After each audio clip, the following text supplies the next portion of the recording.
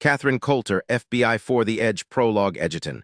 Oregon, the night was black and calm, silent except for the mellow whine of the newly tuned Porsche engine, yet she heard the soft, sobbing voice pleading with her again, whispering low and deep. It never left her alone now. No one else was near, it was just Jilly driving alone on the coast highway. The ocean stirred beside her, but with no moon out, it looked like an empty, black expanse. The Porsche, sensitive to the slightest touch of her fingers, gently swerved left, toward the cliff, toward the endless expanse of black water beyond. Jilly jerked the car back to the center line. Laura's voice began sobbing in her brain, then grew louder, filling her until Jilly wanted to burst. "Shut up!" Jilly's scream filled the car for a brief moment. Her voice sounded harsh and ugly. It was nothing like Laura's had been, like a small child sobbing, lost and inconsolable. Only death would bring peace. Jilly felt that voice, Laura's voice, build inside her again. She gripped the steering wheel and stared straight ahead, praying to herself, chanting for it to stop, for Laura to go away. "Please," she whispered. "Please stop, leave me alone, please."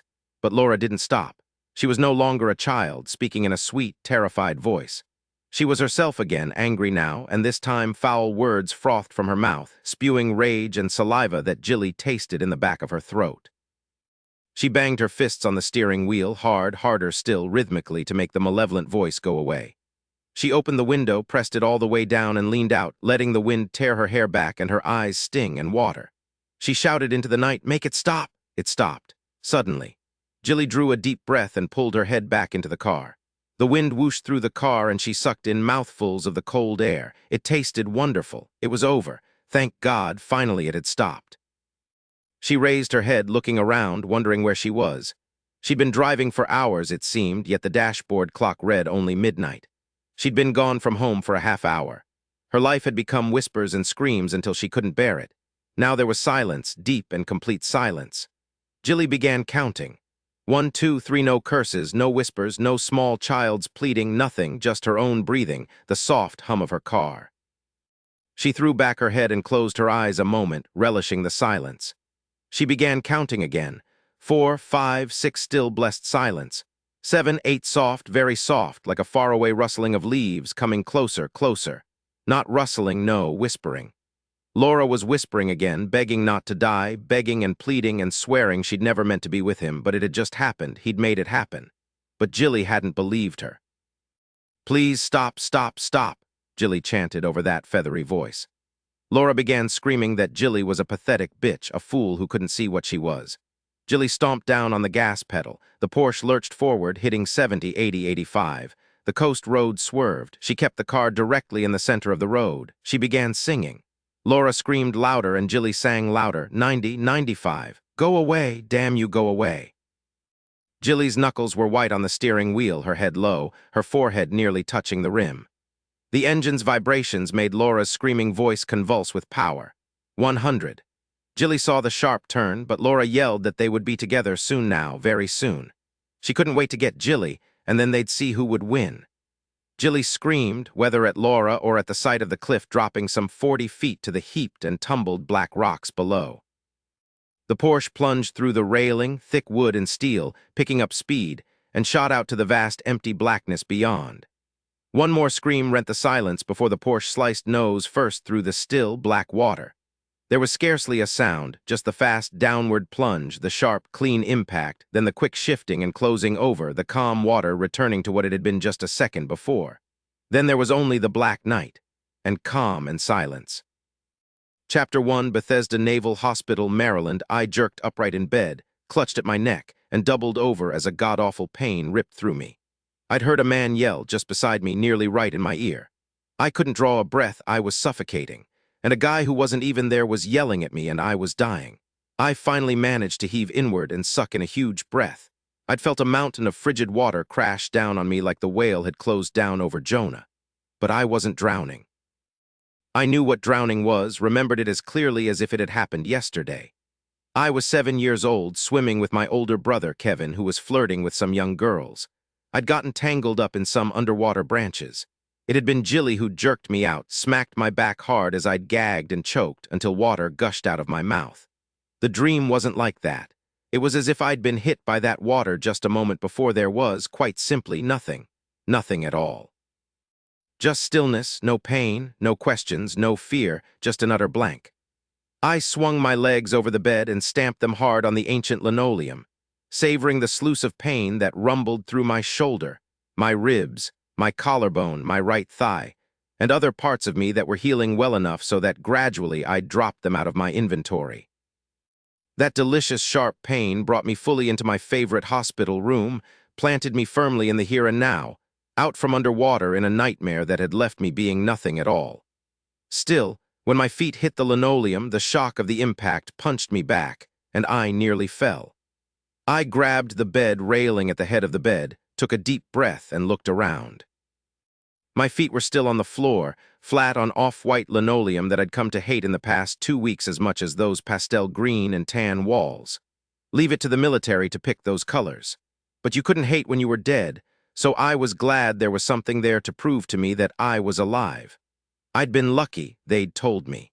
The blast hadn't zeroed in on my heart or my head or anything vital. It was like I'd gotten hit by a 2x4 all over, a bit smashed here, a bone broken there, a muscle twisted out down lower. My feet and my back had escaped, with just faint bruises marching up my spine. The explosion missed my groin too, for which I was profoundly grateful. I just stood there by my bed, breathing and savoring all the air that was here, all of it mine. I looked down at my messed-up bed. I wasn't about to fall back into that bed because I knew the dream still hovered, just beyond in the ether, much too close, waiting for me to sleep again. I wasn't about to. I stretched slowly and carefully. Still, every move brought a jab of pain from somewhere in my body. I breathed in deeply and walked slowly to the window of my hospital room. I was in the newer hospital, built in 1980, a massive building attached to the original hospital, built sometime in the 1930s. Everyone there complained about having to walk miles to get anywhere. I wished I could walk even a part of a mile and complain with them. I saw a few starburst dots of light from the 5-level open parking building across the way. The parking building, as well as half a dozen support buildings, were connected to the hospital by long corridors. I couldn't see more than a dozen parked cars from where I stood. Lights spiked up from lamps set at close intervals throughout the landscaped grounds. There were lights even in among the trees. My law enforcement instincts told me there were no places for a mugger to hide too many lights. There hadn't been any lights at all in the dream, just darkness, wet darkness. I walked slowly to the small bathroom, leaned over very carefully, cupped my hands under the water tap at the sink, and drank deeply. As I straightened, water ran down my chin and dripped onto my chest. I had dreamed I was drowning, and yet my throat felt drier than that wool-parched, blistering air in Tunisia. It made no sense, unless I hadn't been the one drowning. Suddenly, deep down, I knew. I hadn't been the one to drown, but I'd been there, right there. I looked around expecting someone to be there, close to me, right behind me, ready to tap me on the shoulder. For over 2 weeks since I'd been pounded into the desert sand by the bomb blast, there was always someone there just beside me, speaking quietly to me, jabbing me with needles, endless numbers of needles. My arms ached from all the shots and my butt was still numb in places. I drank more water, then slowly raised my head, careful as always not to move too quickly. I stared at the man in the mirror above the sink. I looked like oatmeal, gray and collapsed, like I wasn't really alive. I was used to seeing a big guy, but the person staring back at me wasn't at all substantial. He looked like a lot of big bones strung together. I grinned at him. At least I still had my teeth, and they were still straight. I felt lucky my teeth hadn't been blown out when that bomb exploded and hurled me like a bag of feathers some 15 feet across desert sand. When my friend Dylan Savich, another FBI agent, saw me in the gym, he'd probably just shake his head and ask me where I'd stashed my coffin. I knew it would take a good 6 months before I could go toe-to-toe with Savich again and have a slim prayer of holding my own with him at the gym. I took a deep breath, drank more water, and switched off the bathroom light. The figure in the mirror was shadowy now. He looked a lot better that way. I stepped back into the bedroom, to the stark outline of the single bed and the huge red digital numbers on the clock some friends had brought me, wrapped with a bright crimson ribbon. I looked at the clock. It was just 7 minutes after 3 a.m. I remembered Savich's wife, Sherlock, also an FBI agent, telling me when I was floating between pain and the oblivion of morphine that every minute that clicked by on the clock meant I was that much closer to getting out of this place and back to work where I belonged. I walked back to the bed and slowly lowered myself down on my back. I pulled up the single sheet and thin blanket with my left hand. I tried to relax, to settle and ease my muscles. I wasn't about to go to sleep again. I closed my eyes and tried to think logically and clearly about the dream. Yes, I'd felt water, but not really drowning, just a shock of water pouring into me, just a taste of water, then nothing at all. I raised my left hand and rubbed my fist over my chest. At least my heart had calmed down. I pulled in more deep breaths and told myself to stop the drama crap and think. Think cold, that was the rule at the academy. I had to stop the panic and think cold. It took me another couple of minutes to wonder whether it hadn't been a dream at all, but something else. As clearly as I saw the face of the digital clock on the utility stand beside my bed, I remembered seeing Jilly's face. I didn't like that at all. That was nuts, plain nuts. A strange dream where I was drowning, only not really, and for some reason Jilly was back there somewhere in my brain. I'd last seen Jilly at Kevin's home in Chevy Chase, Maryland at the end of February. She'd acted a little strange, no other way to put it, but I hadn't really paid all that much attention, just tucked it away. Too much other stuff going on in my life, like going to Tunisia. I remembered talking to Kevin about Jilly the day after she had flown in from Oregon. Kevin, my older brother, had just shaken his head. Living on the West Coast was making Jilly a little eccentric, and don't worry about it. Nothing more than that. Kevin was career Army, had 4 boys, and not a whole lot of time to be thinking about the oddities of his 3 siblings. It had been just the 4 of us for 8 years now, since our parents died in a car accident, hit by a drunk driver.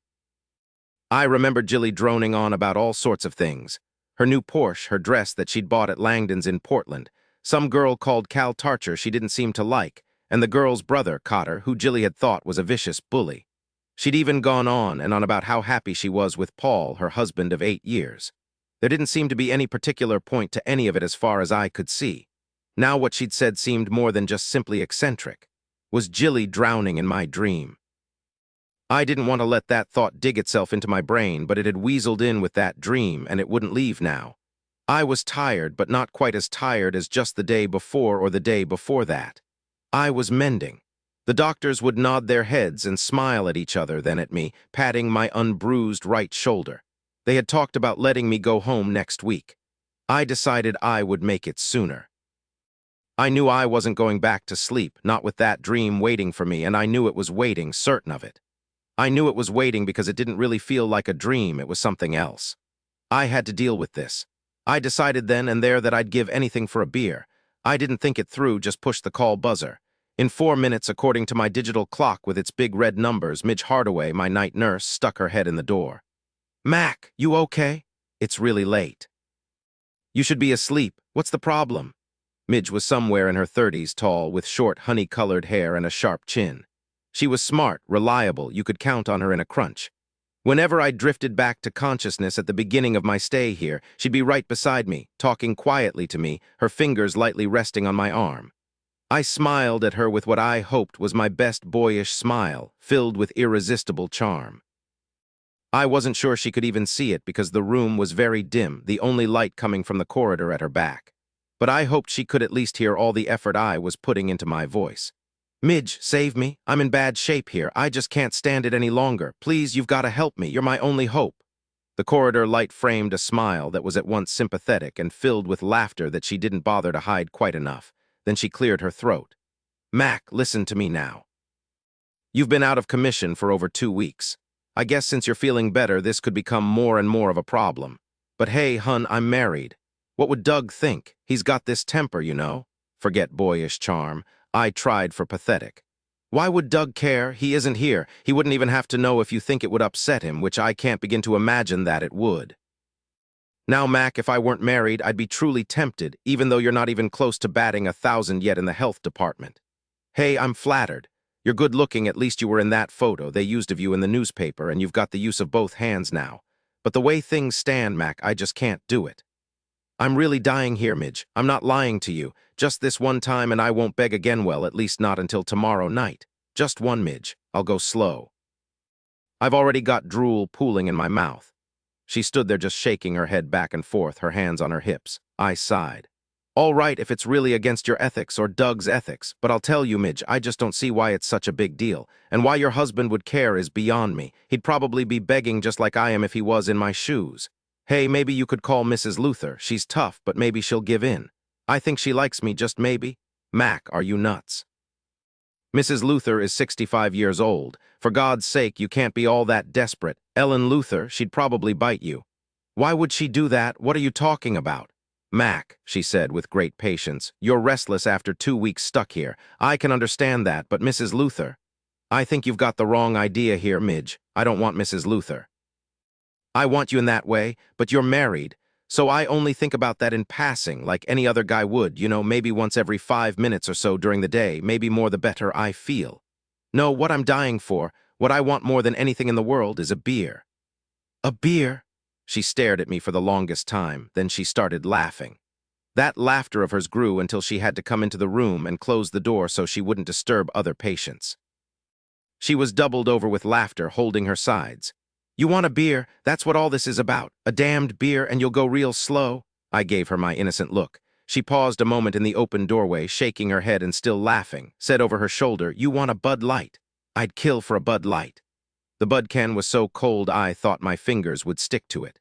There couldn't be anything better than this, I thought, as the beer slid down my throat. I wondered which nurse was hoarding the Bud in the nurse's refrigerator. I drank half the can in one long slug. Midge was standing beside the bed, just looking down at me. I hope mixing the beer with your meds doesn't make you puke. Hey, slow down, you promised you'd make it last. Men, you really can't believe them, not when it comes to beer. It's been a long time, I said, licking beer foam off my mouth. I just couldn't help myself. The edge is off now. I heaved a thankful sigh and took a smaller drink, realizing that she wasn't likely to get me another beer. At least the terror of that nightmare was deep below the surface again, not sitting right there on my shoulder, waiting to whisper in my ear again. I had about a quarter of a can left. I rested it on my stomach. Midge had moved next to me, and now she was taking my pulse. My neighbor, Mr. Kowalski, waters my plants when I'm out of town or in the hospital, like now. He also keeps things dusted. He's a retired plumber, older than the paint on my gray Aunt Sylvia's house and real sharp. James Quinlan, he's an FBI agent. He sings to his African violets, healthiest critters you've ever seen. His wife wonders when she'll wake up some morning to find some plants cozying up to her in bed. Oh, shoot, Midge, I want to go home. She lightly cupped my face against her palm. I know, Mac, soon now. Your pulse is just fine. Now let me take your blood pressure. She didn't tell me what it was, but she hummed under her breath, something from Verdi, I think, and that meant it was good. You need to go back to sleep. Mac, is your stomach happy with the beer? No nausea. I took the last pull of beer, kept the burp in my throat, and gave her a big smile. I'm fine. I owe you, Midge, big time. I'll collect sometime, don't you worry. Your plants sound great. Hey, how about I get Mrs. Luther for you? I whimpered, and she left me alone, grinning and waving at me from the doorway. In the next instant, Jilly's face slammed back into my mind. You've got to face it, Mac, I said very quietly to myself in the still night, looking toward the window that gave onto the nearly empty parking lot. All right, let's just say it out loud. Was that a dream or some kind of prophecy? Is Jilly in some sort of trouble? No, that was bullshit. I knew bullshit. I didn't go back to sleep. Truth was, I was too scared. I wished I had another beer. Midge dropped by at 4 a.m., frowned at me, and shoved a sleeping pill down my throat. At least I didn't dream for the 3 hours they gave me before the guy with the blood cart came by, shook my bruised shoulder to wake me up, and shoved a needle in my vein. He never paused in his talk. I think it was about the redskin slapped down a Band-Aid hard over the hole in my arm and whistled as he pushed his torture cart out of my room. His name was Ted, and he was, I thought, what the shrinks call a situational sadist. At 10 o'clock that morning, I simply couldn't wait any longer. I had to know. I dialed Jilly's number in Edgerton, Oregon. Her husband, Paul, answered the phone on the second ring. Jilly, I said, and knew my voice wasn't steady. Paul, how's Jilly? Silence. Paul, I heard a shuddering breath then. She's in a coma, Mac. I felt an odd settling deep inside me, the slow unwrapping of the package whose contents I already knew. I hadn't wanted this, but it hadn't really surprised me at all. I prayed as I asked, will she live? I could hear Paul fiddling with the phone cord, probably twisting it over and over his hand. Finally, he said in a dead voice, "Nobody wants to even take a guess, Mac. The doctors did a CAT scan and an MRI. They say there's hardly any damage to her brain, just some tiny hemorrhages and some swelling, but nothing to account for the coma. They just don't know. They hope she'll come out of it really soon. Bottom line, we have to wait and see. First, you getting blown up in some godforsaken place, and now Jilly in this ridiculous accident. What happened?" But I knew, yeah, I knew. Her car went over a cliff on the coast road last night just after midnight. She was driving the new Porsche that I gave her for Christmas. She'd be dead if a highway patrolman hadn't been passing by. He saw the whole thing, said she just seemed to let the car drift, then speeded up through the railing. He said the Porsche made a perfect nosedive into the water. The water isn't more than 15 to 20 feet where she went over. The Porsche headlights were still on, thank God, and the driver's side window was open. He got her out on his first try, a pure miracle, he said. No one can believe he managed it, that she's still alive. I'll call you as soon as something changes, either way. I'm sorry, Mac, real sorry. Are you feeling better? Yes, much better, I said. Thank you, Paul. I'll be in touch. I laid the receiver gently back into its cradle. Paul had evidently been too upset even to wonder why I'd called him specifically about Jilly at 7 o'clock in the morning, West Coast time, the very morning after the accident. I wondered when Paul would think of it, wondered when he'd call me asking about it. At that moment, I didn't have a clue what I'd tell him. Chapter 2, Mac, for God's sake, what are you doing out of bed? No way, the doctors said you could leave. Just look at you. You don't look so hot. Your face is as gray as dingy old curtains.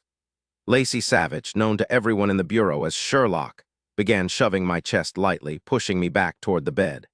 I'd managed to get my legs into a pair of jeans and had been in the middle of fighting with a long-sleeved shirt when she came in.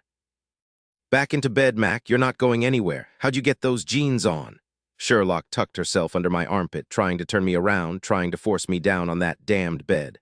I stopped and she couldn't move me. Listen, I'm all right, Sherlock. Let me go. I don't want you under my bare arm. I haven't had a shower yet. You're not that ripe. I'm not moving until you at least sit down and tell me what's going on. Okay, I'll sit, I said, and truth be told, it was a good thing I planned to sit quickly, though not on that bed. Oh, all right, if you insist, Sherlock. I smiled down at her. She was a small woman with a head of thick, curly red hair, confined this morning at the back of her neck with a gold clip. She had the whitest skin and the prettiest smile that was warm and sweet unless she was pissed, when she could chew metal if it came right down to it. We'd come into the bureau at the same time, all of 2 years ago now. She managed a surprising amount of my weight, walking lockstep, veering sideways, so she could push me down onto a hospital chair. Once I was seated, I grinned up at her, remembering the two of us going up the ropes in our final physical exam at the academy. I hadn't known if she'd be able to do it or not, and I hadn't been about to leave her. I'd hung beside her, encouraging her, calling her names, insulting her at a fine clip until she finally made it all the way up the rope with those skinny arms of hers. Sherlock didn't have a lot of upper body strength, but she had something a whole lot better, guts and heart. She was more fond of me than I probably deserved. You're going to talk to me. The doctors are shaking their heads. They've already called your boss, and I'll betcha they'll be here ready to roll you into the floor if you take so much as one step toward that door. Here's reinforcements. Dylan, come here and help me figure out what's eating Mac. Look, he's even got his pants on. Dylan Savich raised a dark brow at that, his expression saying quite clearly to me the guy better have his pants on. I settled back in the chair. What difference did 5 minutes make? I'd still be out of here soon enough. Besides, it was best that some of my friends knew what was going on. Look, guys, I've got to go home and pack. I've got to fly out to Oregon. My sister was in an accident last night. She's in a coma. I can't stay here. Sherlock knelt beside the chair and took one of my big hands between hers. Jilly, she's in a coma. What happened? I closed my eyes against immediate memories of that demented dream or whatever it had been. I called Oregon early this morning, I said. Her husband Paul told me. Sherlock cocked her head to one side and studied me for a moment. Then she asked, "Why'd you call her?" Sherlock not only had heart and guts, she had this brain that could accelerate electrons. Savich was still standing by the open doorway, looking fit and big and tough. His eyes were on his wife, Sherlock, who was just looking up at me, waiting for me to strip open my guts for her, which I was about to do. No contest. Just sit back and close your eyes, Mac, that's right. I won't let anyone bother you. I wish I had some of Dylan's private reserve whiskey from Kentucky. It would mellow you out quicker than Savich can get Dylan up with his best yell. That didn't make a whole lot of sense, Sherlock, but let me tell you that Midge brought me a beer last night, I said. I didn't puke. It tasted really good. An understatement. I couldn't imagine anything better than that one Bud Light. I'm so happy for you, Sherlock said and patted my cheek, and waited. I watched her look over at her husband, standing there just inside the hospital room, all calm and relaxed, his arms crossed over his chest. It was a pity that there weren't more like him at the bureau, instead of the clone bureaucrats who were too afraid to do anything that hadn't been sanctioned for at least a decade. I hated it when I saw it, prayed I wouldn't turn out to be like that in the years to come. Maybe I had a chance not to be in the counterterrorism section. The bureaucrats did their thing in Washington, but in the field the rules fell away. You were on your own, or at least you were if you were on the ground with a terrorist group in Tunisia. A dream, I said finally. It started with a dream last night. I dreamed about drowning or about someone drowning. I think it was Jilly. I told them everything I could remember, which was nearly all of it. I shrugged and said, "That's why I called so early this morning. I found out the dream, or whatever it was, had happened." She's in a coma. What is that going to mean? I wondered yet again. Will she live but be unable to respond? Will we have to decide whether or not to withdraw support? I'm scared, I said, looking at Sherlock. More scared than I've ever been in my life. Facing those terrorists with only a 450 Magnum Express wasn't even in the same ballpark. Getting blown into the air in that car explosion didn't come close to this, trust me. You wasted 2 of them, Mac, Savich said, including the leader, and you would have been blown into 1,000 pieces if it hadn't been for a bit of luck. The angle of the blast was sharper than they intended, and a well-placed sand dune. I paused a moment, then nodded. That I understand, but I don't understand this dream. It's just plain scary. I felt her hit the water. I felt pain, then nothing, like I was dead. I was with her, or I was her, or something. It's crazy, but I can't pretend it didn't happen. I've got to go to Oregon, not next week or even in 2 days. I've got to go today. Because Sherlock was right here with me, because I was so scared I wanted to howl and cry at the same time, I leaned over and pulled Sherlock up against my good side. One skinny little arm came around my neck. I felt tears clog my throat, but I wasn't about to let them out. I'd never live that one down, even if neither of them told a single soul. No, I just held her close, felt that soft hair of hers tease my nose. I looked over at Savich. The 2 of them had been married a year and a half. I'd been Sherlock's man of honor at their wedding. Savich was well known and well liked in the bureau. Both Savich and Sherlock were in the COW, the Criminal Apprehension Unit, headed by Savich, who'd created the unit some 3 years before. I managed to get myself together and said, "You've got a good one here, Savich." Yeah, on top of everything else, she gave me the neatest little kid in all of Washington. You haven't seen Sean since he was a month old, Mac. It's time you did. He's pushing 5 months. I'll get over as soon as I can. See that you do. Hey, Sherlock, you okay? Don't worry about Mac. He'll go to Oregon and see what the hell's going on. We'll be here if he needs backup, not more than a 5-hour plane ride away. Mac, are you sure you're ready to climb back onto your horse? You still look a bit on the weedy side. How about coming to stay with us for a couple of days before you take off? We'll put you next to the baby's room. Too bad you can't help feed him. That would make up for us having to take care of you. As it turned out, I ended up staying at the hospital for another day and a half until, frankly, I couldn't stand it anymore. I spoke to Paul twice a day. There was no change in Jilly's condition. The doctors were still saying there was nothing they could do but just wait and see. Kevin and his boys were in Germany, and my sister Gwen, a buyer for Macy's, was in New York. I told them I'd keep them posted as often as I could. I flew west that Friday on an early morning flight from Washington Dulles. I rented a light blue Ford Taurus at the Portland International Airport without much hassle, which was always a pleasant surprise in my experience. It was a beautiful day, not a hint of humidity, no rain clouds, a mild 70 degrees with a light breeze. I'd always liked the West Coast, especially Oregon with its raw, wild mountains and deep-cut gorges with rapids roaring through them. And the ocean, sweeping against the coast for some 300 miles, all of it savage and magnificent. I took my time, knowing my physical limits, not wanting to feel like I was going to fall down in a dead heap. I stopped at a Wendy's in Tufton, a little town near the coast. I saw the sign to Edgerton off Highway 101 an hour and a half later. There was only a spur west, 101W, a narrow paved road that ran 4 miles to the ocean. Unlike the scores of towns that were bisected by the coast highway, Edgerton was luckily situated west when they decided to take the highway more inland to the east. There were a few signs advertising 3-bed and breakfasts. The Buttercup B&B sign was the biggest, shaped like a psychedelic flower and painted purple and yellow, announcing that it was right on the edge of the cliff, and showed a Gothic structure that looked bleak and menacing on the billboard.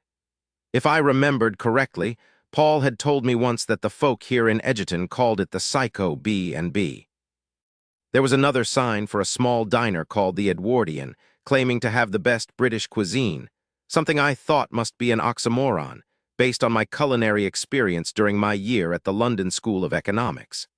I remembered there had once been a small hotel on the narrow strip of beach at Edgerton, but it had been washed away during a winter storm in 1974. I tried to imagine such a thing and couldn't. I remembered the movie where a tsunami at least 1,000,000 feet high had taken out Manhattan, and grinned. I remembered wondering if the Indians would be interested in buying back the island after that. I stuck my head out the window and smelled the ocean, tart and clean and salty. I loved the smell, felt something expand inside me any time I was close to the sea. I sucked in that wonderful sticky, salty air. That really deep breath hurt me just a bit, nothing close to what it would have done if I'd tried it a week ago. I slowed the Ford down to navigate a deep pothole. My brother-in-law, Paul Bartlett, Jilly's husband, was a man I didn't know all that well even though he and Jilly had been married for 8 years now. They'd wed right after she'd got her master's degree in pharmacology. Paul had finished his PhD. The year before, he'd grown up in Edgerton, gone back east to Harvard. He'd always seemed to me a bit standoffish, a bit of a cold fish, but who really knew what another person was like.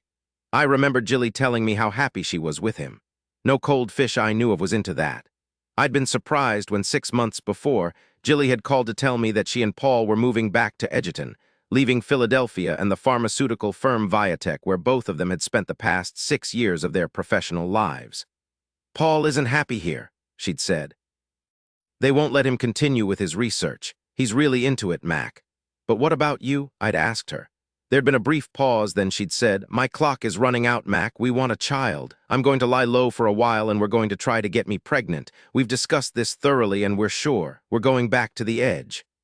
I smiled a bit, thinking of that name.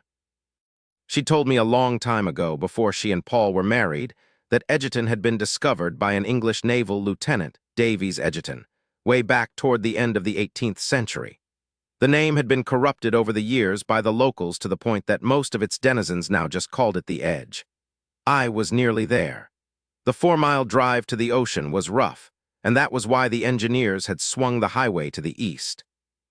There were deep ravines and hillocks, a wide gully with a bridge over it, some stunted pine and oak trees, and at least a dozen potholes that looked like they hadn't seen maintenance since World War II. There was little greenery yet, too early in the spring. A sign said Edgerton 50 feet above sea level and 602 residents.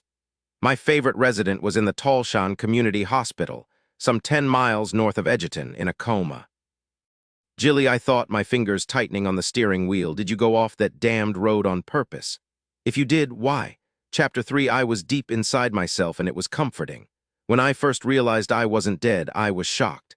How could I have survived? I'd whipped the Porsche right off the cliff, hanging before it plunged clean as a stabbing knife through that black, still water. Then I didn't remember anything at all. I couldn't feel my body, and perhaps that was a good thing. I knew there were people around me, whispering as people do around those badly hurt, but I couldn't make out their words. It was odd, but they weren't really there, just hovering insubstantial shadows. Like the shadows, I was here too, but not really. If only I could have heard and understood what they were saying. Now that would have been delicious. At last I was alone, completely alone. Laura wasn't here with me. Laura, I prayed, had got her revenge when I'd screamed like a madwoman and driven off the cliff. If she had come back with me, I thought I'd simply make myself stop breathing. People came and went. I had no particular interest in any of them. I suppose they examined me and did things to me, but nothing really mattered at all. Then suddenly everything changed. My brother Ford walked through the door and I saw him clearly. He was real, he had substance and an expression that was so filled with fear that I would have given quite a lot to be able to reassure him, but of course I couldn't. He was big and good-looking, my little brother, better looking even than our father, who'd been a lady killer, our mother had always said fondly. Mother and father were dead, weren't they? Ford didn't look quite himself. Perhaps not as strong, not as commanding, not as massive. Hadn't he been hurt or something? I didn't know, couldn't grasp much of anything. But Ford was here, I was sure of that. I also knew that I was the only one who called him Ford and not Mac. He'd never been Mac to me. How was this possible? He was here and I could see him, but I couldn't make out any of the others. If I could have shouted to him, I would have. But I couldn't move, couldn't really feel anything at all except this quiet joy that my brother had come when I needed him. I was shocked again when I heard him say close to my face, "Jilly, my God, Jilly, I can't bear this. What happened?" I clearly heard his words, understood them. I was even more shocked when I actually felt his big hands covering one of mine, I'm not sure which one. I felt a shot of warmth from him, and the warmth stayed with me. It was remarkable. I didn't know what to think. How had Ford come so clearly to me when none of the others had? Why Ford and no one else? "I know you can't answer me, Jilly, but perhaps somewhere deep inside you can hear me." "Oh, yes," I wanted to tell him. "I can hear you. Yes, I can." I loved his voice, deep, resonant, and mesmerizing. I think I'd told him once how much his voice warmed me to my toes. He'd told me it was his FBI interviewing voice, but that wasn't right. He'd always had that intimate, soothing voice. He sat down beside me, always talking deeply and slowly, never letting go of my hand, and the warmth of his hand was dizzying. How I wished that I could at least squeeze his fingers. "I was with you, Jilly," he said, and I nearly stopped breathing. What did he mean? With me where? "I was with you that night, scared the shit out of me. I woke up in the hospital sweating my toenails off, so scared I thought I'd die. I went over the cliff with you, Jilly. I believed at first that I died with you, but neither of us died. That highway patrolman saved you. Now I've got to find out how this could have happened. Damnation, I wish I knew if you could hear me." Ford paused, still staring down at me, and I wished with everything in me that I could give him some sort of sign, but I couldn't. I was just a lump lying there in that hospital bed that was probably very uncomfortable if I could have felt it. I wasn't anything really but my brain and one of my hands that he was holding. What did he mean that he'd been there with me going over the cliff? That didn't make any sense, not that anything happening right now made any sense. A white, shadowy figure came into my line of vision. Ford patted my hand, pressed it down against the bed.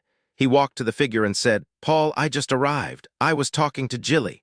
Paul, he was here in my room. I couldn't understand what he was saying to Ford, but from Ford's long silence, he must have been saying quite a lot.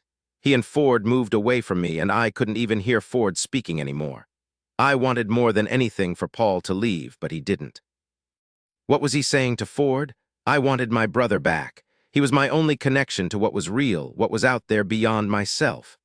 After a while, I gave up and went to sleep. Before I slept, I prayed that Ford wouldn't leave me here alone, that he would come back to me. I felt great sorrow for my Porsche, lying there at the bottom of the ocean, fish swimming through it. I pulled the Ford into one of the 6 empty parking spaces in front of the Buttercup bed and breakfast, a whimsical name for the ugly, Gothic Victorian house that was hanging nearly off the edge of the cliff. There couldn't have been more than 20 feet between the house and a thick stone wall that you could jump off of directly down to a narrow strip of rocky beach, a good 40 feet below. Just as whimsical was the name of the main street in Edgerton 5th Avenue. The one time I'd been here before, I'd laughed my head off. 5th Avenue, with 4 parallel streets running on either side of it, dead-ending at the cliffs, bisecting streets running north and south a good distance each way. Nothing much had changed as far as I could see. There were small cottages dating from the 1920s lined up like pastel boxes along 5th Avenue. Ranch-style homes from the 60s sprawled, with larger plots of land, along the back streets. Wood and glass contemporary homes, the immigrant style from California, perched on higher ground lining the cliffs, while others dotted the shallow valleys that dipped away from the water. There were still a few odd shacks and cottages tucked in among the thick stands of spruce, cedar, and western hemlock. I went into the Buttercup B&B and was told by a thin woman who sported a line of black hair above her upper lip that they had no vacancies. I thought about all the empty parking spaces out front, saw absolutely no one at all in the house, and said to the woman who was standing behind a stretch of shiny mahogany, looking wary and stubborn, "Busy time of year, huh?" "There's a convention in town," she said, turned pink and studied the wall behind my left shoulder, papered with huge Victorian cabbage roses. "A convention in Edgerton? Maybe they moved the rose bowl up here." Oh no, these aren't florists. Well, most of them are dentists, orthodontists, I believe, from all over the country. Sorry, sir. I wondered what was considered the low season in Edgerton as I walked back to my car. Why hadn't the woman wanted me to stay there? Had it gotten around already that an FBI guy was in town? Nobody wanted a cop hanging around. It seemed to me that I was the safest customer to have sleeping in your house. I turned left off Fifth Avenue and drove north up Liverpool Street, a steep winding road that ran parallel to 101 for a good 10 miles before swerving eastward to join up once again with the highway. There were new houses along this stretch, spread far apart, most tucked discreetly out of sight from the chance runner or driver. At a particularly lovely spot, I saw a small hill that rose up some 50 yards back from the cliff. The hill was covered with spruce and cedar. At its base there sat a large, dark red brick house. Except for a narrow driveway, the house was surrounded by dozens of trees, the outer perimeter trees partially stunted, leaning inward, battered by storms off the sea. It was 12 Liverpool, Paul, and Jilly's house. It couldn't have been built more than 3 or 4 years before. If I hadn't been looking for it, I wouldn't have seen it. I was surprised how much it looked like their home back in Philadelphia. It was then I saw a police car parked across the street from the house. I pulled into the empty driveway, wondering how much longer Paul would be at the hospital. I walked to the cop car, a white 4-door Chrysler with green lettering on the side, Sheriff. I stuck my head in the open passenger window. "What's up? You here to see Paul?" She was a woman in her early 30s, wearing a beautifully pressed tan uniform, a wide black leather belt at her waist, a 9 Sig Sauer Model 220, a sweet automatic pistol I knew very well, bolstered to the belt. She said, "Yes, and just who might you be?" "I'm Ford MacDougal, Jilly's brother, from Washington, D.C. I'm here to see her and find out what happened to her." "You're the FBI agent." There was deep suspicion in her voice. "Word gets around fast," I said. I stuck my hand through the open window. "Just call me Mac." She was wearing black leather driving gloves that felt very cool and soft to the touch when she clasped my hand. "I'm Maggie Sheffield, sheriff here in Edgerton. I want to find out what happened to Jilly as well. Did you just come from the hospital?" At my nod, she said, "No change." "No, I left Paul there with her. He's pretty upset." "No wonder. It's got to be hell for him." It's not every day that a man's wife drives off a cliff, ends up in the hospital rather than the morgue, and leaves her Porsche 20 feet underwater. She sounded like she wanted to cry. "About Jilly or about the Porsche?" "You've driven Jilly's car?" "Yeah, once. Funny thing is that I never speed unless I have to, which isn't often. But I got behind the wheel, looked out the windshield, and my foot just hit the gas pedal. I was doing 80 before I even realized it." I was grateful there were no cops around. She smiled and looked away from me for a moment. Jilly was so excited about that car. She'd drive it down Fifth Avenue, hooting and shouting and honking the horn. She'd swerve it from one side of the street to the other. People would come out of the grocery store, their houses, laughing, betting with her that she'd wrecked the car with her shenanigans. She did. Yes, but it wasn't because of her having fun like a crazy teenager. It was something else entirely. Her voice had lightened up just a bit, but now it was low and suspicious again. To my surprise, she suddenly smacked the steering wheel with her gloved fist. "It's just plain nuts. Rob Morrison, the state cop who pulled her out, said she speeded up as she went toward the cliff. It's a pretty sharp incline at that particular spot, so that means she had to push down on the gas like she wanted to go over. But that doesn't make any sense at all. Jilly wouldn't have tried to kill herself." She paused a moment, frowning over the steering wheel into the forest across the street. "I don't suppose you've got any ideas about this?" I should have just said no, because I didn't want this sheriff to think I was crazy, but what came out of my mouth was, "Yes, I do. It's just that I don't understand my ideas either." She laughed. It was an honest laugh that filled the car. "I think you'll need to explain that. Listen, you're a Fed when all's said and done. Sure, you're Jilly's brother, but you're a Fed first." "What's going on here?" "All that's true, but I'm on leave from the FBI. I'm here as Jilly's brother, nothing more. I'm not going to throw my weight around, Sheriff." My stomach growled. "Tell you what, Paul's still at the hospital. Actually, I'm going to stay here with him since the Buttercup B&B is filled up with the orthodontist convention. It's time for lunch and I'm starving." "Orthodontist convention, huh? That's how Arlene got rid of you. The woman's got no imagination." She tried. "I think I frightened her. Is it because I'm an outsider, a Fed?" "Oh yes, Arlene Hicks doesn't want you anywhere around her fine establishment. She's weird that way about cops." Word got around really fast. Yeah, Paul told Benny Pickle down at the gun shop that you were coming. That's all it took. Benny's got the biggest mouth west of the Cascades. But what's wrong with being a Fed? I'm clean, I'm polite, I don't spit. I wouldn't run out without paying my bill. Arlene doesn't even like me hanging around, and I'm a friendly face. You're not. She probably believes you're as bad as the IRS. You're from Washington, right? Place of sin and corruption. You've got a good point there. Maybe Arlene's on to something. She waved that away. Okay, you're here, Mac, and you want to find out what happened to Jilly. I want the same thing. It makes sense that we join forces, at least a bit. The thing is, are you willing to play level with me? I arched an eyebrow.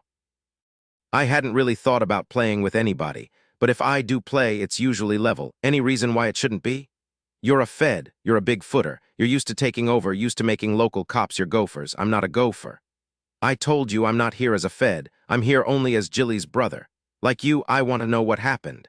Actually, I'm pleased that as the local cop you haven't just kissed the whole thing off attempted suicide and called in a shrink. Sure, I'll play level with you. Do you know anything I should know? Is there any reason to believe Jilly didn't go over that cliff on purpose? You want to start sharing right now? She seemed to relax a bit. When were you hurt and how? How do you know I was hurt? Do I still look like weak cold oatmeal? She cocked her head to one side, fully facing me, looking me over. I realized that she was younger than I'd first thought, probably late 20s. It was impossible to be really sure because she was wearing the dark glasses favored by highway patrol officers to intimidate the folk they stopped. I could see my reflection in the lenses. Her hair was thick, dark reddish-brown and curly, plaited into a thick French braid and pulled back up on top of her head, wound around itself and fastened with a clip carved as a totem pole. She was wearing pale coral lipstick, the shade my British girlfriend Caroline had favored. But Caroline, a clothing designer, had never looked as tough or self-reliant as this woman.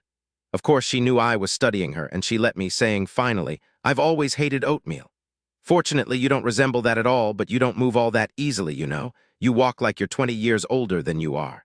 There are faint bruises along the left side of your face. You favor your right arm, and you're a bit crabbed over, like you're worried you'll hurt your ribs. What happened to you? I got in the way of a car bomb. I didn't hear about any federal guys being blown up. I was over in Tunisia, bad place. You get hot sand in your mouth when you talk. The people I had to deal with weren't what you'd call very good-natured. I just told this woman, a perfect stranger, all sorts of stuff that wasn't any layperson's business, a local cop's least of all. Well, I was playing level, I was sharing, as politically correct folk would say. Even thinking that soppy word made me wince. If she knew anything at all, my spurt of openness, something I hoped wouldn't happen again, should help me worm it out of her. I'll take you to the Edwardian for lunch. It sounds like an English gentleman's club, but it isn't. The food isn't great, but there's a lot of it, and you look like you could use the calories. You dropped, what, a good 15 pounds? Yeah, about that, I said. It was only 2 o'clock in the afternoon, and I wanted a soft bed, a dark room, and no interruptions for about 3 hours. Follow me? 15 minutes. Thanks, I said. I watched her turn the key in the ignition and smoothly do a U-turn on Liverpool Street. Some 20 minutes later, once I'd ordered meat loaf, mashed potatoes, and green beans, and she'd ordered a huge chicken salad from Mr. Pete, a grizzled old varmint who was the only waiter for all 10 patrons at the Edwardian at the moment, I leaned back against the hard wooden back of the booth and said, I visited here about 5 years ago, as I said. I'd just gotten back from London, and Paul and Jilly invited me out here to meet his parents. I remember this place well. Nothing seems to have changed. How long have you been the sheriff? Going on a 1.5 years now. The mayor of Edgerton is Miss Geraldine Tucker. Evidently she was going through a feminist phase, said she'd missed it when it first came around, and decided what the town needed was a female sheriff. I was a cop in Eugene at the time and had ran into some bad trouble. I wanted out of there. This seemed a perfect opportunity. She shrugged. I have 1 deputy and a secretary and about a dozen volunteers whenever I put out the call, which hasn't happened since I've been on the job. There's little crime, as you'd expect, just parking or speeding tickets, kids raising occasional hell, a couple of burglaries a month, probably by transients, normal stuff like that. There has been a rise in domestic cases recently, but nothing like it was in Eugene. She gave me a look that clearly said, how much more level can you get? I smiled at her and said, what happened in Eugene? Her lips were suddenly as thin as the soup an old guy was eating at the next table. I think I'll keep that to myself if you don't mind. Not at all. Hey, I'm just hoping that the meat loaf will stick to my ribs. They need all the padding they can get right now. What did you want to talk to Paul about? Before she could answer, an old man sauntered up, holding an Oakland A's baseball cap between his hands, big hands I saw, gnarly and veined but still strong. He had a full head of white curly hair, tobacco-stained teeth, and he was smiling at me.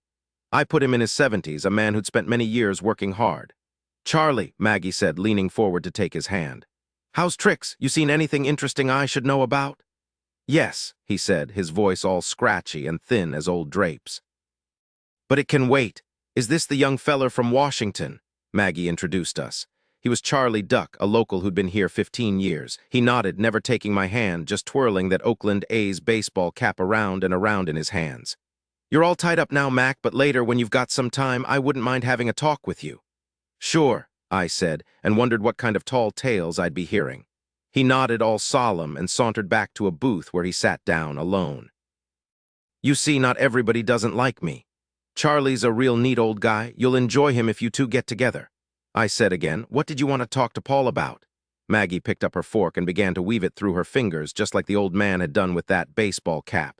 She'd pulled off her driving gloves. She had elegant white hands, short nails, calluses on her thumb pads. "Just talk," she said. "I still can't believe how lucky Jilly was." Rob Morrison, the highway patrolman who saved her life, came in third in the Iron Man triathlon over in Kona last year. That means a 2-mile swim, 100 miles on a bike, then 26.2 miles of running. He's in awesome shape. Anyone else, and they'd probably still be trying to get her out of the Porsche. The luck involved, it still boggles the mind. I felt both grateful and envious. The Iron Man. I had a friend who tried that. He made it to Kona, but he got cramps in the marathon leg. I want to meet this guy. I wish I had something more to give him than just my heartfelt thanks. After lunch, she picked up her glass of iced tea just delivered by Mr. Pete, now wearing a bright red apron and chewing on a toothpick. He called her Ms. Sheriff. "Rob is working nights right now, sleeping during the day. He should be awake soon. I want to hear him go through what happened again, so I'll take you with me." "You very slickly asked me why I wanted to talk to Paul." She shrugged a bit. "I want to know who or what sent Jilly over that cliff. If anyone should know, it's Paul." I couldn't face that, not just yet. "They've only been here about 5.5 months. Paul grew up here, you know." "Yes, but he has no more relatives here. His parents died about 3 years ago in a private plane crash over the Sierras near Tahoe.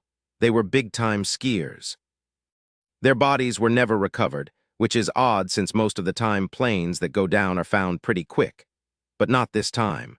Paul's uncle died of cancer about 2 years ago, and his cousins are all scattered across the country. Why'd he come back here? No offense, but it's the middle of nowhere, and there isn't, frankly, much of anything here to interest two big-time researchers, which Jilly told me they both were. My salad was delivered, a huge bowl filled with lettuce, red peppers, boiled potato chunks, and green beans, all topped with a heap of ranch dressing. I thought it looked wonderful. "Go ahead, get started," she said, and I forked down a big bite. "It isn't bad," I said, closed my eyes, and shoveled down 6 more bites. "Much better." When Jilly called me 6 months or so ago, she told me that Viatech pharmaceutical company where both of them work didn't want Paul to continue with the project he was involved in. Jilly said he was pissed and wanted to come back here and continue his work.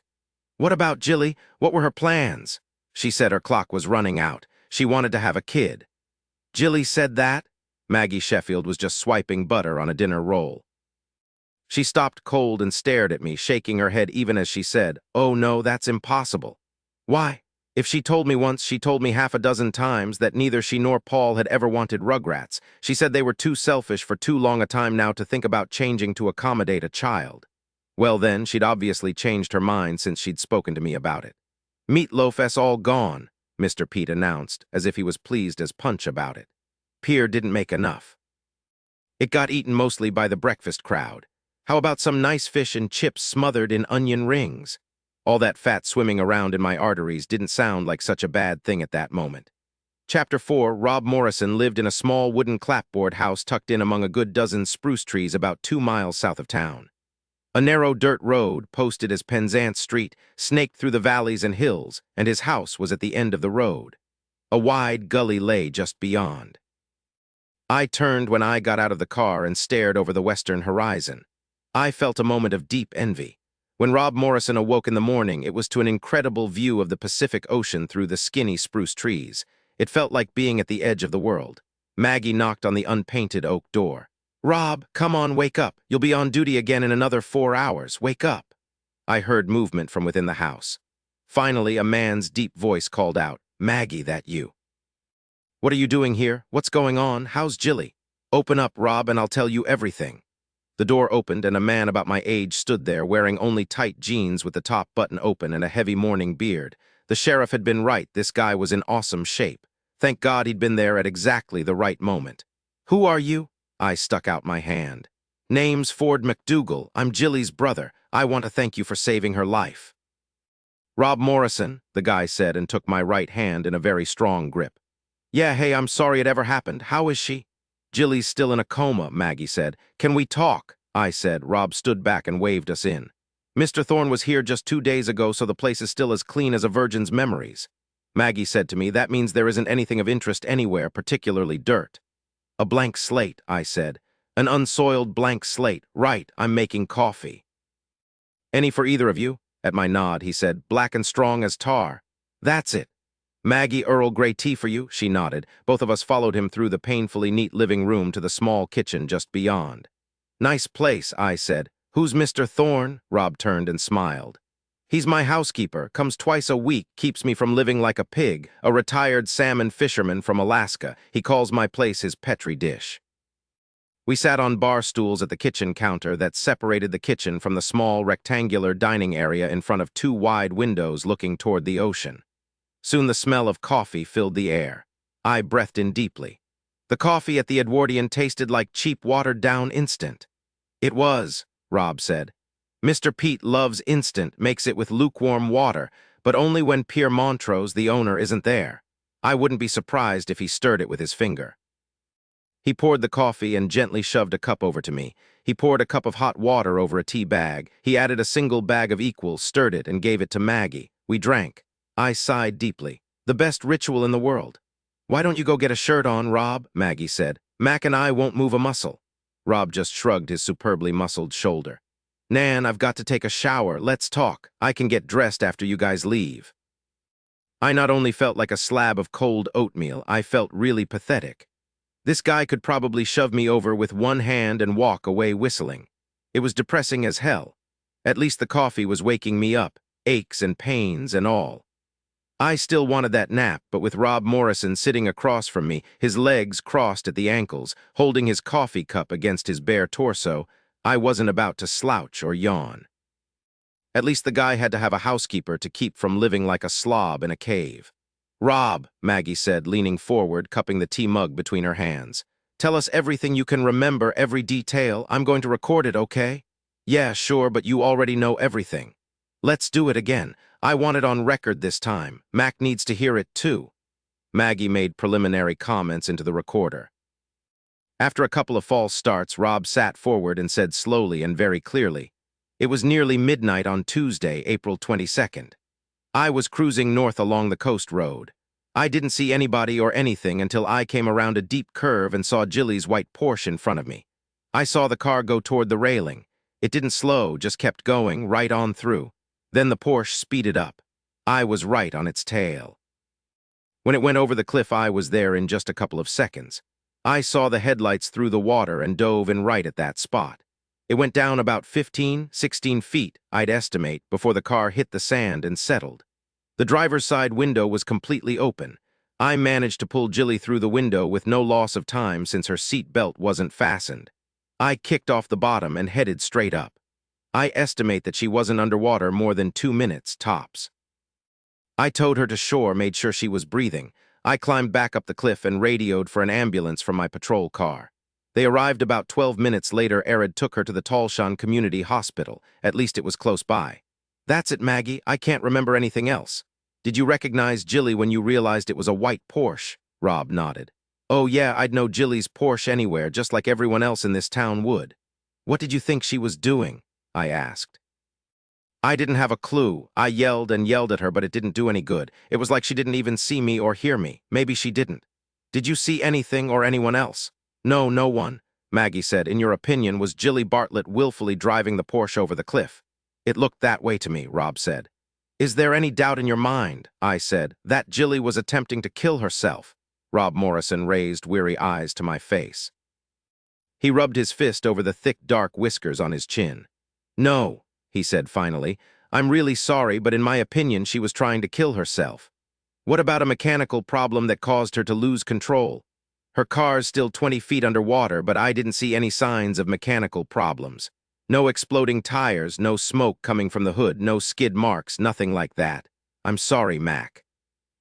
Half an hour later, Maggie and I were sitting in her car outside Paul and Jilly's house. You look ready to fold in on yourself, she said.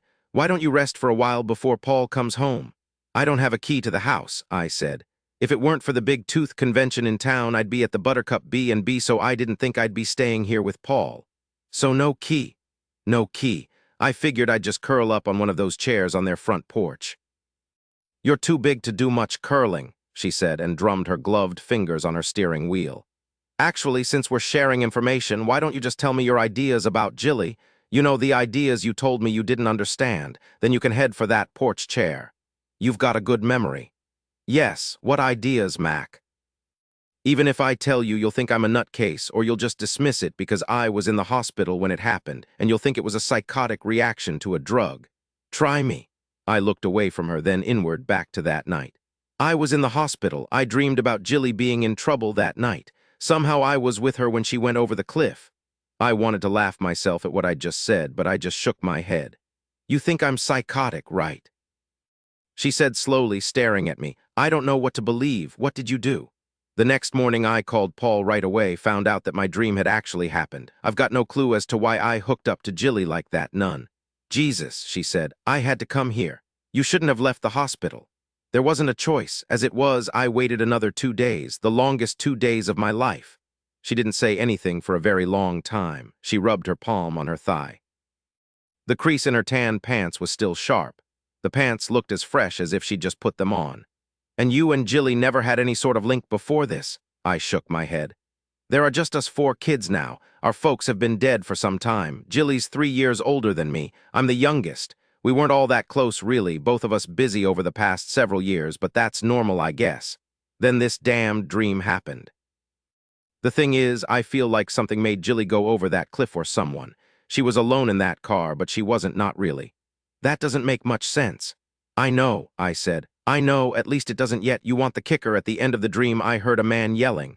I drew a deep breath. It sounded like Rob Morrison. I recognized his voice just now. Jesus. There's no way I can just accept this as a suicide attempt, not unless Jilly tells me it was. I sipped a rich Pinot Noir from the Gray Canyon vineyard in Napa Valley. You like the wine? Paul asked. It's darker than the deepest sin, I said, gently swirling the wine in its crystal glass, watching it glide smoothly over the sides. I met Rob Morrison today, the man who saved Jilly. Yes, Paul said.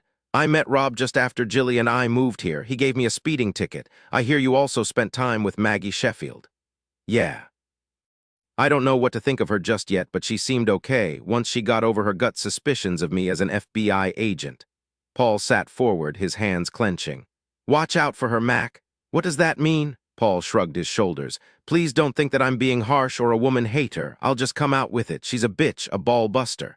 I didn't get that impression at all. I cut another piece of the thick sirloin steak. It was even better than the lettuce and green bean salad at the Edwardian.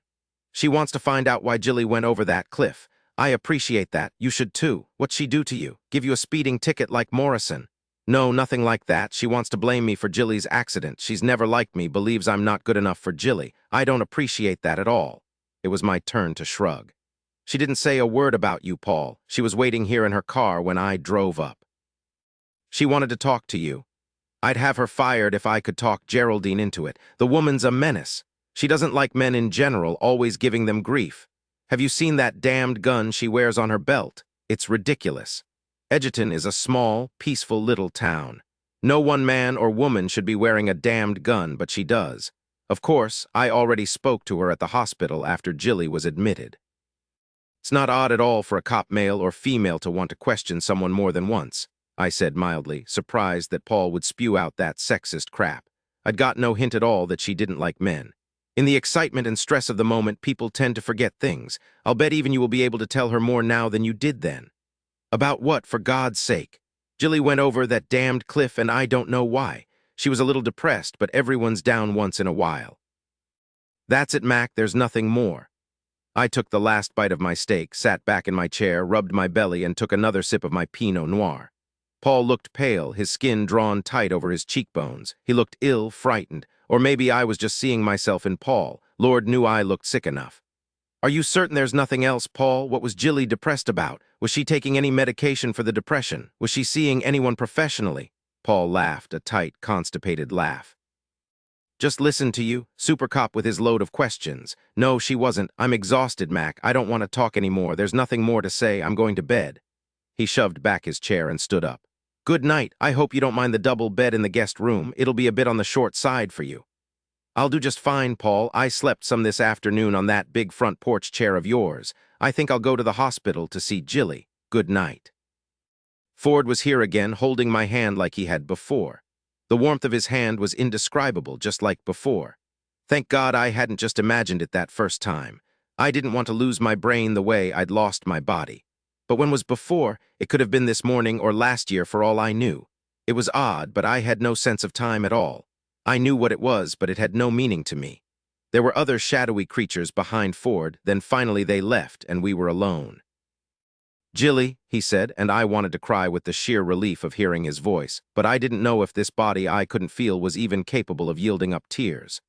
I wanted to ask him if they'd gotten my Porsche out of the ocean. Ford said, Sweetheart, I don't know if you can hear me or not. I hope somehow that you can. I spoke to Kevin and Gwen and gave them an update. They send their love and their prayers. Now, Jilly, tell me about why you were depressed. Depressed? What was this about being depressed? I've never been depressed in my life. Who said anything about being depressed? I yelled it at Ford, but naturally he didn't hear me because my words were only bouncing about inside my skull. I've got to find out why you drove your Porsche off that cliff, Jilly. I find it hard to believe that you were depressed. I can't remember when you were ever depressed, even when you were a teenager and Lester Harvey dumped you for Susan, that friend of yours who had the big breasts. I remember you just shook your head, said he was a worthless shit, and moved on. But things change. We haven't seen all that much of each other in the past 5 years or so. You've been with Paul. Damn it, Jilly, what happened to you? Ford was leaning his forehead on my hand. I could feel the soft whistle of his breath against my skin. I wasn't depressed, I wanted to tell him. He wanted to know what had happened to me, so I said, Listen, Ford, do you like relationships? I didn't used to like them all that much, but then something happened. A wonderful something. I wondered if my mouth was curving at all into a smile. Probably not. I heard Ford's quiet, steady breathing. He was asleep. Why had he fallen asleep? Then I remembered something about him being sick. Had he been injured somehow? I seem to remember that. I wish I could have run my fingers through his hair. Ford had lovely hair, all dark and longer than the FBI would like it to be. But it was his eyes I'd always liked best. Dark blue eyes, just like Mom's, at least I think they were like Mom's. She'd been dead for so very long. Yes, his eyes were deep and mellow and too intense on occasion. I remember hearing he was dating a woman named Dolores from Washington, D.C. Every time I thought of her name, I pictured a Spanish flamenco dancer in my mind. I wonder if she liked being with Ford. When it comes down to it, who cares? I'm here a prisoner and Paul's alive, free to do whatever he wants. But it's not Paul I'm afraid of, goodness, never Paul, it's Laura. She was dangerous, wasn't she? I knew she'd betrayed me. She'd gotten into my head and nearly killed me.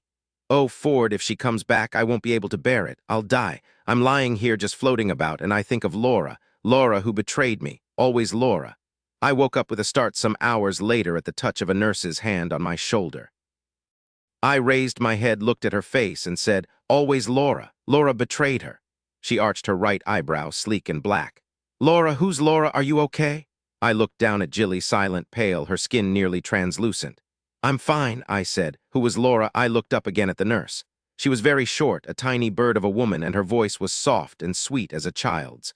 I nodded at her, then looked at Jilly, whose features were barely visible in the dim light from the corridor. Evidently someone had come into the room, seen me asleep on Jilly's hand, and turned off the lights. It's time to turn her over, the nurse said quietly, and to massage her. Bed sores will come eventually if we don't take care now.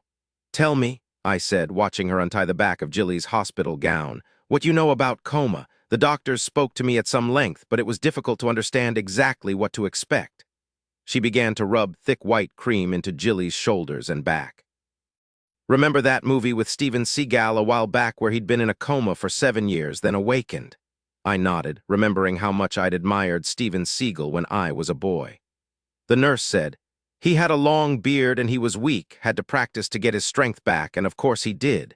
He was jumping around, maiming folk after just a week or so. Well, that's Hollywood." Actually, if a person's in a coma for longer than, say, a few days, the risk increases dramatically that something will be seriously wrong when, and if the person ever comes out of it. I'm sorry to tell you if you don't know, but all sorts of brain damage is possible retardation, inability to walk, to talk any number of dreadful things. Most of the time, people come out of a coma very quickly, and they're usually okay. If Mrs. Bartlett comes out of this in, say, the next day or two, her chances are good that there won't be any terrible damage, but it's very possible there will be some. We just don't know. We make assumptions and predictions based on statistics, but in the end, everyone is different. We can hope and pray and little else. In Mrs. Bartlett's case, there was no major damage they could see on any of her test results. Actually, she really shouldn't be in a coma at all. That just goes to show that there's so much we don't know about this sort of thing. I'm sorry, Mr. MacDougal, there's nothing else to say about it. She'd given me a lot to think about. I fell asleep again, my head next to Jilly's hand. I dreamed about Maggie Sheffield. She was screaming that Paul was a bastard and she was going to run him out of Edgerton. Chapter 5. When I drove back into the driveway at 12 Liverpool Street at 10 o'clock the following morning, I saw Maggie Sheffield's car parked across the street as it had been the day before, but she wasn't in it. I heard her say as I walked quietly into the living room, "Paul, I called the hospital on my way over here. Mrs. Himmel told me there was no change. She said that Mac was still with Jilly, had been since last night." I heard Paul grunt. "Mac spends a lot more time there than you do, Paul." "How's that? Go to hell." Paul didn't sound particularly pissed off at such a question, just incredibly tired. Personally, if she'd said that to me, I would have been tempted to slug her. I walked into the living room, a long, narrow, great room that ran the entire front of the house, facing the ocean. It was all windows across the front. Where there had to be walls to hold up the house, they were stark white. Large, square white pavers covered the floor, and all the furniture was black. It was a minimalist designer's wet dream, no compromises with kitsch or newspapers or photos anywhere. Just all these clean, stark lines that set my teeth on edge. I couldn't imagine cozying up with a good book in here or setting a nice big TV set in the corner and watching football. Actually, I didn't want to be anywhere near this room when I could help it. It was a testament not to living, but to someone's idea of perfection. Even the paintings, all of the dozen or so abstracts, were made up of paint slashes, primarily black and white, lined up like perfect little soldiers along a long white wall. I couldn't imagine how anyone could live in this sterile space, particularly Jilly. I remembered Jilly's room growing up bright teal blues and oranges and greens. Of course, she'd also had punk rocker posters on the walls. People changed, but this much? Was this all Paul's doing? I said to Maggie, who was seated on a long black leather sofa, a small notebook open on her lap, "Sheriff, I hope you're well." She was wearing her tan uniform, running shoes on her feet. For just an instant, I saw her without the tan uniform, just as she'd been in my dream the night before. Her hair was ruthlessly pulled back, fastened with one of those things that my FBI friend Sherlock called a banana clip. Sherlock had a rainbow of colors in her banana clips. "Mac," she said, rising. "I'm just fine. How's Jilly?" "The same, no change." "I'm sorry, how are you feeling?" "Fine, no problem. You're looking a lot better, not quite so ready for the grave as yesterday. Come sit down, Mac. I just need to go over a few more things with Paul." Paul hadn't stirred. He was seated forward in a black tufted leather chair, his hands clasped between his knees. He appeared to be studying a white paver at his feet. "There's a small scratch," he said. "Scratch? What scratch?" Maggie asked. "There," Paul said. "Right there in the top right corner. I wonder how that could have happened." "Tell you what, Paul," I said, not joking at all. "I'll get a load of newspapers and we can pile them up over the scratch." "Yeah, Mac, sure, you're a Philistine. You've got a messy, unsophisticated soul. Come join the fun. Let's get this over with. I've got to get back to work. Jilly told me that was why you left Philadelphia, and Viatech you wanted to continue work on this project and they wanted you to stop." "That's right." "What's the project?" I asked, walking over a black and white geometrical carpet to stand by one of the large glass windows that looked out at the ocean. It's all about the fountain of youth. I'm developing a pill that will reverse the aging process. My God, Paul, Maggie said, nearly falling off the sofa. That's just incredible. Why wouldn't they want you to continue on that? That would be worth not just a fortune, it would be worth the world. Paul laughed at her. Everyone bites big time on that one. Everyone wants youth back. He touched his receding hairline. I'd rather come up with a pill to regrow hair myself.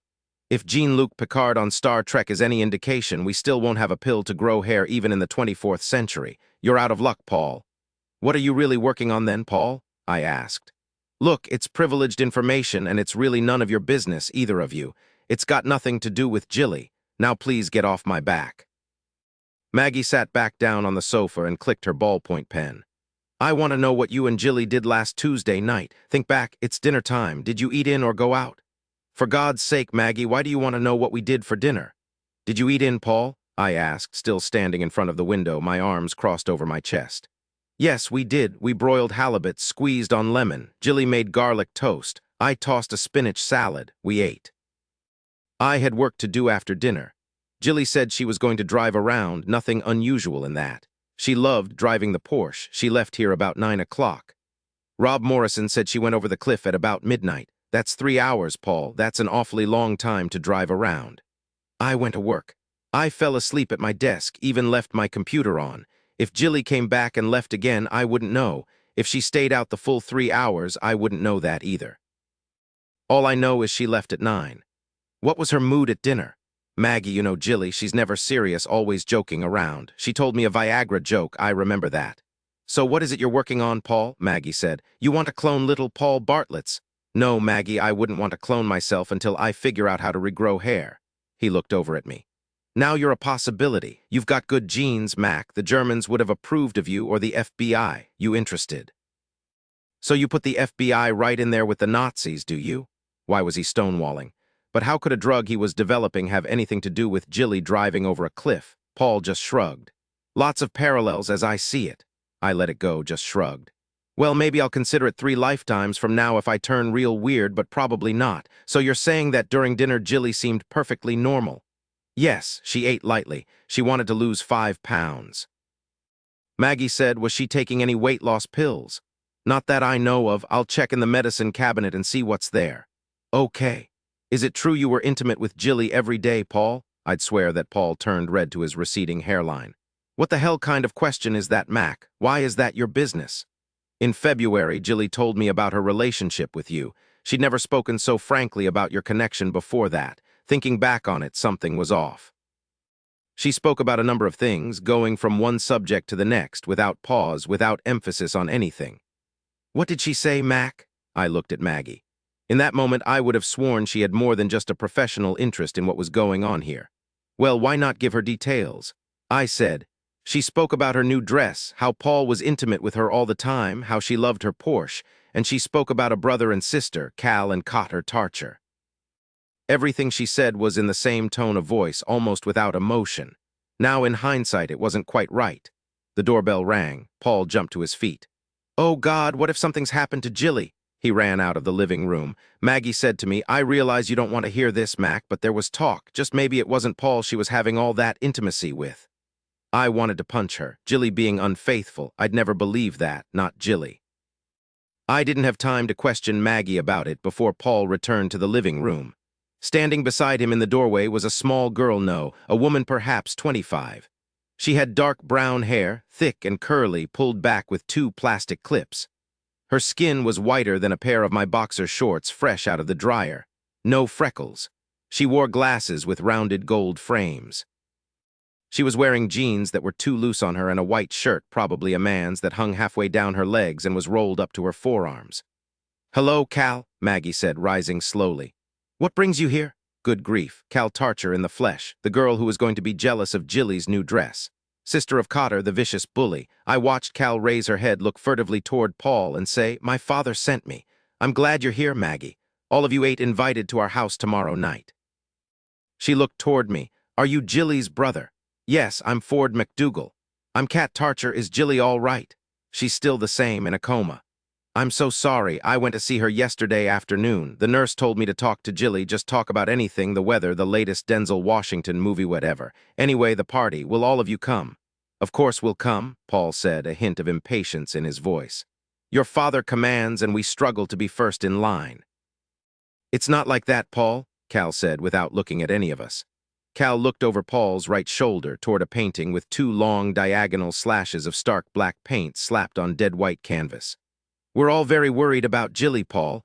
Dad hopes you'll be able to make time and come to our house for at least a little while tomorrow night. He really wants to meet Jilly's brother. Maggie, do you know if Rob is working tomorrow night? That's a loaded question. What makes you think I know his schedule? Cal Tarcher shrugged. You're both law officers. Yeah, right. Cal Tarcher was very uncomfortable with this, probably embarrassed. What was going on here? I felt as though I'd been dumped in the middle of a play and I didn't have a clue what the plot was. I'll call him, Cal said in a low voice. Then she raised her head and looked directly at Maggie. It's just that he's more likely to come if you ask him. He'll do whatever you ask. You know he doesn't like me. He thinks I'm stupid. Don't be ridiculous, Cal, Paul said. Rob doesn't dislike anyone. It would take too much mental energy and he's got to conserve all he's got. I'll call him for you, all right. Thank you, Paul. I'm off to invite Miss Geraldine.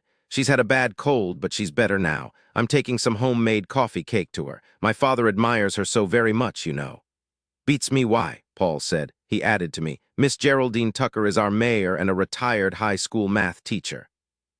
She also heads up the Edgerton Citizen Coalition, better known as the Bite-Ass League. Its members range in age from in vitro to 93, that's Mother Marco, who still owns the Union 76 gas station downtown. And no, there's no correlation between the letters and the name of the group. Didn't your dad come up with that, Cal? It was my mom, actually. Your mother, Elaine? There was surprise and disbelief in Maggie's voice. Why, yes, Cal said. My mom's got a great sense of humor. She's also very smart. Actually, you, Mr. MacDougal, are the only one coming who isn't a member of the League. I said, you need to come up with words to fit the letters. People have tried, Paul said. Is that all, Cal? We're really busy here. Maggie is acting like I'm responsible, like I drove Jilly off that cliff. She's asking all sorts of questions. Maggie waved her ballpoint pen at him before turning back to Cal Tarcher. Before you go, Cal, did you happen to see Jilly last Tuesday evening? There was lots of fog that night, Cal said, looking, I thought, at her bally shoes. I remember Coulter's date canceling because she didn't want to drive in it. Jilly went over about midnight, I said. Was there fog then? No, Maggie said. It was nearly gone then, she added. It's very changeable around here. The fog flits through like a bride's veil or it settles thick as a blanket, then all of a sudden it vanishes. It was like that last Tuesday night. Coulter's date was driving to your house, Cal nodded. She was, I saw, finally making eye contact with me. Coulter likes his dates to pick him up, she said, seeing my raised eyebrow. He says it makes women feel powerful if they're the ones driving. If they get annoyed with him, they can just drop him off and leave him on the side of the road, no harm done. So did you see Jilly or not? Maggie asked. She didn't like Cal Tarcher, I thought, looking from one woman to the other. I wondered why. Cal Tarcher seemed perfectly harmless to me, just painfully shy, just the opposite of Maggie, and that was perhaps why she didn't like her. Cal Tarcher made her impatient. Yes, I saw her, Cal said. She took 2 steps toward the door. It seemed that now she wanted to get out of there. It was around 9:30. She was driving her Porsche down 5th Avenue, playing her car stereo real loud. I was eating a late dinner at the Edwardian. There were maybe 10, 12 people there. We all got up and went outside to wave to Jilly. She was singing at the top of her lungs. What was she singing? I asked. Songs from the musical Oklahoma, and laughing. Yes, I remember she was laughing. She shouted at everyone, told them she was going to go serenade all the dead folk in the cemetery. Then she did a U-turn and headed back east on 5th Avenue. That's what everyone else said, more or less. Maggie added, the cemetery is just south of the main part of town, really close to the ocean, so it's possible that's what she did. But then much later, she was driving north up the coast road. I remembered that Rob Morrison lived south of town. No, I thought Jilly wouldn't break her marriage vows, not Jilly. She wanted to have a kid. She wouldn't be unfaithful with anyone else. But I knew I wouldn't be able to leave it alone. I'd have to ask Maggie. Maybe she went to the cemetery and something happened to her, Cal said. Like what? Maggie said, her words bitten out. I don't know, Cal said slowly, ducking eye contact with every one of us. But sometimes you can see odd shadows there, hear things, soft-sounding things. The trees whisper to each other, I've always thought. The hemlocks always seem to be crowding in toward the graves. You can imagine that their roots are twisted around a lot of the older caskets, maybe cracking them open, maybe releasing. Cal shrugged. Then she tried to smile. No, that's silly, isn't it? Yes, Maggie said. Very silly. Dead people don't hold any interest, and that's all there is at the cemetery. Just moldy old bones. Now, Cal, Mac here doesn't know you're an artist and you have flights of fancy. Stop acting weird. You know you're not really. I still wouldn't want to go there at night, Cal said. Even if I was drunk, it's a creepy place. Are you saying that Jilly seemed drunk when you saw her at 9:30? I asked. Cal was silent. Maggie said nobody else said anything about her being drunk. Just high spirits, Mr. Pete said, and that was just Jilly. I asked the doctors at the hospital after they'd done tests on Jilly. Her blood alcohol level was consistent with a couple of glasses of wine, and the toxicology screen was negative, so forget the drunk thing. Now, Cal, you didn't see her after that? Cal shook her head. She took a step toward the door. I stepped forward. Maggie, why don't you and Paul continue your chat? I'll walk Miss Tarcher to her car. I thought she was going to make a mad dash for the front door to escape me. What was wrong with the woman? Wait, Cal, I said and pitched my voice low, filled with cool authority, the perfect FBI voice. She reacted instantly to that voice and came to a dead halt. I cupped her elbow in my right hand and went outside with her. It was a cool, very clear morning, just a light breeze to ruffle the hair on your head. I breathed in the ocean smell, still new in my lungs. I didn't say anything until we reached her car, a light blue BMW Roadster, its top down. She was looking at her feet again, walking quickly, eager to get away from me. I lightly touched her shoulder when she opened the car door and said, Hold on a minute, Miss Tarcher. What's wrong? Who are you so afraid of? For the first time, she looked up at me with a straightforward look, no eye shifting. I saw that her eyes were a pale blue behind the glasses with shades of gray. Cool eyes, intelligent, and something else I couldn't pinpoint. She straightened, her shoulders going back. She wasn't as short as I'd thought. In fact, she suddenly looked tall, standing there with a very conscious arrogance. Her voice was as cool and intelligent as her eyes. That, Mr. MacDougal, is none of your business. Good day to you. I will see you tomorrow night, unless you decide to leave town before then. She looked back toward the house for a moment and added, Who cares? I do, I said. She gave me an indifferent nod, climbed into her Beamer, and was around the curve in Liverpool Street in just under 10 seconds. She didn't look back. Cal Tarcher seemed to be two distinct, two very different people. It drove me nuts not to know anything or anyone, not to be able to root about to put things together. I stood staring out over the ocean. The water was calm, placid, reaching into an endless horizon. There was one lone fishing boat out some 200 yards from land. I could make out two people from this distance, sitting motionless in the boat. I sighed and turned slowly to walk back to the house. Maggie was putting her cell phone back in her jacket pocket as she came running down the stairs. See you later, Mac, she said. Doc Lambert just called to tell me someone struck Charlie Duck on the head. Thank God Charlie lives right next door to Doc Lambert. Charlie managed to crawl over just before he fell unconscious. Doc said it didn't look good. I'm heading over there now. He's the old guy I met at the Edwardian yesterday at lunch. I remember he wanted to talk to me. Who would hit him? Jesus, Maggie, that doesn't make sense. I agree. I'm out of here. See you later. I hoped the old guy would be all right, but serious head wounds seldom turned out well. I wondered what he'd wanted to talk to me about. I wondered why anyone would hit him on the head. Chapter 6, I picked up 2 sandwiches from Grace's Deli on 5th 1 Avenue and brought them back to Liverpool Street. I rousted Paul out of his lab and we sat down at the dining room table at 12:30. Paul set a cold can of Coors in front of each of us. I accomplished next to nothing, he said as he sat down. I can't seem to think to solve the easiest problems. He peeled back the foil on his sandwich. Ah, rare roast beef, my favorite. How'd you know that, Mac? I remember Jilly telling me some time ago. She said you would only eat it half-cooked and slathered with mayonnaise. The woman at the deli knew exactly how you liked it. Paul's face became still. I can't believe Jilly's not here, telling me I'm a jerk because I forgot to do something she'd asked me to do, telling me to leave her alone because she's working and who says my work's more important than hers. She could be yelling at me one minute, then she'd just start laughing, lean over and bite my ear. Jesus, Mac, it's hard. Paul, who's Laura? I thought Paul was going to have a heart attack. He jerked and spilled his beer onto the back of his hand and wrist. He didn't curse, didn't say anything at all, just looked down at the beer dripping off his hand onto the shining mahogany tabletop. I handed Paul his paper napkin. When he'd finished mopping up, I said again, Paul, tell me about Laura. Who is she? Paul took a bite of his sandwich, chewed slowly, not looking at me, just chewed. He swallowed, took a long pull of beer, then said finally, "Laura, there isn't any Laura." Paul Bartlett was 36, skinny as a post, at home in preppy clothes. This morning a dark green Ralph Lauren t-shirt and khaki slacks, light tan Italian loafers with tassels. He was a genius, Jilly had always said, simply a genius. Well, that could be, I thought, but he was a lousy liar. I wasn't about to let this slide. "Laura, Paul, tell me about her. It's important." "Why would Laura be important to this? How the hell do you even know her name?" "I heard it from Jilly," I said. I wasn't about to tell him that I'd come suddenly awake at the hospital, my face on Jilly's hand, saying Laura's name aloud. It sounded too off the wall. I leaned back in my chair and added easily, "She mentioned Laura's name. Didn't say anything else about her, just said her name." Did Paul look relieved? I realized I'd blown it.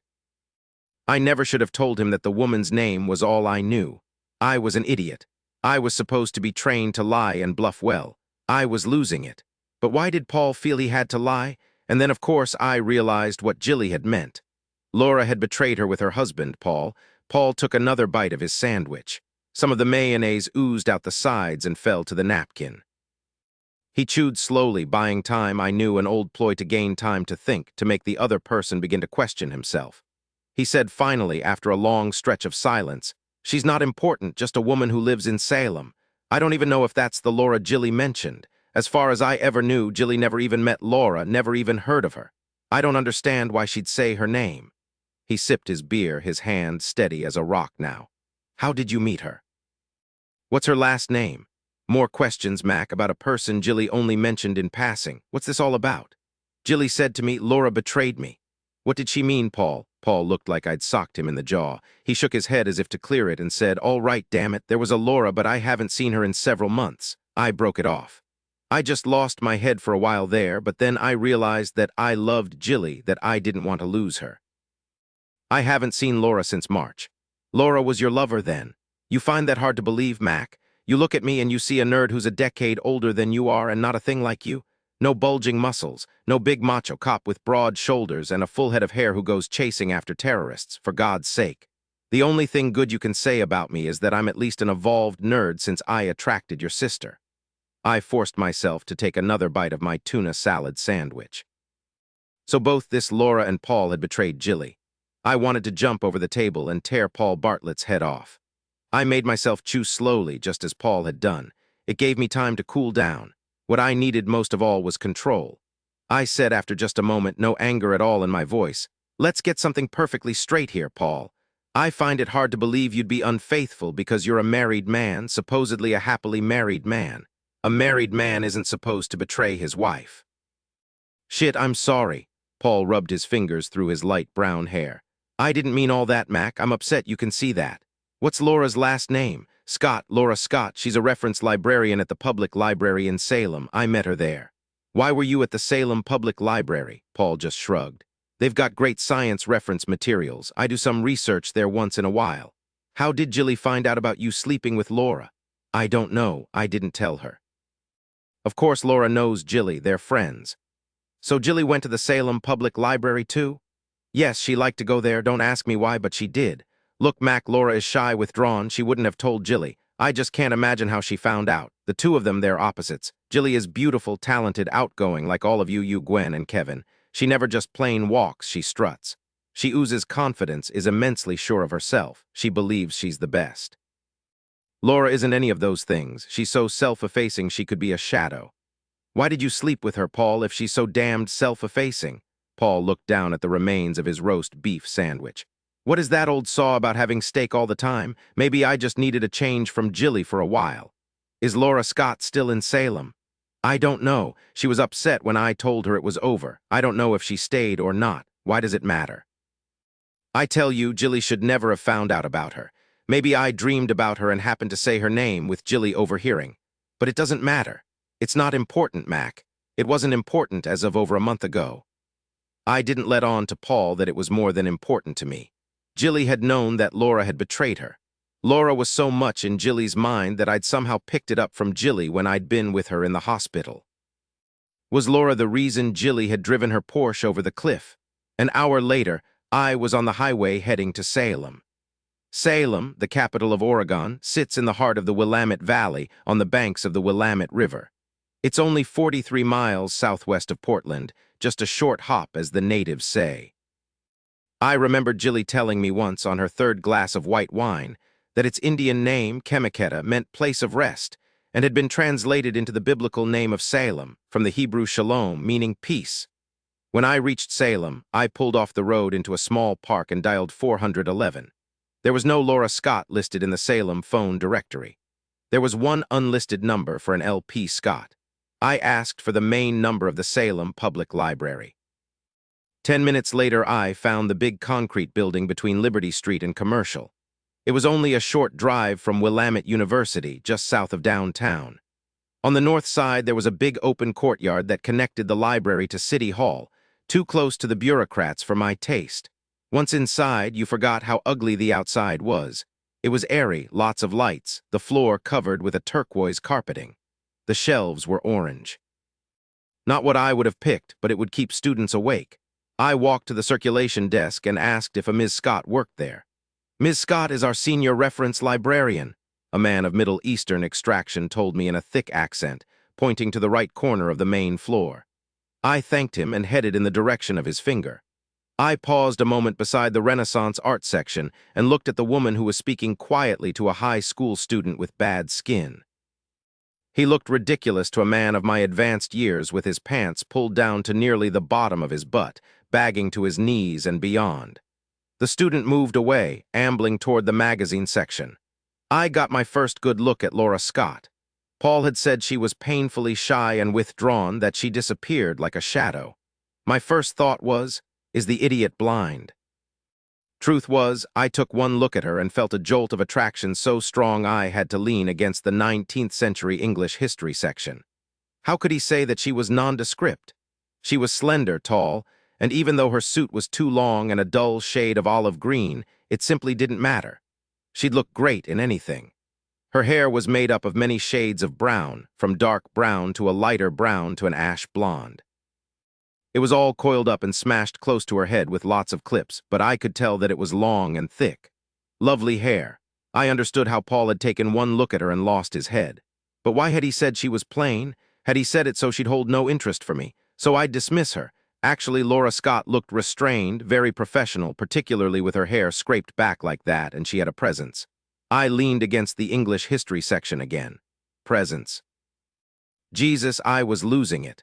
Was her unremarkable presentation to the world calculated to keep men in line around her? Well, it evidently hadn't worked with Paul. It wasn't working with me. I said to myself 3 times, she and Paul betrayed Jilly. I said it a 4th time to make sure it got through. I waited until the high school student in his low-slung jeans disappeared behind an orange shelf, a magazine in his hand. I approached her slowly and said, "High school students today, sometimes I just want to grab their jeans and give them a good yank. It wouldn't take much. That boy you were speaking to, I think if he coughed his jeans would be around his knees." Her face was smooth and young, and she didn't change expression for about 3 seconds. She just stared at me blankly, bland as rice pudding, as if she hadn't heard me. Then she looked to where the boy was leaning down to pick another magazine off the shelf, the crotch of his pants literally between his knees. She looked back up at me, and after another 3 seconds, to my surprise, she threw back her head and laughed, a big full laugh. That laugh broke through the silence like a drum roll. The Middle Eastern guy at the circulation desk looked over, his mouth opening, his surprise evident even from across the room. What was coming out of her mouth wasn't at all a nondescript laugh. It was full and deep and delightful. I smiled at her and stuck out my hand. "Hello, my name's Ford MacDougal. I'm new in town, just started teaching at Willamette University. Political science, primarily Europe 19th century. I just wanted to see what sorts of public resources the students had off campus. I like the orange shelves and the turquoise carpeting." "Hello, is it Mr. or Doctor?" "Oh, it's Dr. MacDougal, but I've always thought that sounded phony, at least off campus. To me, a doctor means doing proctology exams. I can't handle that thought. I'd much rather talk about the Latvian drug wars." Again, she didn't move, didn't change expression for a good 3 seconds. Then she opened her mouth and a short, hearty laugh came out. This time she clapped her hands over her mouth and just stared up at me. She got herself together. "I'm sorry," she said, nearly gasping with the effort not to laugh.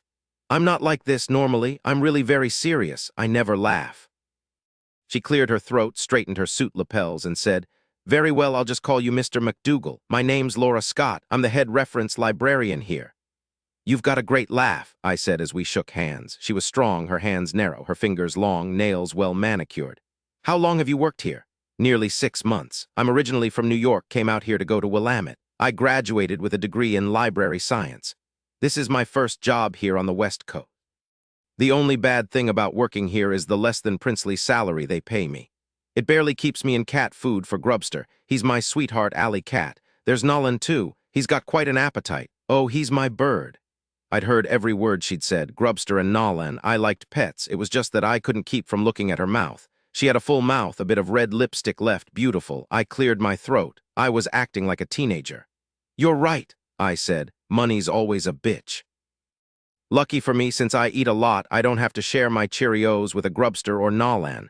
I just have to worry about feeding myself. The university is hard up too. My office has a view since I came in as a full professor, but the heating system is so antiquated you can hear the steam whistle when it comes out of those ancient pipes. She blinked this time rapidly, at least half a dozen times. She didn't burst into laughter, but she did giggle. I'd made her laugh. It felt good. Evidently, she found me amusing. I'd come here ready to play a role, to get the truth out of this woman, to charm her, whatever. Instead, I wanted to get to know her better. I hated this. "Do you have plans for dinner?" At her pause, I added, "As I said, I'm new here in town and don't know a soul. I realize you could be worried that I'm another Jack the Ripper from London, so maybe we could just stay around here. That way I couldn't kidnap you or mug you or do anything else to you that you might not think appropriate. You know, fun stuff that isn't supposed to happen when you've only known someone an hour. How about the Amadeus Cafe I saw on the lower level?" She looked over at the large institutional clock on the wall just above all the medieval reference books. She smiled up at me and nodded. "I know a great place just down the street. Not the Amadeus. I eat there every day." An hour later, after a solitary tour of the Salem Public Library, we walked down Liberty Street to the Mai Tai, which turned out to be an excellent restaurant even though it was so dark and dusty I was afraid to order any meat dish off the menu. She'd taken her hair down before we'd left the library. She was leaning toward me, her long hair falling over her left shoulder. Laura Scott hadn't shown me a single shy, withdrawn bone. She was open, responding to me with laughter and jokes, making me feel like I had to be the most fascinating guy in the known universe. She just turned 28 in March, she said. She was single, lived in a condo right on the river, played tennis and racquetball, and loved to horseback ride. Her favorite stable was just 5 miles out of town. She was at ease with me. I didn't want that to stop. For myself, I made up a wonderful academic life, replete with stories that friends and siblings had told me of their college experiences over the years. She was down to the last few bites of her chicken sauté when I knew the party was over. I was here for a reason, not to flirt and start a relationship with this fascinating woman. I said easily, watching her as closely as a snake watches a mongoose. "I have relatives down in Edgerton, a little town on the coast of Oregon, just an hour from here." She kept chewing her chicken, but I saw the change in her instantly. Shit, I thought. Her eyes, to this point rather vague and soft, were sharp, attentive behind her glasses, but she didn't say anything. "My cousin Rob Morrison is a cop. He says everyone calls the town the Edge. He's got a little house very close to the cliffs. You look out the window and think you're on a boat. If you keep staring at the water, pretty soon it feels like you're really on a boat rocking back and forth. Have you ever heard of the place?" "Do you know anyone from there?" Would she lie? "Yes," she said, "I have, and yes, I do." I nearly fell out of the booth. I was so surprised she'd admit it to me, a perfect stranger. Well, maybe that was why she'd admitted it. I was a perfect stranger. There was no reason to distrust me. I said, "Do you know my cousin? Rob Morrison? No, I don't believe I've ever met him." "You wouldn't forget him if you had. He's a triathlete, a hunk." She sighed deeply, her hands over her breast, and rolled her eyes. No one in the known universe could ever believe her to be nondescript. She had a vibrant energy. "No, sorry, I know the Bartletts, Jilly and Paul Bartlett." "Small world," I said, wondering if my voice was shaking. "I know them as well." I took a bite of coconut soup and said, "You're a bit younger than Jilly, so you didn't go to school together. How did you two meet?" "We met about 5 months ago when she was here in Salem at the library. We got to talking. She was looking for articles on infertility. I asked her about using the internet. offered to show her how to go about it in the library, but she said that computers were beyond her. I saw her once or twice a week ever since then, sometimes here and sometimes in Edgerton. I met Paul about 3 months ago for the first time. I sat back against the dark red vinyl of the booth. I picked up my fork and fiddled with it. Jilly told Laura that she didn't know anything about computers. Why had she told Laura that lie? Jilly was a whiz at computers, always had been, and what was this about infertility? Finally, I said, so Jilly was your friend? Yes. You weren't Paul Bartlett's mistress. She cocked her head to one side, sending her beautiful hair spilling over her left shoulder nearly to her plate. What is this, Mr. MacDougal? Did Jilly send you here? What's going on? Ms. Scott, I lied to you. I'm not a professor at Willamette University. I don't know a thing about Latvian drug wars. I came into the library specifically to meet you. My name is Ford MacDougal. I didn't lie about that. I'm Jilly's brother. She's in the Tolshan Community Hospital in a coma. She dropped her thick-bowled white spoon into her soup. She turned perfectly white. I thought she was going to pass out. I was halfway out of the booth when I managed to stop myself. She was fine. I was the one who was the mess. I'm sorry I lied to you, but I'd do it again no matter what I felt about you. If my boss heard me say that, he'd have laughed his head off. She got hold of herself. My God, Jilly's in a coma. That's crazy. No, it's impossible. Why? I just saw her Tuesday night over in Edgerton. Chapter 7. I hadn't felt so stupid since my high school English class when Mrs. Ziegler told me Wuthering Heights wasn't a fancy district of London. I stared blankly at Laura Scott, and eventually my mouth moved. You were with Jilly and Paul on Tuesday night? Yes, it was a party of sorts, at least that's how they billed it. I had to leave, so I don't know what happened after I was out of there. Who all was at this party? Well, it was just Paul, Jilly, and I understand that other people were supposed to be coming by. When I left, it wasn't very late. You see, Grubster, my cat, is on medication, and I had to get home to give him a pill. But that's not important. Tell me about Jilly. What happened to her? Is she going to be all right? She's in a coma. No one knows much of anything about her chances for recovery. But what happened? She drove her Porsche off a cliff, landed in 20 feet of water, and a cop managed to pull her out. She told me a short time ago that you'd betrayed her. What did she mean by that? She shook her head, sending her hair perilously close again to her chicken sauté. What a strange thing for her to say. That's why you came to meet me, to see if I'd somehow betrayed your sister. I don't know what you're talking about. I just don't know. She was suddenly very still, staring down at her dinner plate. It just doesn't make sense. She was an excellent driver. I can't believe it. She was laughing the last time I saw her. Did someone force her off that cliff? Was it an accident? Was she hit by someone? Even I, the cop, hadn't first thought that someone forced her off the cliff. Why had Laura? No, she went flying off a cliff some 10 miles north of Edgerton just before the junction east back to 101. It would appear that she was trying to kill herself. How could she possibly have survived that? As I said, a cop saw her go over and managed to pull her out before she drowned. No one disagrees that it was a miracle. Laura Scott slowly rose and stared down at the platters still piled high with Thai food. She shook her head and stuck her hand in her purse. She pulled a $50 bill out of a very fat wallet and dropped it beside her soup bowl. She said, not looking at me. She was always driving that car too fast, hooting and hollering, yelling at the top of her lungs. She liked danger, she told me. She said driving the Porsche at 100 miles an hour was like flying, only without having to wear a parachute. Jilly wouldn't try to kill herself. She lost control of that damned Porsche. I want to see her. You said she was in Tolshan. Yes, that's where she is. I rose to stand beside her. I lightly touched my fingers to her forearm, holding her still for a moment. Before we go anywhere, tell me the truth, Laura. Are you or were you sleeping with Paul? She looked up at me like I'd lost my mind. No, she said, of course I wouldn't sleep with Paul. That's ridiculous. I realized I was still touching my fingers to her forearm. I didn't stop. I didn't want to lose the connection to her. Paul says you were his lover up until last month. Then he said he broke it off, and Jilly told me you had betrayed her. She shook off my hand. I thought for a moment that she was going to smack me, but at the last moment she held herself back. No, I didn't sleep with Paul. He lied. Why, I don't know. As for Jilly claiming I betrayed her, I don't know what she meant. Why would Paul lie? Ask him, damn you. I'm going to see Jilly. I'll drive you. No, she said. You've done quite enough. I couldn't believe it. Laura was here, standing beside Ford. I saw her as clearly as I saw Ford.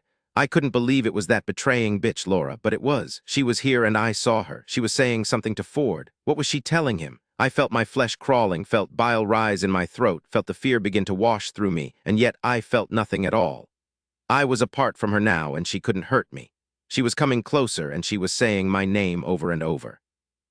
Why did I still feel the fear so strongly? I wanted to scream that I would kill her, but I couldn't. Why in God's name was she here with me? How could she still have the power to terrify me? It shouldn't be happening. She should have been long gone by now, nothing more than a stupid memory. She was reaching out her hand to touch me as she spoke to Ford. I couldn't stand it. Her eyes are open. Look at that. Her eyes are open. They usually are, Ford said. It doesn't mean anything. I felt her fingers touch my shoulder. Her fingers were cold as death. I screamed. I whirled around so fast I nearly landed on my butt. My heart was pounding out of my chest. I was at Jilly's side in an instant, shouting over my shoulder, "Laura, get the nurses, quick, and the doctors too. My God, hurry, move it." I gathered Jilly up in my arms and pressed her tightly to me, trying to hold her steady. She was heaving against me, flailing her head from side to side, and she was screaming screams that came out like low, harsh, bleating sounds. It sounded like someone was torturing her. She ran out of strength fast and slumped against me. I was relieved because I was afraid she would hurt herself. Very gently, I laid her back against the pillow. "Jilly," I said as I leaned down and kissed the tip of her nose. "No, don't close your eyes. Keep looking at me. Stay awake. Don't fall back asleep. You might not wake up again. Jilly, you've got to stay awake. Do you understand?" "Yes, I can hear you, Ford," she said to me. Her voice was wispy, thin as a piece of paper, almost too faint for me to hear.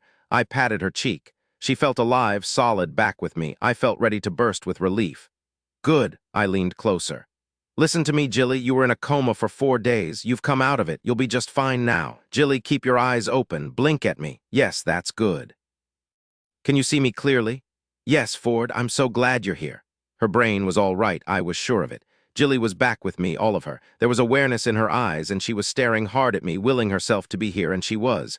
"You're the only one who still calls me Ford," I said and kissed her cheek. "You've never been Mac to me. I'm so thirsty." I quickly poured water from the carafe into the small glass on the table beside her bed and held her up while she sipped. I wiped the water off her chin when she finished drinking. She cleared her throat, swallowed a couple of times, and said, "When you first walked through that door, I couldn't believe it. You were real, unlike all the others. To have you here was wonderful. I felt so alone." I wasn't really surprised that she'd seen me, that she'd heard every word I'd said, seen the expressions on my face. Actually, she could have told me what I'd eaten for breakfast, that she'd tasted it right along with me, and I wouldn't have doubted her for a moment. I said only, "I was real, unlike the others. What do you mean exactly?" "Oh, yes," she said, and managed a small smile. "You were very real. The others weren't. Everyone else who came in here was a white, shadowy thing, but not you, Ford, not you. You were all here. You touched my hand, and I felt warmth. Thank you." I wasn't surprised, but I did wonder if I hadn't gone off the deep end after the car bomb in Tunisia. Psychic communication with my sister. I wondered what the FBI profilers would say about that. I heard shouting and running feet. 2 nurses and a doctor all tried to squeeze through the doorway and into the room at the same time. I nearly laughed, remembering the Three Stooges. Things quickly degenerated from there. Dr. Sam Coates had a 1930s black pencil-thin mustache and a bald head. He said, "We'll be running lots more tests, but given how she appears now, I'm just about ready to say she's pulled through this with no physical or mental deficit." He sounded all cool and professional, but I could tell he was pleased beyond anything, the nurses too.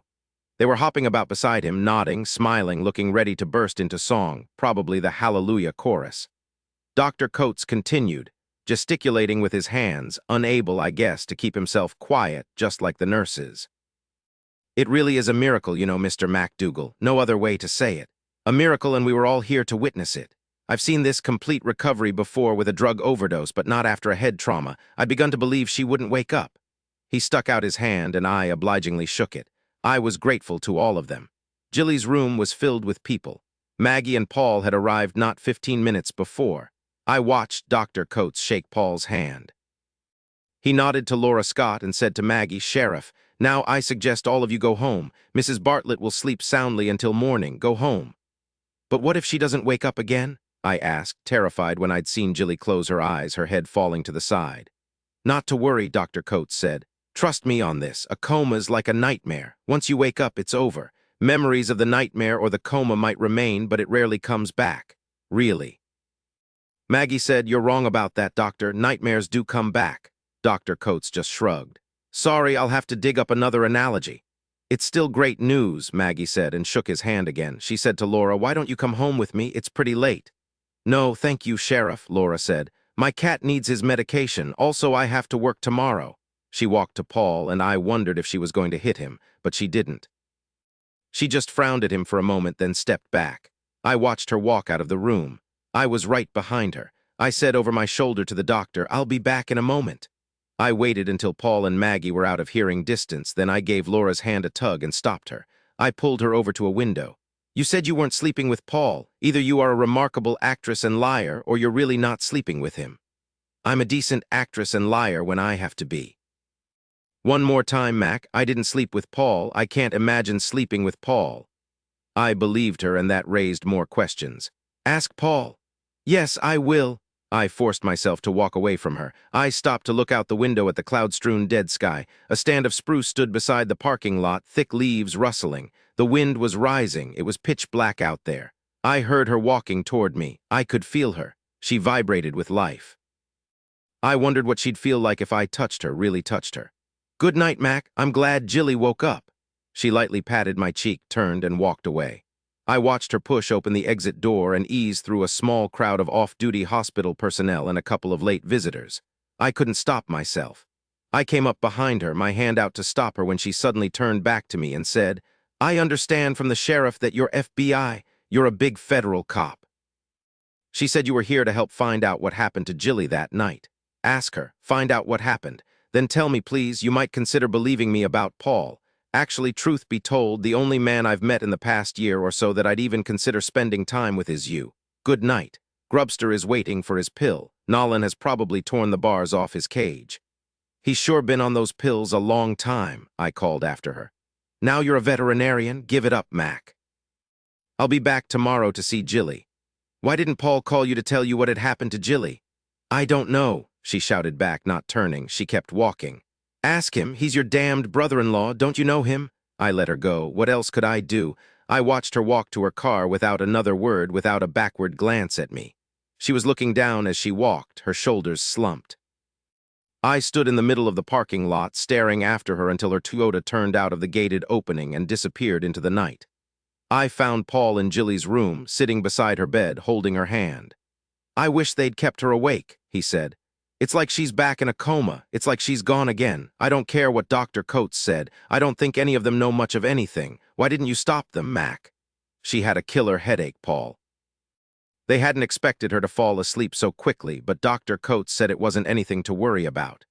Knowing the hospital routine, they'll be here to give her a shot in the butt at about 3 a.m. Yeah, Paul said, looking up at me.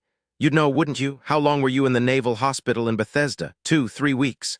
Too long, however long it was, I said, knowing that it was exactly 18 days and 8 hours. I don't like to think about it. Jilly's awake now, Paul. Everything will be all right. He looked so painfully hopeful that I dropped my hand to his shoulder and squeezed. Jilly's back with us. She'll tell us exactly what happened. It's over now, Paul. He looked like he was going to cry. For the life of me, I couldn't bring myself to demand that he explain Laura.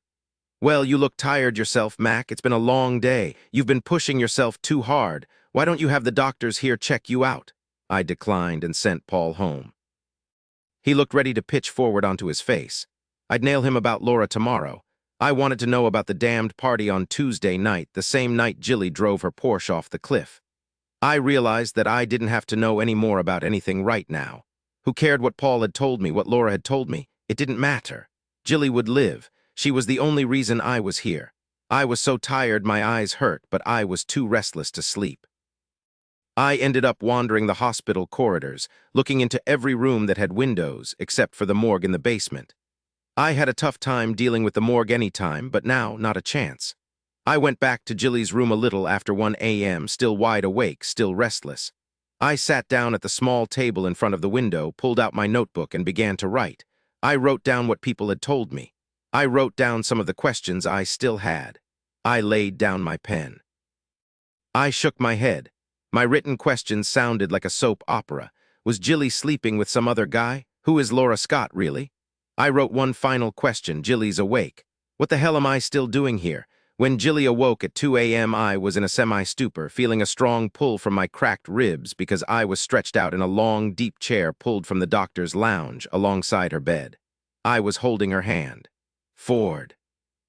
It was her voice, and it sounded to me like old knotted threads, ready to unravel at the first pull.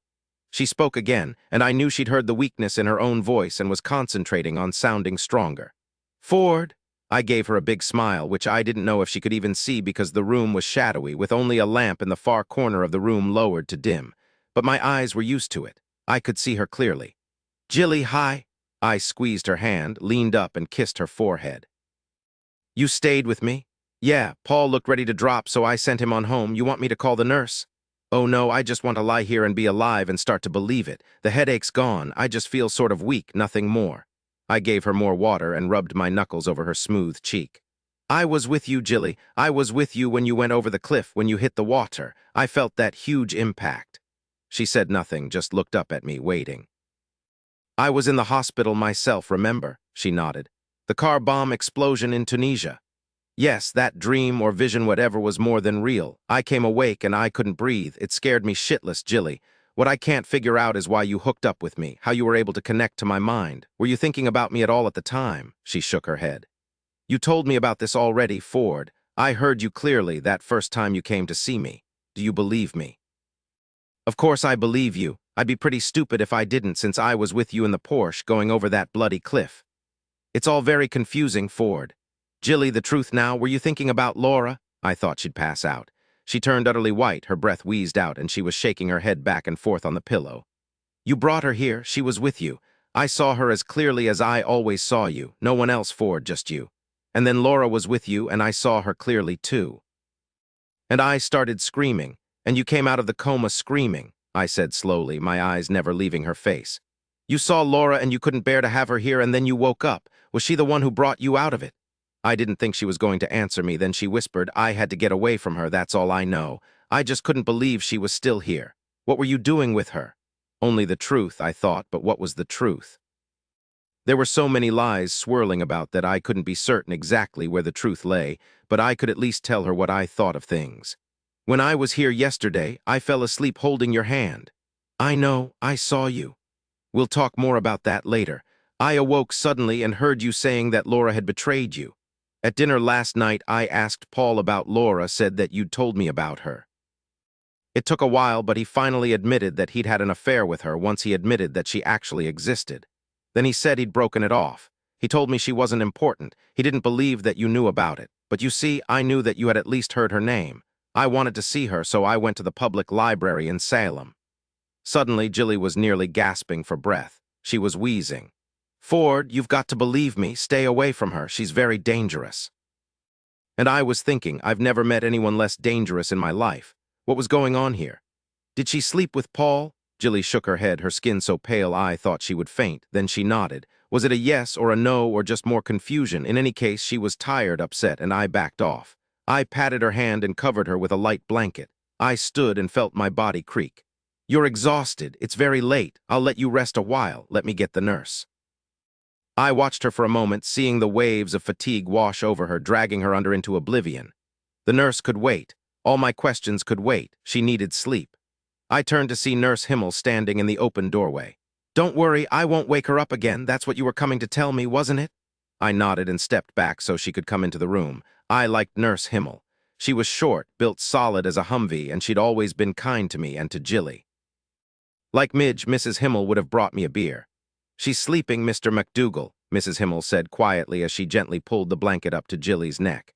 She's just fine. Her pulse and oxygen level are normal. Goodness, it's wonderful to see a recovery like this. She'll be up and walking around soon. Now you should go home and sleep in your bed. You're looking just a bit slack in the jaw. You're right, my jaw could use a rest. She just smiled at me, whatever. I knew she was right. It was just that there was so much Jilly had to tell me. It could wait. It would be stupid if I got myself laid flat again. The people I called friends would never let me live it down. I could hear Quinlan, another FBI agent, calling me a wimp in that easy, dark voice of his. I drove into Paul and Jilly's driveway 20 minutes later. I shucked off my clothes down to my boxer shorts and was in bed only 5 minutes after that. I dreamed I was a waiter in a nightclub with a white towel over my arm carrying a tray of drinks, but I couldn't remember who had ordered them. I just kept walking around this huge room, looking and looking, not knowing, and I was getting frantic. There were dozens of customer drink tables, all of them circular, people crowded around them. There was Jilly tap dancing from one table to the next. She was dancing like a pro. People were whistling and clapping. She was also wearing only her black tap shoes. A man whose face I couldn't see clearly was running after her, holding a long cloak toward her, waving it at her actually. When I woke up, it was nearly 9 o'clock the next morning. I hadn't slept so soundly since before I'd been blasted in Tunisia. For the first time, I felt nearly back to normal. I stretched, flexed my muscles, even smiled at myself while I shaved. I didn't look like oatmeal anymore, thank God. Paul wasn't home. I imagined he'd gone to the hospital to be with Jilly. I could speak to him there. I was at the hospital a half hour later. Chapter 8, as I was turning the corner to the third-floor waiting room, I heard Maggie Sheffield's voice. I can only tell you, Coulter, that someone hit Charlie Duck over the head, and he died shortly after he managed to crawl over to Doc Lambert's house. You've got no clues? Nothing. I'll just tell you that it's the damnedest thing, this murder of a harmless old man. It's not like this is Salem or Portland, for God's sake. This is Edgerton, small-town USA. I don't know if a murder has ever happened here before, but someone killed Charlie Duck and then ransacked his house. I came into the waiting room to see the sheriff speaking to a young man I'd never seen before. He was about my age, on the short side, built like a bull, obviously a weightlifter with a manner and look that were dangerous. Strange that a guy would think that, but it was true. I disliked him on sight. "Coulter Tarcher," the man said and nodded to me. "You're Jilly's brother." "That's right, Ford MacDougal, and you're Cal's brother." "Yes, I forgot you met Cal. She went over to Paul's house and caught all of you there. You're coming to the party tonight. It's Miss Geraldine's birthday, and we always celebrate every year. My folks decided that we'd go ahead despite Charlie Duck's death." "It was murder, Coulter," Maggie said. "To be honest, I forgot all about it," I said. "Jilly's awake. I've been thinking about her." Coulter Tarcher looked dark from his dirt-black hair to the heavy growth of beard on his cheeks. I bet that women sensed danger in him and were drawn to it. At the same time, they'd be wary if they had half a brain. Cal had said that he let the women he dated do the driving to make them feel like they had the power. It was a smart move on his part, the prick. He would need to mellow them out. I remembered that Jilly didn't like him either. "Of course," Coulter said easily. "I saw Jilly just a little while ago. She's looking really good. She got one of the nurse's aides to wash her hair. She looks normal. It's amazing." I said to Maggie, "I heard you talking about Charlie Duck. It really is a shock for a little town like Edgerton. Did you bring in the crime lab people from Portland? They're top-notch. The medical examiner Ted Lepra is one of the best MES on the West Coast." She shook her head. "I know how he died. He got bashed on the head, his brain filled up with blood and smashed bone, and that was the end of him. I don't see any need for an ME to translate that for me in medicalese. It's a waste of time. Poor old Charlie. He's been here for at least 15 years. The funeral's on Tuesday. Everyone will be there at the League's Christian church." "The League?" I asked. Maggie said, "The Bite-Ass League, remember. Since everyone in town is a member, the League keeps up one central place of worship. Different religions can have the building at different times. In the case of funerals, it's an interdenominational service. Representatives from all the religious groups will take a few moments to speak. Since old Charlie was an agnostic, everyone will get equal time. If he'd been a Baptist, say, they'd get the lion's share of the time. Come if you can, Mac. You can meet the rest of the folk in town. Or are you heading back to Washington? Since Jilly's awake again, there's no reason for you to stay, is there? Has she told you about what happened Tuesday night? Does it match your dream?" "I'm going to speak to her about it right now," I said, wishing Maggie hadn't said anything about it in front of Coulter Tarcher. But in the long run, I couldn't see that it would make any difference. Who cared if anybody thought I was nuts? As for Tarcher, he hadn't acted like an ass, at least not yet. "I hope she'll talk to you," Maggie said to me. "When I was in there this morning, she claimed she didn't remember a thing. She acted shocked when I told her we were worried because it looked to Rob like she'd driven over the cliff on purpose. She didn't say another word. If there's something more, maybe she'll tell you, Mac." I said, "Maybe nothing's going on, Maggie." "I hope you're right. I'm just worried she might try to hurt herself again." Coulter looked back and forth at each of us. "Try to drop by tonight, Mac. My parents would like to meet you." He shook my hand, harder than necessary, nodded to Maggie, gave me a look that said he could whip my ass any time, and left. He was easy to dislike on spec. "Maggie," I said, "were you invited over to Paul and Jilly's house on Tuesday night?" "No, why?" "Laura Scott told me Paul and Jilly were expecting other people. She had to leave early, so she didn't know how many people or who they were." Why did I have to know? It didn't matter. What mattered was speaking to Jilly, making sure that she was okay now, that she wasn't depressed or bent on trying to kill herself again. I thought about Laura, about how I'd never before met a woman who drew me instantly as she had. No, I wasn't going back to Washington just yet. There was the Tarcher party tonight. It should prove interesting. "Mac, before you go see Jilly, there's something else about Charlie Duck's murder, something that's really weird." I didn't want to say anything about it in front of Coulter, but hey, you're a cop too. "You know something?" "Yeah, but I don't know if it means anything. Someone killed Charlie, then ransacked his house. I've had my guy dust for fingerprints. I've made a search myself. I didn't find anything, nothing that might have been of interest to anyone. Whatever the murderer was looking for, he probably found it. He took the murder weapon with him." She drew a deep breath. "Maybe you can help me figure this out." After Doc Lambert called me, he said that Charlie regained consciousness just a moment before he died. My heart speeded up. I don't know why. I waited. Doc Lambert said Charlie was real frantic, mumbled a whole lot of stuff, but the only thing he could really make out was a big wallop too much, then they got me. Doc Lambert said he died then. Does that make any sense to you? "Have the ME in Portland do an autopsy," I said. "Do it right now." "Why?" "Because I've got this feeling, a real burning in my gut that this wasn't a random killing and burglary. Charlie Duck wanted to speak to you. He wanted to speak to me. I wish he'd done it yesterday, but he didn't, obviously because he didn't think he was in any danger. But he was. Someone walloped him. It was too much. Then they killed him." "Mac, you make it sound like some sort of B-movie. You know, the murdered guy trying to tell someone who it was who killed him. It doesn't happen like that in real life. Who was Charlie Duck? He was a retired cop from Chicago more than 15 years ago." My heart speeded up again. "Look, Maggie, Jilly goes over a cliff. Someone murders a retired cop. Maybe the two don't have anything to do with each other, but I'd rather know for sure than guess about it. Surely his death can't have anything to do with Jilly driving off that cliff. It doesn't make any sense. Have the ME do an autopsy. His name's Ted Lepra. Call him now, Maggie. Get it done." A big wallop too much, then they got me. What was going on here? Jilly was alone. She was reading a newspaper. When she saw me, she grew very still. I was at her side in 2 big steps. "What's wrong?" She smiled up at me and laid the newspaper aside. "Nothing at all, Ford. I'm looking human again, don't you think? Did you come to tell me goodbye?" "No, I came to talk to you." Again, she grew still, as if she didn't want to see me, didn't want to talk to me. "Why?" "Jilly, you're my sister. I've known you all my life. I love you. If you tried to commit suicide, just tell me why. I'll do what I can to help. I want to help. Please talk to me." I knew her well enough to see the lie in her eyes and quickly added, "No, don't tell me you can't remember like you told Maggie. Tell me the truth. Did you try to kill yourself, Jilly?" "No, Ford, I'd never try to do such a ridiculous thing. Truth of it was that I lost control of my Porsche.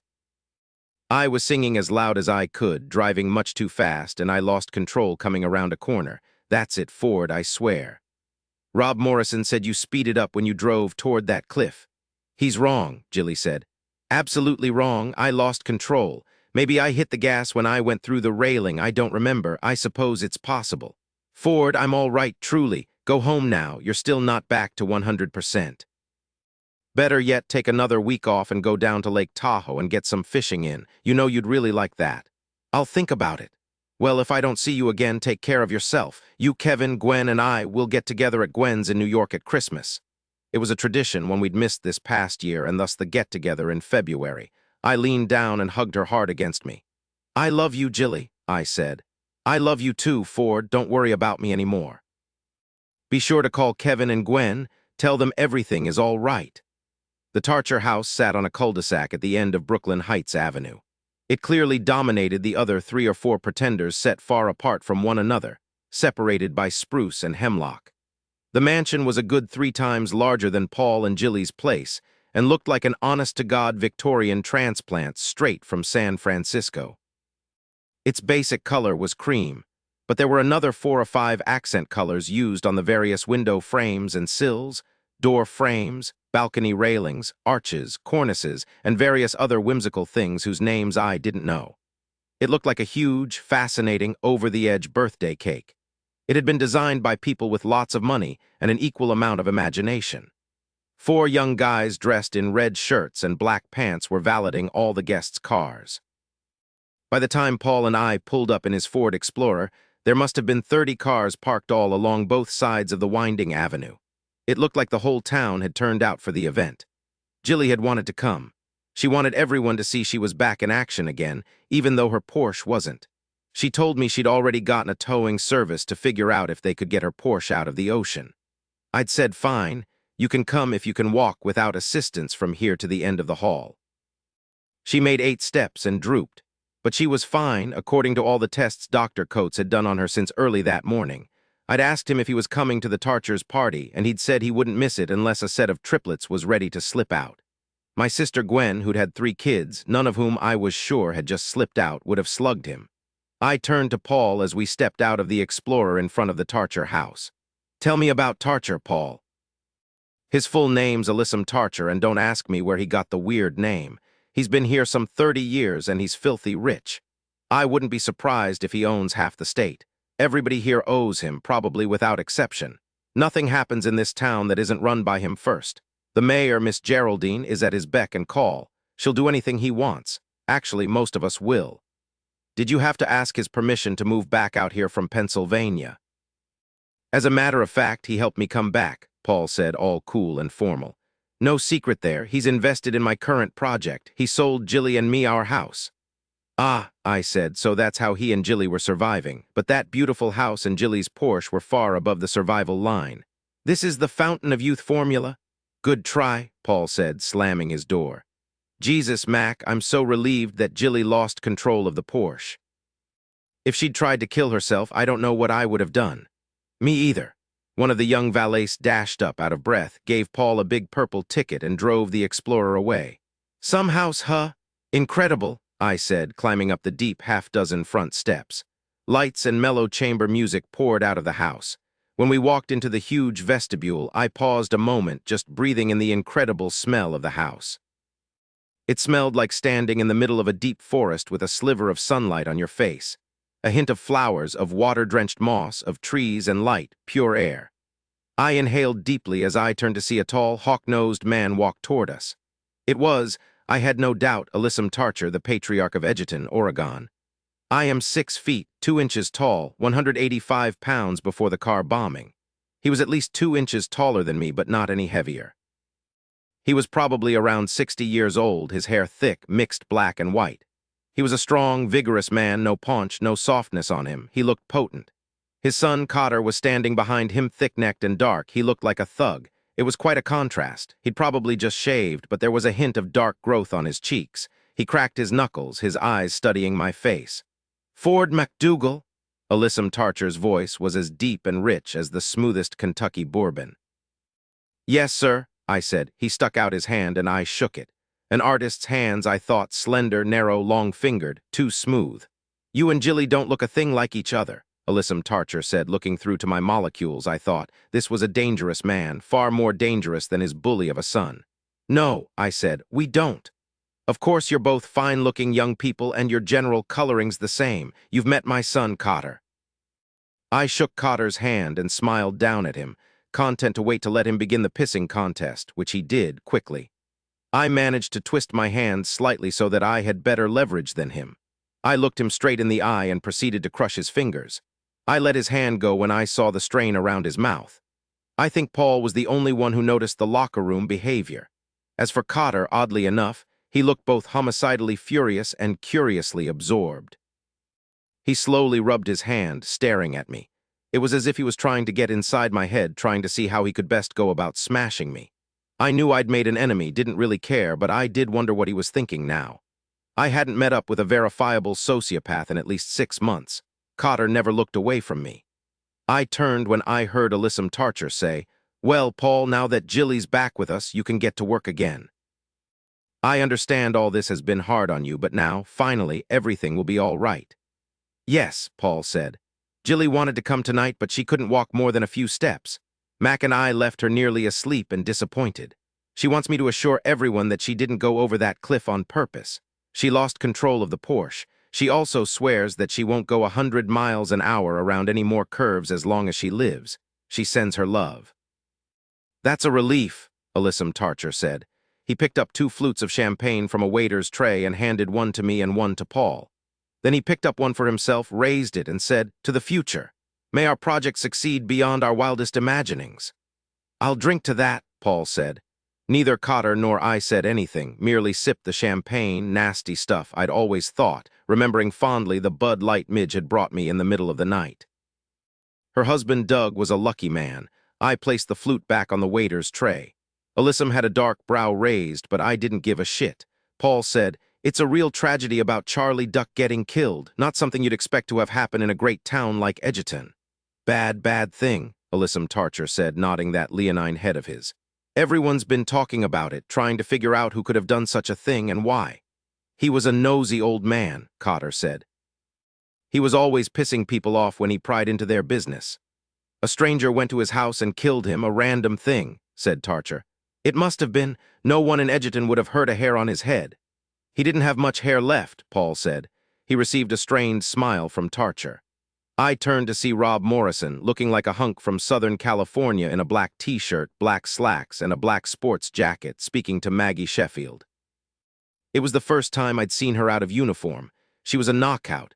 A red dress on a woman, especially one without much front or back, has an amazing effect. Her hair was piled up on top of her head and she was wearing 3-inch heels. I had an urge to walk up to her. Then I saw Rob Morrison's hand on her back, very low on her bare back, very proprietary. "Hello, Mac, you look very nice in that dark suit." I turned to see Cal Tarcher, dressed like a frump in a long skirt with a black, high-neck, long-sleeved silk blouse and ballet flats. At least the skirt and blouse fit her, more or less. Her red hair was flat against her head, pulled back and tied with a black ribbon at the base of her neck. Her glasses had black frames. Well, at least she was color-coordinated. "Hi, yourself," I said. I wondered what had happened to that young woman I'd seen briefly outside Paul and Jilly's house, the one who'd suddenly looked taller and arrogant and cold as ice. We were back to little Miss Prim and Dowdy. "I saw you staring at Maggie. She looks beautiful, doesn't she?" "Oh, yes. I like a woman out of uniform. Maybe soon you can get out of your uniform. Maybe you could try a red dress like that." The cold, arrogant young woman flashed across her face, then smoothed away. "Have you met my mother, Elaine?" "No, not yet. The originator of Bytas." "Yes," she said, and seemed delighted that I remembered. "I hear that Jilly is just fine now. I tried to get to the hospital today, but what with the party, I didn't have time. Mother had me running around all day long. You wouldn't believe how much food is going to be consumed tonight. Can you believe someone killed poor old Charlie Duck? No, I can't. You hungry? I can't wait to attack the food. Oh yeah, do you know if Paul slept around on Jilly?" I watched her eyes widen behind her glasses, just shock at what I'd said. It wasn't exactly acceptable party talk, or was it surprised that I knew that? I realized then that I just had to let it go. Jilly was fine. There was no damned crime here except for the random murder of Charlie Duck. "Paul loves Jilly," Cal said after a moment. "He wouldn't ever sleep with another woman. Besides, Paul's too skinny. He does enjoy sex, that's what Jilly told me. She said he was really good." "Were you jealous of Jilly, Cal?" Chapter 9, she didn't skip a beat, just said in a very nice, indifferent voice, "Not at all. I liked Jilly. She was always so gay, always singing. Would you like a beer?" I stared down at her a moment, waiting her out, but she beat me in that staring contest. Finally, I nodded. "Let's go to the kitchen. Coulter and I keep our stash hidden behind Father's mango supply. My mother hates mangoes, so we have to hide the beer where she won't see it. She disapproves of beer, you know. It's low class." I followed her through the crowd of at least 50 people, all different ages, dressed to the hilt, all of them seeming to be enjoying themselves, digging into an incredible array of food from oysters Rockefeller to trays of chilled fish smothered in limes to heaping platters of pesto pasta dotted with sun-dried tomatoes set out on a wide table at least 20 feet long. The kitchen was the command center. Cal didn't slow, just wove her way through the caterers to a huge refrigerator, opened it, and leaned inside. She was in there a while, scrounging around. She came out holding 2 cores. "Coulter's already been here. This is the end. We've got another 6-pack out in the garage if we really get thirsty." "This is great," I said, popped the lid, toasted her without saying anything, and drank. I loved beer. "How old is Coulter?" "He's 28, 2 years older than me." "I know I only look like I'm 18, but I'm not. You're also wondering what we're both doing still living at home at our age." "I did wonder, but I'm not rude enough to ask." "You were rude enough to ask me if I was jealous of Jilly. Why'd you even think of such a thing?" I heard something, I guess. Why are you and Coulter still living at home? She laughed, drank more of her beer, and led the way from the noisy, chaotic kitchen to a small back room, a library from the look of it. It was empty, dark. Cal shut the door and turned on a small Tiffany desk light. She set the beer down on a desktop, then turned to face me. Well, Jilly was wrong. I'm not jealous of her. Actually, I want to paint her. She just keeps putting me off. Paul and Maggie said you were an artist. What do you paint? I usually do landscapes, but people's faces fascinate me. Jilly has incredible bones. I want to paint them and her eyes. Her eyes are the key to her. It's the same with you, Mac. You have beautiful eyes. Dark, stormy blue, romantic eyes. Don't make my beer go down the wrong way. She stopped then, shook herself, and gave me a bright smile, a really fake smile. How are you feeling? You're looking stronger and more fit than you did yesterday. I feel fine. Coulter lives at home because father wants him to. He wants Coulter to learn all about his business holdings. He did allow Coulter to leave the state to go to UCLA, even pushed him. Coulter got his undergraduate degree in business and then an MBA all in 4 years. The thing is, though, I don't believe father will ever think Coulter competent enough to take over. He'll just have to die before Coulter can get anywhere. Then, of course, it would be moot, but Coulter thinks our father will live forever. So Coulter wants out? No, Coulter wants to run everything. I've told him he's too short. It would help if he'd wear elevator shoes. Tall men like our father, like you, get all the respect. Coulter's too dark as well. He looks like a gangster. What did Coulter say to that? I asked, fascinated.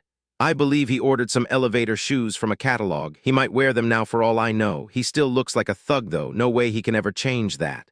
You're very informative all of a sudden, Miss Tarcher. What's Cal stand for? You don't want to know, trust me. She took 2 steps toward me and very slowly laid her open palms on my chest. It stands for Callista. I like you, Mac. I closed my hands over hers and lightly tugged them away. Thank you. Actually, Callista isn't bad, but I like Cal better. It sounds more natural. I don't know what to think of you, Cal.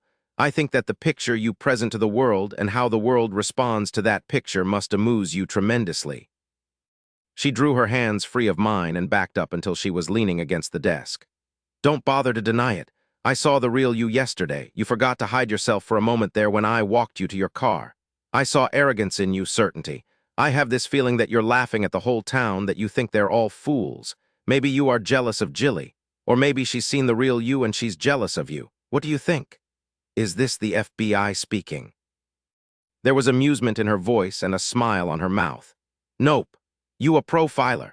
I'm in counterterrorism. Jilly is very beautiful. Why would she be jealous of you? Kel just shook her head, the abrupt movement clearly telling me that she was tired of this game. Standing there in the shadows cast by the Tiffany lamp, she said suddenly, Please don't move. I just want to sketch you. Is that okay? I was too startled to say anything. She dashed out of the room, leaving me there alone with 2 nearly empty Coors cans.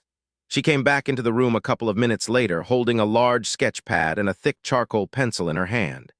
Don't move, please, she said, walking quickly toward the desk. I nodded. I looked at her as she flipped open the sketch pad, flipped through several pages, and propped the pad up on her thighs. Her face changed completely.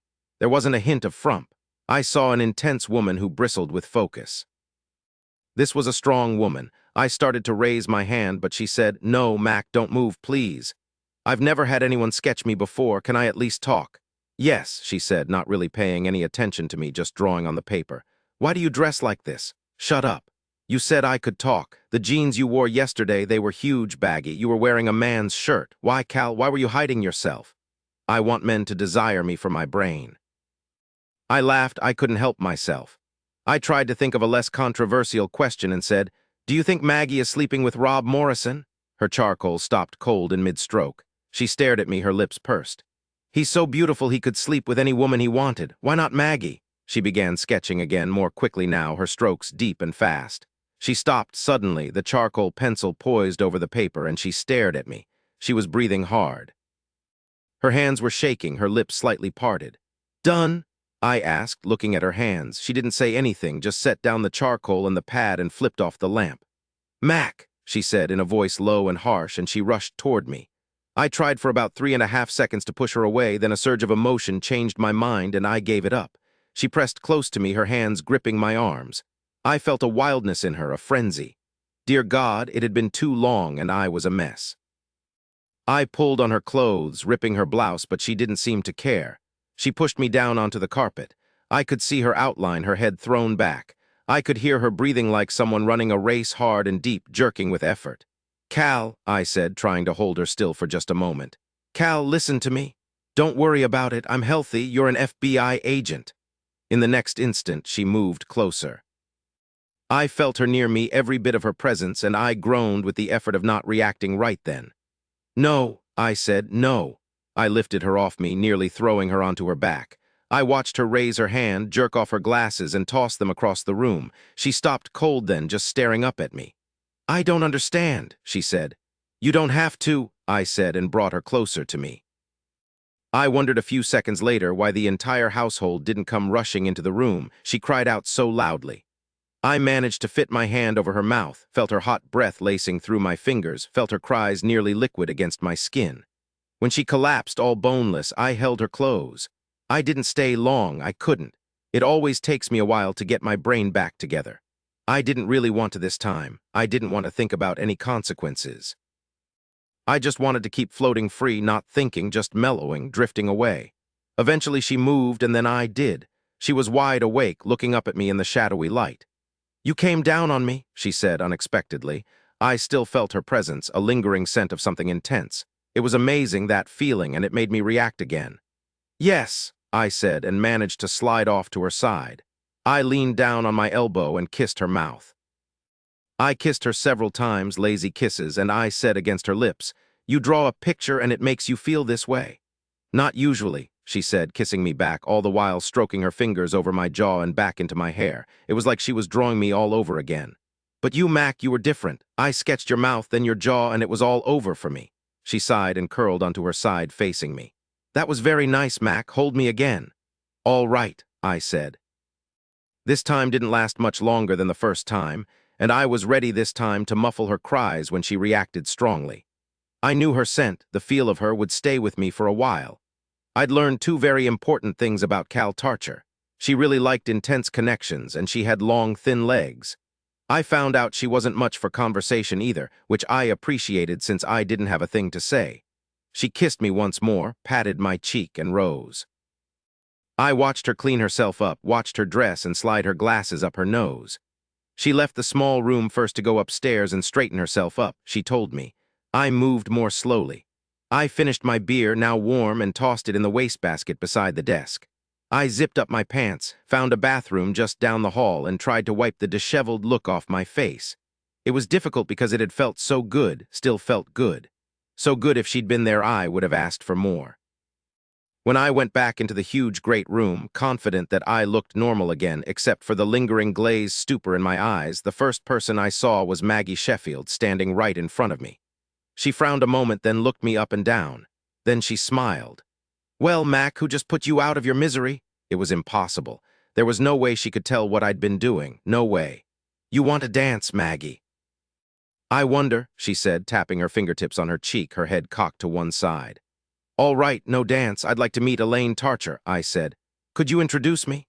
"Why not? Come along, Mac. That's Elaine over there in the midst of that group of men. She's a middle-aged femme fatale. I think she's ridiculous with all her little coyness, a little pathetic, actually. She's old enough to be my mother." The first thought in my brain when I saw Elaine Tarcher up close was that if she wanted to connect with me, I wouldn't have hesitated any longer than I'd hesitated with her daughter. The woman wasn't anywhere near her husband's age. I knew she had to be at least in her late 40s, given Cotter's age, but still, she just didn't look it. There wasn't anything pathetic about her. I had nothing against cosmetic surgery if that's what she used to stop the march of gravity. If so, Elaine Tarcher had an excellent cosmetic surgeon. She looked to be in her 30s, no older. She was wearing a black cocktail dress, sheer black pantyhose, and black high heels. She had Cal's rich brown hair, short and styled in a mussed-up fashion that made her look very natural and at the same time eminently sophisticated. At least half a dozen men were standing around her in a circle, and she let them admire her. I heard her laugh, a charming sound, full and deep and very personal. I didn't agree at all with Maggie that any of her moves were ridiculous. I heard Elyssum Tarcher call out Maggie's name. She shrugged, pressed my hand, and left me. I stood there observing Elaine Tarcher's magic. "Everyone thinks my mother is just a silly, useless ornament, but it's not true." I smiled down at Cal Tarcher, who'd come up behind me. I couldn't see any signs of our recent encounter on her face. She was back in her frump mode, neat as could be, her glasses firmly in place. She had changed her blouse since I'd ripped hers. This one was just as bland. "Introduce me, Cal." She looked up at me, silent for a moment, and said, "I wish you weren't staying with Paul." I felt her lurching upward, bringing me closer, and swallowed hard. "I agree, but there's nothing to be done for it. Old Charlie Duck adored my mother. She'll be one of the main speakers at his funeral tomorrow. I hope you'll be there. That's all she's talking about tonight, his murder. She's really mad about it." "Oh yes, I won't miss it. Perhaps Jilly can come as well." "When are you going to leave to go back to Washington?" "I don't know," I said. "Maybe I'll stay on a couple more days." I thought of Laura and felt a hard dash of guilt for what happened with Cal. I knew that, but it was still there. I met Elaine Tarcher, all of her gathered admirers, and Miss Geraldine, the leader of the town league and the mayor of Edgerton. She was a well-dressed old bat with a sharp tongue and faded blue eyes that I bet never missed a thing. She said, "Well, boy, I understand you came to see what happened to your sister. Well, I'll tell you what happened. She was going around a corner in that Porsche of hers and lost control. I've told Jilly a dozen times to be careful, but she just sings and dances away. She's fine now, I hear. That's good." "That's exactly what Jilly said happened," I said. "How long are you staying in Edgerton?" "You'll make Mr. MacDougal feel unwelcome, Geraldine, and he's not," Elaine Tarcher said. She'd not said anything up to now. She'd been studying me, assessing me calmly. There was nothing at all flirtatious in her manner. I wondered if she was seeing me as a possible mate for her daughter. I saw her group of friends fade back when her husband came over. Alyssum nodded to his wife, then kissed Miss Geraldine's parchment cheek. "You've met our guest here, Geraldine? He appears to be a good boy. Or maybe he's just tall and good-looking and nothing else interesting. I've heard he wants to solve the puzzle of our key letters." "I've been working on it," I said. "So did Charlie Duck," Elaine Tarcher said. "He told me just a couple of days ago that he was getting real close. I know I never should have thought it up since I didn't have anything to go with it, and I've thought and thought, but without reportable results." "Bytas not easy," Alyssum said. He was impatient with this nonsense, I could see. "Where was that prick, Coulter?" "Edgerton Town League," said Elaine. "That would have been better, simpler, short, and to the point."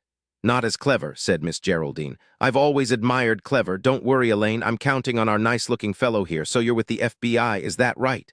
"Yes, ma'am. I also heard you were in the hospital until just before you came here." "Yes, ma'am. I'm just fine now." "Are you some sort of hero?" "No way, ma'am. Just in the wrong spot at the wrong time."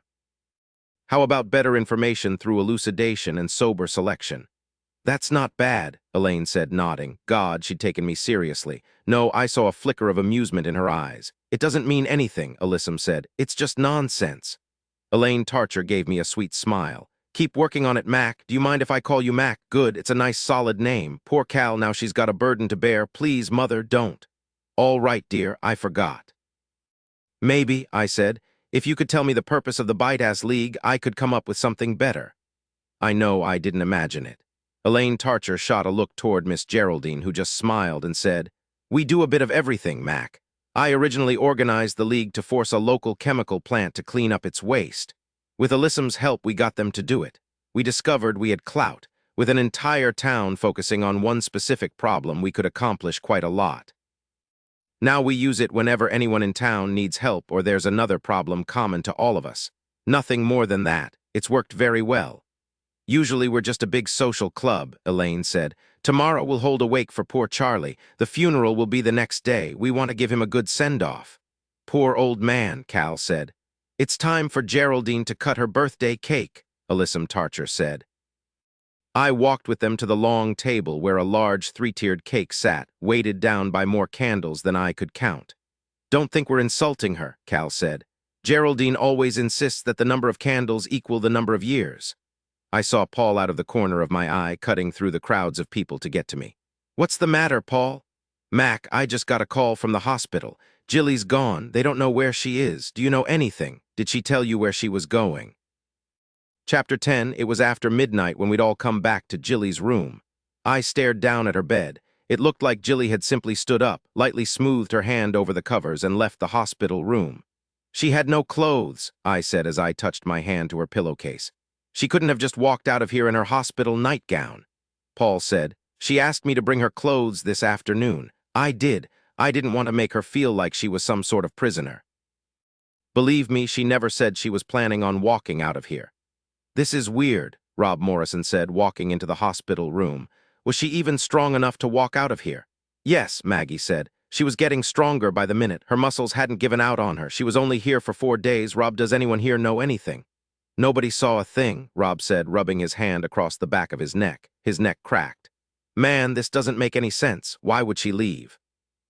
Why didn't she say anything to the nurses? She's got to be here somewhere. I've rounded up everyone I could find to search the hospital top to bottom. 2 of the security guys have established grids in the parking lot and the grounds and are walking them off. They won't miss her even if she's hiding under a car. I'm talking to everyone, Maggie said. Someone must have seen her leave. She's not a ghost. Paul said suddenly. Maybe somebody took her. It was the first time he'd said anything like that since we'd all run out of the torture party more than 3 hours before. I turned slowly to face Paul. Why would anyone take Jilly? I don't know, Paul said, but somebody may have been afraid she'd remember everything that happened Tuesday night. She was gone for 3 hours, damn it. Where did she go? What did she do? He added on a whisper. Maybe it was Laura. I don't understand what was going on between Jilly and Laura anymore. Who else would have done it? I pictured Laura in my mind, and I couldn't begin to believe she could have done anything like that. But Jilly had said that Laura had betrayed her, that Laura was dangerous. Fine, I said.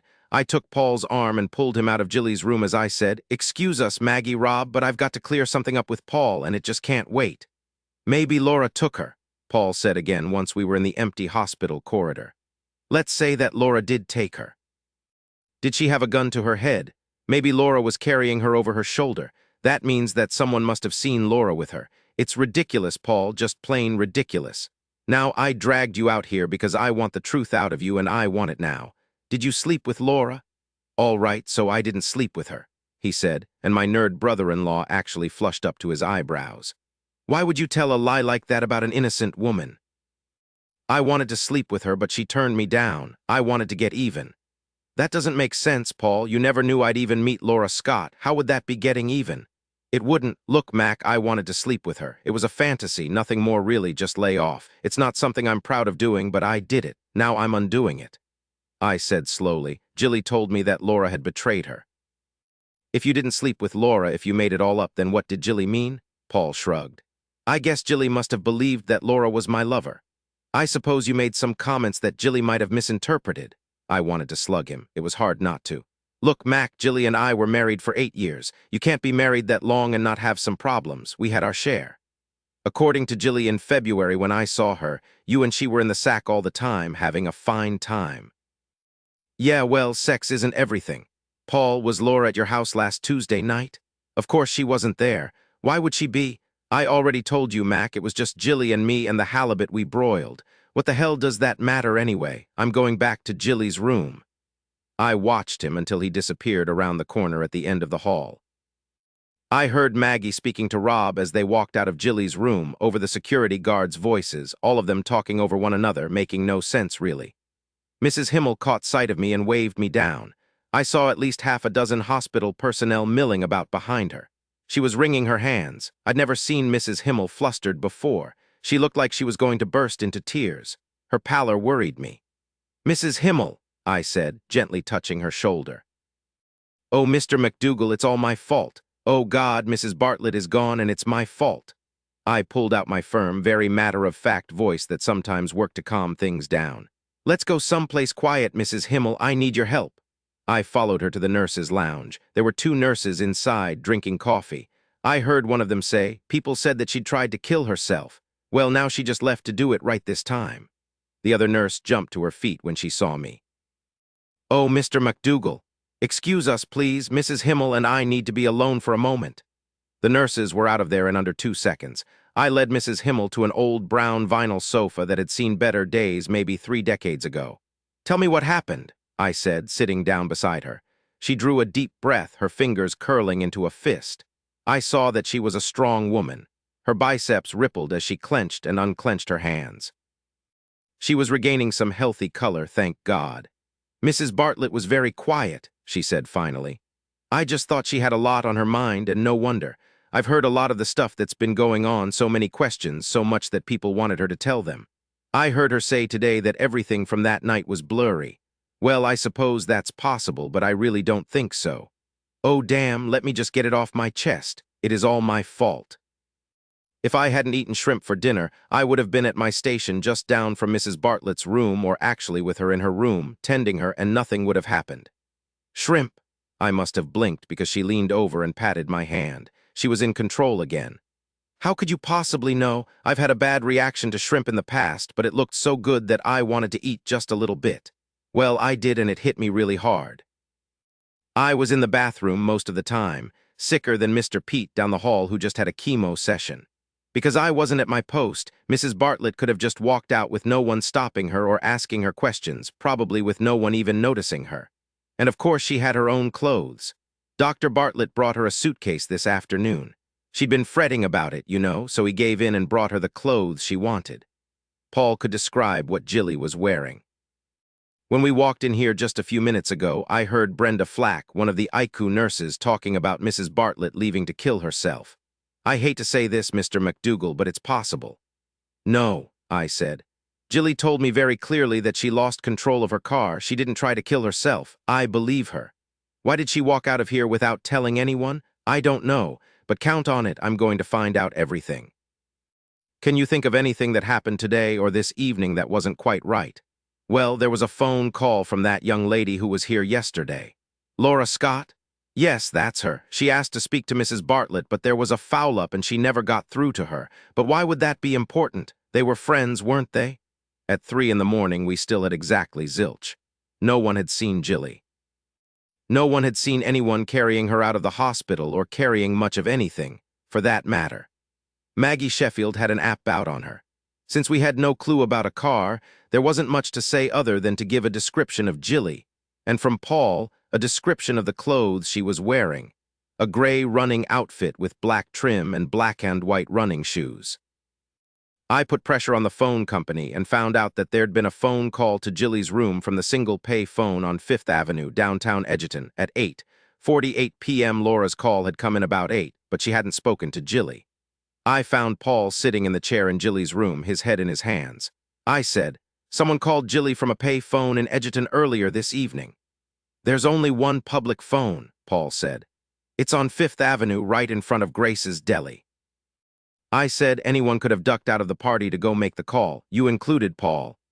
"Yes," he said, not looking at me. "Coulter disagrees with me. He thinks Jilly was pissed off that everyone had assumed she was trying to kill herself. She wanted to make all of us worry that she just might try it again. She wants to make us suffer. She'll show up soon laughing at us. Oh yeah, Coulter was here earlier helping look for her." I said, "Let's get some sleep. It's late." My brains scrambled. "There's nothing more we can do until morning. Come on, Paul, let's go home." I wanted at least 3 hours sleep before I went to Salem to see Laura. Chapter 11. It was just after 7 the next morning when I pulled my car into a guest parking spot in front of a parkside condo complex. I got out and looked around. The complex didn't look more than 3 or 4 years old, designed in a country French style, 3 condos to each building, all of them garnished with pale gray wooden siding. The park was quite pretty, all pine and spruce trees and playgrounds for kids, and even a pond for ducks and lily pads. As I walked into the complex, I saw a swimming pool off to the left, a clubhouse, and a small golf course. I remembered Laura saying that the library didn't pay much. That was interesting. This place wasn't cheap. Laura Scott opened the door and blinked at me as I said, "Nice digs. Mac, what are you doing here? Why didn't you go to see Jilly yesterday? You told me you were going to visit her." She just shook her head at me. It made her long hair swing and lift. She was wearing nice-fitting jeans and a loose t-shirt and running shoes on her feet. I thought she looked elegant and appealing. "Come in, Mac, would you like a cup of coffee? It'll take me just a few minutes to brew." "Yeah," I said, and having no choice, followed her into one of the most beautiful homes I'd ever been in. The foyer was small, tiled with country peach-shaded pavers and whimsical accent tiles of French country scenes. Off to the left was a beautiful oak staircase leading upstairs. I followed her through an archway into a living room that was octagonal-shaped, giving it complexity with lots of nooks and crannies. There were bright colors everywhere, window seats, small flashes of scarlet pillows, and richly colored South Seas pattern material on a sectional sofa. There were lamps and chairs and small groupings, and nearly every inch of the room was filled with something extravagant, brightly colored, and utterly useless. It coaxed you right in. There were plants and flowers everywhere. A mynah bird stood on the back of a chair watching me. He squawked, then began poking under his wing feathers. "That's Nalan," Laura said. "He doesn't talk, which is probably a good thing, just squawks occasionally." "Squawk. That's his greeting."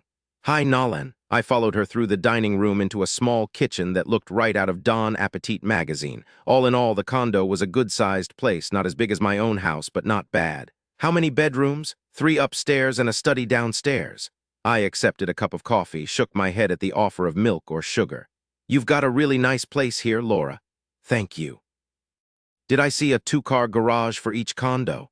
"Yes. Before you raise that sarcastic eyebrow of yours even higher, let me tell you that my Uncle George left me this condo in his will, about 18 months ago, just in case you wondered." As of course I had. It was at least something solid and real that I could check out. "So Uncle George lived here?" She nodded and sipped her coffee. Her head was cocked to the side, sending her loose hair hanging like a shining curtain beside her face. I wanted to touch that hair of hers, smooth it over my hands, let it tumble over my face. I'd noticed immediately that she wasn't wearing a bra. I noticed again and swallowed. I forced my thoughts back and got back to what I'd come for. "I was thinking that the complex doesn't look more than 3 years old." "That's about right. My Uncle George bought it when they'd just begun building. He died a year and a half ago. I'll never forget the first time I walked in here. The place was painted dark colors and filled with heavy old pieces. I just shoveled everything out and had the greatest time making it mine." She motioned toward the living room, and I followed her back out. "Squawk! Nalan likes coffee, but I only give him a tiny taste just before bedtime." I elected not to sit in the chair that was Nalan's current hangout. I sat opposite Laura on a pale, yellow, silk-covered chair. There was a hand-painted wooden magazine holder beside the chair. I saw 2 suspense novels, a world atlas, and 3 travel books. No magazines or newspapers to be seen. I didn't go see Jilly yesterday because I had to work. There was a meeting with the Board of Trustees in the afternoon and I had to make a presentation. I didn't go last night because, frankly, I didn't feel well. I'm going to see her this afternoon. Ill. Had she eaten some of Mrs. Himmel's shrimp and spent the night in the bathroom? "You look just fine now, Laura. The flu bug gone." Or was it food poisoning? No, it was a bad headache, not quite a migraine, but still unpleasant. Maybe it came from all the stress. I came home about 4 in the afternoon and slept on and off until this morning. I called the hospital just an hour ago to see how Jilly was doing, to see when I should come, but no one would tell me anything. Of course, it was only 6 o'clock. The most anyone would say was that Mrs. Bartlett was unavailable. "Why are you here, Mac? Tell me what's going on." "What was your presentation to the Board of Trustees about?" Her mouth curved into a grin. "It was titled The New Century on Library Economics in the First Decade and What the Library Should Do in Order to Survive." "I'm here because Jilly's gone." She jumped to her feet, took 2 steps toward me, leaned down, and yelled in my face. "No, that's impossible. She couldn't have died. She just woke up. She was bloody fine, the doctor said so. I called her last night. The nurse I spoke to said she was doing very well." "You never actually spoke to Jilly last night?" "No, there was some sort of screw-up. One nurse answered the phone, then another picked it up instead of Jilly." "What happened, Mac?" "She's not dead. She's gone, just disappeared out of the hospital." She lurched back, knocking her coffee cup off the table.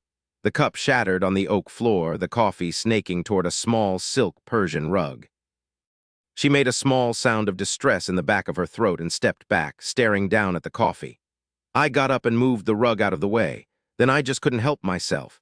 I took her left wrist and slowly pulled her against me. She resisted, then finally she came to me, wrapping her arms around my back. I said against her hair, "She's not dead, Laura, but she is gone. I came because I wanted to know if you knew why she left the hospital." Laura was tall. She fit against me very nicely.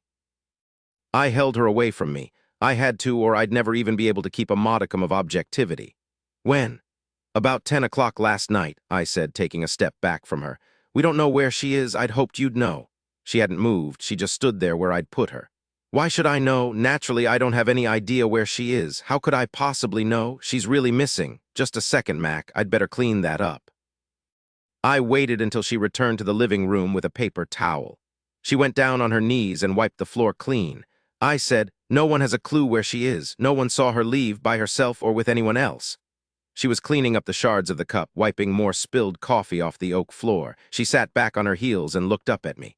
"And you think I'm involved?" she said at last. I came here because I hoped you'd know. You called her last night. I raised my hand to cut her off. Yes, I know you never really spoke to her. But hear this, Laura. Jilly didn't like you. She might have been afraid of you. I know she believed you betrayed her somehow. I know she didn't want to be anywhere near you. Surely you realize it was you being there that helped bring her out of the coma. She wanted to get away from you. Your story to me about meeting Jilly at your library, she was looking up articles on infertility of all things, you told me. I don't buy that, Laura. To the best of my knowledge, Jilly only realized she wanted to get pregnant about 6 months ago at the outside. She wouldn't even have started to worry there was a problem yet, would she? She rose slowly to her feet. She took a hard breath, her face set. I'm not lying to you. That's exactly how I met Jilly. I don't personally know much of anything about infertility. How long does it take for someone to become concerned about not conceiving? I haven't a clue. Maybe she's been trying for quite a while and just didn't tell you. That's certainly possible, isn't it? Jilly might not have been very well educated, but she wasn't stupid. You really believe Jilly was uneducated? That's what she told me. She said she barely scraped through high school, said that one of her teachers wanted to get in her pants, and so he passed her, helped her graduate. She was always talking about how brilliant Paul was, what a genius he was, and how she was content to just be in the background and take care of him. I thought that was ridiculous, but it was what Jilly really believed, evidently what she really wanted. She said she wanted his child. She asked if I could begin to imagine how bright his child would be. Then she'd shudder and say that if the kid had her brains and her no talent, they'd all be in big trouble. I didn't tell her that I think Paul is too skinny, doesn't take proper care of himself, that he's losing his hair, and that I hope he doesn't pass that along to a kid. If she was lying, I'd never in my life heard anyone better. I said, "This is all pretty strange, Laura. I guess then Jilly never told you that she's a scientist, a researcher with a master's degree in pharmacology, that she'd completed all her coursework for her PhD. But put it on hold because she was more interested in the projects she was doing than writing a silly thesis, her words. Why would she lie to you? Why would Paul back up her lie when you were with the both of them? Come on, Laura, if someone saw you last night, you'd better dredge him or her up because, frankly, I don't believe you. There's no proof of any crime yet, no proof that someone took Jilly from the hospital against her will, but as far as I'm concerned, I'd say you need an alibi. What? I thought Laura was going to pass out. She turned utterly white and leaned at the last minute against a white wall, barely missing a mirror with a brightly colored frame. She was shaking her head slowly, back and forth. The thing was, I wanted to comfort her, to hold her and pat her back. I wanted to bury my face in that long, straight hair of hers. Squawk! She looked wildly over at Nolan and spread her hands in front of her. No, you're making that up, Mac. Jilly told me she was a housewife, that she didn't have a single skill. I always just laughed at her when she went off on those self-bashing kicks of hers. She was so very beautiful, you see, and she had this natural confidence that made everyone respond so eagerly and positively to her. She was bright, well-spoken. I can't believe it. A scientist? A master's degree? She looked suddenly as if she was going to cry. She was still shaking her head, her hair swinging. She looked shaken and confused. It couldn't be an act, I told myself. No one was this good. I was sleeping all evening, all night. I was alone. Why did Jilly lie to me? I said. Paul told me there was no party at all last Tuesday night, the night of Jilly's supposed accident. He said that they ate dinner alone. He said that Jilly left at 9 o'clock to drive around in her Porsche, and he was in his laboratory working. He also admitted, finally, that he hadn't slept with you, that he'd wanted to, but you weren't interested. She looked like a blind person, feeling her way along the back of 2 chairs until she finally collapsed onto a section of the sofa. She lowered her head to her hands, her hair falling forward. "This is crazy," she whispered through her hands. "I don't understand any of it. That makes 2 of us, but the fact remains that Jilly is gone, vanished." I had to attack straight on, I thought, whether I liked it or not. "I want to know where she is, Laura. I want to know how you convinced her to leave with you. I want to know how you managed to get out of the hospital without anyone spotting you." She looked up at me, eyes focused and hard. Her voice was fierce, no more shock or palpitations out of her. "Listen up, Mac. I didn't lie to you about any of it, the party included. I told you I had to leave early to give Grubster a pill. If there turned out not to be a party, that has nothing to do with me or with what Paul and Jilly told me." "Where is Grubster?" I asked, looking around. Who would have a cat around when Nolan was sitting quite at his ease on the back of a chair, looking at my coffee cup? She shook her head as she rose from the sofa. "Now you don't even believe I have a cat." She left the living room. I heard her light steps up the stairs. When she returned a couple of minutes later, she was carrying a huge tiger-striped cat. This is Grubster.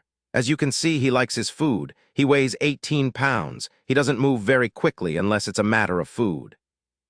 He's nearly 8 years old. He just looks at Nolan and yawns. Sometimes they just have staring contests. Sometimes Nolan even deigns to sit on his back and dig around behind his ears with his beak. Squawk! Laura looked over at the bird. Come here, Nolan, and say hello to Grubster. The cat yawned and curled up next to Laura on the sofa. The mynah bird hopped from chair back to sofa section until he was finally looking down at the cat. Grubster cocked an eye open and regarded the bird with complete indifference. Would you like some more coffee, Mac? I just nodded, staring from Grubster to Nolan. Someone was hanging me out to dry. Someone was playing a very big game with me, and I didn't have a notion yet about the rules. I didn't know where the game left off, and reality kicked back in. I also had no clue where Jilly had gone. Laura's claim that she'd had a bad headache and slept throughout the night was a good one I couldn't check out. Laura handed me a new cup of coffee. Steam was snaking off the top of it. I took a sip. It was delicious. Maybe she'd tossed in a dash of amaretto.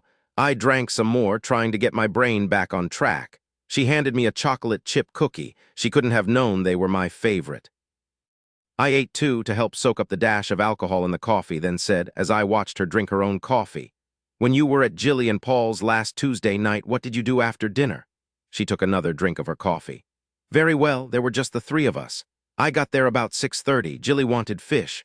Paul made a salad, spinach, I think. I sliced and garliced some bread. We ate, then listened to some music. Jilly and I even danced a couple of numbers.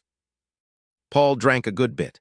Jilly knew I couldn't stay late because I had to work at the library the next morning and because Grubster needed meds. She told me that some other people were coming, but later, so I'd have to meet them another time. We'd have another party in Edgerton real soon, she said. I leaned forward in my chair. Is this the truth, Laura? She remained silent for a long time. I sipped more of my coffee, watching her. There's more, isn't there? She looked down at Grubster and began to scratch behind his ears. I could hear the cat purring from where I sat. Finally, she nodded. Yes, there is more. I really don't want to talk about it, but Jilly's gone, and I know you won't be happy until you know everything, even if it doesn't have anything to do with what happened to Jilly. She sucked in a hard breath. When Jilly went to the kitchen, Paul grabbed me and pushed me down on the sofa. He started kissing me, tried to shove his knee between my legs. Then he heard Jilly call out something from the kitchen, and he jumped back away from me. He was breathing real hard. I looked at him and told him he was a creep. When Jilly came back to the living room, I made up the story about Grubster needing medication earlier than he really did. I just wanted to get out of there. I didn't want Jilly to realize what her precious husband had done, the jerk. She adored him. She worshipped him. She wanted to have a kid with him. God, it was awful. And you never got the impression that Jilly was more than an infertile housewife? She shook her head mute. No, neither of them ever said anything to make me believe what Jilly had told me wasn't the truth. Them's all the facts? Yes, them's all the facts, the whole truth. I swear it. All right, tell me, Laura, what kind of fish did you have for dinner? Fish. Her face was blank. I don't particularly go for fish, so I really didn't pay any attention. Maybe it was bass or halibut. She'd gotten the fish right on the second guess. At least the rest of the meal was as Paul had described it to me, whatever good that did. I felt suddenly so tired that I couldn't seem to think 2 words ahead. It crashed over me, dragging me under. I stood up quickly and began pacing. It didn't help. I felt like I was slogging through mud. Mac, what's wrong? I just kept walking around her living room. I've got to go, I said. I needed to get out of there, breathe in some fresh air. What the hell was wrong with me? That was stupid. I knew exactly what was wrong. I'd been pushing my body too hard, and now it was getting back at me. I hadn't felt this dragging sort of fatigue for more than a week until now. I knew that I should keep questioning her, but for the life of me, I couldn't think of anything else to ask. I'll see you later, Laura, I said and left. I heard her call my name, but I didn't stop or look around. I heard Nolan give a final squawk toward my back. I rolled all the windows down in the Taurus, turned the radio onto a rock and roll station, and cranked the volume up as high as it would go. I even stopped at a McDonald's and got more hot coffee. I sang King of the Road, and when I forgot the words, I hummed as loudly as I could. I couldn't keep my eyes open. I kept banging my forehead against the steering wheel. 3 or 4 times I went off the road and scared myself badly before I managed to twist the car back. I nearly hit a truck, which would have been disastrous. The sound of his horn zinged through my head. Fear cleared out my mind for a few minutes. Then it was back, this overpowering, brain-numbing fatigue. I knew that I wasn't going to make it back to Paul's house. I was sweating, remembering how close I'd come to disaster with that truck. The hospital, I thought. Yes, I could make it to the hospital.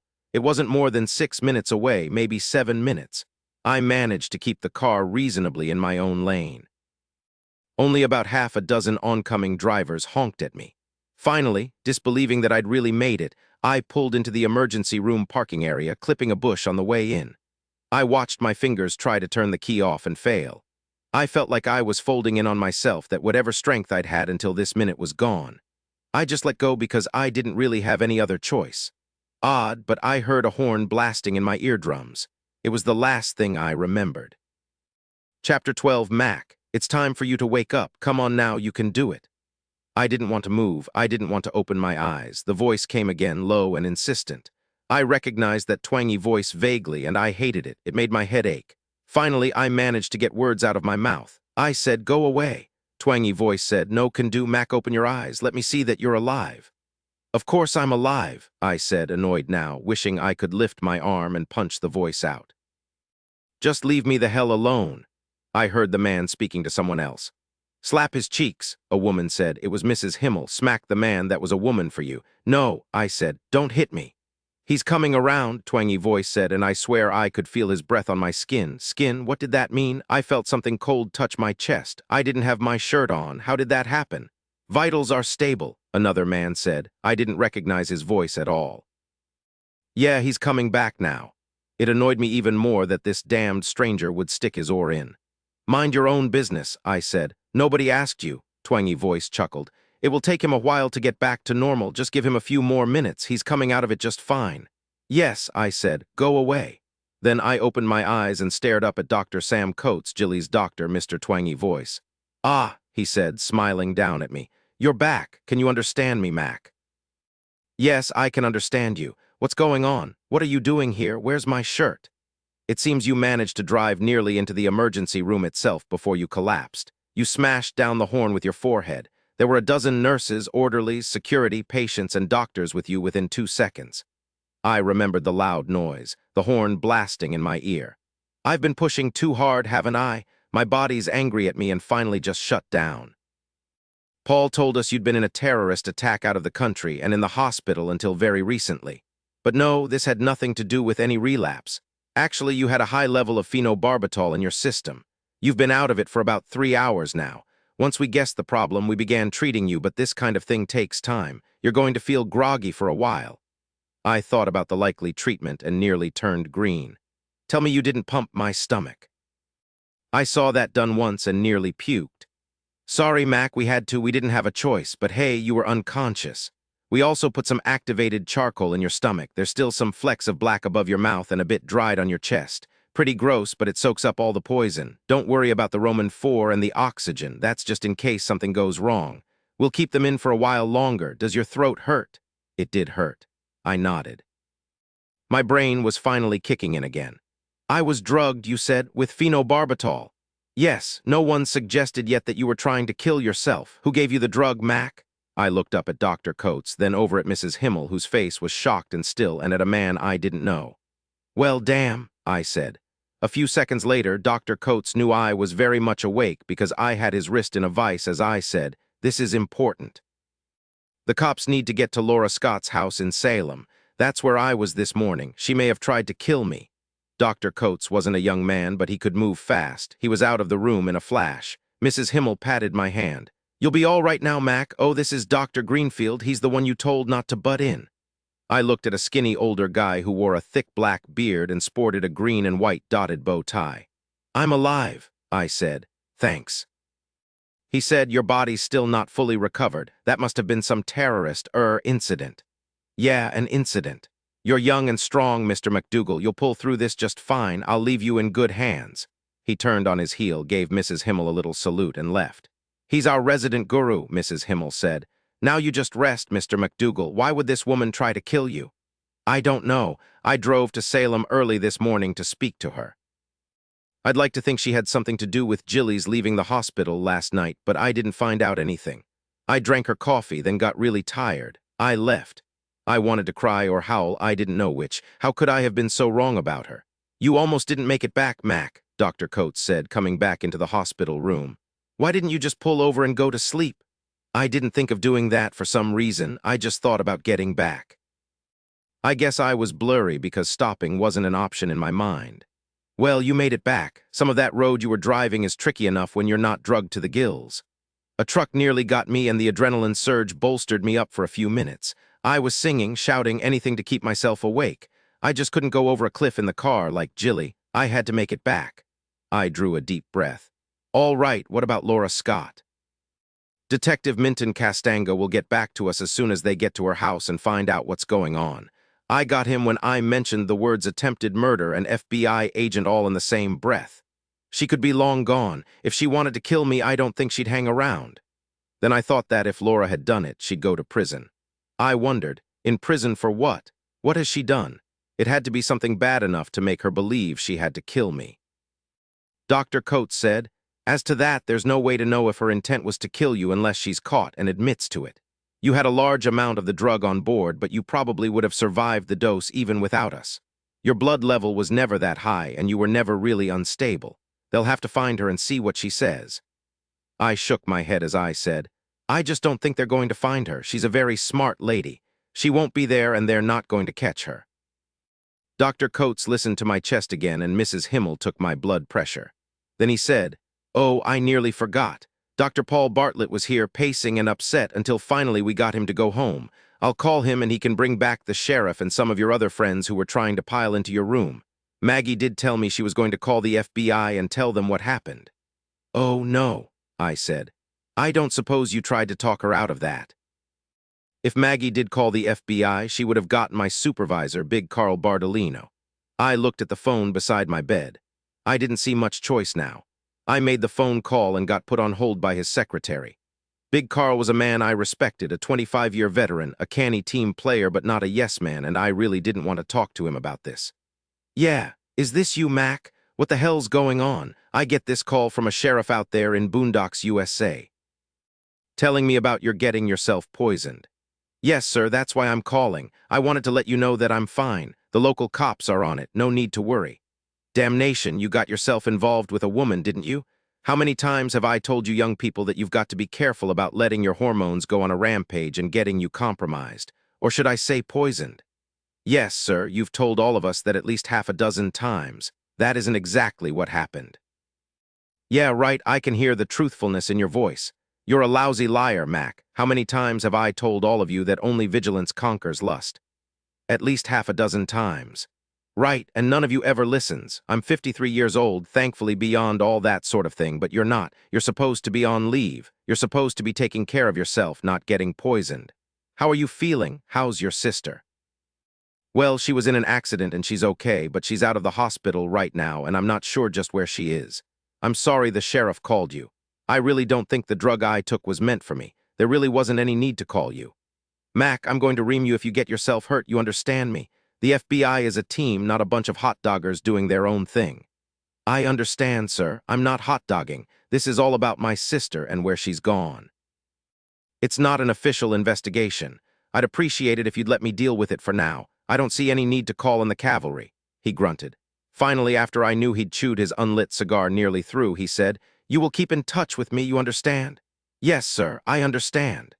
I was so thankful I fell asleep, the oxygen still up my nose and the Roman 4 still dripping into my arm.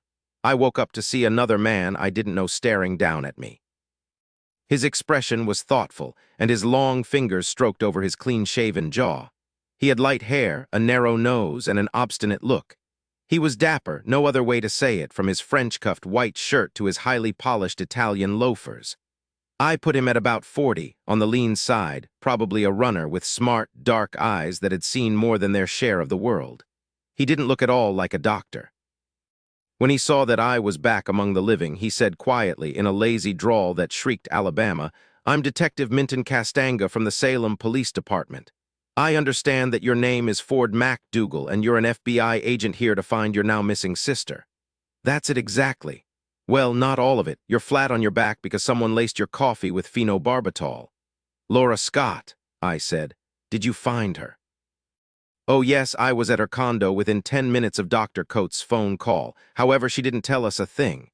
She's very smart. I doubted you would find her. You don't understand, Agent MacDougal. Laura Scott was lying unconscious on the floor of her living room, a huge cat curled up on her back and a mynah bird squawking on the seat of a chair just a foot from her head. I couldn't take it in.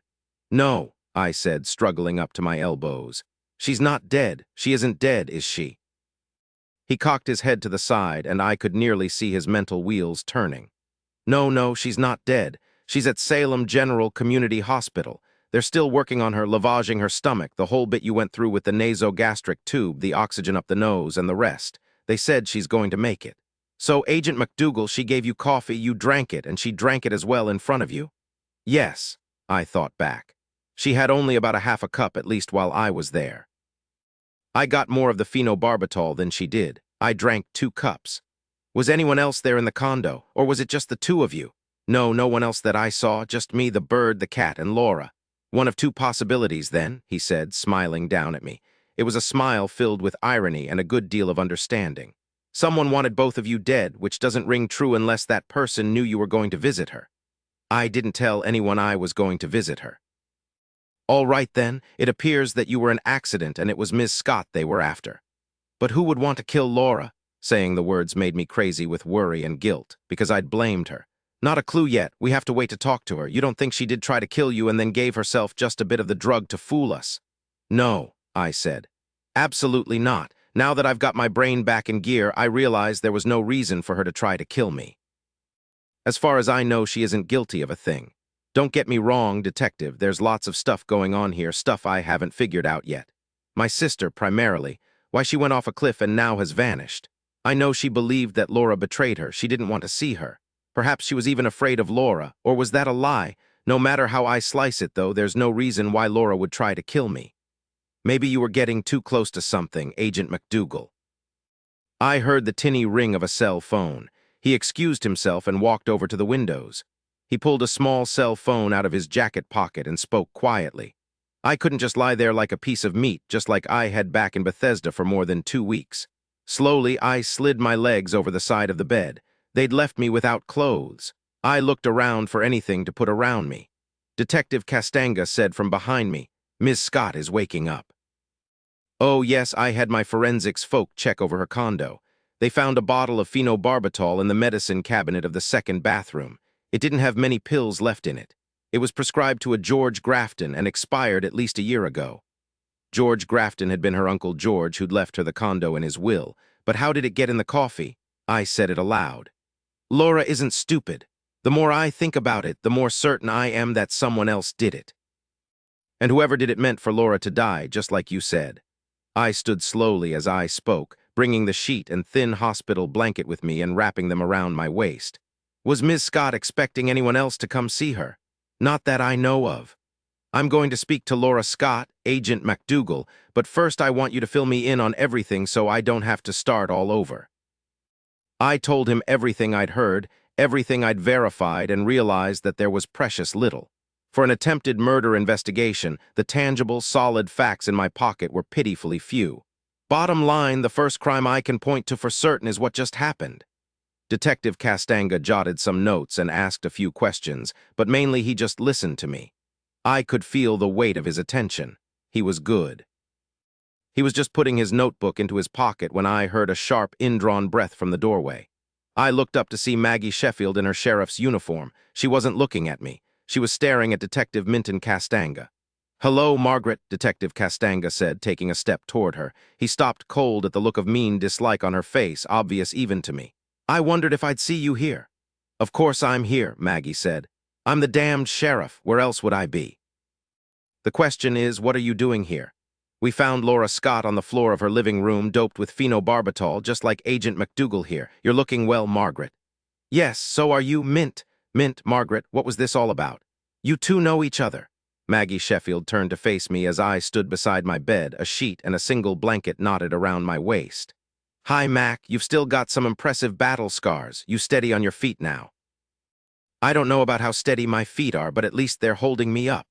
Detective Minton Castanga finally answered my question, as he gave Maggie a long, cool look.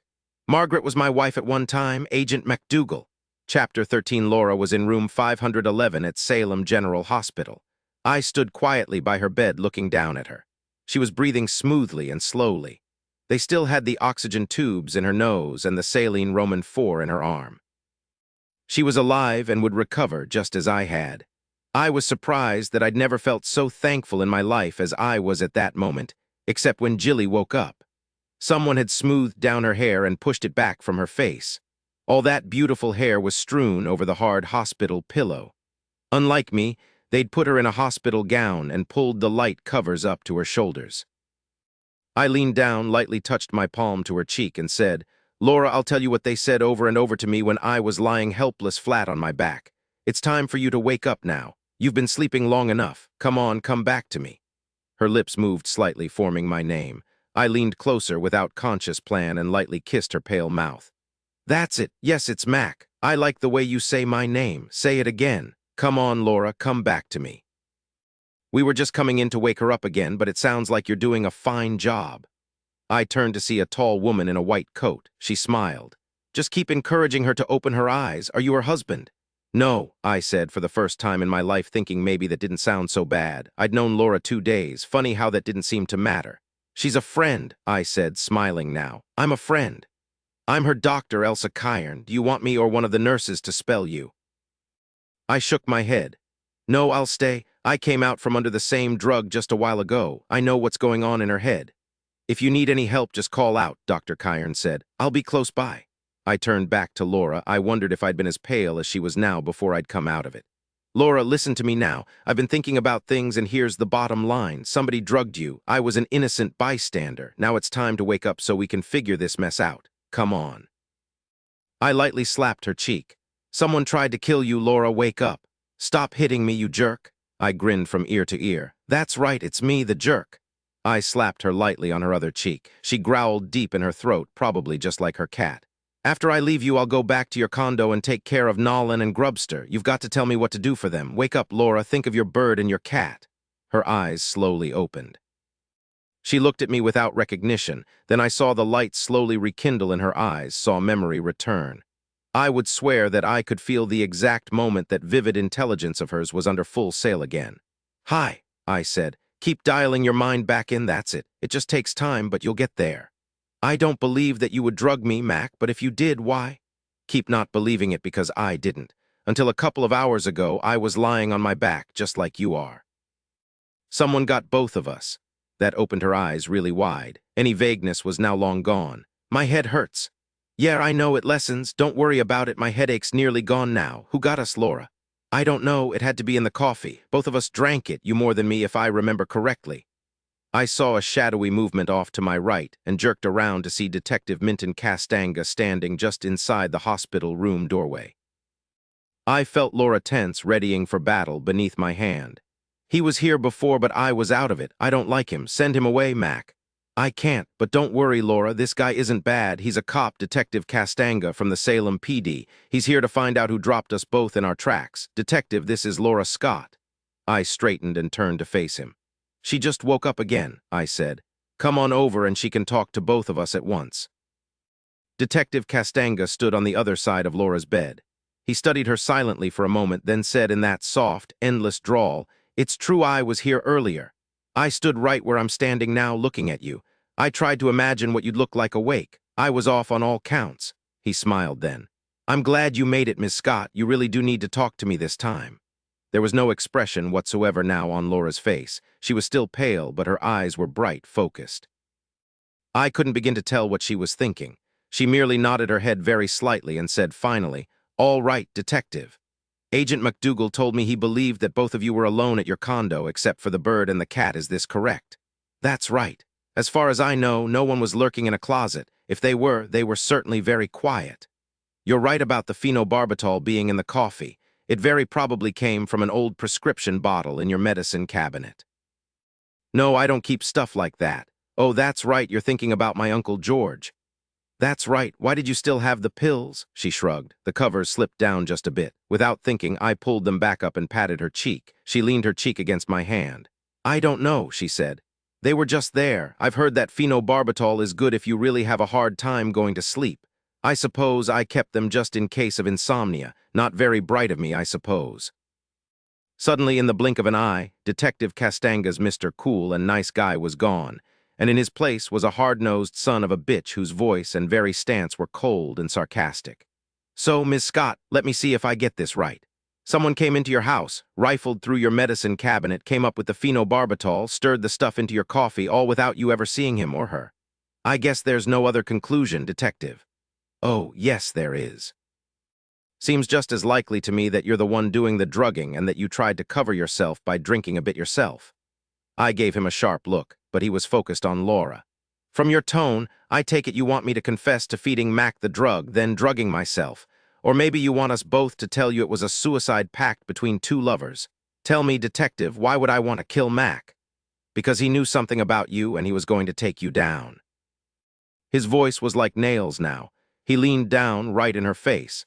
I would give him 3 more seconds of this nonsense.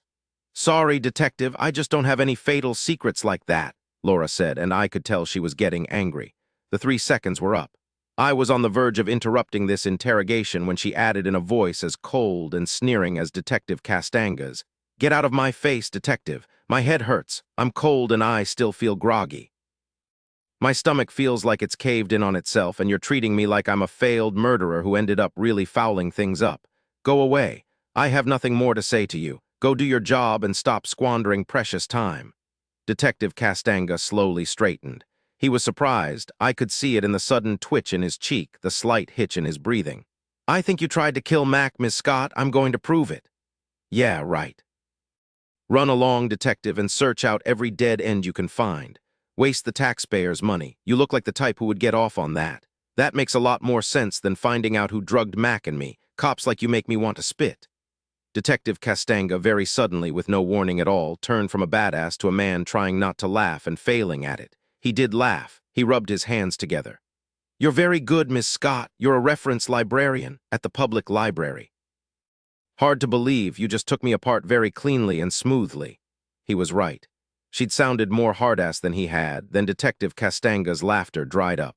Okay, so you were the target, Miss Scott. I'll buy that now. Let's get down to business. Mac, pull up a chair. You're still looking pretty shaky. Hey, you were ready to belt me. Come on, she didn't need you to ride in and save her from the nasty cop. Now, Miss Scott, do you want a couple of aspirin? Laura got her aspirin. Dr. Kyern finished checking her again quickly, nodded, and left us. Detective Castanga sat down with an open notebook on his leg. As for myself, I was just trying to sit straight in the chair. Talk, he said to both of us. You two seem joined at the hip. Tell me why someone wants Miss Scott dead. Laura and I both remained silent as a tomb. Finally, I shrugged. I already told you why I came here to Edgerton in the first place, Detective. It was all about my sister, Jilly. I just met Miss Scott a couple of days ago. Detective Castanga didn't believe me. He turned to Laura, a dark eyebrow cocked up a good inch. No, there's no reason I can think of. I'm a reference librarian, for heaven's sake. In that instant, I knew she was lying. It was clean and fast, but it was a lie. As for Detective Castanga, I don't know what he thought. He looked at her thoughtfully for a long time. It seems to me trouble started with your arrival. Mac, give me names of people you've met in Edgerton. Laura was relieved at that, I could tell. I hauled out the names of everyone I'd met in Edgerton. After I finished, he looked up and said, All right, you've given me about 12 names. I'm going to read this list out loud. Add or subtract anyone you want to. Let's start with your heavyweight Alyssum Tarcher. This guy is big bucks. His financial assets are far-reaching. He's got lots of power with a lot of folk here in our state government, and even in Washington, I'm told. You've got him on the list along with all his family members. Well, there's no way around it, I said. Wait, obviously something else has happened since I came to Edgerton. There was Charlie Duck's murder just a couple of days ago. Maggie can't find a reason either for the attack or for why his house was ransacked. I shrugged, and because I was good, I looked him straight in the eye as I added, She thinks it was just a random killing, and she may be right, but who knows? Detective Castanga said, sitting back in his seat. Yeah, it was a real shame. He had quite a reputation back in the bad old days. The old guy was a retired cop. Yeah, Maggie told me. He left the Chicago PD a long time ago. I'll speak to Maggie about what she's found out about it. She told me she'd sent the body to Portland to the medical examiner even though it was obvious old Charlie had been struck on the head. She was right. You never know what will turn up. She told me she was pushing to have his body back by Tuesday. That was the day his funeral had been set. He turned his attention back to Laura. Now, Miss Scott, you claim you have no enemies. Still, I'll need a list of the people you know in Salem, and I'll need to go over that list with you. Laura nodded, then closed her eyes. She looked pale and exhausted. I bet I looked about the same. I wondered if I should tell Castanga all the rest of it, including Charlie's dying words. No, I'd leave that decision to Maggie. I thought of Jilly and Paul. Could either of them hate Laura so much they'd want to murder her? Had Jilly left the hospital on her own, driven up to Salem, managed to get into Laura's apartment and poured phenobarbital into the coffee can? Did Jilly have a key to your condo, Laura? I asked finally, hating the words as they left my mouth. No, she said. I don't think so. She visited me there, of course, from time to time. I need a better painkiller. My head is killing me. Detective Castanga stood and slowly slipped his notebook back into the inside pocket of his coat. We have time for this later, Miss Scott, when you feel better. In the meantime, I'll post an officer by your door. Thank you, Detective, she said and closed her eyes again, turning her head away from him on the stingy hospital pillow. Mac, are you coming? I said. I don't want to leave her here alone. Someone tried to kill her. It'll take a while for you to get someone over here. Not long, Detective Castanga said. I got a guy who's a little burned out right now, but he'll guard her well. He said to Laura, his name is Harold Hobbs, a nice guy, tough as nails, and he won't let his own mother into your room. Thank you, Detective, she said. I went with Detective Castanga to the door and partway down the hospital corridor. Our footsteps sounded on a background of muted groans, one loud shout, the low hum of music, beeping machines, and an occasional curse. When I returned to Laura's room, I saw a tall woman bending over Laura. Hey, I said and ran forward. The woman straightened and cocked her head at me in question. It was Dr. Cairn. She's tired but wanted to ask me a question. I had to lean over to hear her. Sorry, I said. Dr. Cairn smiled. She'll be just fine by this evening, maybe even ready to go home. Home, I thought, no, that wouldn't work. I had to think about this. Dr. Cairn's pager went off. On her way out, she told Laura to rest. I thought about Charlie Duck's funeral. Hopefully Charlie would arrive back in time for his scheduled send-off. I leaned over Laura and stroked my thumb over her eyebrows. I said very quietly, I'll see you later this afternoon. Then we'll talk, just rest. Harold Hobbs will be outside your room. If anyone comes near you, it means they've gotten past Harold, so scream your head off. All right, she said, not opening her eyes. I'd nearly made it to the door when she called out, Thanks, Mac. Sure, I said. I'm sorry I nearly got you killed. Yeah, I know. I stopped at Laura's condo. Castanga's people had finished with it, but I still had to show my FBI badge so the manager would unlock her door. Grubster was standing directly in front of the door, waiting for Laura. He saw me, meowed once, then turned around and walked away, his tail high in the air. I'm here to feed you, I called after him. To my surprise, Grubster stopped, raised his left paw, licked it, and took 2 steps back toward me. Then he just sat there. Okay, I said. Let's find your cat food. I watched Grubster chow down an entire can of salmon and rice, and a big handful of dried stuff that looked so bad I poured some non-fat milk over it. Grubster purred the whole time he ate. I gave him a ton of fresh water and eyed his cat box, which needed changing. Grubster watched my technique. He must have approved because on his way out of the kitchen, he stopped a moment and swiped his whiskers against my leg. Now for you, Nolan. When I said his name, Nolan filled the air with loud, sharp squawks, probably a bird's equivalent to orders. I changed his water, crumpled up a thick slice of bread into small pieces, and sprinkled sunflower seeds on the floor of his cage. Nolan obligingly hopped in to dine. I stopped at the front door, looked from Grubster to Nolan's side, and went back to scratch and pet Grubster while Nolan serenaded me with squawks between bread bites.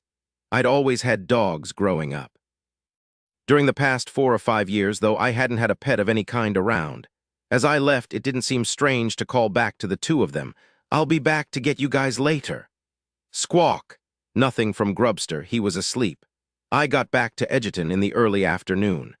I stopped at Grace's Deli and ordered up a tuna salad sandwich on rye bread with lots of tomatoes and dill pickles.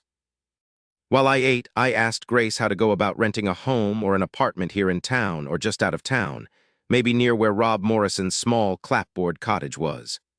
Grace was strong-willed as a mule, tall and very thin, with a head of salt and pepper hair. She smiled at me and said, "Well, I reckon you could go over to the Buttercup bed and breakfast, but Arlene Hicks isn't really high on you being here. Never got it through her head that money is money." She already told you she was all filled up, didn't she? I nodded. I should have told her that if she wasn't running drugs, she has nothing to fear. Well, she just might be, you never know. Arlene's full of deep shoals, lots of secrets. I've got it, Mr. MacDougal. Mr. Tarcher owns a little house like Rob Morrison's. It's called Seagull Cottage to the south of town, nearly right on the cliff. It's empty right now. The last tenants left about a month ago. Excellent. I finished off my sandwich and rose. Are you coming to Charlie Duck's funeral? Wouldn't miss it, Grace said. I have a 3-minute eulogy to give. She smiled, seeing my confusion. I'm the town Buddhist. You're a Buddhist. I haven't made up my mind, but I'm close enough. The thing is, though, that the Buddhists make it very simple for you to reach your heavenly reward. To reach nirvana, all you have to do is live right, think right, and deny yourself just about everything. That's something, isn't it? Where does the line begin? I asked, looking around. Grace just cocked her head at me, and I smiled and left. I called the Tarcher house and was surprised when Alyssum himself answered the phone. I told him I wanted to rent Seagull Cottage, and I told him why. If he was the one behind having Laura drugged, well, it hardly mattered. He'd find out soon enough anyway where she was. Besides, I wanted everyone to know that Laura and I were together and planned to camp right in their own backyard. So that's why I can't allow Miss Scott to return to her place. It was Grace who kindly told me about the house you're renting down on the cliffs.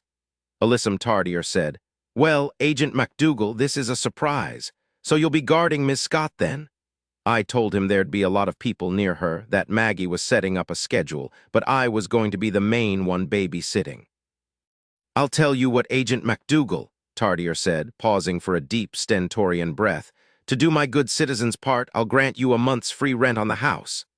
I didn't have a problem with that at all. I thanked him and made a date to pick up the house key. The only problem I foresaw was getting Laura away from her condo in Salem and down to Edgerton with me, and maybe getting the truth out of her. I returned to Salem General Hospital, Nolan and Grubster on the backseat of the Taurus, the trunk loaded down with 3 suitcases holding just about everything I could imagine she'd want and need. I decided on my way up in the elevator how to get Laura to Edgerton. Chapter 14, Laura was sitting on the edge of the bed, her feet dangling, the green hospital nightgown falling off her left shoulder. When she saw me in the doorway, her face lit up. "Mac, I was just going to get myself together. Would you mind taking me home?" I told her I wouldn't mind at all. The clothes she'd worn when they'd brought her in were hanging in the closet. I spoke outside with Harold Hobbs while she changed. "Hell of a thing," Harold said as he nodded toward the door. "Some jerk trying to harm a pretty lady like that." I agreed that it was. "No one even came by to sniff." I knocked, heard Laura tell me to come in, and went in to fetch my new roommate. Laura was still a bit on the shaky side, but she looked much better. They made her ride down in a wheelchair, which she didn't like at all. I put her in the passenger side of the Taurus and quickly shut the door. "What is this, Mac?" her first words to me when I slid in behind the steering wheel. I turned to the backseat and said, "Hi, guys, everything okay?" Squawk. "Grubster, you got any news from the front?" Nothing from Grubster. "What's going on here, Mac?" I drove out of the parking lot. "You're on vacation as of right now, Miss Scott. I've rented us a small house just south of Edgerton on the cliffs. It's called Seagull Cottage, and Mr. Alyssum Tarcher has given it to us rent-free for a month. I'm going to be your roommate." She chewed this over for about 22 seconds. "No way, I live in Salem. I'll lose my job." "No, I got you a 2-week vacation without pay. I told them I was your brother and you'd come down with Lyme disease. They were suitably impressed. It was a Mr. Dirksen who cleared you. All right. My condo. I told the manager you were going out of town. He's going to keep an eye on everything. I don't have any clothes. All in the trunk." She was done for the moment. We were out of Salem now, heading toward 101. "It's okay, Laura," I said, giving her a quick smile. "Really, it's better this way, except it's interesting about Alyssum Tarcher being our landlord. Hey, if he had anything to do with this, he would have found out that you'd flown the coop. Now everyone knows you're not alone, that you've got protection, namely yours truly." "You don't know anything, Mac." "I will, soon enough. I don't want you thinking that you're walking right into the bear cave, what with us going to Edgerton. I'll be in that cave with you and I'm mean. Besides, I've got a big spear. Running away is not the way to find out what's going on in Edgerton or to find my sister. I waited, but she didn't say anything, just nodded after a bit. It had started raining, just a drizzle at first, but now it was really coming down. I didn't bring you a raincoat, sorry. She didn't say a word for at least 7 miles. Finally, I said, Laura, is this okay with you? Are you really going to let people know, the whole town, that someone tried to kill me, or are you going to leave it as both of us? I already told Alyssum Tarcher that it was just you. When we get to Edgerton, I need to stop off at Paul's house to pick up my clothes. Then I need to see Maggie, find out if she's heard anything about Jilly. Also, Charlie Duck's autopsy report should be coming in soon. You think the old man's death is somehow connected, don't you? My boss, Big Carl Bardolino at the FBI, likes to say there's no such thing as coincidence, at least in our line of work. Squawk. Nolan's got some more sunflower seeds in that lunch bag on the backseat if you think he's still hungry. A car came around to pass us, not too wise since we were on a curve. I slowed down just a bit and gave it plenty of room to go around. Laura started to say something as she turned around to reach for the bag of sunflower seeds. In the next instant, there was a popping sound, then another. I jerked back. I realized that a bullet had gone through her passenger side window. It had crashed through my window and missed my neck by a couple of inches, leaving a spiderweb of cracked glass in its wake. I pulled the steering wheel hard right, then corrected to the left, just missing an oncoming car. I saw a man in my mind's eye on the passenger side, raising what had to have been a gun. I saw the car just ahead of us, a dark red Honda. I gunned the Taurus and winced. In this rain, if I wasn't careful, we'd go skidding right off the road. The Honda roared ahead, cutting hard and fast around a sharp turn. I knew the Taurus wouldn't make it. I had to slow a bit. When I got around the curve, the Honda had widened the distance. My God, Mac, are you all right? Yep, you. I think so, if I hadn't turned in just that moment to get Nolan some sunflower seeds. I know. Laura, sit back down and fasten your seat belt. Squawk. It's all right, Nolan. Think of this as an adventure. Laura was strapped in and I passed 2 cars, nearly skimming off the paint on the second one. Horns blared loudly in our ears. We were getting closer. Laura, I don't think we can catch them, but we can get the license plate. I can try, she said, and buzzed down what was left of her electric window to lean out. Rain flew in the open window, hard and heavy. I tried to keep my hands loose and relaxed on the steering wheel, even though my heart pounded faster in anger each time I saw that webbed bullet hole out of the corner of my eye. I passed another car, a Land Rover.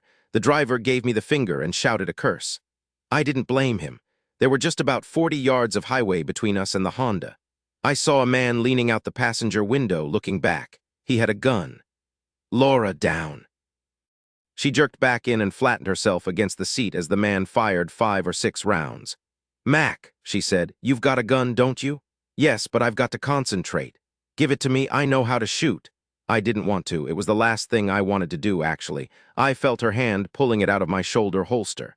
Laura, I said, I'd rather you didn't. Please be careful. Just get us closer to that damned Honda. We closed to within 15 yards of the Honda. This stretch of 101 was all curves and inclines and twisting hills. The rain had lightened up a bit, thank God. I'd be just on the verge of seeing the license plate when the Honda would disappear again around another curve. Laura hugged the passenger door, waiting. She seemed very calm, perhaps too calm. Something was strange here. Laura, are you all right? I'm fine, Mac. Just keep up with them. Yeah, just a little bit closer. Suddenly, she reared up and halfway out the open window, rain curtaining her face. She shot off half the clip fast. The Honda's back window exploded.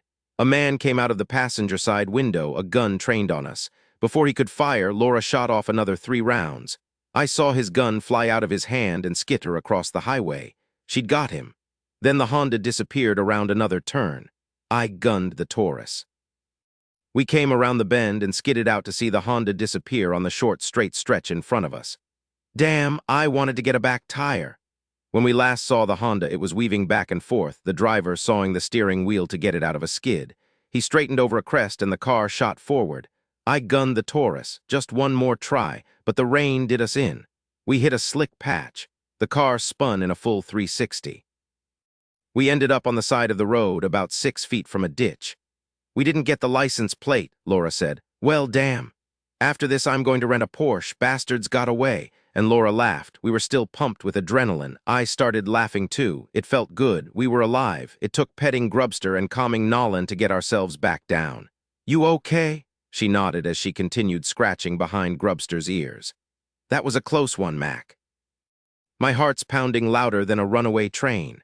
My adrenaline level was so high there for a while, I bet I could have flown right out of this busted window. "Oh, Jesus, Mac." She leaned over to me to put her arms around my back, her elbow hitting the steering wheel. Grubster was between us, purring loudly. I held her tightly, feeling her heartbeat against my chest, her warm breath against my neck, grateful that we'd survived this. It had been close. I took a quick survey of the Taurus. One busted window and a driver's side window that was spider-webbed, with one small hole right in the middle. Too bad it hadn't stopped the bullet. Some sort of tangible evidence would have been nice. "What are we going to do?" She didn't move while she spoke, and I liked that. "I guess if I had my cell phone with me, I'd call Castanga the president and the Joint Chiefs of Staff." "I don't have mine either," she said against my neck. "It's on the dining room table at my condo." Squawk. "Oh dear, I forgot about Nolan and Grubster." She lifted Grubster off her lap and hefted him onto the back seat. She gave Nolan more sunflower seeds. I turned to see Grubster stretch his front legs against the front seat. I'd swear that cat was as tall as I was. Then he lightly jumped up front again and curled in Laura's lap. I raised my hand and picked up a strand of hair that had come free of the clip at the back of her neck. I rubbed the hair between my fingers. She grew very still. "I'm glad we're both still alive. I wonder if you could be more pleased than Grubster here." The damned cat was purring so loudly she'd had to raise her voice.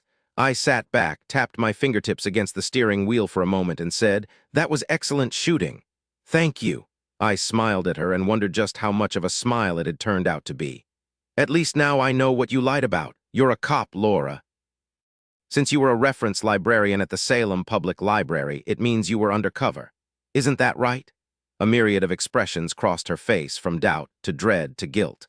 I guess she finally realized it was just too late to go in any direction but toward the truth. "Laura, you really can trust me. I have no intention of hurting you or compromising your case or blowing your cover or getting you into trouble with your superiors. You've just got to deal me in. We've been through too much together for you to leave me blowing in the breeze any longer. I don't want to be helpless, and that's what I am if you keep me in the dark. Come, it's time." I took her hand as I watched her take a very deep breath. I watched her come to her decision. I swear her eyes turned 2 shades lighter because she knew the incessant lying was over. "Yes," she said. "Yes, I'm a cop." I just nodded for her to continue. Grubster continued purring at high volume, his tail thumping up and down. "They wanted to kill me," Laura said, her fingers tightening in Grubster's fur. "If I hadn't turned to get some more sunflower seeds for Nolan, I quickly took my gun from between us on the seat and eased it back into my shoulder holster. "Meet me halfway," I said as I smoothed down my jacket, and she did. I pulled her against me, Grubster between us again, and lightly pressed her head against my shoulder. I pulled back, touched my forehead to hers, and cupped her head with my hands. "You've been alone in this for too long. You've got me in it now. Can you imagine what you and I can accomplish together? There's really nothing more to accomplish. My cover's blown now. That's another reason for me to tell you the truth. My orders don't make sense anymore. Tell me then all of it. I'm Mac. Even when I called my boss from the hospital and told him I'd been poisoned, that obviously my cover was blown to hell, he told me to lie low for a couple of days, that he'd try to find out what they know and how they'd found out. Of course, I told him about you. That made him even more adamant. He said we'd worked too hard to have this case blown by the FBI. I'm sorry I had to lie to you, Mac. This guy sounds like a real winner. For God's sake, they tried to poison you. I was getting to be a pretty good reference librarian. I read just about all the assigned texts for a degree. What's your real name? I'm really Laura. They just changed my last name. My real last name is Bellamy. I've been undercover for over 4 months now. It involves drugs, of course. And it has to do with Paul and Jilly, I said slowly, looking closely at her. She paled and hesitated because what she was about to say was going to bring me pain. "Just spit it out." Grubster meowed loudly. "It's all right, Grubster. Take a nap. You've been through a lot." She closed her eyes a moment and ran her fingers through his fur. His loud purring soon filled the car again. "About 5 months ago, an electronic surveillance unit picked up a rumor that a new drug was being developed, one that is highly addictive and cheap to produce. A drug dealer's wet dream. Yes, a man called John Molinas was said to be bragging about it." We think Molina's is a major drug distributor, but we don't have anything solid on him. He's been in business in the past with a cartel headed by Del Cabrizzo. I've heard of him. Del Cabrizzo occasionally comes to the United States just to shove a finger in our face, and now the reason I'm here. The word was that there was a wealthy local man involved. It's none other than Alyssum Tarcher. I must admit I was staring at her now. Tarcher involved with Del Cabrizzo? There's more. John Molina's is Alyssum Tarcher's brother-in-law. That's probably why Tarcher's involved in this thing. A real kicker, I said. I knew Tarcher was powerful, but he's a damned crook too. Evidently so. All of this came as a bit of a surprise to us too. You see, John Molina's hasn't been active for a few years as far as we could tell. Maybe he got religion, maybe he got cancer, we just didn't know.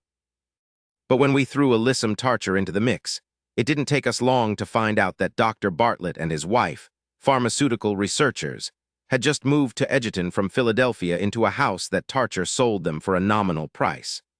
We put two and two together and put pressure on their employer in Philadelphia, Viatech, to tell us what they had been working on. Paul and Jilly had been working on some sort of memory drug. It sounded nuts, but still, our people went over all the research Paul and Jilly had submitted. It was obvious why Viatech had pulled the plug. Whatever else the drug did, it was toxic as hell, turned some lab animals completely nuts. They'd sunk millions of dollars into a drug that was going nowhere. Still, why had the Bartletts suddenly moved to Edgerton? We found out that Paul had grown up there, but there wasn't anything to draw them back. Alyssum Tarcher was behind it, I said. Right. I set up in Salem posing as a reference librarian because there was no better way I could get closer to Edgerton, to the major players there. I did go to Grace's Deli to see if she needed help, but she didn't. I couldn't just move to Edgerton. Everyone would have known I was up to no good. It's too small and tight a community. Why the library? God, I'm so sorry, Mac.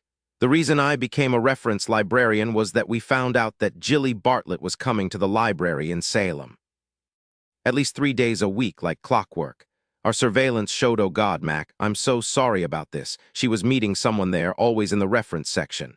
If I became the reference librarian, I'd have a good chance to meet her, to make friends with her, and I did. The regular reference librarian got a very nice open-ended holiday with pay. I had only heard one thing. Jilly met a man in the library 3 days a week. Yes, he's a local thoracic surgeon. No one could find out how they'd met, but as yet we have no reason to think he's involved in anything going on down in Edgerton.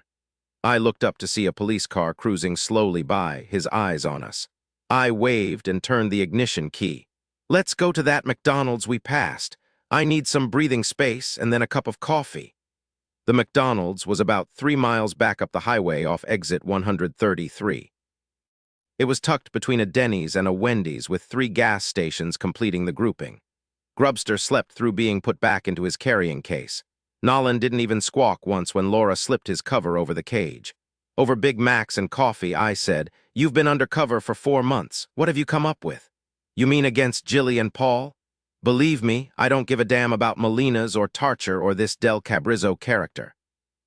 Again, Mac, I'm sorry, but the truth is that Jilly lied to me from the beginning, told me she was here because she wanted to get pregnant. She told me she was the uneducated one in the family. I don't know if she did this to protect herself or me. I like Jilly. When you told me she was in a coma, it really hit me hard because I do like her so much. She's funny, lights up a room when she swings in, her skirts swishing, her hair bouncing. We did get close, but not close enough that she ever really let me in. Bottom line, Laura, you didn't have squat on either Jilly or Paul, and that's because there isn't anything to get. I don't believe my sister would be involved with drug dealers, for God's sake. Both she and Paul are scientists, not criminals. They're moral people, not people who develop a drug to feed to kids. You're wrong about them, Laura. At least you're dead wrong about Jilly. I was being a brother, defensive and angry, but I didn't care. I didn't want to accept it, couldn't accept it. I looked at Laura, felt mean as a snake, and said, "Did you sleep with Paul as a sort of quid pro quo?" "No," she said matter-of-factly, but I felt her surprise and hurt at my question. She dropped the French fry she was holding back onto her plate. "Jilly never mentioned anything like that to me. Actually, she's very fond of Paul." I said slowly, "Jilly said you'd betrayed her." "I assumed it meant you'd slept with Paul, but that isn't it at all. She found out you're a D agent, didn't she?" "She must have, but I don't know how. Maybe I gave myself away somehow, I don't know. but she must have found out that very night. Both she and Paul must have known since then. One of them may have made a phone call to Molina's. He's perfectly capable of everything that's happened since. So now you're saying that my sister conspired to commit murder. I'll never believe that. Probably Molina's found out about you. Jilly wouldn't blow the whistle on you. She took my hand and held it between hers. She came out of the coma, Mac, and disappeared just as soon as she was able. She knew we were getting close. She went into hiding. Then why didn't Paul leave with her?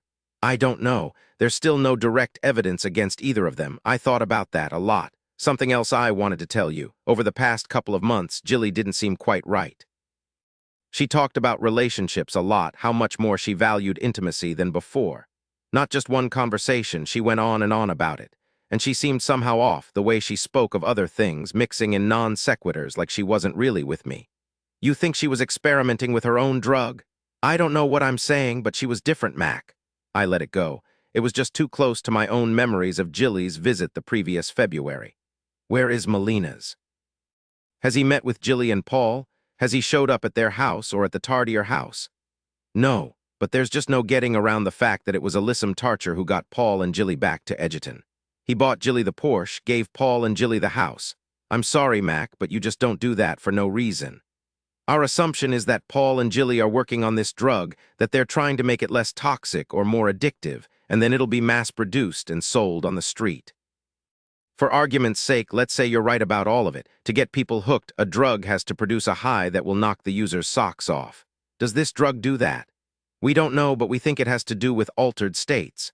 No, I thought. Jilly and all her talk about relationships to both Laura and me. No, you mean the user shoots up and just lies there in a semi-stupor experiencing euphoria? Maybe, we don't know. Some of the Viatech data showed some very significant changes in lab animals' behavior. It went off the charts and frequently showed itself by intense agitation.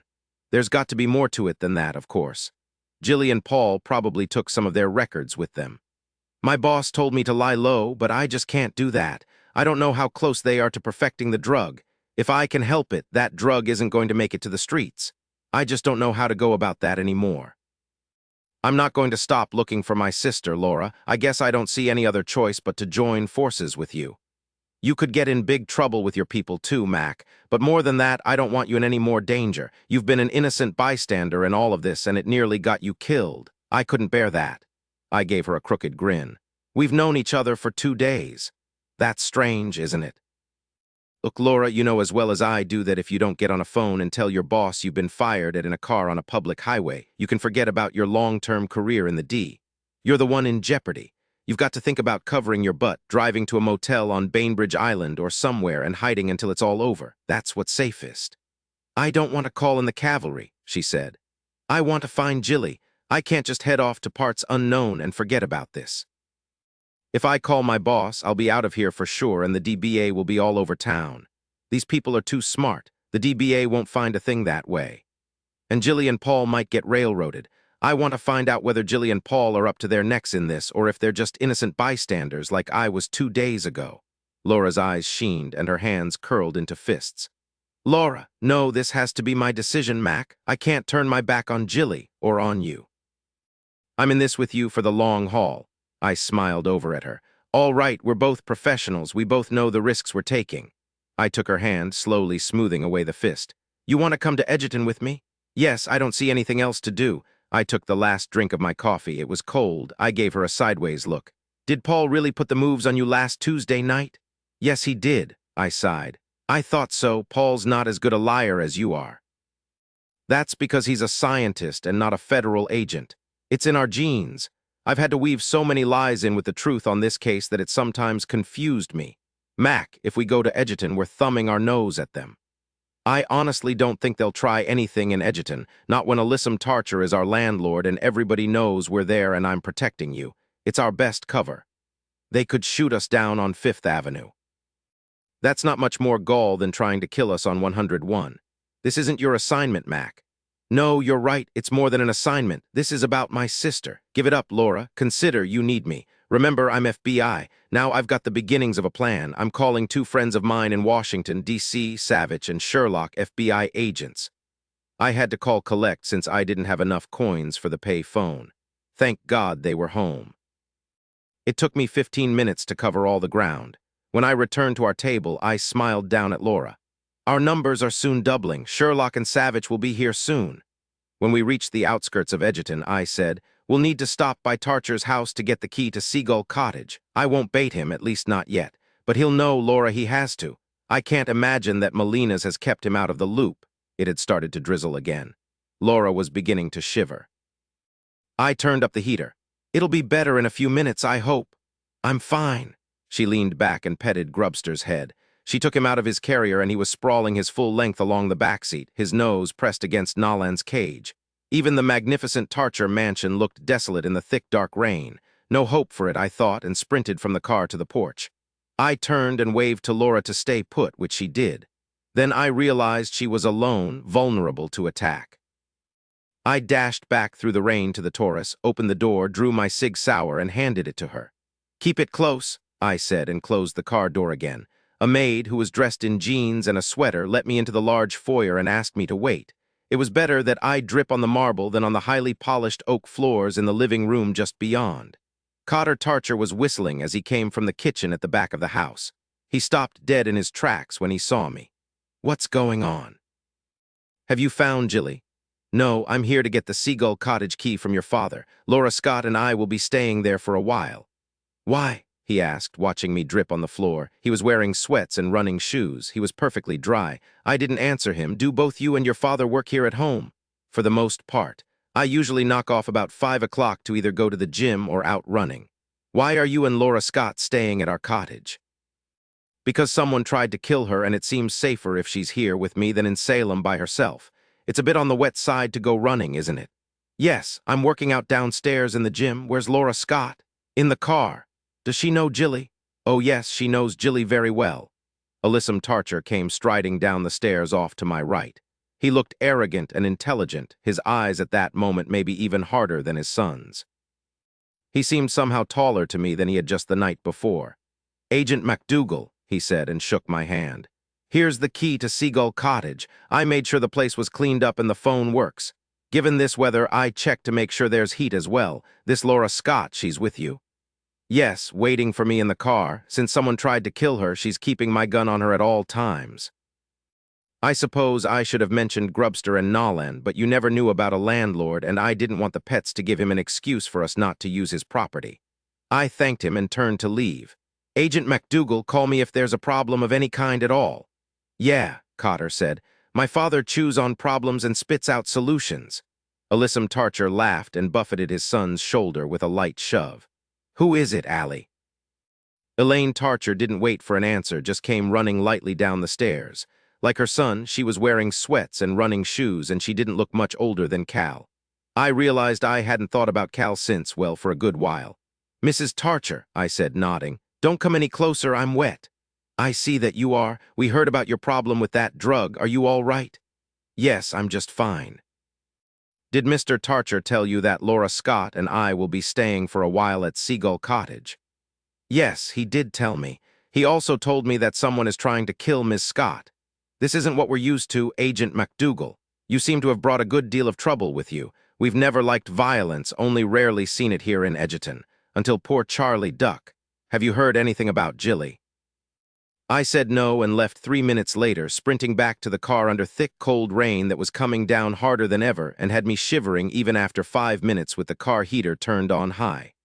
Laura had put one of her jackets up against the shattered window. It kept the rain out, but the heat from the car seeped out quickly. I stopped off at Paul's house. I was relieved when he wasn't at home. Truth be told, I wasn't ready to confront him. The last thing I wanted to happen was to scare him into running, maybe even disappearing like Jilly. I packed up my clothes, left him a note telling him where I was, and didn't give him any explanation at all. We drove to a small grocery store called the Cove to stock up. Laura remained in the car both times, my Sig Sauer on her lap. It was dark when we arrived at Seagull Cottage, not more than 50 feet from the cliffs with, I imagined, a sweeping view up and down the Oregon coast. But not tonight. Only heavy, cold rain tonight that covered everything, leaving the ocean black and flat. There wasn't any wind at all, and surely that was odd. The rain just came straight down, striking the ground hard as a slap. There were only about half a dozen spruce trees to soften the barren landscape. I unlocked the door, checked out the inside, and waved Laura in. Chapter 15. At 7 that evening, we ate our dinner in front of the fireplace, chicken noodle soup and English muffins with butter dripping over the sides. Grubster lay sleeping at Laura's feet, sated from 2 cans of cat food with just an occasional twitch. Nolan was under wraps for the night. That was delicious, Laura said as she sat back on her hands and yawned. Yes, it was, I said, barely managing to stifle my own yawn. It's been a long day, she cocked an eye open. You're being the master of understatement here. For the life of me, I was too tired to think of something clever to say to that wonderful straight line. I said, "You ready to hang it up?" Laura looked toward the cottage door. I could see the tension in her. "No," she said. "They wouldn't dare try anything here in Edgerton." "I don't think so either. Tomorrow is Charlie Duck's funeral. I want to introduce you to everyone and start getting in Tarcher's face. As for Paul, I want to handle him very carefully. I don't want him running. He'll never admit to anything, I'd swear to it. He'll protect Jilly." She was probably right. I was imagining what it would be like to put my hands around his neck, lift him off the floor, and shake him. "When Savich and Sherlock get here, we'll all discuss what's the best approach. They know we've got to act quickly. Your friends sure have a lot of flexibility." "Yeah, they're both in the same unit and he's in charge." Savich's boss, Jimmy Maitland, usually gives him as much leeway as he wants. Besides, they're coming as my friends, not an official assignment. Sherlock and Savich are first-class agents and very good friends. It's possible that they'll see things as outsiders that you and I have missed. They'll have some great ideas, you can count on that. I don't know anyone like that in the DBA. She put her fingers on my lips. No, don't you dare start up with cracks about my agency. I wouldn't dream of it, Laura. Now I'll hook a chair under the doorknob and I'll put my cig right beside the bed. We've got the curtains pulled over the windows and everything's locked up tight. It'll be okay. I guess there's nothing more that we can do. Goodness, it's only 8:30. It feels like it should be at least midnight. I'm so tired. Why don't you take the bathroom first? I want to check around outside. Be careful, Mac. She lightly touched her fingers to my face.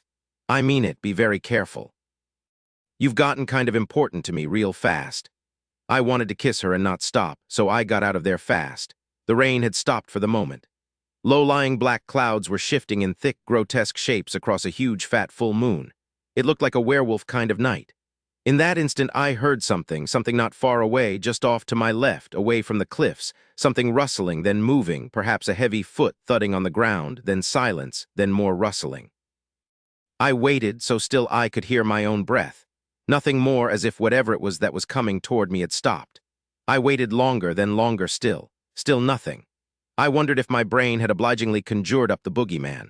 I remembered Cal saying that she never wanted to go anywhere near the cemetery, that the trees were growing inward, pushing so close that the roots probably had split through the coffins.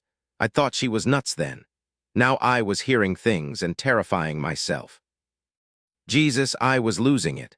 I walked to the cliff and stood looking out over the flat, black water. It went forever, well beyond those distant, low, dark clouds that tricked the eye, making it appear that the water simply disappeared into them. Looking north and south, I could make out the coastline primeval mists, driftwood strewn over and sprawled out in piles on the beach. Black rocks rose out of the water like misshapen sentinels, groups of them hovering just below me, the water scaling them, then crashing back, gushing white foam. Again and again, never stopping, never changing. I thought about what it would be like to be here every day of my life and wondered if my soul would be calmed or if I'd go mad.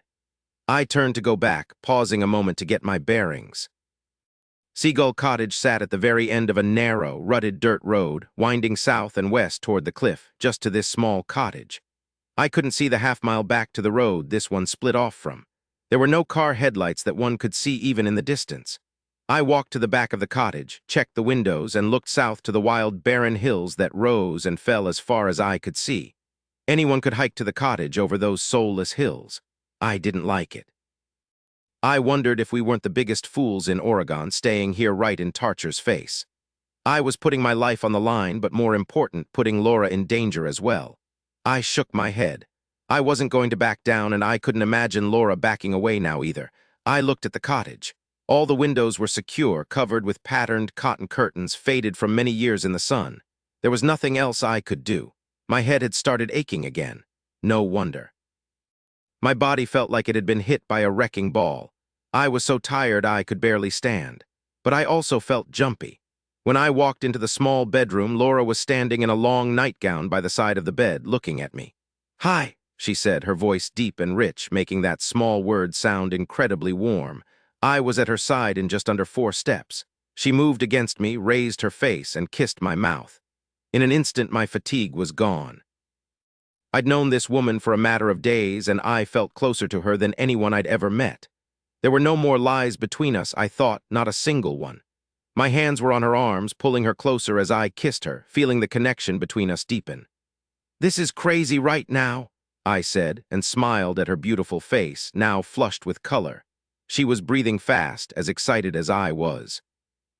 "Crazy is as crazy does," she said, bit my ear, hooked her leg behind mine, and knocked me onto my back on the bed. She fell on top of me, kissing me, laughing as she tangled her fingers in my hair. I was kissing her and laughing at the same time.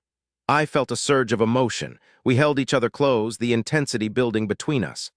"I don't believe this," I said, looking at her, feeling overwhelmed by the moment. She laughed as she kissed me, and then her hands were on my shoulders. We were laughing and holding each other close as we lost ourselves in the moment together. I forced myself to stop. "I've got to get a grip here," I said. "I just want to feel you close to me. God, Laura, I've wanted to be with you from the moment I saw you talking to that teenage boy in the library.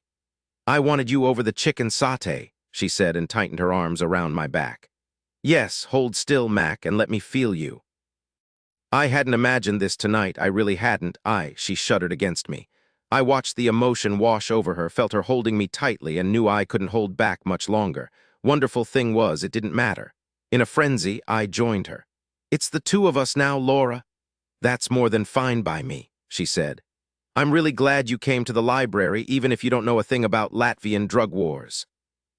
At 10 minutes after 1 o'clock in the morning, we were both awake again, still not going slow and easy, but drawn together with urgency.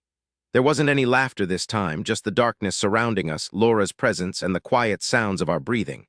Afterward, I came up on my elbows and touched my forehead to hers. "It's all over for me, Laura." "Yes, I can feel that it is." The damned woman had the gall to laugh. "That isn't what I meant." "I know." She kissed my chin, bit my earlobe, and pulled me close again. She wrapped her arms tightly around my back and held me close.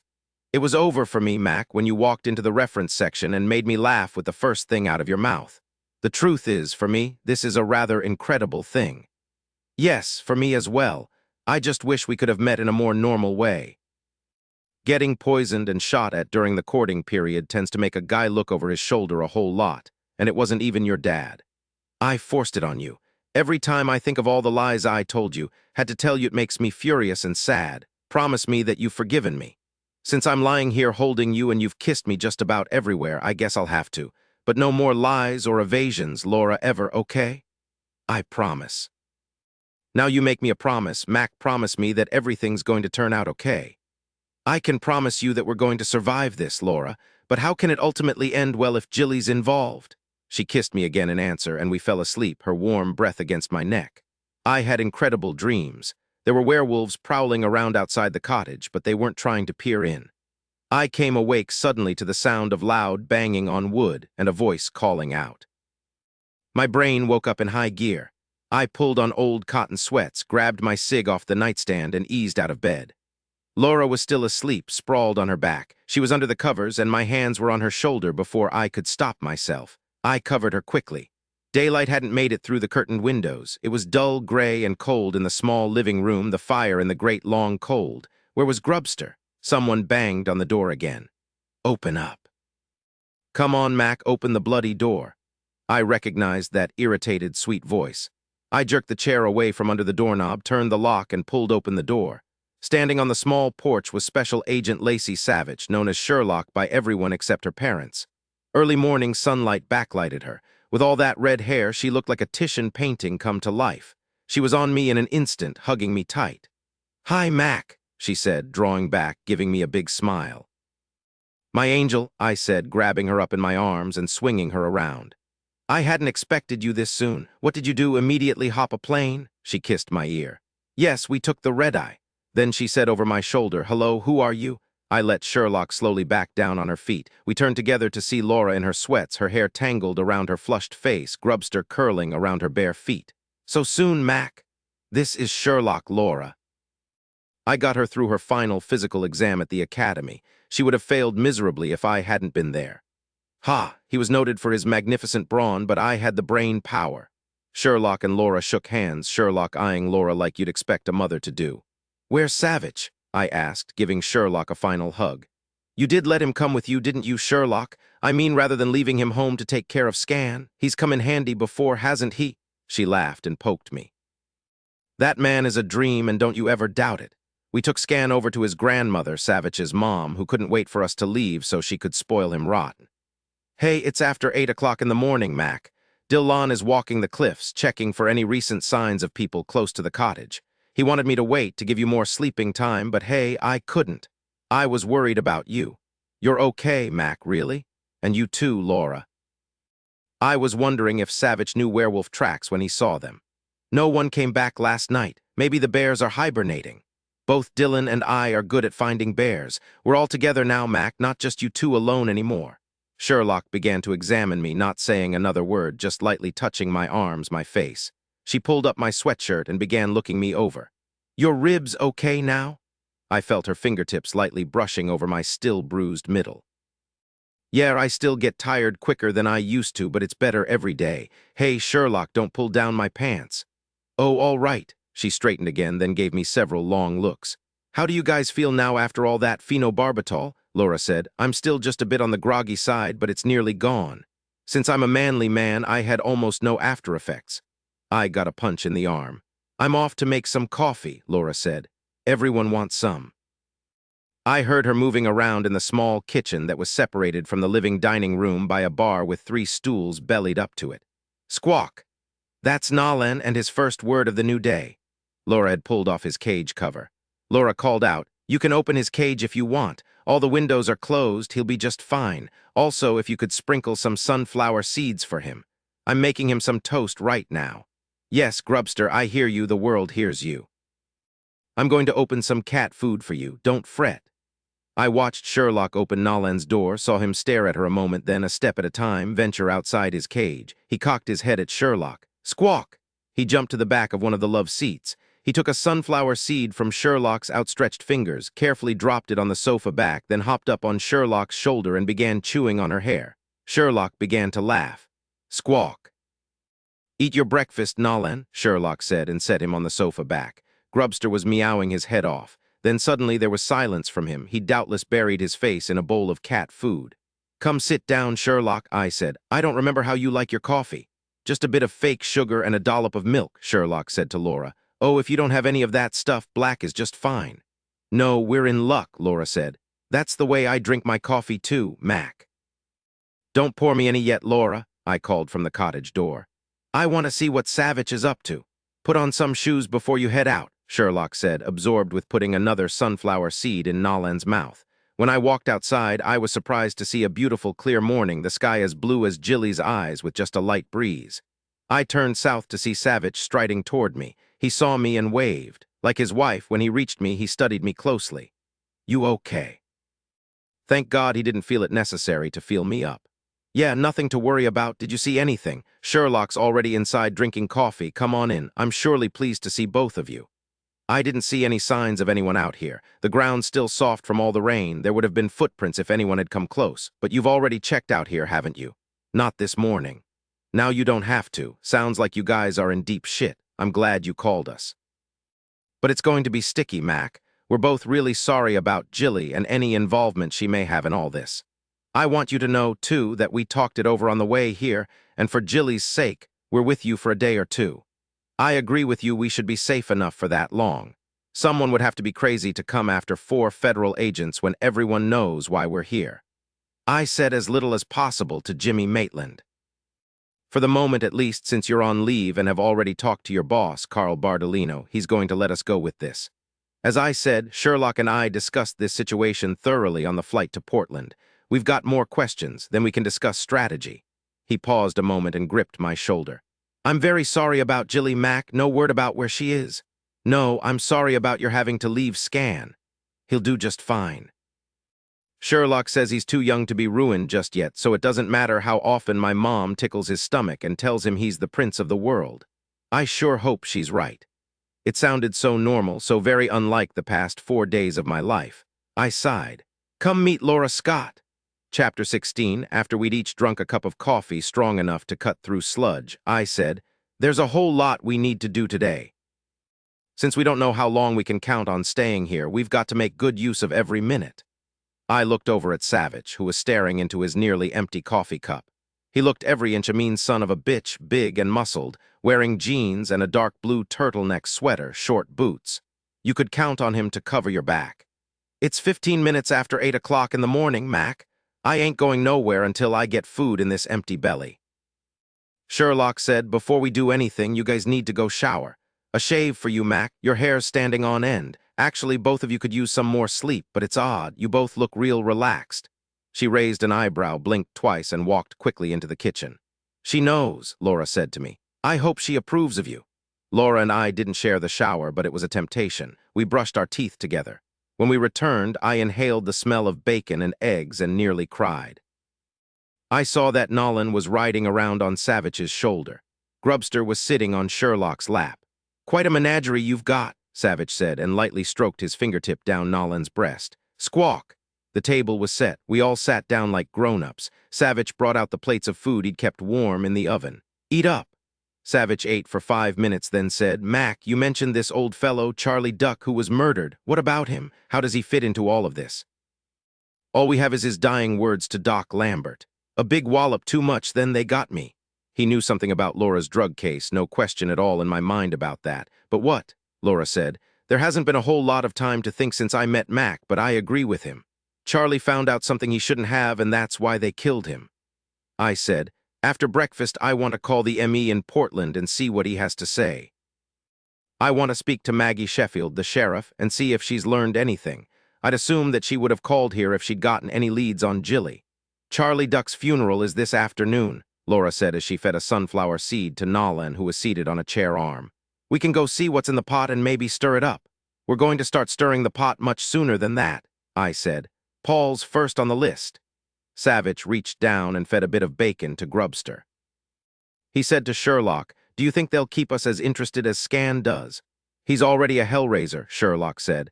Savich is trying to find some weights light enough for him so he can begin his training. She looked at Grubster, who was now washing himself on one of the love seats. That's some cat, she said. Big varmint, but a sweetie. I found him when I was a sophomore in college. He was so tiny and skinny then, not larger than one of his legs is now. The vet thinks he's about 7 or 8 years old now. Once Grubster trained me with a can opener, he never stopped eating. Sherlock made more coffee. I lit the logs in the fireplace. The room was soon warm and cozy. Sherlock said unexpectedly, it was probably a good thing you saw Laura use a gun. She was forced to tell you everything. I hate to go into situations blind. My wife, Savich said, patting her thigh, can find a silver lining in a ditch. But you know, it's probably better that the shooters got away. If you'd taken them in, the shit would have hit the fan, and you'd be sitting here watching yourself on national news. The agency directors would be arguing about who should be in charge, and the criminals would probably disappear while all the bureaucratic chaos was going on. You and Laura would be separated and sent to different sides of the country for endless debriefings that would ultimately lead nowhere. So Sherlock's right, as usual. He stood up and picked cat hairs off his jeans. I do have an announcement to make. Laura is nuts about you, Mac, so there's one good thing in all this mess. Now let's get this show on the road. I heard a car coming down the dirt road. I reached automatically to my belt. Where did you park your car, Savich? Behind the cottage. Good, I said. Everyone stay put. I pulled out my cig, eased open the front door, and stepped outside, pulling the door closed behind me. Chapter 17, Cal's light blue BMW Roadster convertible roared toward me. The earth was still damp from the rain, so the car didn't kick up any dust, though she jammed on the brakes to do just that. I remembered our own party at her parents' house and winced. I quickly tucked my cig into the back of my pants, called out, and waved to her. Cal got out of the little car and looked at me, but didn't wave or say anything, just waited for me to come to her. She was wearing baggy jeans and a huge sweater that came nearly to her knees. Her glasses were firmly on her nose. Her hair was scraped back in a ponytail. When I was nearly to the car, she jumped me just as she had the night of the party. Her legs went around my waist, her arms around my neck. She started kissing me enthusiastically all over my face. I gave her a hug and peeled her off me. Hi, Cal, what's cooking? What's wrong, Mac? Don't you want to be close? How about over on the edge of the cliff? It's warm enough, or I'll get you warm soon enough. How about it? I've got company, Cal. Oh yes, Mom told me you were here at Seagull Cottage with Laura Scott, that you were playing FBI agent and protecting her. That right? Yeah, that's right. It's early, Cal. What can I do for you? I just came around to see if there was anything I could do to help. Where's this Laura Scott you're protecting? I'm right here. Sure enough, Laura was standing on the single step that led to the front door. Hi, she said. I'm Laura Scott. I'm Cal Tarcher. No one can figure out why anybody wants to kill you. Easy enough, Laura said. I'm a D agent. I was undercover until just last week when my cover broke down. See, I was getting too close to something. Would you like to come inside? I think there's some breakfast left. You and Mac seem to be great friends. You're a D agent. Does that mean you're a drug cop? That's exactly what I am. What are you doing here with Mac? That's a very long story. Would you like to go on in? I said in Laura's ear after Cal passed us both and went inside the cottage. You didn't have to invite her in, damn it. Why not? You two sure do seem on very good terms. I'd be almost tempted to say intimate terms. Sherlock and Savich are holed up in the bedroom. Can we expect any more of your conquests to show up, Mac? Cut it out, Laura. It's not what you think. Besides, I'd barely met you when Cal nailed me. She nailed you? Usually it's said the other way around. Poor Mac, all these women after your body. You're the last, so you'd better not put too many holes in me. She lightly patted my cheek and followed Cal into the cottage. Laura had removed all signs of Sherlock and Savich. I wondered why they hadn't wanted to stay out here. How about some bacon and toast, Cal? Thanks, Mac. Hey, who's this? That's my cat, Grubster. Cal immediately broke a piece of bacon in half and fed it to Grubster. He's a pig. Having said that, Cal took a big bite of toast. She leaned down and gave Grubster the other half of the bacon. He'll kill for you now. He's beautiful. Who's that? Squawk. That's my mina bird, Nolan. Would you like some coffee, Cal? She nodded, and Laura soon returned with the coffee pot and poured, then went back into the kitchen. Cal took a drink, then sat forward on her chair and whispered in a very loud stage voice. I know you have to protect her, Mac, but just maybe we can get rid of her for a while. She seems nice. She'll probably want to take a walk on the cliffs. She won't have to stay out long. I figure I can have you out of those pants in under 3 seconds. Stones were piled on top of my tongue. It might be nice to have a bed this time instead of the floor. What do you think? Cal, I said, this isn't the time, really. Laura can't be alone. This isn't a game someone's trying to kill her. Oh, I don't know, Mac, Laura said, grinning, not 6 feet away. I think I'd like a walk on the cliffs. You two can just go tangle up the sheets. Would you like me to make the bed before I leave? I knew it. I just knew it. There was no justice, no fairness in the world. What there was Laura standing 2 feet away from Cal, no expression at all on her face, and I knew that was a bad sign. You see, Mac, Cal said, Laura doesn't mind. You'd really make up the bed for us. It's not all that messed up, said the woman I'd held close the previous night, the woman who Savich said was nuts about me. We both slept like logs, little movement. Hey, I could just spread the covers and you two could tussle on top. How about that? Cal was suddenly very quiet. You two slept together last night? Yes, I said, standing. We did. Now, Cal, we've got lots of stuff to do. Was there anything specific you wanted? No, just you, Mac. Cal slid off the bar stool. She took the last bite of her toast. She wiped her hands on her jeans leg. I thought this was just a cop assignment for you, Mac, she said slowly. It's a lot of things, Cal. Is there any word on Jilly? Cal shook her head. Surely Maggie would call you first if she found out anything. She looked over at Laura for a very long time. Do you know what, Laura? No, what? I sure would like to paint you. Your face isn't all that interesting, but your clothes are so tight I can tell you've got a great body. How about it? I pictured Cal jumping Laura after she'd sketched her body. Laura was staring at Cal like she was 2 boards shy of a floor. Then slowly she turned to me. What do you think, Mac? Cal's a good artist, I said. No, do you think I've got a great body? Yes, and Cal's still a good artist. Okay, Cal said, rubbing her hands together. We can set up a time for next week. About us, Mac, we can talk about it another time since you say you're so busy. Oh yeah, I got some of those French condoms, you know, the ones that are real slippery and ribbed. I thought I'd be smart and not say a single word to that. I don't think I even breathed for at least 10 seconds. I watched Cal leave the cottage, heard the soft roar of the BMW's engine. Well, Laura said, eyeing me, then the toast crumbs all around Cal's plate. I guess that took care of my idea of actually questioning her. I grinned at her, grabbed her, and jerked her into my arms. I was kissing her when Savich and Sherlock walked back into the room. I kept kissing Laura until I saw that she was laughing. Good, I said and rubbed my hands down her arms. I barely knew you, Laura. It just happened, okay? No, it's not at all okay, but I won't break you into parts about it just now. What sort of punishment do you have in mind? She laughed again and poked me in the belly. I said to Savich, why didn't you guys stay out here to meet Cal? You had a great dynamic going there, Mac. If we'd come out, everything would have changed. Thanks for the entertainment, Sherlock said. You guys just keep enjoying your own jokes, I said as I dialed Ted Lepra, the ME up in Portland. A minute later, Ted Lepra, boy wonder, told me it was indeed a blow to the head that had killed Charlie Duck.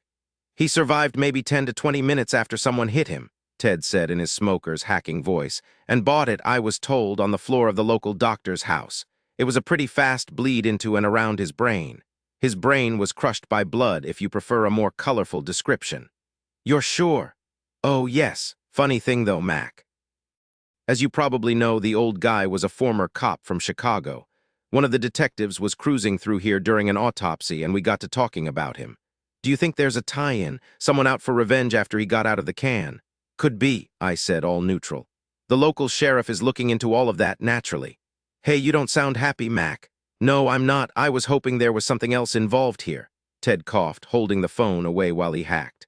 Sorry, he said. I know I've got to stop smoking.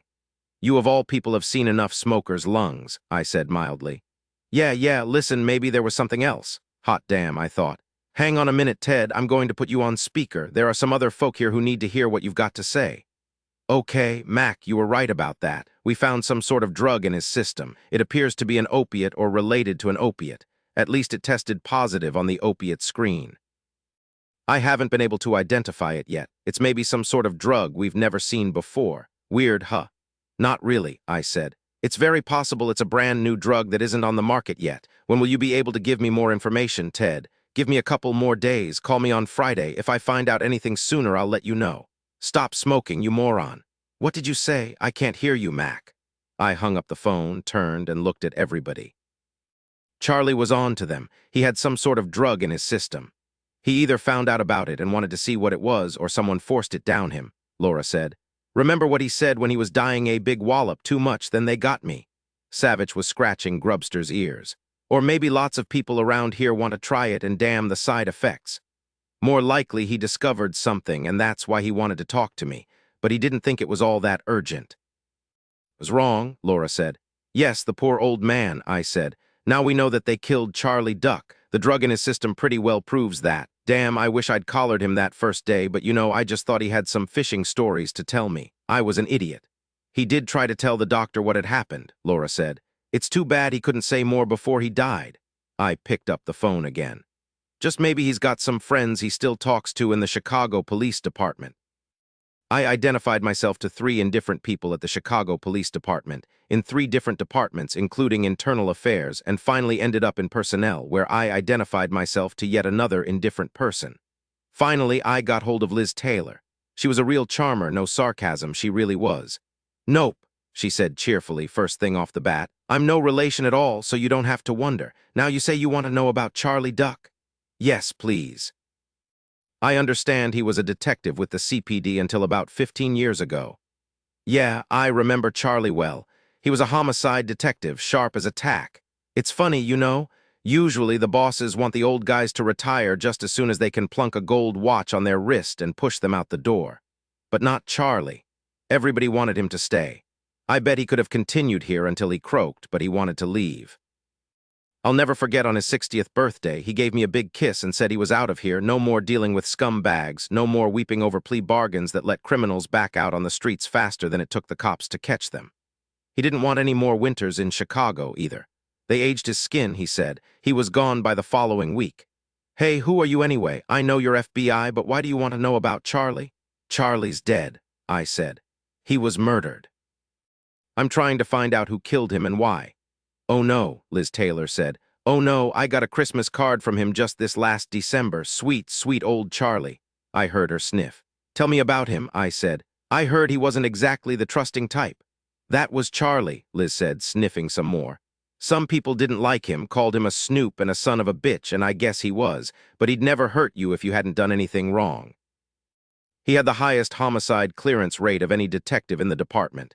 In fact, he still holds the record. Poor Charlie. I'll tell you, nothing could stop him if he smelled something rotten.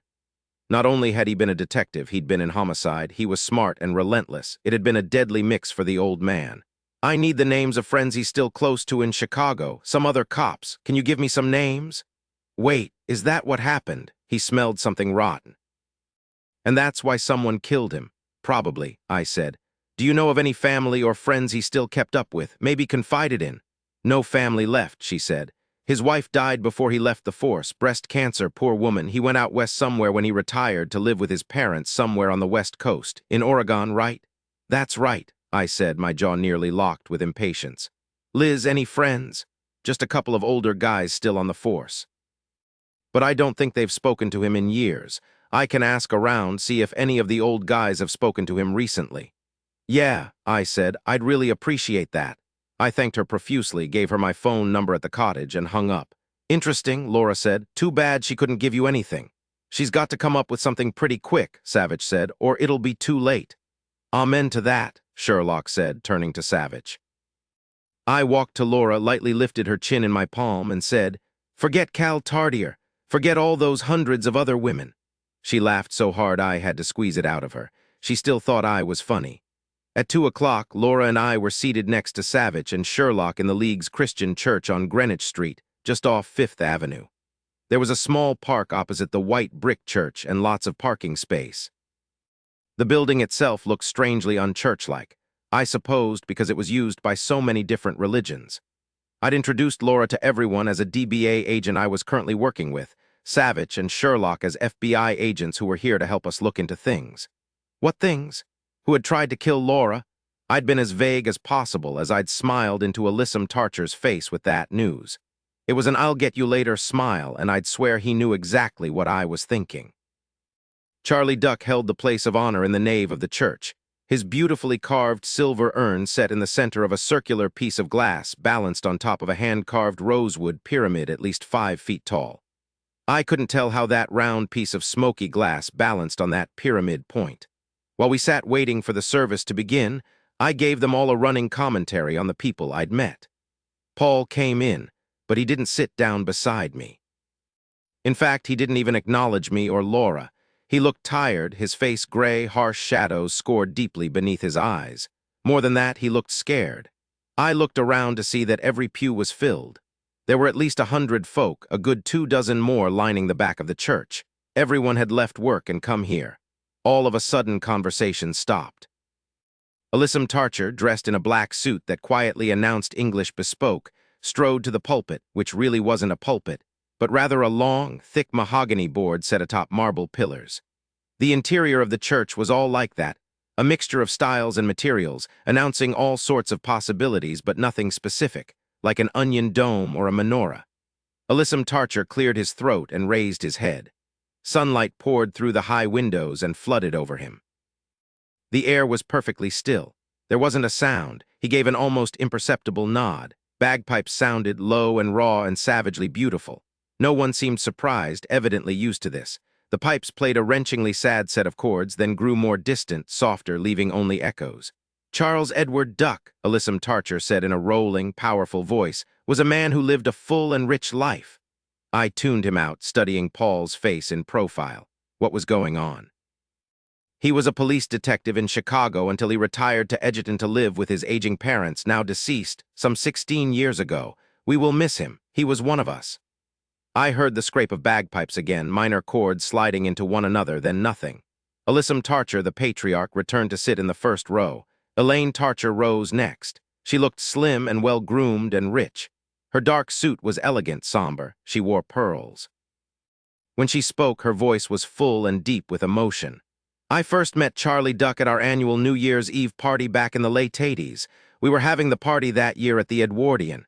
Charlie played his guitar for all of us. Goodbye, Charlie. A dozen townsfolk followed, the first representing the Anglican Church. It was Rob Morrison. He spoke briefly of Charlie's good nature, his acceptance of others, his tolerance. Miss Geraldine, the leader of the town league, mayor of Edgerton, represented the Jewish religion. She spoke of Charlie's lack of anger toward anyone, his gentleness. It appeared that everyone had seen Charlie duck differently. The final speaker was Mother Marco, 93, who owned the Union 76 station. She was small and frail, and her pink scalp showed through soft, sparse white hair.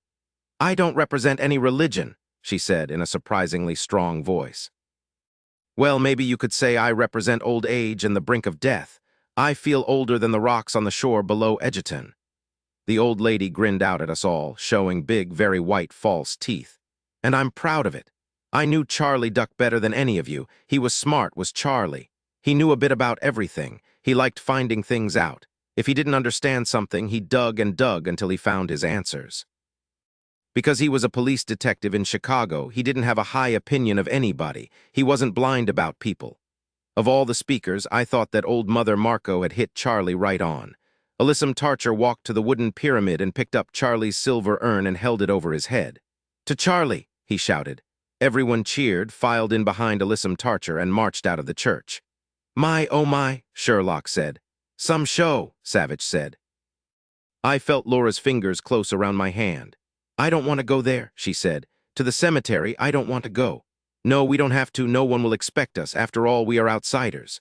I saw Rob Morrison beside Maggie Sheffield, and I thought of Detective Castanga. Margaret was my wife at one time. "Who the hell are you?" "This is Coulter Tarcher, guys. He's Alyssam's only son." Coulter dismissed the two women and eyed Savich, his eyes dark and hot.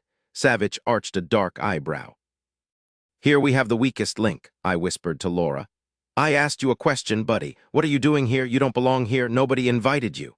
"Actually, I did," I said. I nodded toward both Sherlock and Savich and showed Coulter that I was holding Laura's hand. "They're friends of mine," Coulter said. "None of you should be here." Savich smiled, a kick-ass smile that should have alerted Coulter but didn't. Savich knew exactly what he was doing. He'd taken Coulter's measure very quickly.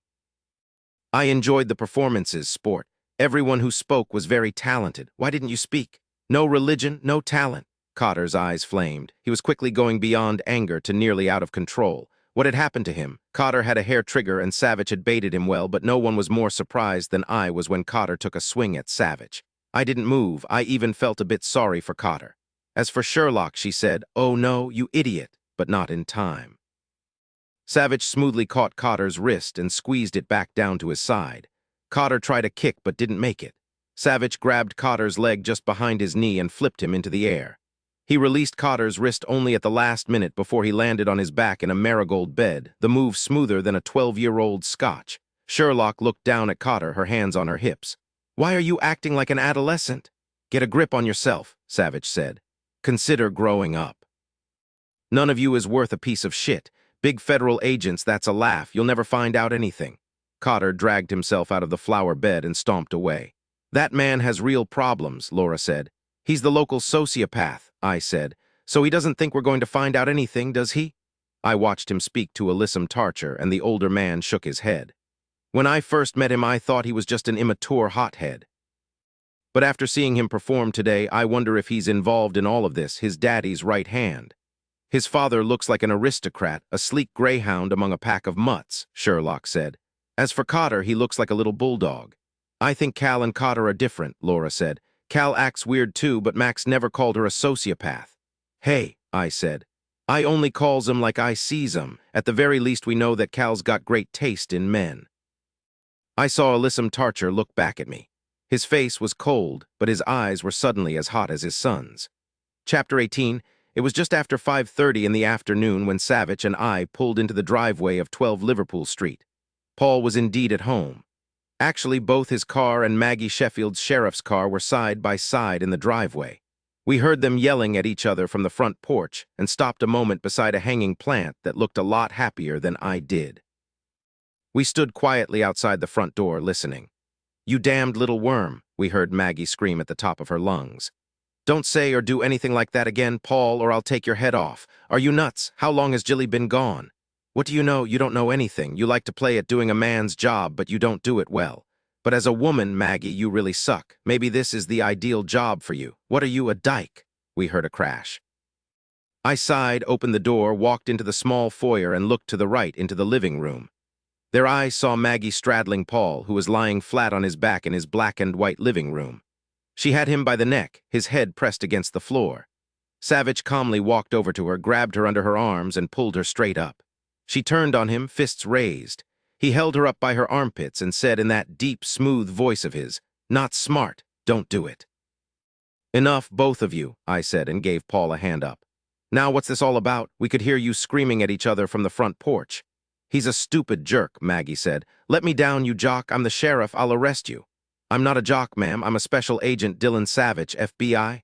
"Oh," she said, and immediately went still. "I'm sorry, you're here for Mac, aren't you? I saw you at Charlie Duck's funeral, but I was late and didn't have a chance to meet you." "That's right."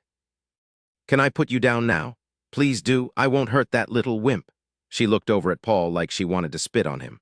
"Paul," I said, "go sit down. We need to talk. Maggie, you sit over in that chair. Either of you makes a move toward the other, and Savich, or I will flatten you. Well, Savich will for sure. My ribs are a bit on the sore side. Got it?" "I'm the sheriff," Maggie said, tucking her blouse back in. "I'll do whatever the hell I want." "Fine," Savich said. "That's the spirit.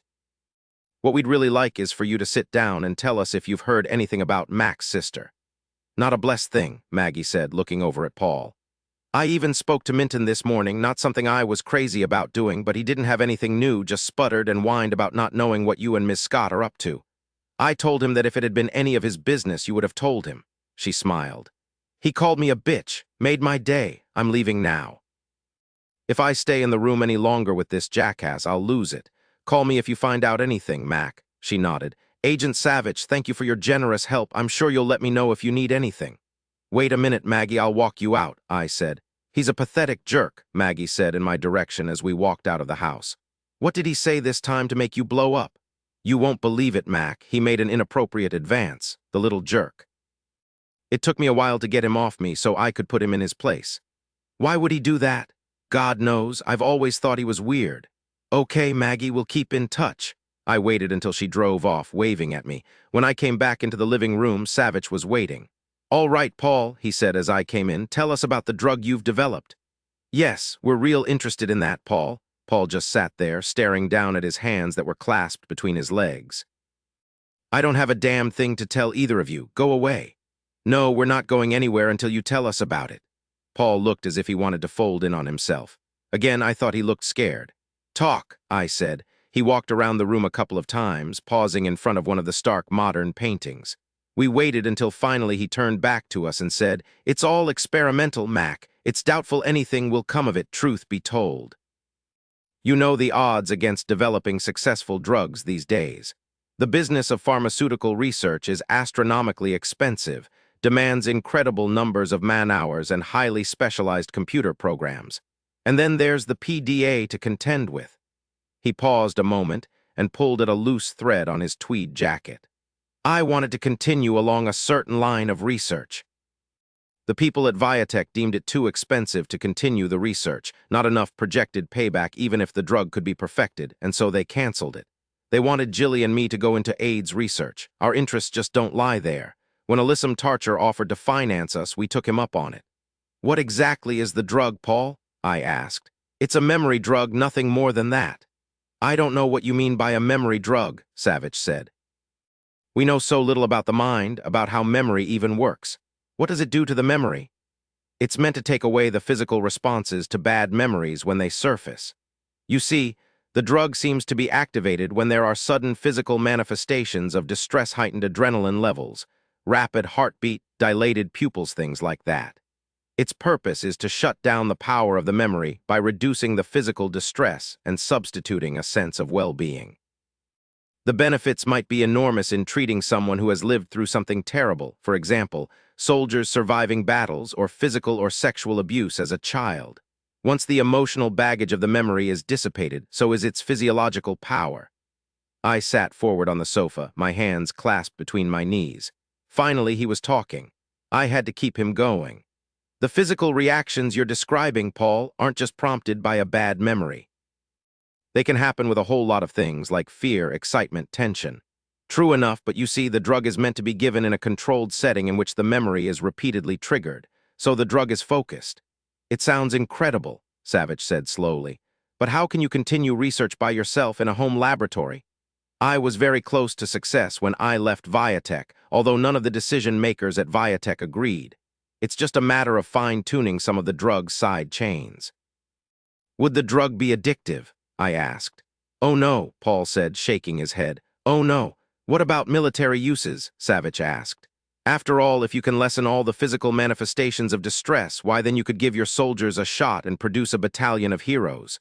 No, I won't ever have anything to do with the military. Paul looked incredibly tired, his voice flat, as if he simply didn't care about anything anymore. When I asked you about this before, I said, you just laughed it off as a fountain of youth drug. This is something else entirely. It doesn't matter. None of this has anything to do with Jilly's disappearance. It doesn't have anything to do with anything at all. Go away, Mac. I don't want to talk to either of you anymore. Please leave now. Oh, I asked, an eyebrow up. You just want to attack women who happen to wander into your house. Maggie told you about it all wrong.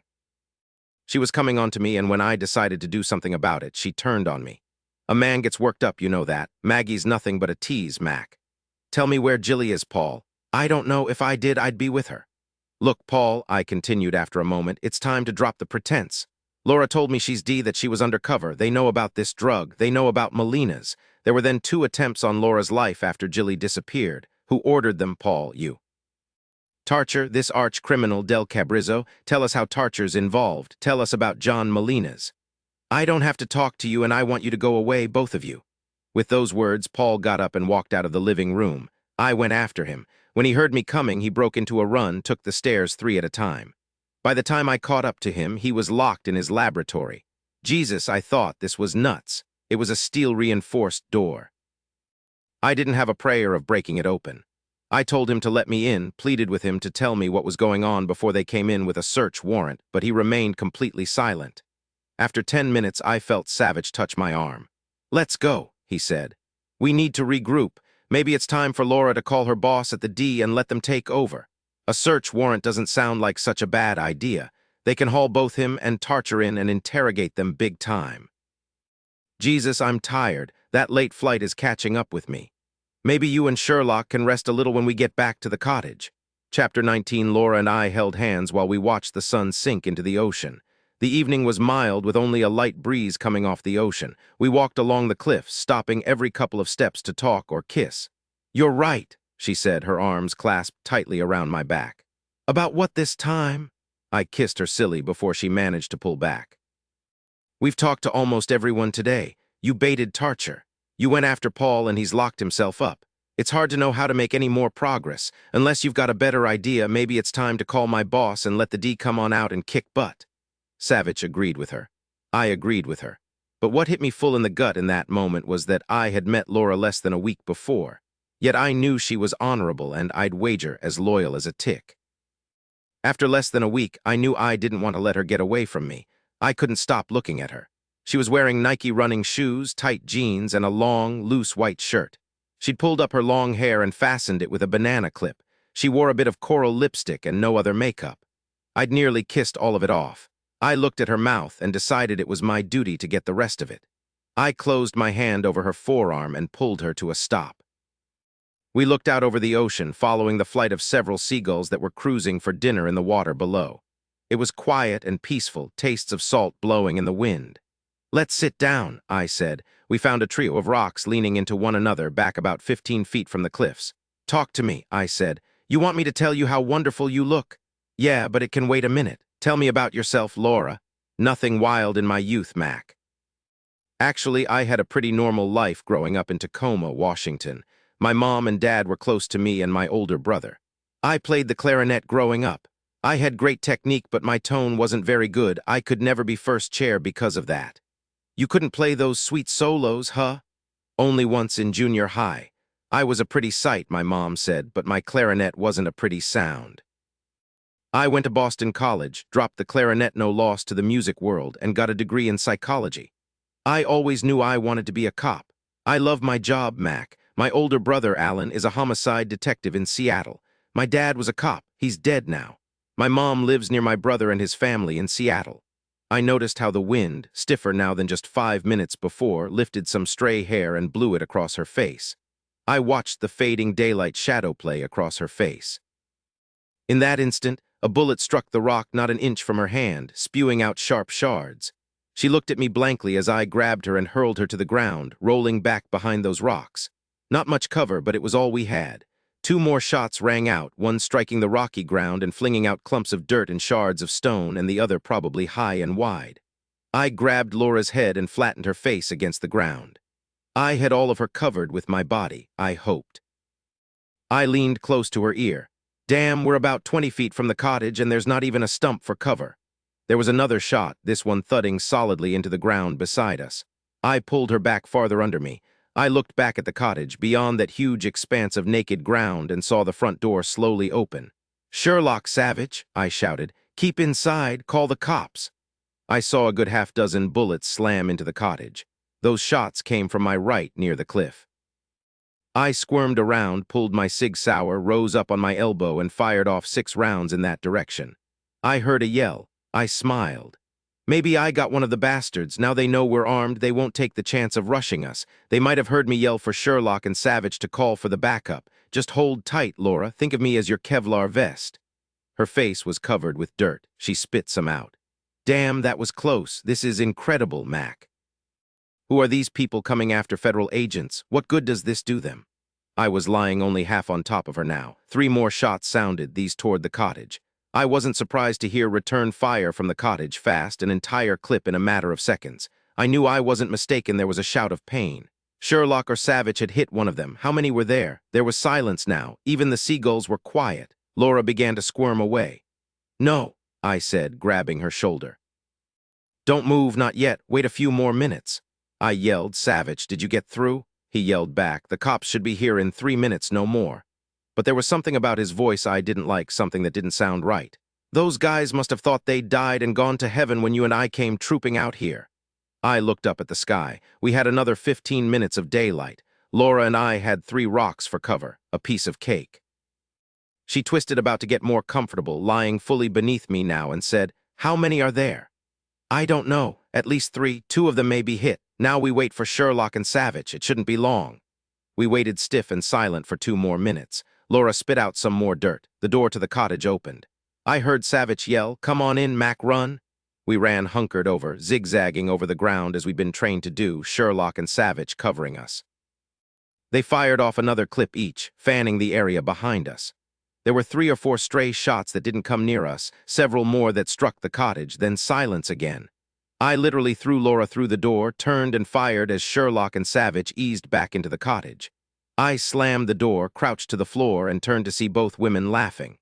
"Well done, you two," Laura said, her arms around Sherlock. "You really saved our hides." Well, I thought, staring at the women, everyone reacts differently to being shot at. I checked out the other narrow window that looked toward the cliffs. Nothing. I pulled the curtain tightly over the window. Savich nodded. "All clear from here." He was staring from his wife to Laura. Laura's face was dirty, her hair hanging in tangles. Sherlock was grinning at her like a loon. "You've got a clot of dirt in your ear," Sherlock said and picked it out. "So who did you call, Savich?" I said. He pulled the curtain back into place. "They cut the phone lines, Mac. It's just us in this little box of Cracker Jacks." "Damn," I said. "These guys are good." I got to my feet and went into the kitchen to check the back of the house. I brought the 2 beers left in the refrigerator back into the living room. I looked from Laura to Sherlock, knew there was no hope for it, and pulled a quarter out of my pocket. "Call it in the air, Sherlock," I said. So much for fairness. They started on the beers without the slightest guilt. "They've got balls," Savich said, looking up from cleaning his gun by the window. "They can't shoot worth a shit, but they're serious about this." "Please tell me our rental car has a cell phone, Dylan," Sherlock said. "I'd tell you so if it were true," Savich said. "This is very depressing," Sherlock said. "I wish I hadn't finished my beer off so fast." I checked the dead bolt again and shifted the chair more firmly beneath the knob. "When it's dark, we've got to try to get out of here." "It's dark enough," Laura said. "We'll all go right now. Let's try to make it to your car, Mac. We can get the hell out of Dodge." I saw she was chewing on her bottom lip, looking toward Savich, who'd been silent. He said finally, "I agree. It's been nearly a half hour that we haven't heard a thing. If they wanted to kill us, they'd still be shooting. Yeah, why not try to get out of here?" I opened the front door very quietly. I waited, then eased outside, looking toward the cliffs, sweeping my Sig Sauer slowly around in a wide arc. There was a big moon floating over the water, but roiling dark tattered clouds kept sliding in front of it. The night was blessedly dark. I waited until the moon was covered, then ran low to the Taurus, Savich, Sherlock, and Laura on my heels.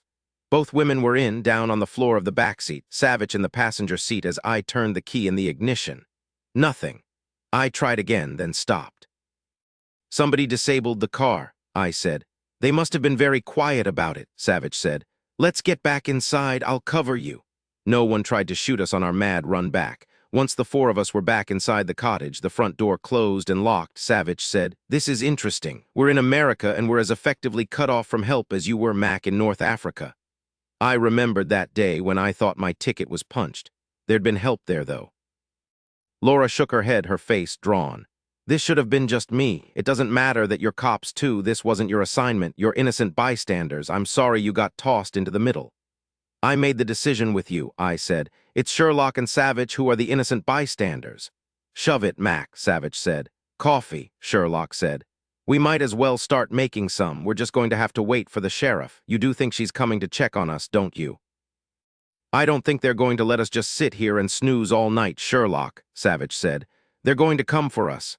Interesting how they got off at least a dozen shots at us, Laura, and missed. Don't you think that's strange? They don't want us dead for some reason, Savich said, a dark eyebrow hoisted up an inch. Maybe not, I said. In the next instant, all three windows across the front of the cottage imploded, spewing in shattered glass, tattered bits of curtains, and heavy metal canisters that struck the floor and rolled. They made loud popping noises and gushed out smoke. The smoke was something caustic, bitter, something that burned the very air, something that burned the breath in your mouth. There was no time. I looked at Laura, who was staring down at one of those small egg-shaped gray cylinders that was releasing a steady stream of the pale blue smoke not 6 feet away from her. It's ice acid, she said. I'm sorry, guys. I'm very, very sorry. I wanted to tell her it wasn't her fault. I opened my mouth, inhaled some of the ice acid, and thought my tongue would burn off. I wanted to yell with the pain, but my throat was burned closed. I was shutting down, and it was the strangest feeling. I was beginning to feel cold, my mouth was numb, my teeth chattering. That's why they called it ice acid.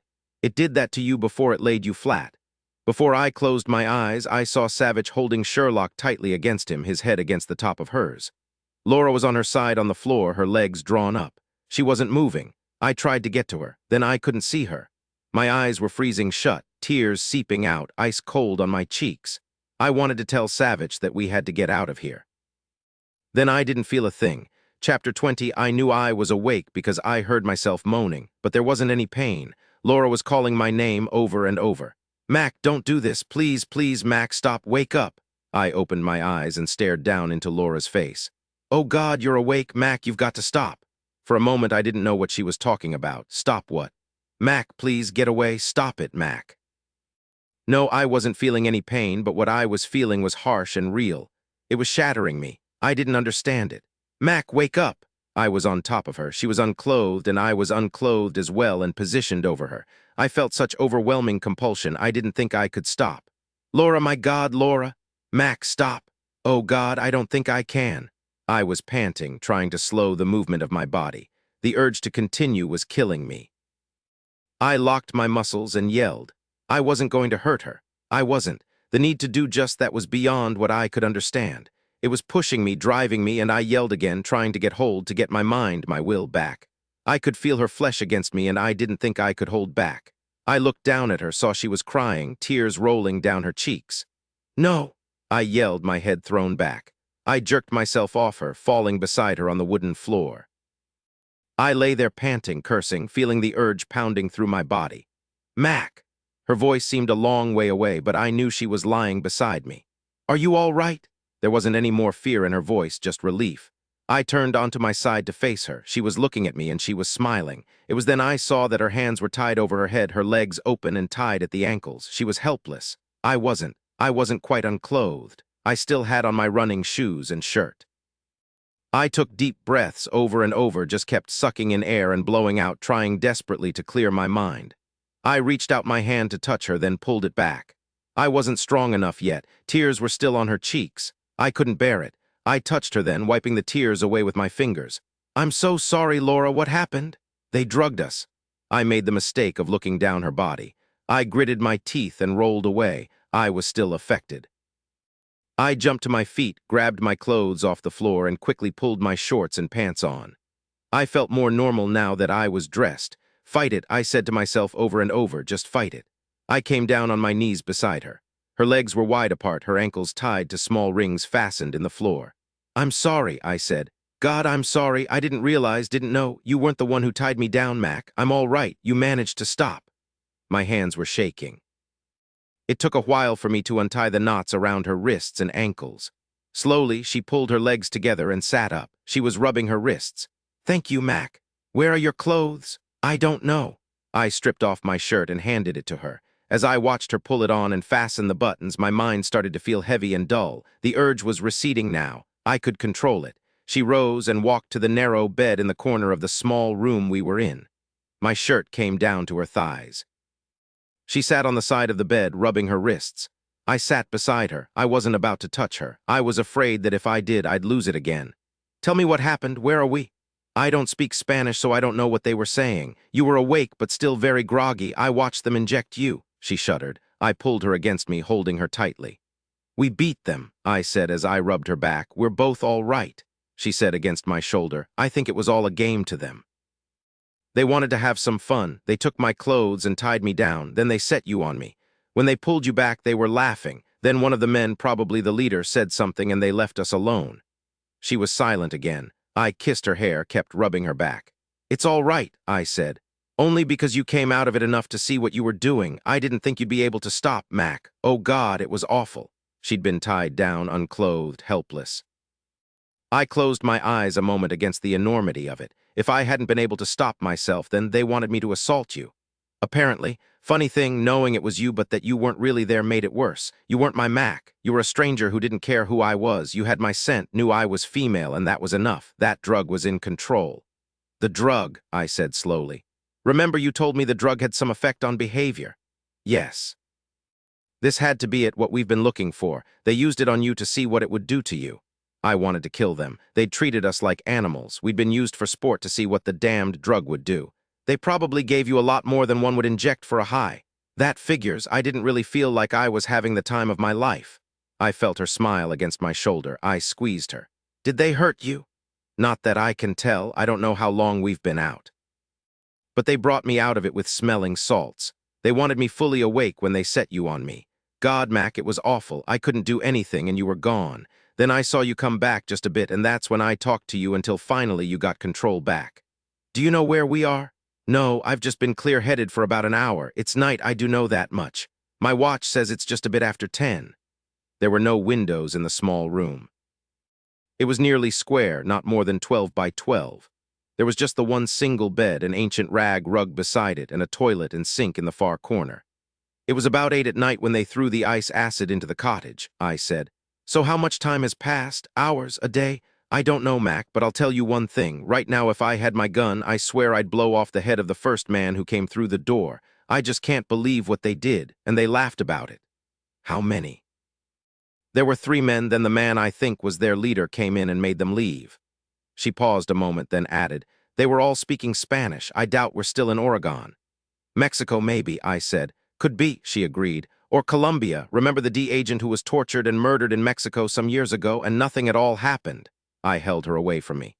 Listen up, Laura, don't think like that. It does no good. You haven't seen Sherlock or Savich. She shook her head. When I woke up, I was alone. When they brought me here to this room, it was empty. I don't know where they were keeping you, but 2 of the men half-dragged you in here. It was like you were in a stupor. They tossed you on that bed and injected you. 5 minutes later, they put you on me. They're animals. I wonder what would have happened if I hadn't gotten control. The way I felt, I would have kept at it until I was dead or the drug finally wore off. Maybe that's what they wanted to see. I wonder if they were laying bets. She pulled back. But you stopped yourself, Mac. I kissed her mouth. I smoothed back her hair, lightly ran my thumb over her eyebrows. I finally realized it was you. I love you, Laura. I couldn't have hurt you. Well then, let's take care of this mess and then get married. Can we do that, Mac? I couldn't believe it had taken me until I was 29 years old to find this woman. I kissed the tip of her nose. In exactly that order. I looked over to the small rings screwed into the wooden floor. Had they done this before, brought in some women and taken turns, enjoying the hell out of it? The drug was something. I was still affected. I looked at Laura again. Her hair was curtaining her face, hanging long and loose, real shiny. I couldn't believe it. They combed your hair? Yes, she said, not looking at me. More than that even. They bathed me, washed my hair, and sprayed some perfume on me. They let two women do this while they watched. Neither of the women spoke any English. Then they brought me to this room. I got the feeling that they've done this before with other women. I pulled her close again, and this time I really smelled the musk on her. I felt a wave of compulsion. It wasn't overpowering, but I didn't want to test myself. I'm thirsty, I said. Just having a bit of distance between us made it easier. I walked to the sink. It was as ancient as the rug by the bed, cracked and rusted, but the water was cool enough and clear. I washed my face. Laura's scent was gone. The heavy feeling in my brain was easing. I could think more than one thought at a time now, glean more than one impression, but my only thought was that I wanted to kill them. I couldn't seem to get beyond that, and I knew I had to. We had to get out of here. Laura stood up. Did you walk away because the drug hit you again? Yeah, but it's better now. Don't worry about me. Then I shook my head and said, no, forget that. If I start looking at you funny or talking funny, anything that isn't right, you get away from me fast. If you can't, knock me silly. Protect yourself. All right? She studied my face for a long time, then nodded. When she walked toward me, I took an outside route back to the bed. I said while she was cupping water in her hands, we've got to figure out how to get out of this bloody room. We both looked at the one door, no windows. Do you think they'll feed us? I was starving, my stomach nearly beyond the growling stage, but that wasn't the point. If they bring us food, we'll have a chance to get out of here. They fed us not 10 minutes later. The door simply unlocked very quickly, and a young boy carrying 2 big plates in his skinny arms walked in. Behind him stood another man holding an AK-47 at the ready. He didn't come into the room, just stood there in the doorway, aiming his weapon at my belly, watchful and ready. I don't even think I heard them close and lock the door. My eyes were on the food. There were stacks of soft tortillas and beans, strips of beef, and thick pepper and onion-filled potatoes. I was so hungry it tasted as good as anything I'd ever eaten. They left a large pitcher of cold water. We drank the whole thing since the peppers were hotter than pitch. There wasn't a bit of food left. Laura looked down at the empty plates and said, I hope we don't get sick from stuffing ourselves. Not a pretty thought, I said, remembering the Montezuma's revenge that had me dehydrated and 10 pounds lighter a couple of years before when I'd been fishing off Cozumel. One guy with an AK-47.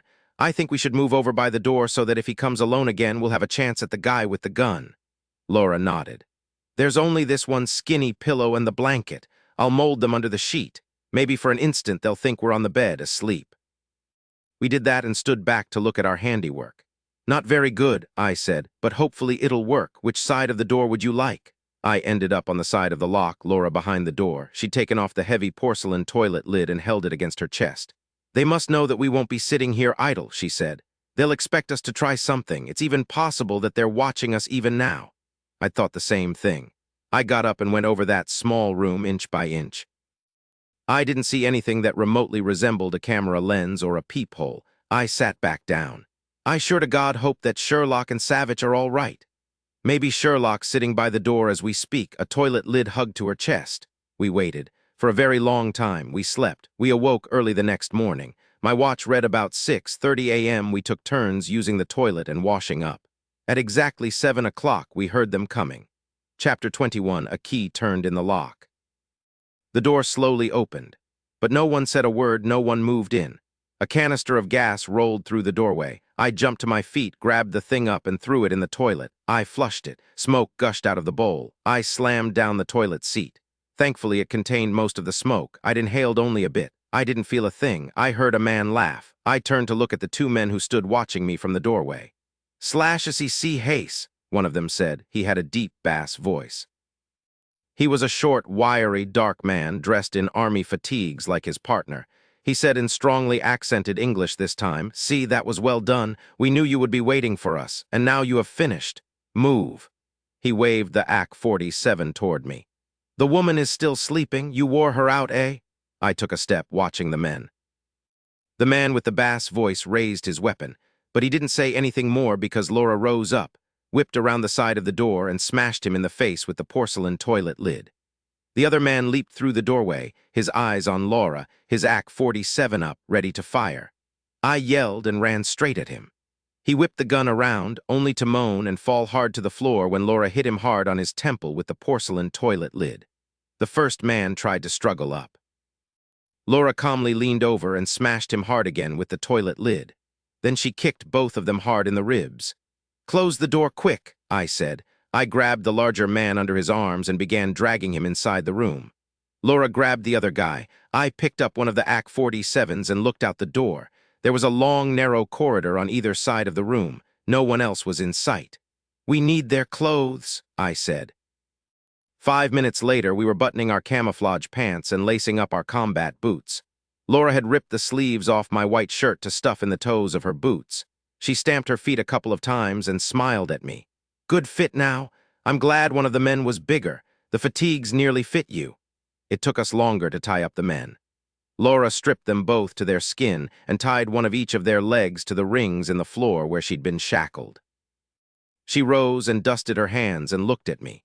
"Okay, let's get out of here. Savich and Sherlock have got to be somewhere close by." We locked the door and turned to the left, for no other reason than I am left-handed, and that was the way I'd turned first. We each had a full magazine in the AK-47s and another magazine from each man's belt. I was armed and dangerous, feeling more pissed than prudent. Laura had tucked her hair up beneath the army camouflage cap.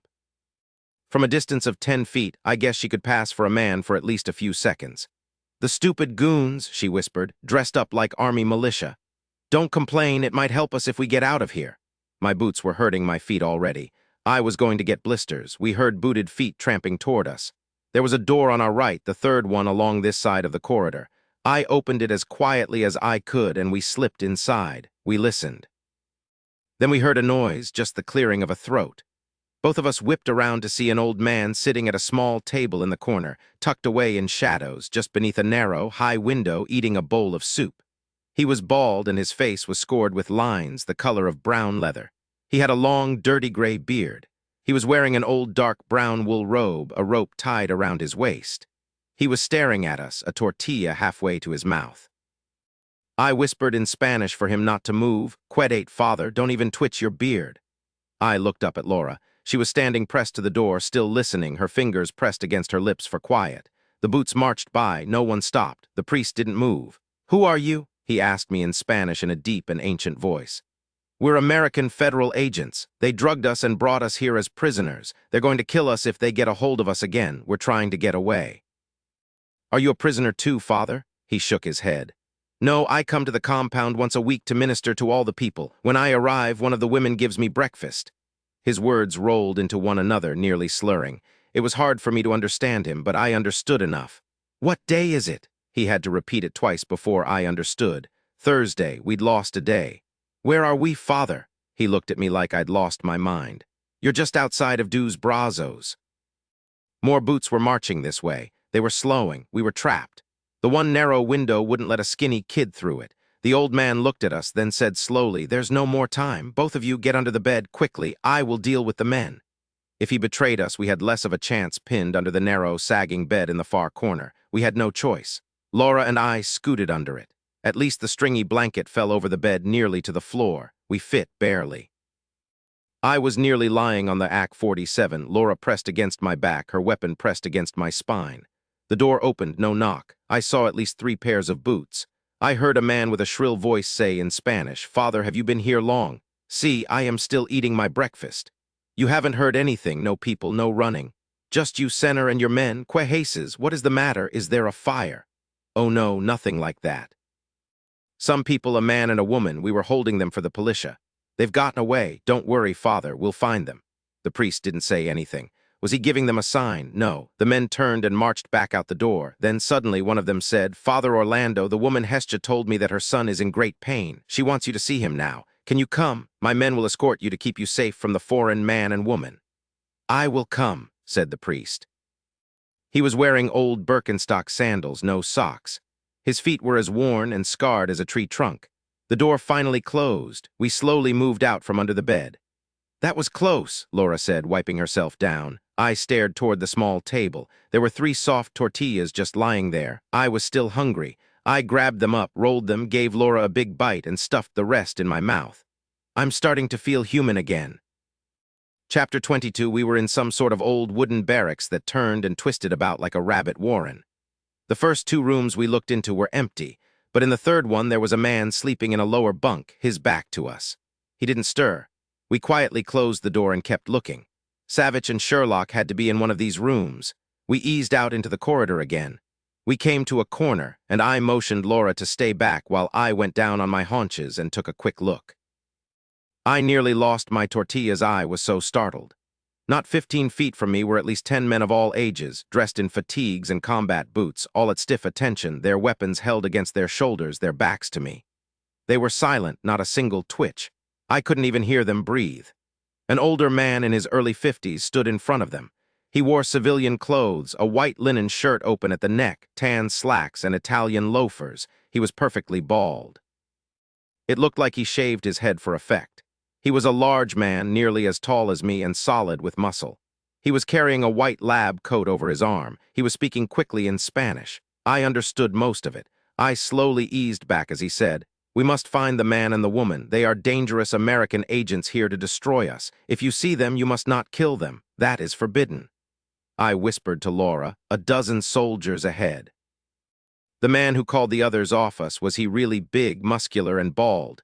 No, it was another man. "This one seems to be the boss. He's giving them orders about us. He doesn't want us killed. I suppose that's good news. Oh yeah, he's a sharp dresser.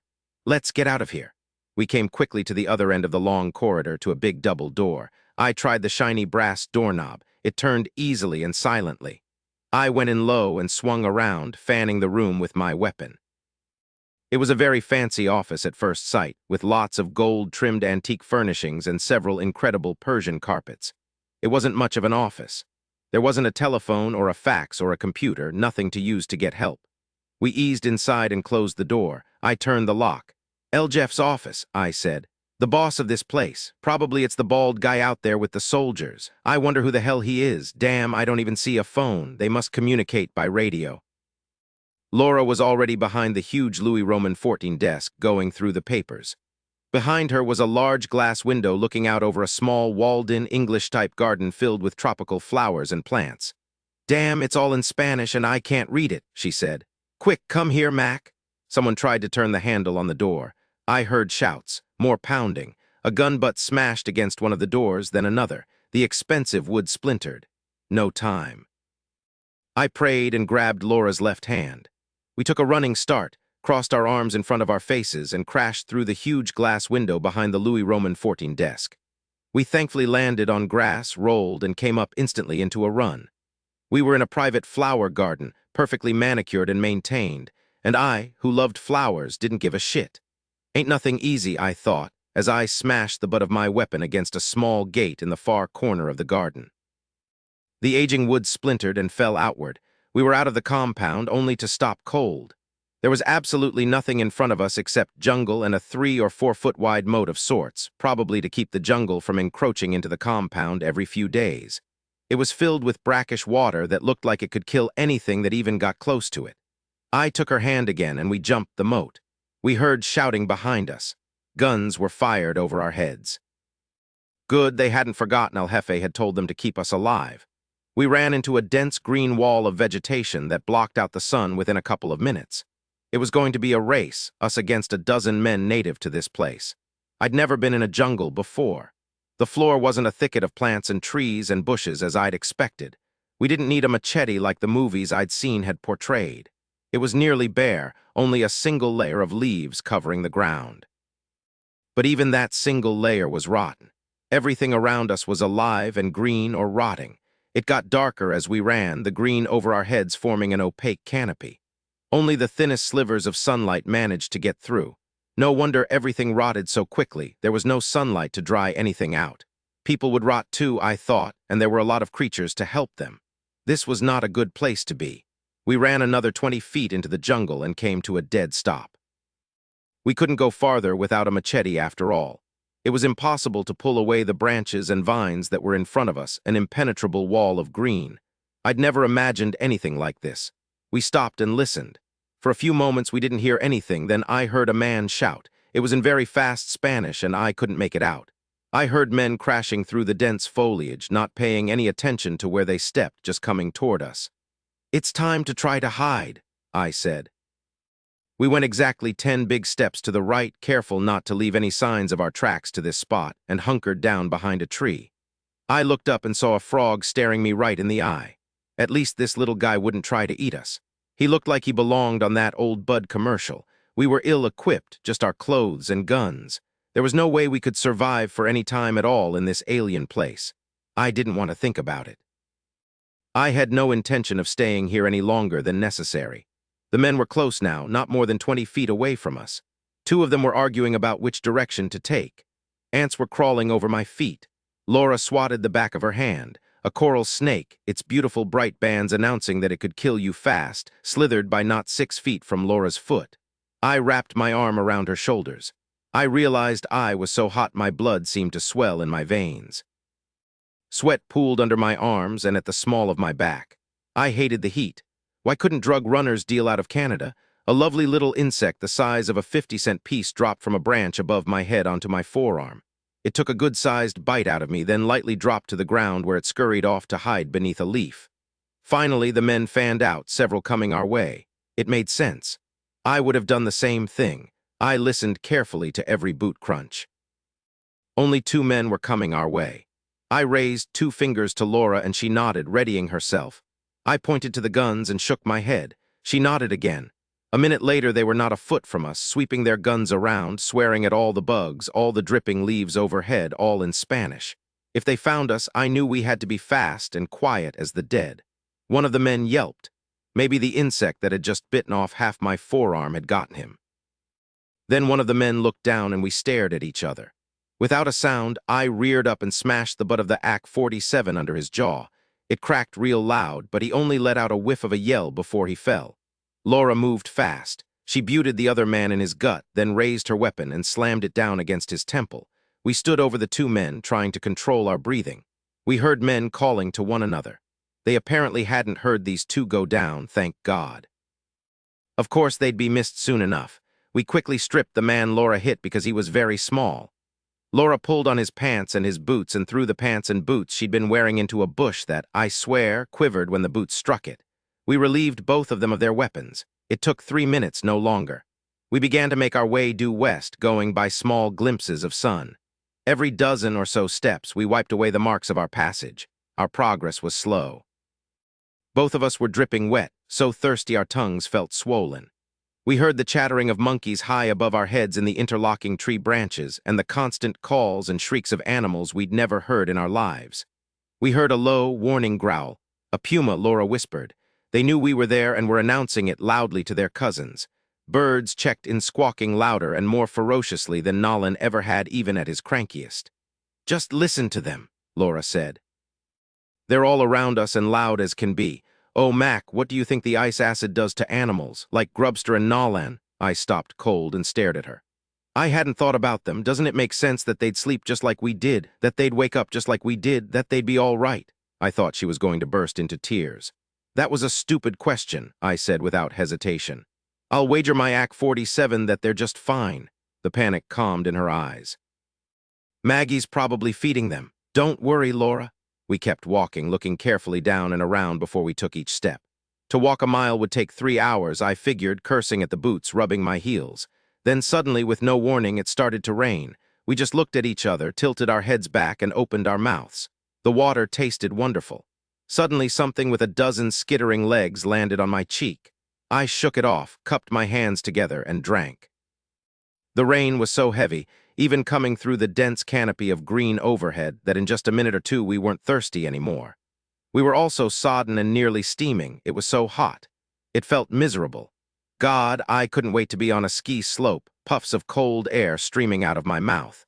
I raised my hand and rubbed my fingers over a dirty smudge on Laura's cheek. You know, Laura, when I flew from Washington just a week ago, I never imagined ending up in a rain forest with the woman I love, someone I had to come 3,000 miles to meet. This isn't anything I'd anticipated either, she said and kissed my fingers. We'd better get to work on finding Savich and Sherlock. I laid my weapons on the ground and buttoned her shirt up to her neck, then raised the collar. It touched her chin. Let's keep as much covered as we can, I added, and buttoned my own shirt up to my chin. Our sleeves were fastened at our wrists. At least our fatigues were tucked inside our boots, and the boots were sturdy. It was good protection from all the creatures that slithered close to us. We started walking northeast, roughly parallel to what looked like clear-cut land just outside the rain forest, not more than 100 yards distant. We wanted to stay hidden until we were well beyond the compound. After another hour, we turned south again. It didn't take more than 20 minutes to reach the edge of the rain forest. The thick foliage suddenly thinned. The sun was bright overhead, the air immediately drier. The difference in the landscape couldn't have been more dramatic. The lush, dense forest simply gave way to an indistinct, barren patch. I figured we were at least 100 yards northeast of the compound. Chapter 23, there were mountains in the distance, their tops shrouded with clouds. There was no sign of people, of any habitation at all. We'd stepped out of a green world filled with more creatures than anywhere else on the planet into desert terrain. The sun dried our clothes in less than 15 minutes. It also made us thirstier than hell. "We need water," Laura said. "Then some shelter." She pointed toward a copse of trees not too far away. The copse was on a small hill. From there we might see some sign of life, perhaps even the compound. "Listen," Laura said. She pointed up. Above, a small plane was coming closer. It was then I saw the empty airstrip a few hundred yards from where we stood. A 4-seat Cessna was coming in. We ran back into the rain forest until we heard the plane land, then slowly eased out on our bellies. We could barely make out 3 people getting off the plane, walking to a Jeep, and getting in. Men or women, we couldn't be sure. The Jeep drove off, due east from the airstrip. To my disappointment, the Cessna was in the air and gone beyond the mountains in a matter of minutes. "I wish," Laura said, "that the plane had hung around. We could have persuaded the pilot to get us out of here." "All we need is Savich," I said. "He's got a license. He can fly anything." Laura and I walked slowly out of the rain forest again. The dry air felt wonderful on my face. I saw Laura raise her face to the baking sun high overhead. "It's around mid-afternoon," I said. "At least 4.5 hours until it gets dark. We can scout around, try to see the best way to get back into the compound." "I'm hungry," I said and rubbed my fist against my belly. My hand stopped. I saw her eyes follow my hand, then widen with alarm. Coming from nowhere, just suddenly upon me, I felt a bolt of incredible intensity. I was almost instantly overwhelmed. Jesus, I was losing it. Laura was staring at me. "Mac, what's wrong?" I grabbed her, flattened my hand over her mouth, and said in a raw voice, "Laura, there's time for us to be close. Let's stay here right now. I've got to Mac, stop it." I heard her voice, but what she said made no difference. There was only one thing I wanted, only one thing I was going to do. I was trying to pull her shirt off and unzip my pants at the same time. I didn't even think about touching her, no, I just had to get inside her right that instant. She twisted away from me. I grabbed a moment of reason and choked out. "It's hit me again, Laura. I don't know if I can control it. I'll hurt you. Get the hell out of here now. Run." "Mac, you can control it. You did it before." "Please, Laura." I was on her again, knocking her backward. She hit a tree but didn't fall. Instead of running, she stepped forward and kicked me in the groin.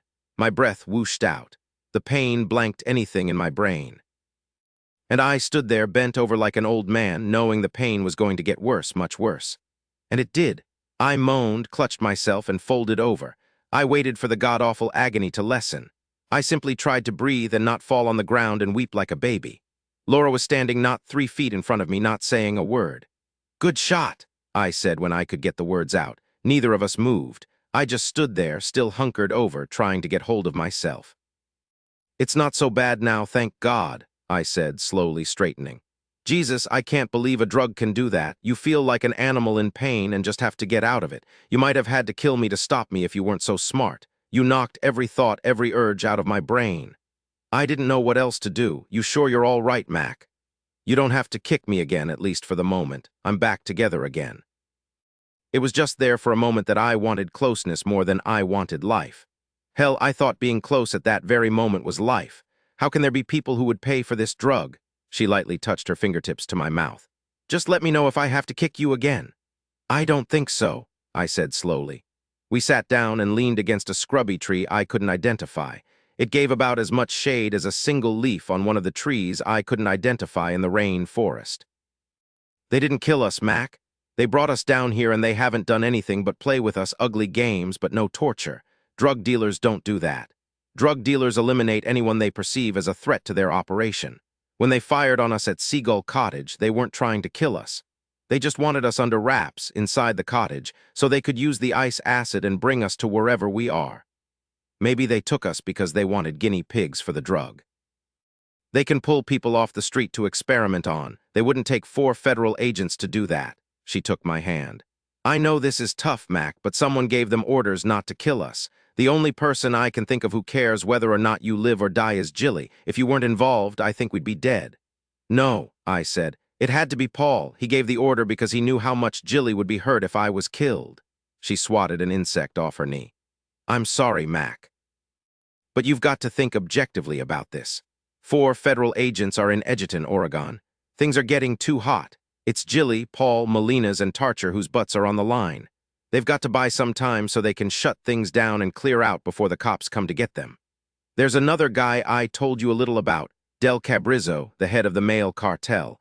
We believe he's the kingpin behind the development of this drug. John Molinas is just one of his flunkies. He probably used Molinas just to get to Tarcher and to Jilly and Paul. As to Alyssum Tarcher's exact role, I'd say he cut himself in by getting Paul and Jilly out to Edgerton.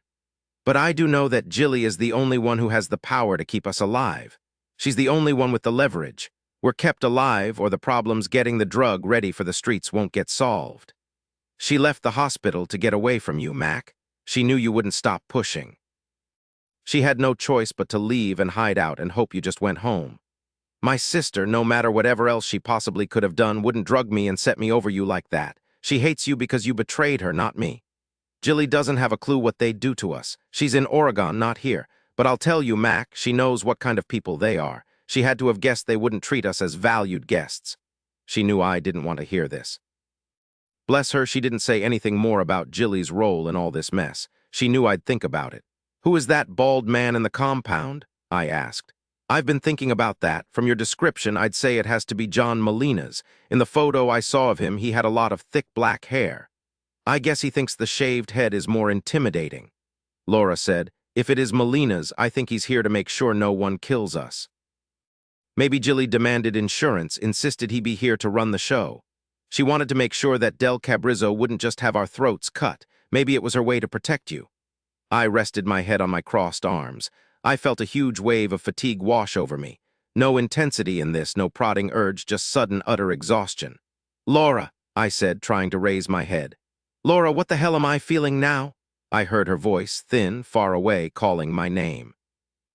I tried to look up, but I didn't have the strength to lift my head. I clearly saw the terrorists in Tunisia, heard their voices, wondered if I would ever escape this mess alive.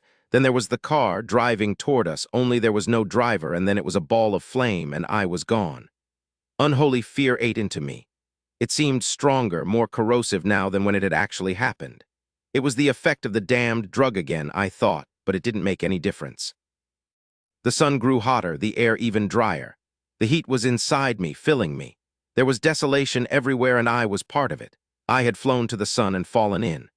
Mac! Laura's voice was high, terrified. I tried to look at her, but her face blurred, then faded into a strange sort of gray whiteness that seemed endless and cold, but it wasn't any of those things, and on some level I knew it. I just didn't know what it was, and I didn't care. I was floating now, and it was very strange to be staring down at a large man, and I knew the man was me, only he was just lying there, his eyes closed, his chest heaving with the effort to breathe. Then I knew he was me because suddenly I couldn't breathe. I was dying. Then there wasn't any more pain, just a gray-white void that didn't go anywhere. I was cold. That made sense. I was under a sheet. I wanted covers but couldn't seem to move my arms. I felt fingers on my forearm, soft fingers, loving fingers, fingers so gentle I wanted to see who they belonged to. It became more than that. I had to know who was touching me like that. I forced my eyes open, forced myself to look through the gray-white to find the person whose fingers were so gentle, so tender. I saw Jilly standing over me, looking both frightened and angry. Why would she be frightened or angry? It made no sense at all. I had to know. I concentrated with everything in me and whispered, Jilly, you're all right. Thank God, I've been so worried about you. Why are we here, Jilly? Where are we? She just smiled down at me and lightly touched her fingertips to my cheek. It'll be all right, Ford. Listen to me now. You're coming out of it very soon now. No, keep your eyes open. Ford, listen to me. You mustn't drink or eat anything. Do you understand me? Don't even drink out of the tap. Nothing. Laura, Jilly, where is she? We'll be all right, Ford. Laura's here. Get strong, Ford. Just lie still and get strong. And then her fingers left my arm. When I looked up, she was gone. The gray-white void thickened around me until I disappeared into it, just eased into it and let it swallow me. I wondered why I wasn't cold any longer. I opened my eyes and realized that no one was standing over me. I felt clear-headed, but so hungry I could have eaten just about anything. I shook my head. What had happened? Laura. I saw her lying on her side on a folded blanket on the floor beside the bed I was lying on. She was under a sheet just like I was. I was down on the floor next to her in an instant, panicked. Laura! I lightly pressed my fingers against the pulse in her throat. It was strong and steady. I knelt over her, wondering what the hell to do, then wondering where we were. Something was very wrong here, but I just didn't get it yet. I lightly stroked my hand over her shoulder and turned her onto her back. Laura, I said again and leaned down to kiss her mouth. Her lips were dry, she was so pale. Laura, I said and watched her eyes slowly open. I saw the scream in her eyes and quickly pressed my palm against her mouth. No, be quiet, I don't know what's going on here yet. Are you all right? She looked confused, her brows drawn together. Her long hair was in tangles around her head. Mac, she said at last, and her voice sounded beautiful to me. It's all right, sweetheart. We're both alive. I just don't know where or why. Somebody stripped both of us. She didn't move, didn't try to cover herself. I saw her draw in a deep breath and knew she was searching for control, for something to latch onto, something that made sense. I saw a man standing behind you. He was just there suddenly. I never heard him coming, and he sprayed something at me. Before I went out, I saw him strike you on the back of your head. I don't remember anything else. I want to get up now, Mac. I gave her my hand. She was looking at me, and I realized that I was overwhelmed again. I was embarrassed and frightened as hell. Pain was one thing, but not knowing what was real and what wasn't, that was beyond anything I'd ever experienced in my life. God, I hated it. I turned away from her, grabbed a blanket off the bed, and wrapped it around my waist. There was only a dingy sheet for Laura. I pulled it off the small bed and handed it to her. She wrapped it around herself, tucking in the ends over her shoulders. She sat beside me on the bed. I'm dying of thirst, she said, not looking at me but down at her bare feet. I said without thinking, we're not going to drink anything at all, not even tap water. Why? I turned to face her. I lifted her hand and held it between mine. She leaned forward until her cheek was touching my shoulder. Listen, Laura, Jilly came to see me. She's here. She seemed upset. She told me not to eat or drink anything. Jilly here, but when could you have seen her, Mac? I don't know, but it makes as much sense as you and me being here wherever here is. It means she is involved, Laura said finally. You see that now, don't you, Mac? If she was really here with you, then she's in on all of this somehow. Yes, I know, I said. They've got us again, haven't they? What are we going to do? But how did they have us again? They just walked up to us and turned off the lights. What was going on here? Was it all somehow planned with a drug whose effects diminished, then came roaring back? I stood and began pacing the 12-by-12 room. We've got to find Sherlock and Savich, I said over my shoulder. We know they're real. It was odd, but even though I was walking around and speaking to Laura, I knew that somewhere inside my brain something still wasn't right. I remembered reliving that horrible few moments in Tunisia, how it had somehow been magnified. I looked over at the tap in the small sink. Neither of us was going to touch another drop of water, at least not in this place. Chapter 24, what about the food? Jilly hadn't said anything about food, had she? Yes, she had, I remembered.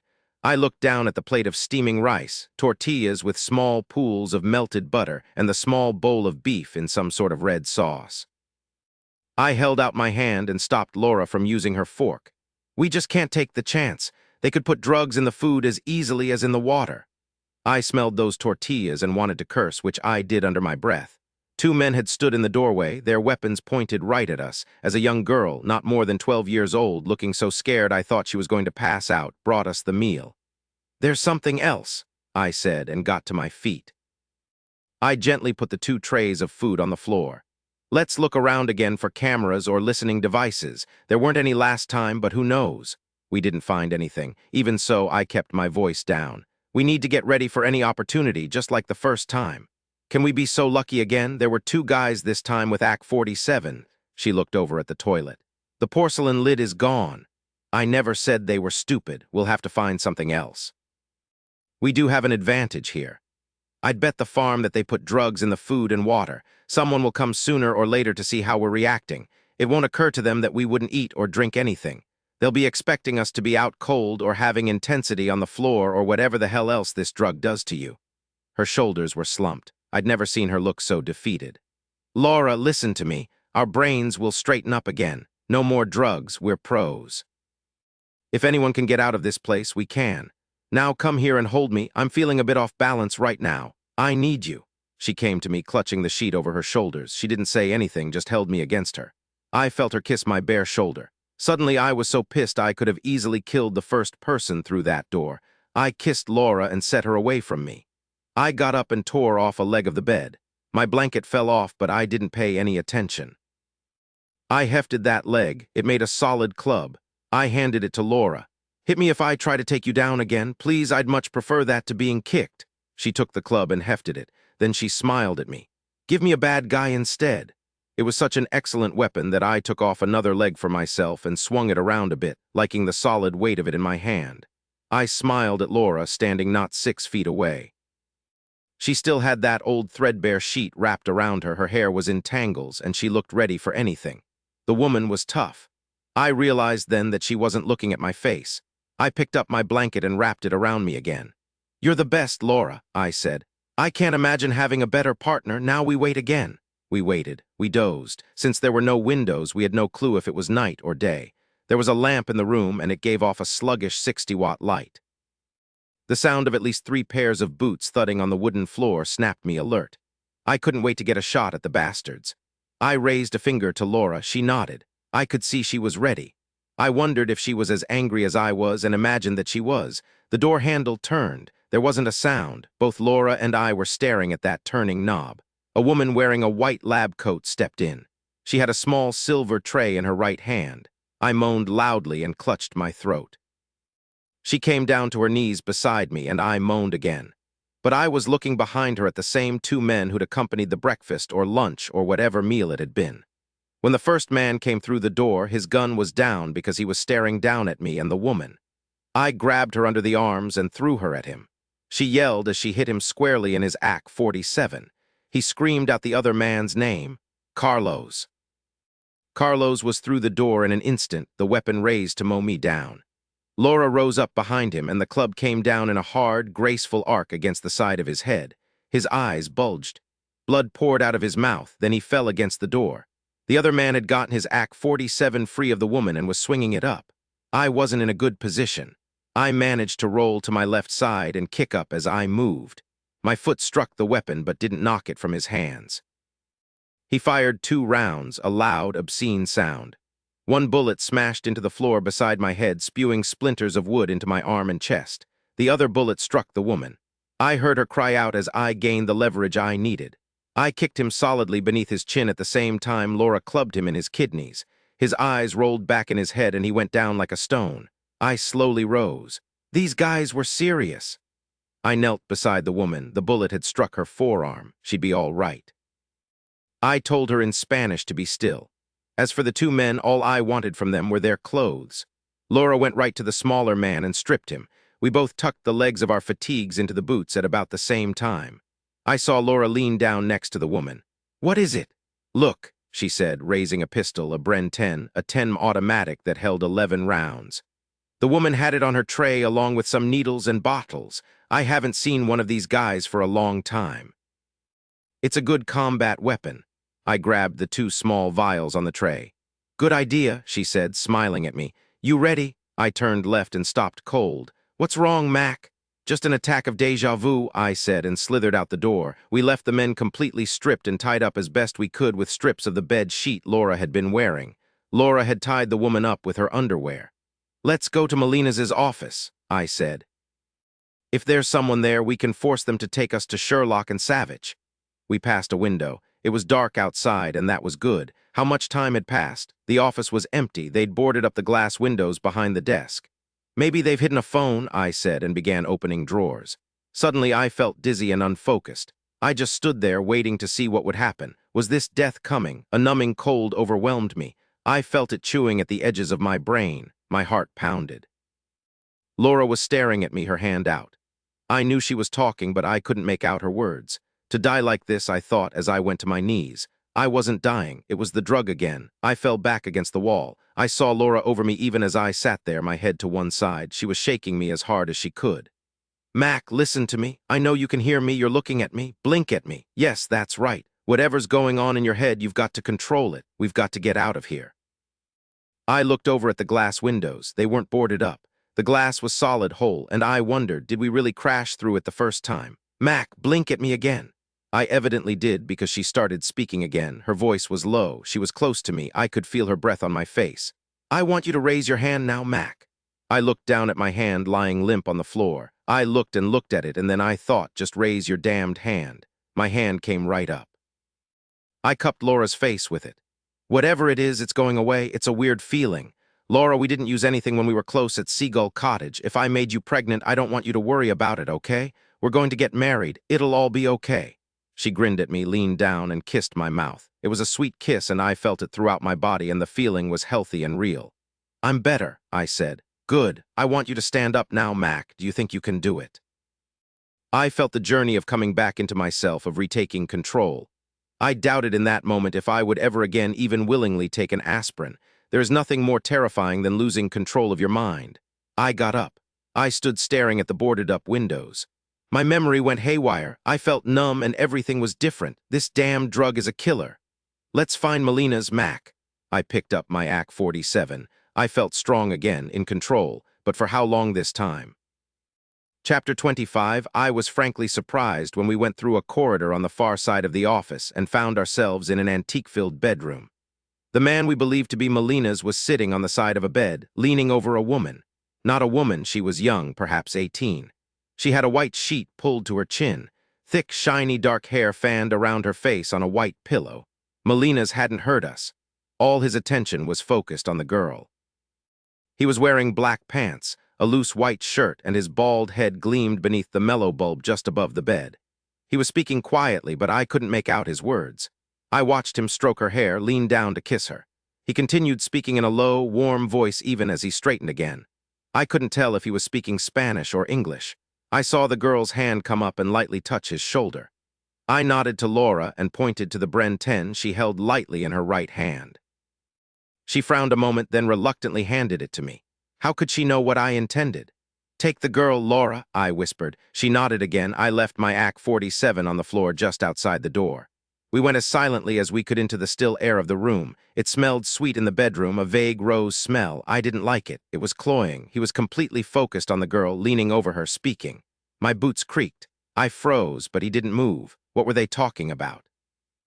I gently pressed the Bren 10 against his left ear.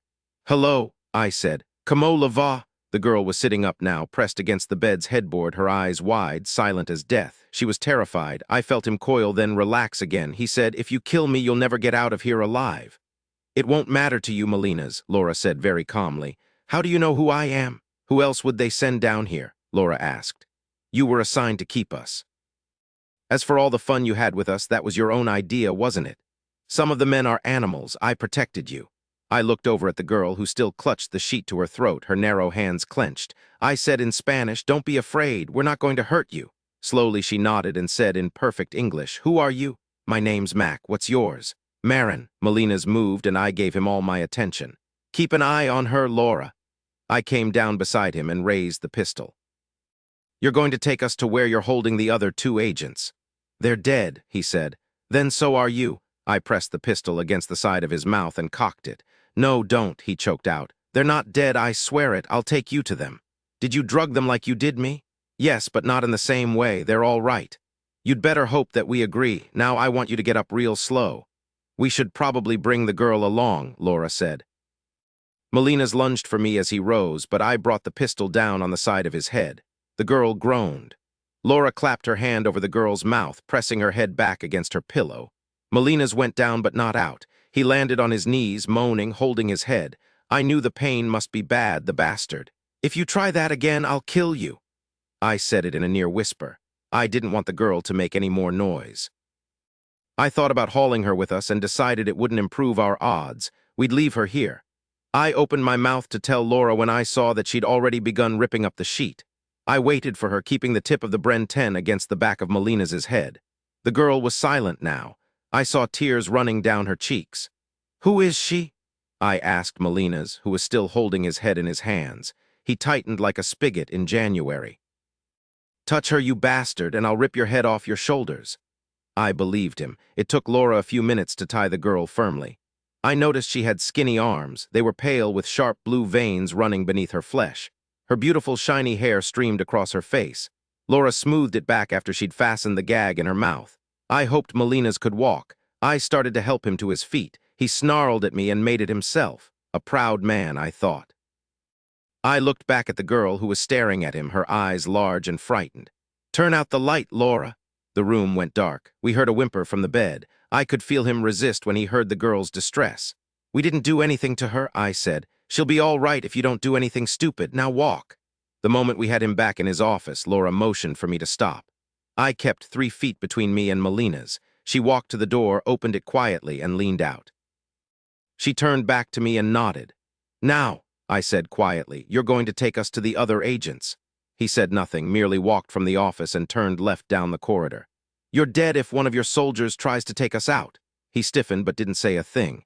"If you're dead, what will happen to the girl? She's already tied down. A regular offering, I'd say." He nodded, and I heard him curse, low and fluently. Even with a Spanish last name, those curses were pure American. "Who is that girl?" He just kept walking. "You might as well tell me." Finally, not turning to face me, he answered, "She is my daughter." Chapter 26, "Where are your men, Melina's?" I said near his left ear. "Some operation you run here, hard to believe you haven't been run out of town." "The men are not professionals," Melina said, and I could tell that disgusted him. "They have courage but no discipline." "I buy that," I said. "Now tell us where we are." "No, you can't kill me. If you do, you won't ever get your friends out of here. I can't tell you anything. If I did, I would be dead, and so would my daughter. Very few people know about this place. If you find out on your own, I cannot be blamed. Your friends are just around that corner. There are 3 guards around the door." Suddenly, Laura put her finger against her lips. We heard a man talking in a low voice. She walked quietly to the corner and looked around it. She came back. "There are 3 guards up ahead, just like he said. They're sitting on the floor outside a door. Their heads are down, but I'm not certain they're asleep." "The other agents are behind that door?" I asked. I wasn't lying. He was pale now, but he didn't say anything more. "Del Cabrizzo's behind the whole operation, isn't he?" Laura asked Melina's. "I can't tell you anything. You can kill me if you must, but I know that you won't harm my daughter." "We'll do whatever we need to," I said. "I want you to walk ahead to the men and tell them that you intend to speak to the prisoners. You will tell them to go outside until you come to tell them to return. If you screw this up, Melina's, I will personally shoot you. I won't harm your daughter, but I will shoot you. Trust me on this." He looked me straight in the face. He had dark blue eyes, and there was something familiar about them. The shape, perhaps, slightly tilted at the corners. They were his sister's eyes, Elaine Tarcher's. He said in a low voice, "My daughter is innocent. She has suffered enough. If I release your friends, will you leave here? You can hardly expect things to go on as they have. No, once you escape, my job here is over. Then I will deal with what will happen."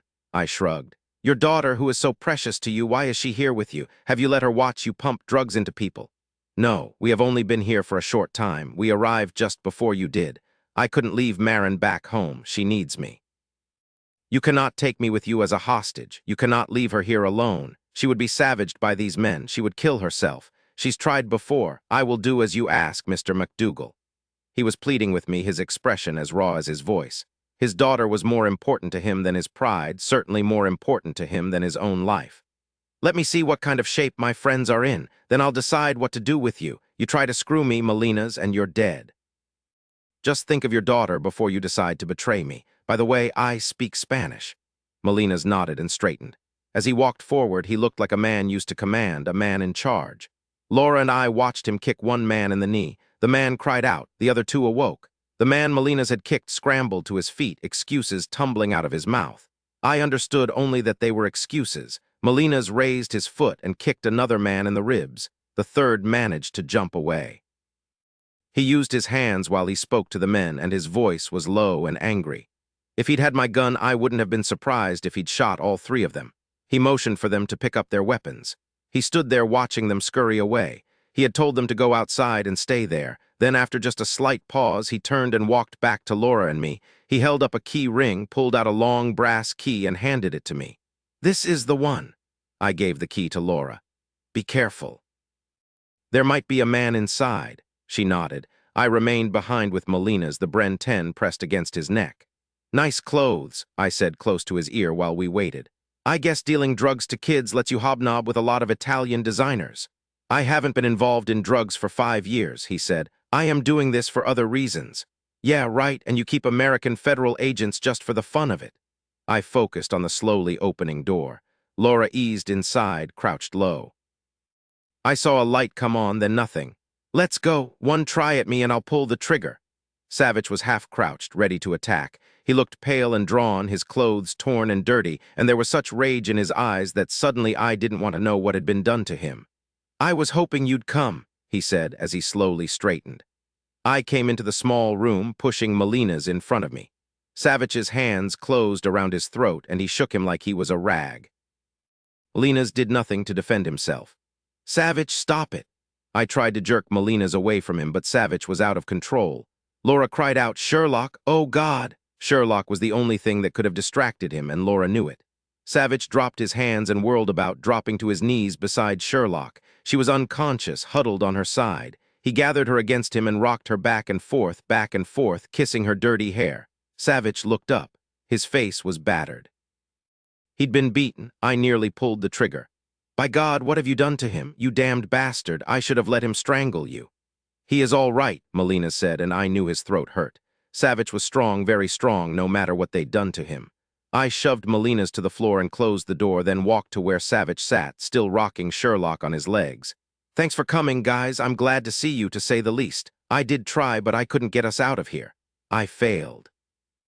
I took out a couple of them, but then 4 others came in and I got the crap kicked out of me for my efforts. He was coherent. He was himself. They didn't drug you? I asked. Not after I woke up when we first got here, wherever here is. They took Sherlock. I guess they wanted me to be clear-headed enough to see what the drug did to her. What happened to her? When she's awake, she just keeps reliving that awful time in the past when she was hunting down that serial killer, Martin Jones. I was nodding. I knew all about Martin Jones. Savich explained for Laura. She was his prisoner. It was terrifying for her. She had nightmares about it for months. With the drug, it's come back only worse. Jesus, you can feel her terror, her confusion. He looked over at Molina's. I'm going to kill that sadistic bastard.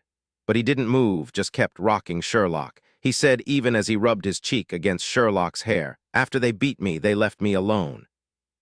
They never did shoot any drugs into me. I looked down at Sherlock and then I struck Molina's. I just couldn't stop myself. I must have gotten him just right because his head fell back against the wall. I drew a deep breath. I'm sorry, guys. He'll be back with us in a minute. He's going to get us out of here. There's an airstrip out there. Thank God, Savich said. He was still clutching Sherlock tightly against his chest. They drugged you again, Mac. I said as I watched Molina's open his eyes. I'll tell you about it later. I hunkered down into Molina's face. You're going to get on your radio. You're going to get a plane in here. Now, Savich said, I want to take him back with us. I want to strap him down and give him the lethal injection myself. Molina smiled. Sorry, Agent Savich, that won't be possible. The plane carries only 4 passengers. I gather one of you is a pilot. No problem, Savich said. He rose, Sherlock in his arms. I can kill you myself if I can't take you back. I don't want to think how much dirty money you've got for lawyers. Yes, this is better. I don't want to let the law dick around with you. Your wife will be all right, Molina said. It will be a bit longer before she comes around, but she will be all right. There are 2 separate drugs that can be mixed together in varying amounts. We were having trouble with the balance and the dose. Everyone reacts differently. Some people are particularly sensitive. Your wife is one of them. Very slowly, Savich turned and laid Sherlock on the tattered black blanket spread on the wooden floor. He rose, then faced Molina's and smiled. It was a terrifying smile. I didn't move. This was up to Savich. I looked over at Sherlock. Laura was kneeling beside her now, stroking one of her hands. Get up, Savich said. Molina's slowly rose. There was no graceful display of martial arts, just the raw power of Savich's fist into Molina's belly, then his knee into his groin. Molina's went down like a stone. Good, Laura said. He deserved it, but now we've got to get him into good enough shape to get to a radio and order up a plane. I want Jilly, I said. Savich stared at me. What did you say, Mac? Jilly? She's here. She came to me when I was just coming out of a session with their drugs. She warned me not to eat or drink anything. Whatever she's doing here, Savich, she kept Laura and me away from another round of drugs. Laura didn't argue with me, just said, if she's here then we'll need a bigger plane. Jilly's small and so is Sherlock, I said. We can fit the 5 of us in a Cessna. Mac, Savich said, lightly touching his bruised fingers to my forearm. Is your brother-in-law, Paul, here too? I don't know, I said. If he's here, I say leave the bastard. He's the one who developed the drug with all its charms. I just want Jilly. I looked over at Laura. She was staring at the floor, and I saw her eyes narrow in fury. I followed her line of vision. Savich was shackled to a ring in the floor. It was Molina's bad luck that I'd pushed him far enough into the room for Savich to reach him. No wonder Savich hadn't escaped. As simple as that. Savich, I don't believe this. They enjoyed the fact that I could strain and curse but not reach them. They laughed about it. They knew exactly how far the chain would let me reach. Thanks for bringing that big bastard close enough so I could get him. Savich, Laura said quietly as I tried all the keys on the ring Molina's had given me. He's Alyssum Tarcher's brother-in-law, John Molina's. I remember. Finally, Laura found the key that fit the shackle on Savich's right ankle. When it fell open, he knelt down and rubbed his ankle. He pulled down his sock. There was dark bruising but no broken skin. I have Sherlock to thank for these thick wool socks. It's good to get that thing off me. He sounded like himself, which was a big relief. We had no choice but to wait for Molina's to come to his senses. There was a bucket of water on a rickety table in the corner.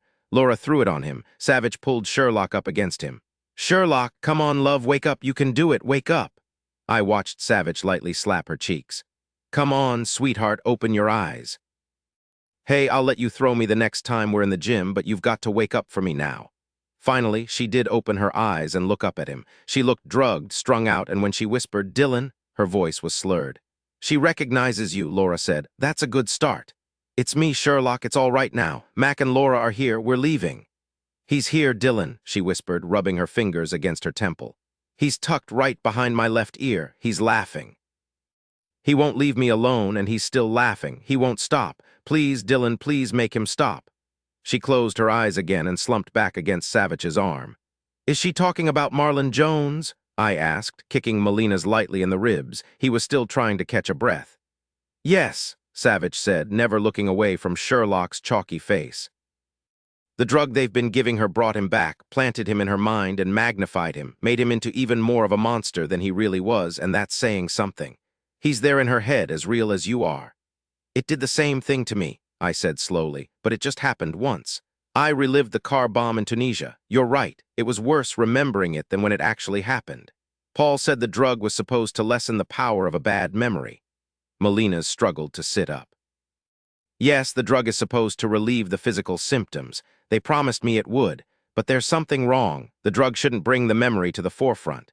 It's like you said, the drug is supposed to dissipate the physical symptoms and with repeated doses finally remove the horror of the memory. But it doesn't work. I tried different doses and even different additives to see if I couldn't fix the drug, but it doesn't work. I went down on my haunches in front of Molina's. What happened to your daughter? She was assaulted 3 years ago right on campus at her private school. She was only 15 years old. 4 older boys assaulted her. It destroyed her. They promised me the drug would help her. That's the only reason I got involved with Alyssum and Del Cabrizzo in the first place, to help my daughter. That's why I gave her the drug. I injected her myself, but it hasn't worked. Her memories of that night have grown worse, not better. The drug is killing her. So you gave Sherlock an even larger dose and mixed in other drugs? I asked. Molina stared into Savich's eyes and saw his own death there. He quickly leaned over and vomited on the wooden floor. Savich carried Sherlock in his arms. She was conscious now, but her eyes were heavy and vague. He'd wrapped her in all the blankets that were in that cell. She was disturbingly silent, quiescent. That really worried me. My mouthy Sherlock, who usually ordered everyone around, including her husband, was lying like a ghost, not really there. Laura walked behind them carrying 2 AK-47s. I marched Molina's in front of me, the Bren 10 pressed against the small of his back, another AK-47 slung over my left shoulder. Take me to Jilly, I said to Molina's. Now, I want to see my sister. She's coming out with us. Your sister isn't here, Molina said. I could tell it hurt him to speak. I smiled at him. I don't believe you. She came to me. She spoke to me. She warned me. He said slowly. It must have been the drug. Your sister was never here. Never. I have no reason to lie to you about that. It was the drag. It's unpredictable, but I have never heard of it doing that before. Was that possible? Jilly had been standing over me, clear as day. She'd been with me, speaking to me, damn it. She's never been here, Molina's repeated. But you know her, Laura said. I know who she is, Melina said carefully. We stopped and kept silent. There were men speaking not 15 feet away. About 3 minutes later, their boot steps faded down the long wooden corridor. We went back to his big opulent office and the huge adjoining bedchamber only to find it empty. His daughter, Marin, must have gotten herself untied because she'd locked herself in the bathroom. Melina's told her to stay there until he came back. We heard her crying. Look what I found. We turned to see that Laura had opened a closet door that I hadn't seen before. Guns, clothes, and look at the Stu Moore AK-47s. She turned around, grinning really big. She was holding up a machete. You never know if we might need it. They all carry knives. Just maybe we should have one too. She looked over at Savich. You guys need to get out of those clothes. I'll help change Sherlock. She clipped the machete to her own belt. There, she said, patting it. I guess I'm ready now for just about anything. I know you've got to have a radio somewhere. Get it. Melina's opened the third drawer of the huge desk and pulled out a small black radio. Get the plane here now? We all watched him set a frequency and listened to his rapid Spanish, some of which I couldn't make out. He looked up when he finished. I didn't betray you, he said. Savich walked to where Sherlock was sitting on the floor, Laura holding her hand. He bent down and picked her up. Let's get out of here. You'd better pray that the Cessna comes, I said against Melina's ear. It will come, he said. I saw him glance back at the radio. He didn't look happy. Chapter 27, we reached the airstrip at about 5:30 in the morning, according to the watch I'd taken from Melina's. The half-moon was fading quickly, but still hanging on, and behind it a few scattered stars dotted the gray sky. The mountains in the distance looked like ghosts, stretched up into broad sword shapes, others hunched over, all of them unearthly in the vague dawn light. There would soon be enough light to use the airstrip. 3 days ago, I thought, we were in Edgerton, Oregon, buying sandwiches from Grace's Deli. The silence was profound, just the crunch of our boots on the rocky ground. The rain forest began not 100 yards to our left, stretching up the flank of the distant eastern mountains. The compound was directly behind us. If anyone was following us, they were staying out of sight. I thought of snipers and moved closer to Melina's. I hoped we covered the others' backs well enough so if there were snipers, they'd be afraid to shoot for fear of hitting Melina's. When we reached the edge of the airstrip, the sky was a soft gray with strips of pink streaking to the east. There was no cover. We crouched down against the stark landscape, still too well silhouetted for anyone with a gun. Savich turned, a black eyebrow raised. The rain forest begins right over there, yet it's hot and barren here. How can that be? It's called deforestation, Melina said. The people are very poor. Mac and I were already in there, Laura said. It's incredibly beautiful, but the humidity strangles you, and there are so many creatures you can hear but can't see. It's also terrifying. I'm grateful we don't have to go back in. Sherlock laughed, shaky, but it was a real laugh. I think I just need to kill Marlin again. I can hear his laughter, his shouting. I'm just going to kill him. I'll see if he can come back from the dead a second time. Yes, kill him, Savich said, looking directly into her eyes. Kill him again, Sherlock. You're the only one who can do it. You did it before, you can do it again. Kill him and kick him a couple of times, then come back to me and stay. I need you here. I need you too, Dylan, she said and closed her eyes. The look on Savich's face was terrifying. I gripped his shoulder. It was in that moment that I knew Jilly had been taking the drug when she went over the cliff. I'd been there with her and the drug had driven her mad, just like Sherlock. When she discovered Laura was a D agent, that she'd been betrayed, she'd been haunted by Laura in her mind. She hadn't been able to bear it, and that's why she'd driven her Porsche off the cliff. I looked over at Laura. She was still staring toward the eastern mountains, not moving, just staring. I wanted to tell her that everything would be all right, but there was something about the way she was focused on those mountains, her silence, that kept me quiet. Laura had it together. She was fine. I smiled at her, knowing in my gut that this woman I'd known for less than a week would decide that living with me was better than living without me. We tried to limit our risks. We sat closely pressed together, Melina's facing back toward the compound. I didn't think any of his men could have gotten beyond us, but I couldn't be sure. A small plane was coming in, the buzz of its engine sounding rough. I saw Savich frowning at that sound, looking toward the mountains. In a couple of minutes, a sleek little Cessna 310 appeared over the top of the closest peak, banked sharply, and started in to land, the sunrise a halo around it. I didn't like the sound it was making, the engine sputtering, missing, as if barely hanging on. Had Melina's screwed us? I was turning to him when suddenly 2 helicopters burst over the mountains. My God, Savich said, shading his eyes. They're McDonnell Douglas Apaches, A-64 Apache. They're ours. They've got an M230 chain gun, Hellfire missiles, and a Stinger.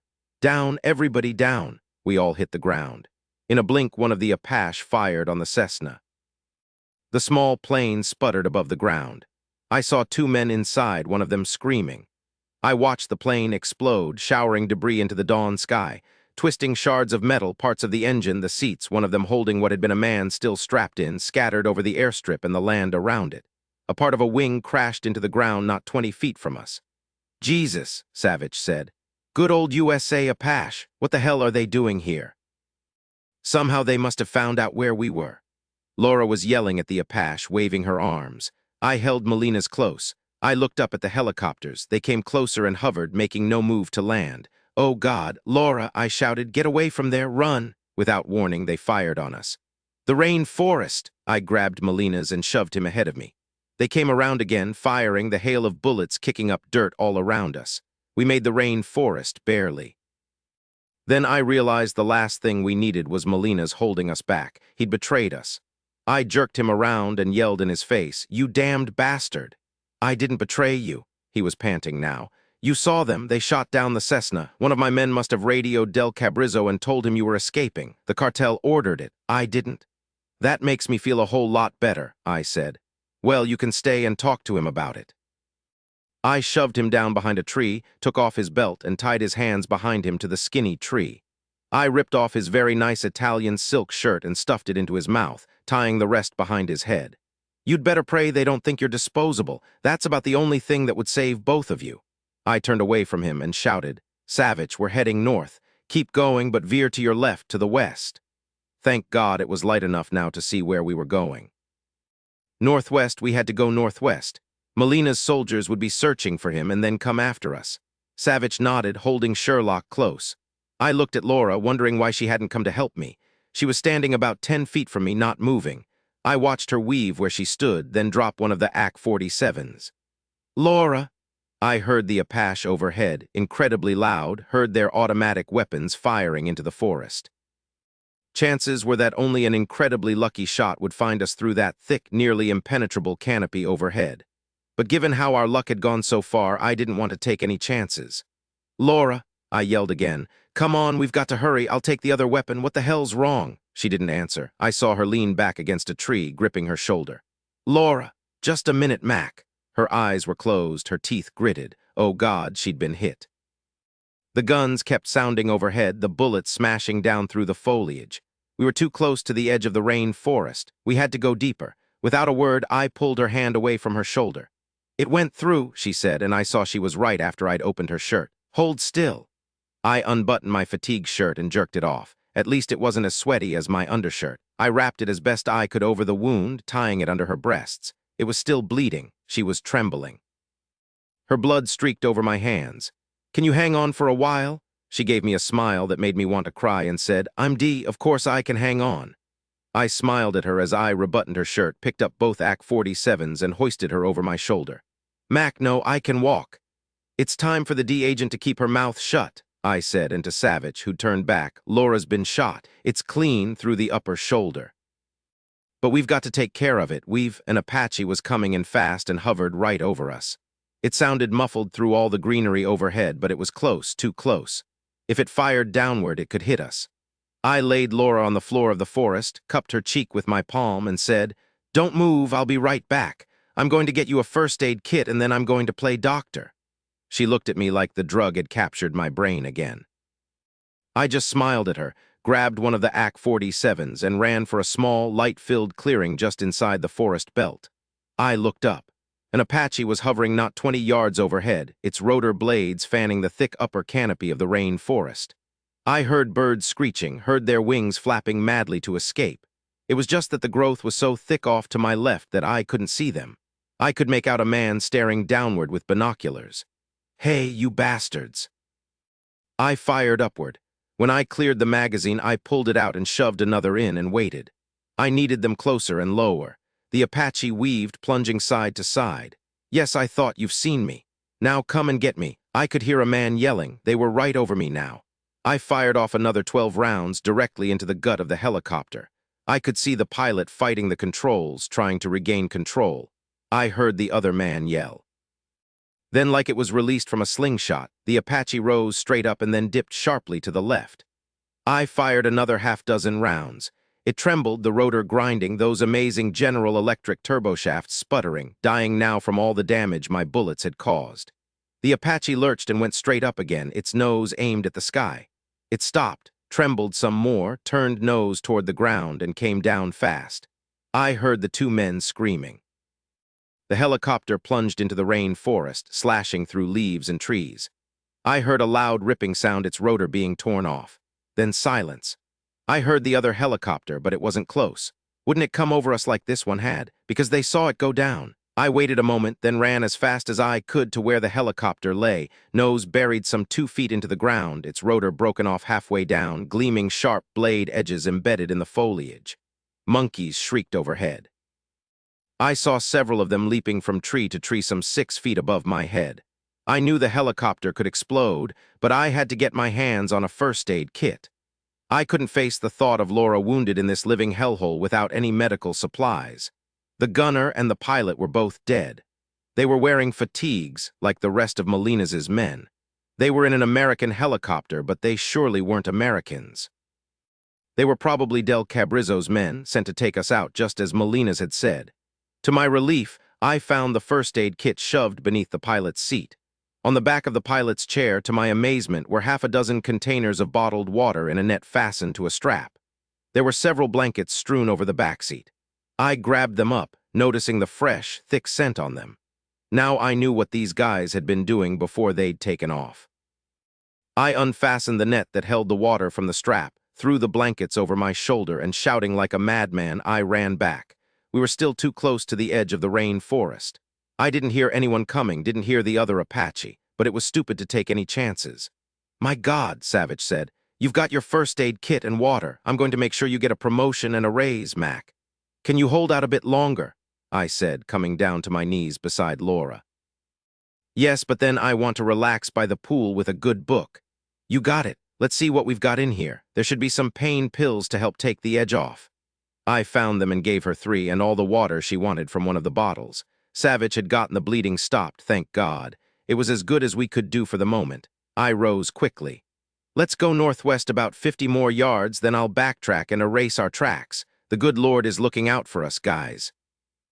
Just look at all this bottled water, and it isn't even drugged." Another 15 feet ahead and we couldn't get through the twisted and intertwined vines and trees. It was a wall of green. The first time we'd been helpless, but this time we had the machete Laura had taken.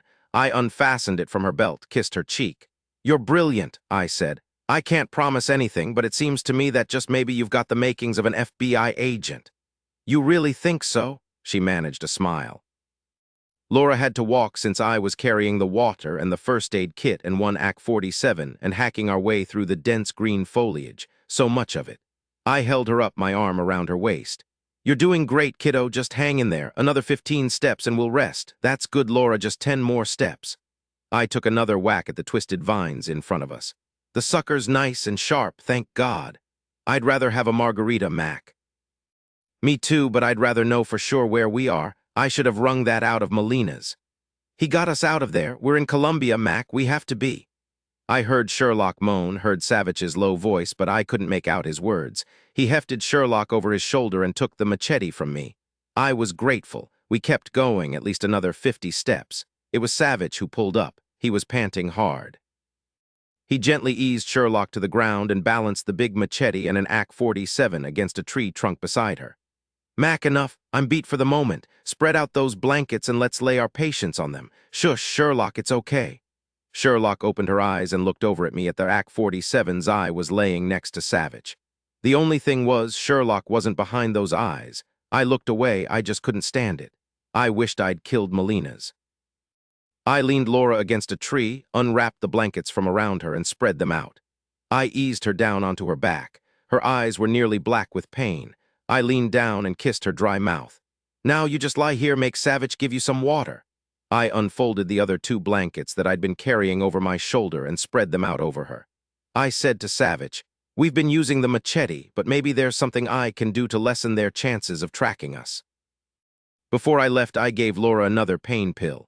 When I returned some 5 minutes later, I heard Laura whisper, "I'm sorry, really sorry. I should have dodged better. Maybe I'll be demoted to the FBI."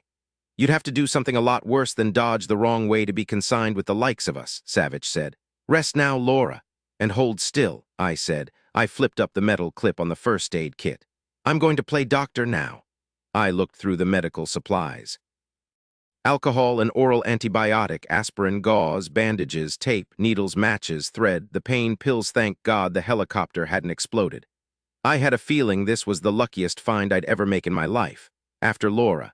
Laura focused her eyes on my face. "We could be in Thailand right now, any place there's a jungle." "Not with a town called Dos Brazos," I said. "Hold still and swallow these pills. It's an antibiotic and just one more pain pill." I waited a couple of minutes for the meds to start taking hold, then stripped her shoulder down and examined the wound.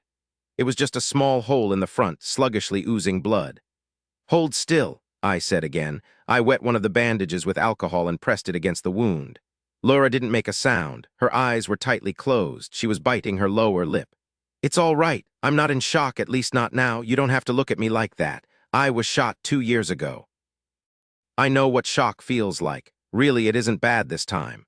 "Where were you shot?" I asked her. "In my right thigh." I could only shake my head. "You're doing really good. Don't move." I lifted her up and looked at the exit wound. It was raw and big and covered with shredded, bloody flesh and material from her fatigue shirt. I said, "I can't put stitches in to close the wound, Laura. There's just no way to get the wound sterile. The chances are the wound would get infected, and that would be worse. So I'll just clean it and lay a bandage over it. We'll change the bandage every day. Okay?" "Yes, I hate needles." I laid a cloth soaked with alcohol over the wound in her back and gently cleaned the area as best I could. There was an antibiotic ointment, and I smoothed it on.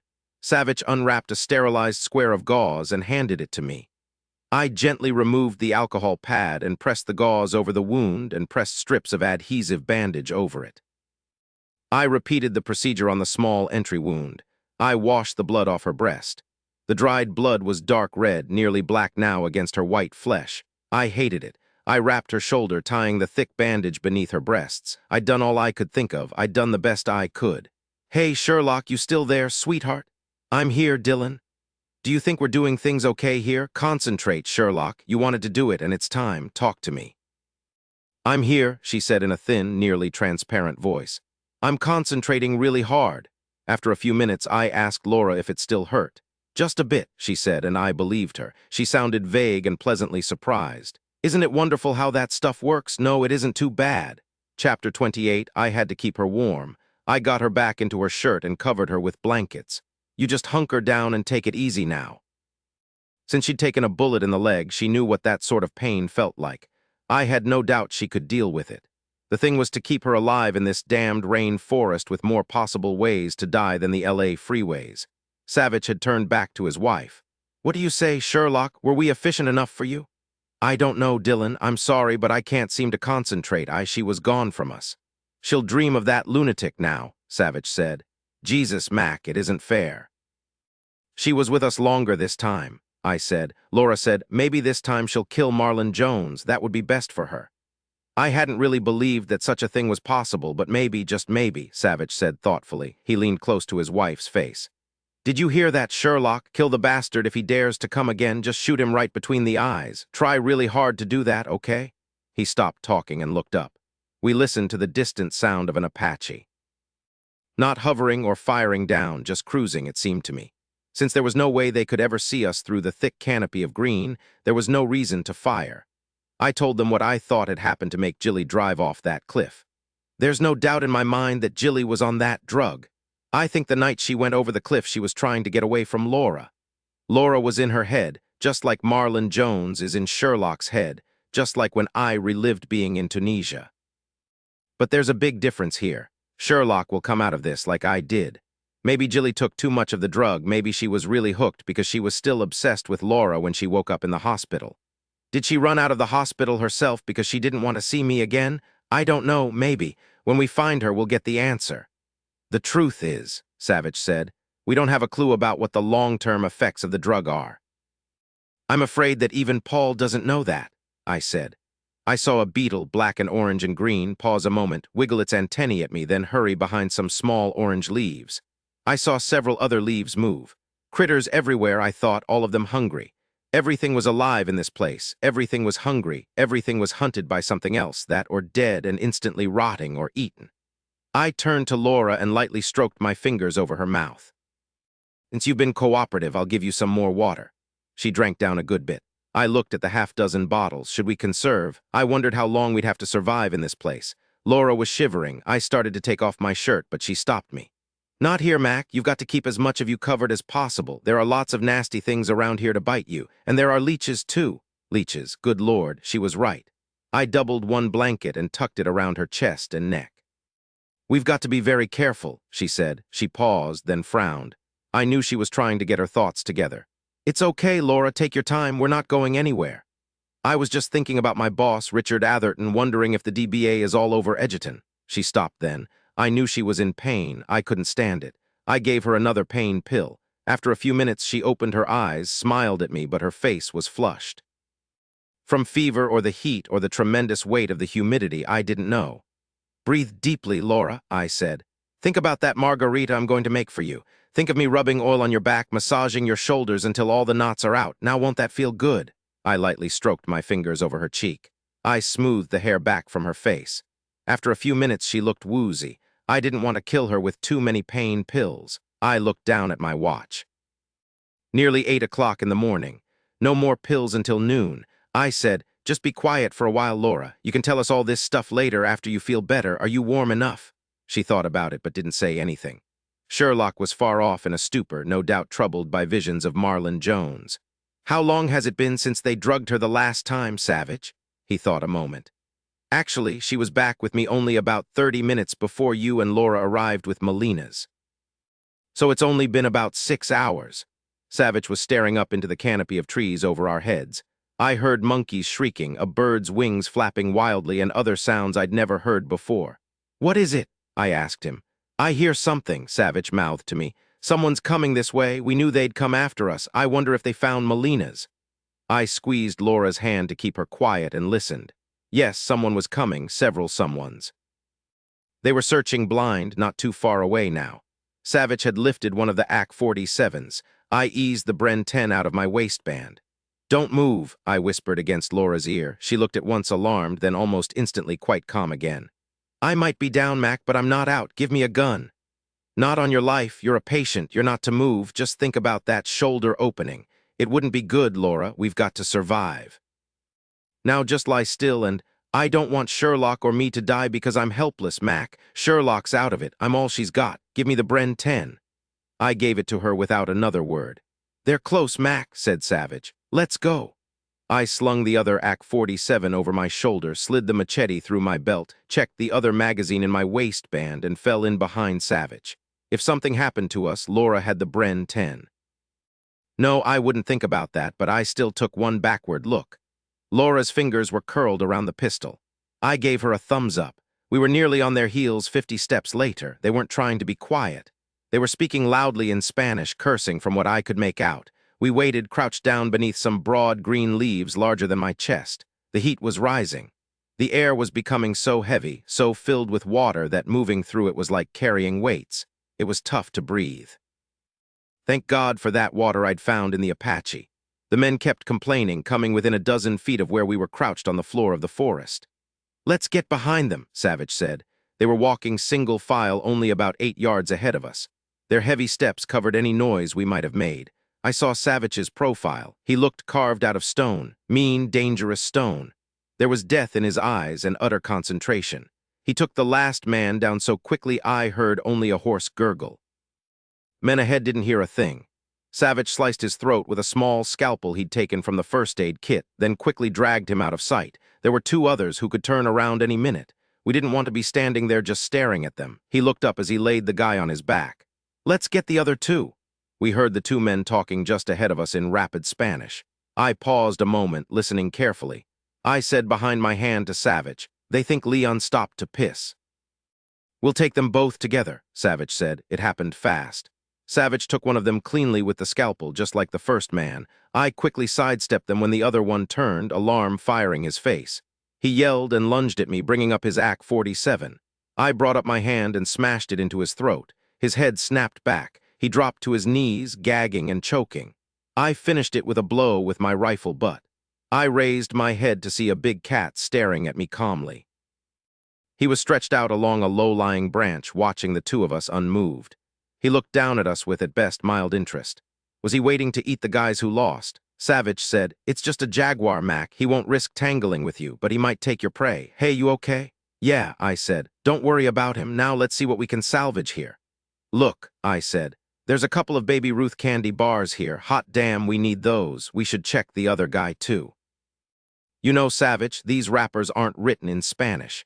Neither is anything in the first aid kit I got out of the helicopter, which was also American. Everything's American except for Molina's men.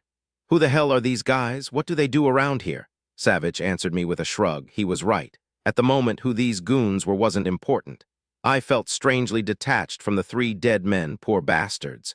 We got it done. Let's get back to Laura and Sherlock. When we came through the trees to Sherlock and Laura, I nearly lost it. A man was standing over the women, his AK-47 pointed down at Laura's chest.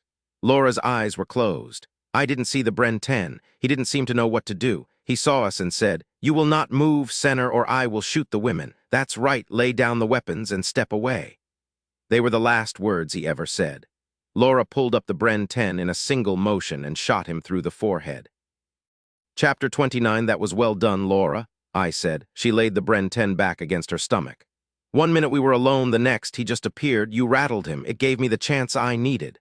We took his weapon and 3 candy bars from his pants pocket. Soon Savich was stamping his feet into new boots. "They fit perfectly," he said. "And he has water, too." I said, "That shot could attract anyone else out there. Savich and I should look around."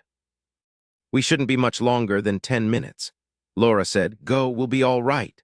Savich and I went together, back toward where they'd come from. We saw a green boa wrapped at least 3 times around a tree we had just passed. I felt a chill slide over my flesh. There are too many things alive in this place. Every step you take, you've got to look everywhere, up and down and sideways all the time. I just touched a tree that was covered with spikes. It's all so bloody wild, and we're not in control here. "If Laura hadn't taken that machete," Savich said, "we wouldn't be here at all." I traced the flight of a scarlet macaw, its brilliant red feathers blending down its back into yellow, then blue. He landed, hovering on the very end of a branch not 3 feet from us that pumped up and down with the bird's weight. I wondered what Nolan would think of this otherworldly bird. "A trail or two might be nice," Savich said. "There's no sign of anyone else. Let's get back." It was so hot now it was hard to breathe. The humidity was crushing. Our shirts were soaked with sweat. The sweat was so deep on my forearm I could see insects drowning before they could bite me. "It's still morning," Savich said. "I can't wait to see how much hotter it gets by this afternoon. Look at this damned soil, it's clay. I don't want it to rain. Maybe it's not the rainy season, you think?" He laughed, shaking his head at himself. I said to Savich, "It's not even 10 o'clock yet, but we shouldn't stay here. What do you think? Carrying Sherlock and Laura and all the supplies, can we make maybe half a mile before collapsing under a tree?" "At most," Savich said. "If we have to use the machete to get through, we might not make more than a couple of miles all day. Better the women are down than us. I can just see Laura trying to tote my carcass over her shoulder." Savich laughed, then sobered. "If Laura's wound gets infected, she's in major trouble. We've got some more shirts. We'll cover every bit of her. The shirts might not smell real sweet, but they're blessed protection against the filth and the bugs." I looked up at the dense canopy overhead, saw a big reddish monkey staring down at us. "There are so many colors," I said, "everywhere. Look, Savich, mangoes, they're even ripe. We can eat our baby Ruths, then have mangoes for dessert." I picked about half a dozen of the best. I was surprised that some of the critters hadn't already nabbed them.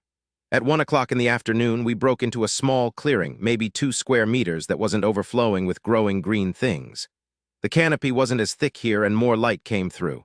That light brought us some breathing space, literally. I stood a moment, Laura in my arms, under a thick shaft of hot, clear sunlight. I laid her on a blanket right beneath that blessed shaft of light. "Soak it up," I told her. "Let it dry you to your toes." I dragged the thick net that held the water bottles over the last 30 or so yards. 2 snakes flashed across the ground so fast I couldn't imagine any predator catching them. I had no idea if they'd kill you with a bite or not. I spread out the blankets, then scraped away more foliage to create a small perimeter. Laura had been largely silent for the past 2 hours. I think she'd slept part of the time, so drugged that she couldn't stay awake. I laid my palm across her forehead. She was hot as hell, but maybe that was normal in this hellhole. It had to be near 100% humidity on the floor of the rain forest. At least her skin didn't feel clammy. Sherlock was finally awake. She was sitting cross-legged in the middle of a blanket, staring over at Laura. "Don't let her die," she said to me, and began shredding the ragged edge of one of the shirts she was wearing. She'd torn off a strip of shirt and tied her thick red hair back from her face. Still, strands were curling haphazardly around her ears. I couldn't have imagined a place like this. I just saw a frog that flew from one tree to another tree. They were at least 10 feet apart. It was long and skinny and just about the ugliest thing I've ever seen. I think it was red, maybe orange. I can't be sure, it flew so fast. This place isn't meant for people, you know. "I know," Savich said. "Maybe we should think of our little sojourn here as a bizarre sort of vacation. Maybe Club Med would be interested. Mac and I saw a jaguar. You rarely see them even here. Drink this, sweetheart. No, don't just give me ladylike sips. Gulp it down, that's right." When she'd drunk her fill, Savich wiped her mouth. She raised her hand and touched his fingers as they lay against her cheek. "Dylan, my brain feels like it's coming back to me. Is that a lemon I see?" "Good," he said. "That's good. Yep, Mac and I found some lemon and lime trees. We picked both. If we run out of water or need to wash up, we can use them. We can use the lime in Laura's margaritas. I can see you now, Dylan, see exactly who you are. I didn't like being away from you like that." "I didn't like it either," Savich said. "You don't have to carry me anymore now." He leaned over and kissed her hard and quick. "Good, that means you can help carry the water bottles." She laughed, a real Sherlock laugh, and again it made me wish I'd killed Molina's for what he'd done to her, and what he'd done to me. Laura's eyes were closed. I knew she was in pain, but I needed to ration the pain pills. I gave her water, antibiotics, and 2 aspirin. "It's time for lunch," I said. "It's all sugar and fat." My 2 most favorite things in the world. We'll be on such highs, we'll be jumping around up there in the trees with the monkeys. Savich said, "I saw half a dozen red howler monkeys about 75 paces behind us. They were swinging around, high above us, interested but not going crazy at the sight of us. It was like we were neighbors they just didn't like. It made me think they've seen a number of people here in their territory.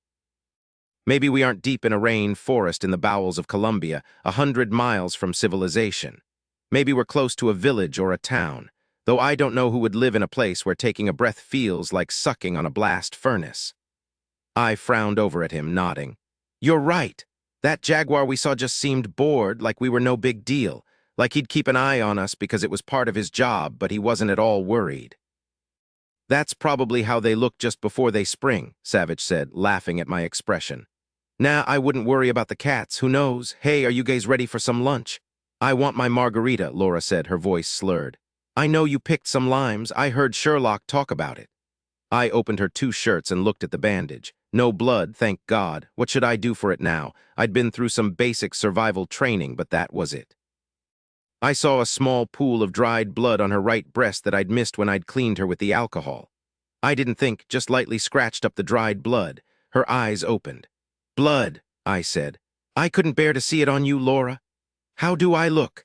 I wanted to tell her that despite everything I was still a guy with guy thoughts, and I wanted to look at her breasts and smooth my fingers over them while my eyes were closed and tell her she was beautiful.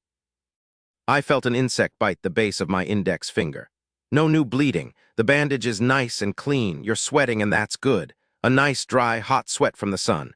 I think the best thing is just to leave everything alone. Tomorrow morning I'll change the bandage and see how the wound looks. Now, since you're such a good patient, you get a reward."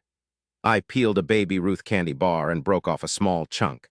I waved it under Laura's nose. She didn't say a word, just opened her mouth. She smiled while she chewed. I fed her the entire bar. "You're going to want to start dancing from this sugar high," I said. "She can dance with Sherlock," Savich said. He was sitting on Sherlock's blanket, licking chocolate from his fingers. "Sherlock, you okay now?" "I'm a lot better than you are, Laura. Is the pain bad?" "I can control it. I'm forced to lie here and watch Mac eat one of my candy bars. It's tough. My mouth is watering. If I had the strength, I'd rip it out of his mouth." I broke off a little piece and put it in her mouth. She closed her eyes in bliss and chewed. I counted. We had 5 more candy bars. We needed to find some fruit besides the mangoes. I thought bananas should be all over the place, but I hadn't seen any. I'd seen a small anteater scraping along on the floor, and I tried to imagine baking him over a fire. I said, "Everyone, keep your eyes open for some edible stuff, probably fruit, that we can pull off a tree, peel, and eat okay." "We might as well start on the mangoes," Savich said as he began peeling mangoes and handing them out. "Nice and ripe, eat up." "I've got matches," Sherlock said, mango juice dripping off her chin. "When we stop this afternoon, we'll build a fire. It'll keep the creepy things away." "I know all about how to do that," Laura said. "I spent lots of my childhood at campgrounds being ordered around by Dad and an older brother. I've seen some birch and beech trees, even some oak." "That's hard wood, good for burning in a fire." Sherlock crawled over to Laura. "I've got another strip of shirt. Let me braid your hair. It's kind of all over the place." I watched Sherlock try to make a French braid of Laura's long, very matted hair. She smoothed out most of the tangles and picked away half a dozen insects. The best I could say about the result was that her hair was away from her face. "How is it?" Laura asked. "You're gorgeous." "Sherlock's got a real talent with hair, particularly really long hair like yours." I dabbed a piece of wet shirt over Laura's mouth to get rid of the sticky mango juice. I could just imagine how all the flying critters would love that stuff. She smiled and closed her eyes. I got to my feet and stretched. I packed everything up, then lifted Laura into my arms. I was used to her weight now. It felt good. I looked all around me carefully. Nothing lethal in sight, man or beast. Sherlock, thank God, was walking on her own. She kept up with Savich, right on his heels, carrying the first aid kit and an AK-47. "Sleep, Laura," I said. "I won't tell any bad jokes to keep you up." "That's good, Mac," she said against my shoulder. Her voice was weaker. We kept moving. Laura seemed lighter than she had just an hour before. It was as if she were fading away slowly, and there didn't seem to be anything I could do to stop it, except find help. Savich kept up a steady stride, chopping away the undergrowth ahead of us. We saw very little, but we heard scurrying sounds all around us. Suddenly we heard screaming and barking sounds high above us. A family of spider monkeys, about 10 of them, were jumping up and down, rattling branches. Savich got hit in the middle of his back with a shriveled piece of brown fruit we couldn't identify. They hurled other vegetation and small branches down at us, but nothing that hurt us. I hurried and got a thick, sharp-edged leaf in my face for my trouble. They weren't afraid of us, just pissed that we were in their territory. Once we had moved sufficiently on, they ignored us. When the rain came in the middle of the afternoon, hot, thick sheets of rain, I would have given 2 of my candy bars for a big umbrella.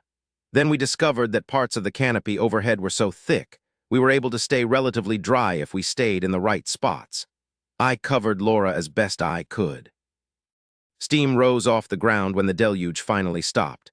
The humidity didn't lessen, it just wasn't liquid anymore. Steam rose from our clothes again. We all smelled very ripe. I eased Laura onto her feet, holding her upright against me. "Can you imagine what a cold shower would feel like, Mac?" she asked. "Right now," I said and closed my eyes briefly. "It would be on my top 10 list, maybe top 3. I want you in that cold shower with me," Laura, laughing and fit again. She didn't say anything, and that scared me. We kept going. Now, to add to the impenetrable undergrowth in front of us, the ground was mud. The nicely packed clay was slippery and wet through to a depth of a good 6 inches. Mud covered us to our knees. It made walking as hard as sucking one of our limes through a straw. I nearly fell once. It was Sherlock who steadied me. Sweat poured off us. Savich was grunting with each swing of the machete. Monkeys and birds shrieked and howled above us. We couldn't see even one of them. The racket was nearly deafening at times. Just when I wanted to stop, go down on my knees, and never move again, I saw butterflies sporting the most amazing colors: reds, yellows, greens. I just pointed at them. One followed us a good distance, gliding beside my face, wide-winged, the brightest blue imaginable, its wings rimmed with solid black. When the butterflies disappeared, taking their beauty with them, I realized we'd moved at least another 20 feet west. The rainforest was deadly, horrific, and those butterflies were the most beautiful things I'd ever seen.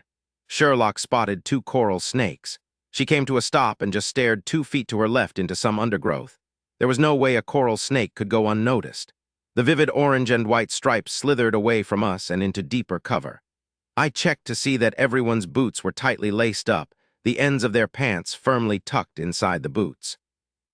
It was hard to tell with all the mud covering everything.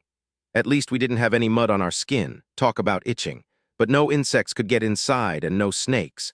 I noticed bites on the backs of my hands, no hope for it, Survival, I thought. We just had to survive. We didn't hear any helicopters for the rest of the afternoon or the noise of any other humans. It was just the four of us alone in this living oven. "Hot damn!" Savich shouted. "Look what I found." Ripe bananas to go with our mangoes. Now the baby Ruths can be our dessert. We also found some peepas, a green coconut you can crack open and drink out of. Since Sherlock had taken one of those huge leaves and fashioned it into a funnel to catch rainwater during the downpour, both the empty water bottles were full again. We picked half a dozen peepas just in case. I was doing the hacking now, Savich carrying Laura. I said over my shoulder after I'd had to whack a welter of green intertwined leaves 3 times to get them apart.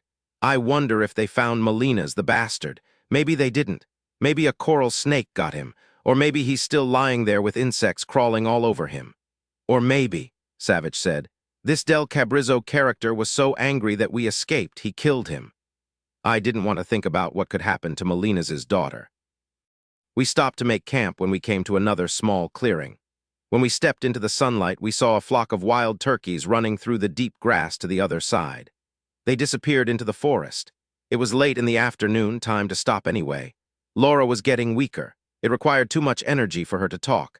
I gave her more antibiotics, more aspirin, and 2 more pain pills. There were only 4 left. She didn't have a fever, and the bandages looked clean, but she was getting weaker. Sherlock swept our small campsite clean with the thick net. The ground here was nearly dry because of the direct, hot sunlight. She managed to get it completely bare. "It's important that we leave room so lots of oxygen can circulate. Once we build a fire, it will stay brighter and hotter." I collected tinder, low, dead hanging branches, rotted pieces of tree that were dry.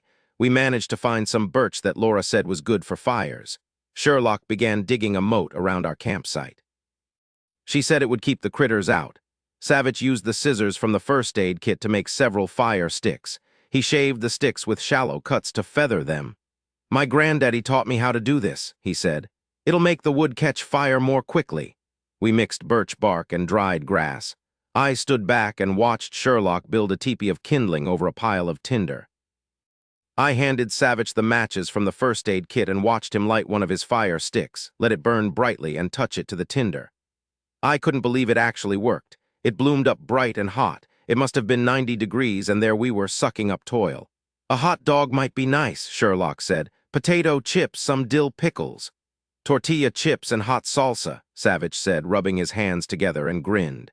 Behind him, a branch shimmied. A brown-spotted gecko poked its head around a tree, looked at us, then pressed itself flat against the bark. I swear it disappeared. "Maybe some pickle relish on the hot dog," Sherlock said. "Forget the dills." As she spoke, she was looking over at Laura, who lay quietly. We were trapped in a Hieronymus Bosch painting, and we'd managed for a moment to superimpose normalcy. As evening settled in, the beetles began to move around. You could hear them scuttling to and fro, so many of them all hungry. I smiled over at Laura. "We're geniuses, just look at that fire." But Laura wasn't looking at either me or the fire. She was staring to her right, just beyond the perimeter of the campsite, just beyond Sherlock's moat. Her face was whiter than boiled rice. I heard her say my name, her voice just above a croak. I pulled the Bren 10 out of my waistband and slowly turned.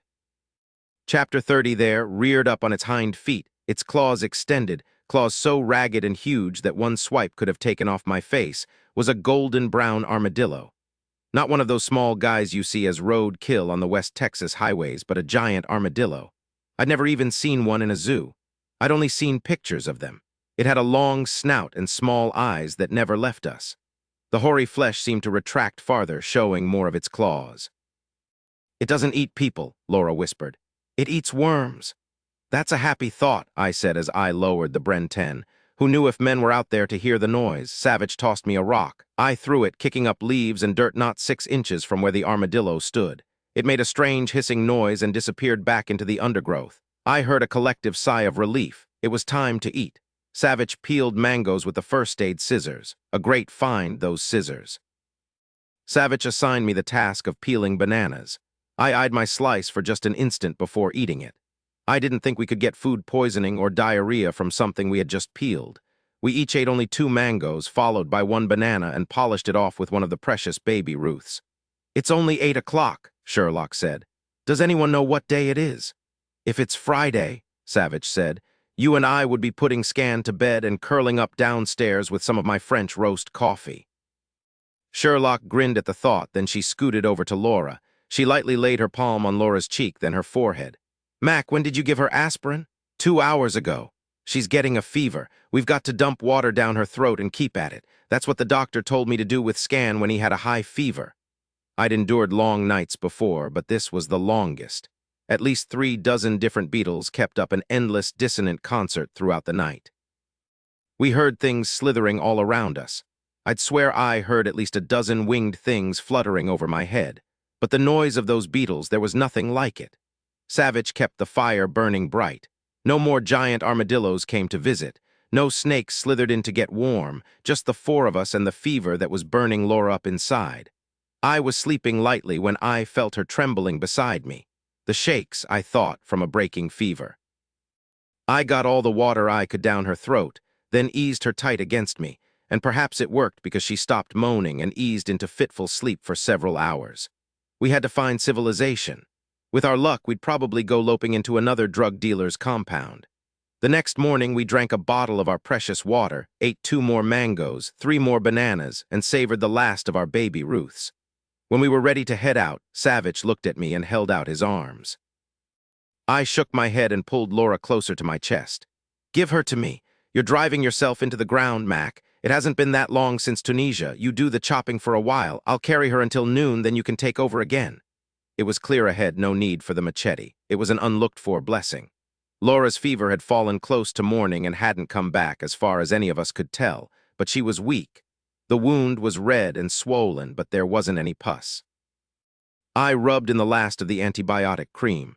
Her skin felt warm beneath my fingers. I didn't know how serious it was, but I knew we had to get out of this damned hellhole. I had very little of anything left. I prayed that a real live doctor would suddenly appear in the path just ahead of us, waving a black bag and speaking English. When Savich was holding her, I took the edge of one of the shirts she was wearing and wet it. I dabbed it all over her face. Her mouth automatically opened. I gave her as much water as she wanted. I figure we pulled a little south before we stopped yesterday, I said once I'd gotten my bearings. Let's go due west and hold to it. Look, we've got to be somewhere, Sherlock said, swiping an insect off her knee. It's a small planet, right? You're right, Savich said. Sherlock, lead the way. Mac, you take the rear. Everyone, eyes sharp. I've got a hankering for a banana, so keep a lookout for some ripe ones. When it rained late that morning, Sherlock managed to capture a good half bottle of fresh rainwater, again using one of those big leaves as a funnel. She stood holding that half-filled water bottle, hair streaming down her face, covered with bite marks, puffed up proud as a peacock, grinning like a fool. We were wet, but there was nothing we could do about it. Savich managed to keep Laura's wound dry. The ground turned to mud again, and the undergrowth suddenly thickened. I pulled out the machete and began hacking. My arms felt like they were burning in their sockets. When we found a small area that enjoyed, for some reason unknown to me, a patch of clear sunlight, Savich laid Laura on her back on a blanket and wrapped another blanket around a water bottle to put under her head. We got a small fire going within 10 minutes this time. With that sun overhead, we found dry tinder quickly. With the fire burning brightly, the insects backed off. Savich began peeling mangoes with the first aid scissors. I always liked these things, he said. He gave a slice to Sherlock. He cut off another thick slice and handed it to me. I waved it over Laura's mouth. She opened up. She was still eating. The food seemed to rouse her. She sat up and said suddenly, Sherlock, have you felt any sort of withdrawal signs, like you wanted more of that drug? God, no, she shuddered. Why do you ask? Oh, I see. If a drug's not addictive, it wouldn't be worth the drug dealer's time to sell it. No repeat customers. Right. Mac, how about you? I haven't felt anything either. Maybe you guys haven't had enough of it, Laura said. Maybe it takes more than 3 doses to get hooked. Do you think Jilly was hooked, Mac? I hated to say it, but I did. Yes. I wonder who else in Edgerton has tried the stuff and what they're doing now, Sherlock said. I'll bet you Charlie Duck tried it. The coroner told me there was something odd in Charlie's blood. He was going to run more tests. Maybe he even tried it on purpose to find out what was going on. He was a retired cop, remember? Maybe that's why someone killed him, Laura said. That works, Savich said, nodding as he ate a bite of banana. Mac, Sherlock said suddenly, you had that hookup with Jilly when she went off the cliff and you were actually in bed in Bethesda. You just didn't understand it. Well, maybe it happened again. Maybe Jilly was just in your mind warning you. There's really no other explanation, Savich said, folding up the banana peel. Unless you just dreamed it up because you were drugged out of your mind. I was drugged for sure. Whatever it means, I hope it also means that Jilly is alive. Jesus, Laura, this is tough to take, I said, leaning over to feel her forehead. How do you feel? There's something crawling up my leg on the outside, at least. I swiped off the salamander, who flicked its skinny tail, then flitted off into the undergrowth. Savich was carving another feather stick with the scissors. The damned thing looked like a piece of art. Laura moaned. She was lying on her back, her eyes closed. Her face was paper white, her lips were nearly blue. I shoveled more aspirin down her throat. There wasn't much of anything left in the first aid kit. My eyes met Savich's across her body. He was frowning. He was also holding Sherlock's hand tight. We slogged through the mud at least another couple of miles before we stopped for the night. Laura was about the same the following morning, weak, shaky, and feverish. The wound was redder, more swollen. There was no kidding anybody now. It was bad. We had to get her to a hospital. We were up and walking, Savich carrying Laura by sunrise. Due west, I said again and began hacking. We found a stalk of ripe bananas at 9 o'clock. Savich tore them off the stalk to the accompaniment of screaming monkeys whose breakfast we were stealing. I was relieved they didn't dive bomb us. It was nearly noon when I smelled something. I stopped dead in my tracks, lifted my head, and smelled. It was salt so strong I could taste it. I started to let out a yell when I heard men's voices loud, not 20 feet away from us. Oh no, Sherlock said and backed up, dropping everything except her AK-47. How could they have found us? Damn it, it's not fair. Savich held Laura, who was either asleep or unconscious. He didn't put her down, just drew back so I could come up alongside Sherlock. They don't care that we can hear them, I whispered. Are there that many of them? Have they fanned out? I can smell the salt now, Mac. We've got to be near the ocean. The voice moved away. Then to my shock, I heard women's voices. Then laughter, lots of laughter, yelling, more laughter. I heard screaming, but not in terror, screaming and shouting in fun, and all of it was in English. Something was very strange here. The thick foliage melted away, everything suddenly thinning out. I took the lead, my Bren 10 in my hand, Sherlock in the rear, Savich carrying Laura between us. We moved as quietly as we could. I saw a troop of green parrots flying from one banana tree to the next, a phalanx of green with flashes of red and yellow. The salt smell grew stronger, and the sun slashed down through the trees above us as the thick canopy above disappeared. I felt a breeze on my face. I broke through a final curtain of green leaves and stepped onto white sand. Savich inched out behind me. I heard Sherlock suck in her breath. We just stood there, staring. We were standing at the edge of the rain forest, a good 50 feet of pristine white sand stretching between us and the ocean. It was the most beautiful sight I'd ever seen. Some 20 yards up the beach were at least 20 men and women in swimsuits playing volleyball. There were beach towels strewn over the sand, a couple of sand castles, half a dozen umbrellas and beach chairs.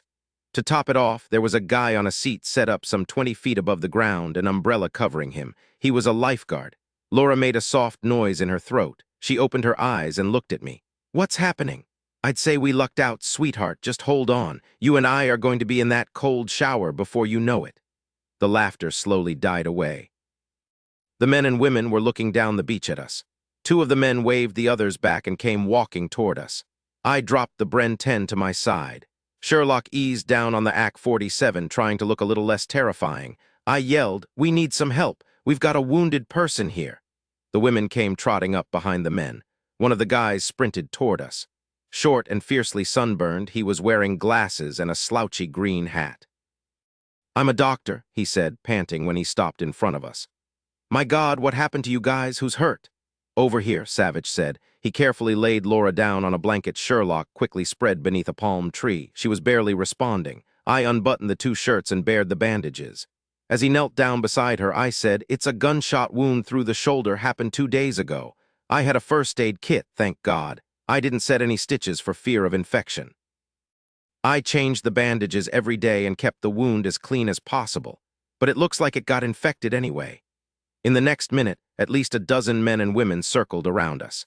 Savich rose and smiled at them, looking ferocious. I realized, seeing how dirty he was with mud dried to his thighs and his growth of beard. He looked like a wild man, filthy and dangerous. Then Sherlock laughed. She tossed the water bottles in their net to the ground and let out a big whoop. We've been in the rainforest for over 2 days. Is this Club Med? The men and women just looked at one another. A man in a loose red and white striped bathing suit said, "No, we're on a day trip here from up the coast," he said, eyeing us closely. "You got separated from your guide?" "We didn't have a guide," Sherlock said. "Where are we?" "You're in the Corcovado National Park." "Anywhere near Dos Brazos?" I asked and slapped a bug off my neck. "Yeah, it's at the southeast end of the rainforest." Laura opened her eyes and looked up at the man who was carefully lifting up the bandage on her shoulder. "It's all right. You just hang in there. It's not bad, but you need a hospital. What's your name?" "I'm Laura. What's yours?" "I'm Tom. I'm here on my honeymoon. It's a great place." "Well, maybe it wasn't such a great place for you. What happened?" "I'm a federal agent. All of us are. I got shot by some drug dealers. We've been in the rainforest for the past 2 days." Tom the doctor sat back on his heels and turned to a woman who had to be close to 6 feet tall. "Glennies, go tell the lifeguard that we need a helicopter here fast. It's a medical emergency." "And the police," I said. Tom said to all of us, "The Serena Ranger Station is just up the way a bit. It shouldn't take too long. The wound's infected, but it doesn't look too bad considering. You guys did really well taking care of her." "Thanks," I said. "I want a margarita," Laura said. "With lots of lime. We'll even provide the lime." I looked around at everyone in that circle.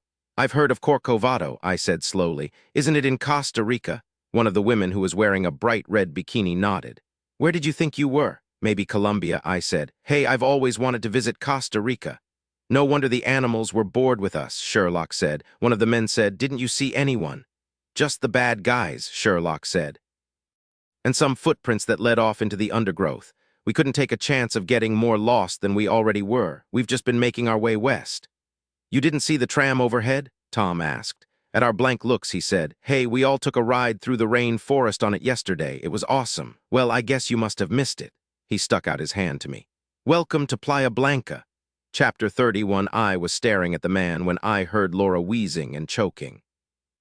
I was at her side in an instant, grabbing her arms, lifting her against me. She was trembling violently. "Laura," I said. "No." Tom shoved me out of the way. He peeled back her eyelids, checked her pulse, then immediately yelled for beach towels. Beach towels. Men and women came running, their arms loaded down with colorful towels with parrots and leopards and bright suns on them. Tom covered her with a good half-dozen beach towels, wet down the end of one of them, and spread it over her forehead. He sat back on his heels and said, "Bring me cold drinks, not the diet ones, the ones filled with sugar." Someone slapped a Dr. Pepper into his hand. He peeled back the tab and said to me, "Hold up her head, we need to get this down her." I didn't think she'd take any, but she did. On some level, she must have known she had to drink. "The sugar's really good for her," Tom said. "And she needs the liquid badly. Let's just keep getting it down her throat. We've got to keep her hydrated." The beach crowd gave her some room. "Where's that helicopter?" Tom called out as he poured more Dr. Pepper down Laura's throat. "The lifeguard says another 10-15 minutes, someone yelled back. The men and women seemed to have assigned themselves tasks. Some of them brought us drinks, others food, still others brought insect repellent and more beach towels.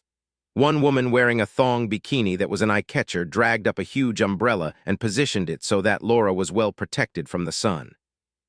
It seemed like an eternity had passed when no more fluttering eyelids, no moans, no twitches. Laura just opened her eyes and looked straight up at me. She was dead white, but her eyes were focused. She was back again. She smiled at me. Tom gave her more Dr. Pepper. "You're doing great, Laura," he said. "Just hang in there, breathe slowly and lightly. Yes, that's it. Don't let yourself go under again, okay?" "Okay." It was her voice, frail and paper-thin, but she was back. "I can hear the helicopter," I said. "Don't leave me now, Laura. No more going back into the ether. It would really piss me off. I think Tom would freak out. Just smile at me every couple of minutes while you concentrate on breathing. I need reassurance, okay?" "I'm all right," she whispered. "It just hurts really bad, Mac, but I can deal with this. How's this for a smile?" "It's the most beautiful smile I've ever seen. I'm sorry, but I don't have any more pain pills. Just squeeze my hand when it gets really bad." When the helicopter landed some 20 yards away from us down the beach, I was nearly a basket case. Two men, each with a gurney slung over his back, and one woman carrying a black bag, ran to us. For the first time, I began to really believe that Laura would make it. I wanted to cry with relief. When the helicopter lifted off, I was holding Laura's hand and waving to Dr. Tom and all the men and women vacationers who'd helped us out. One of the medics was sticking in Roman 4 into her arm, saying as he did so, his English beautifully deep and soothing, It's just sugar and salt water, nothing to worry about. The doctor said she's been drinking soda. This is even better. She's dehydrated, another medic said, a young woman wearing a Mets baseball cap backward on her head. She fit a plastic oxygen mask over Laura's nose and mouth. Is she allergic to anything? I shook my head.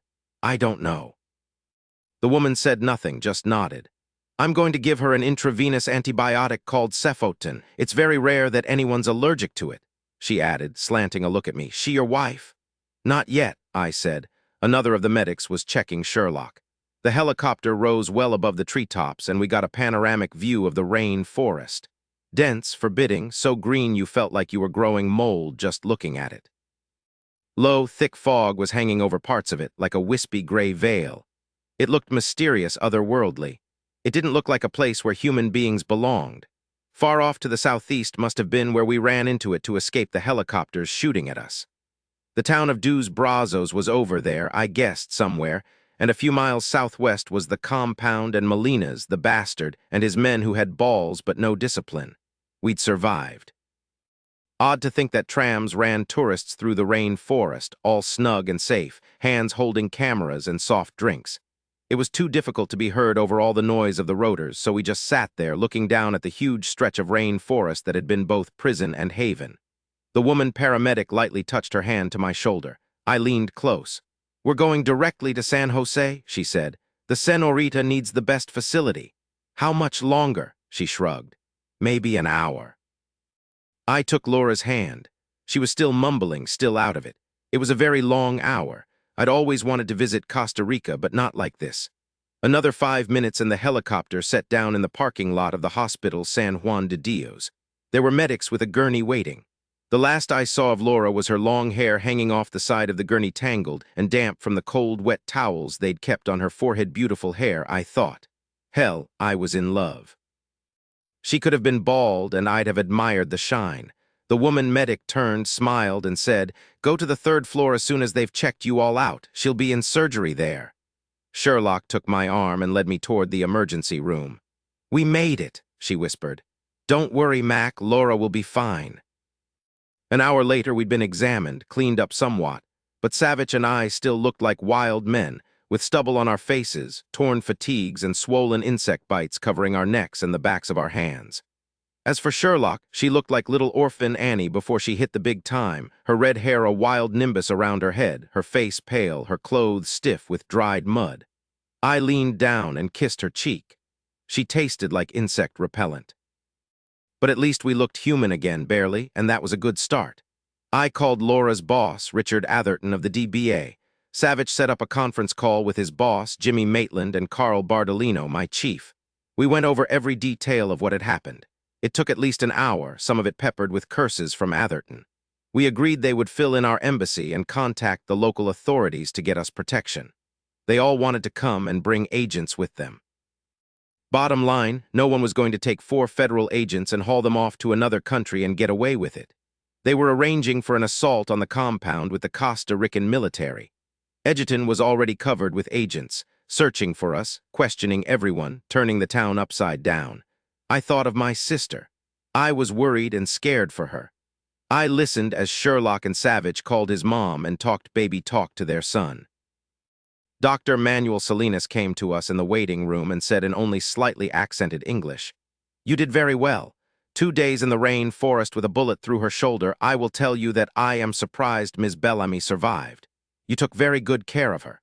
We went in and cleaned the wound. There was not any deep infection, which is a big relief. We were able to stitch the wound. She will be all right. She is still under the effects of the medication. You can see her in another hour or so. He shook my hand. You did an excellent job, all of you. I would like her to remain here for another 2 days to be sure there are no complications. Then you may fly back to the United States. I wanted to kiss him. After assuring myself that Laura was going to be all right, I left with Sherlock and Savich to buy new clothes. Since we had no wallets, no id, and not even a dollar bill among the 3 of us, Dr. Salinas loaned us money. Once Savich and I had shaved and no longer looked like desperados, they let us into the stores. When we got back to the hospital, we all showered again and changed in the doctor's locker room. Then we ate, wearing our new duds, and waited.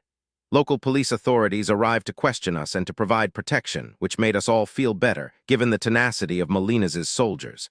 They agreed to wait until representatives from the D and the FBI arrived.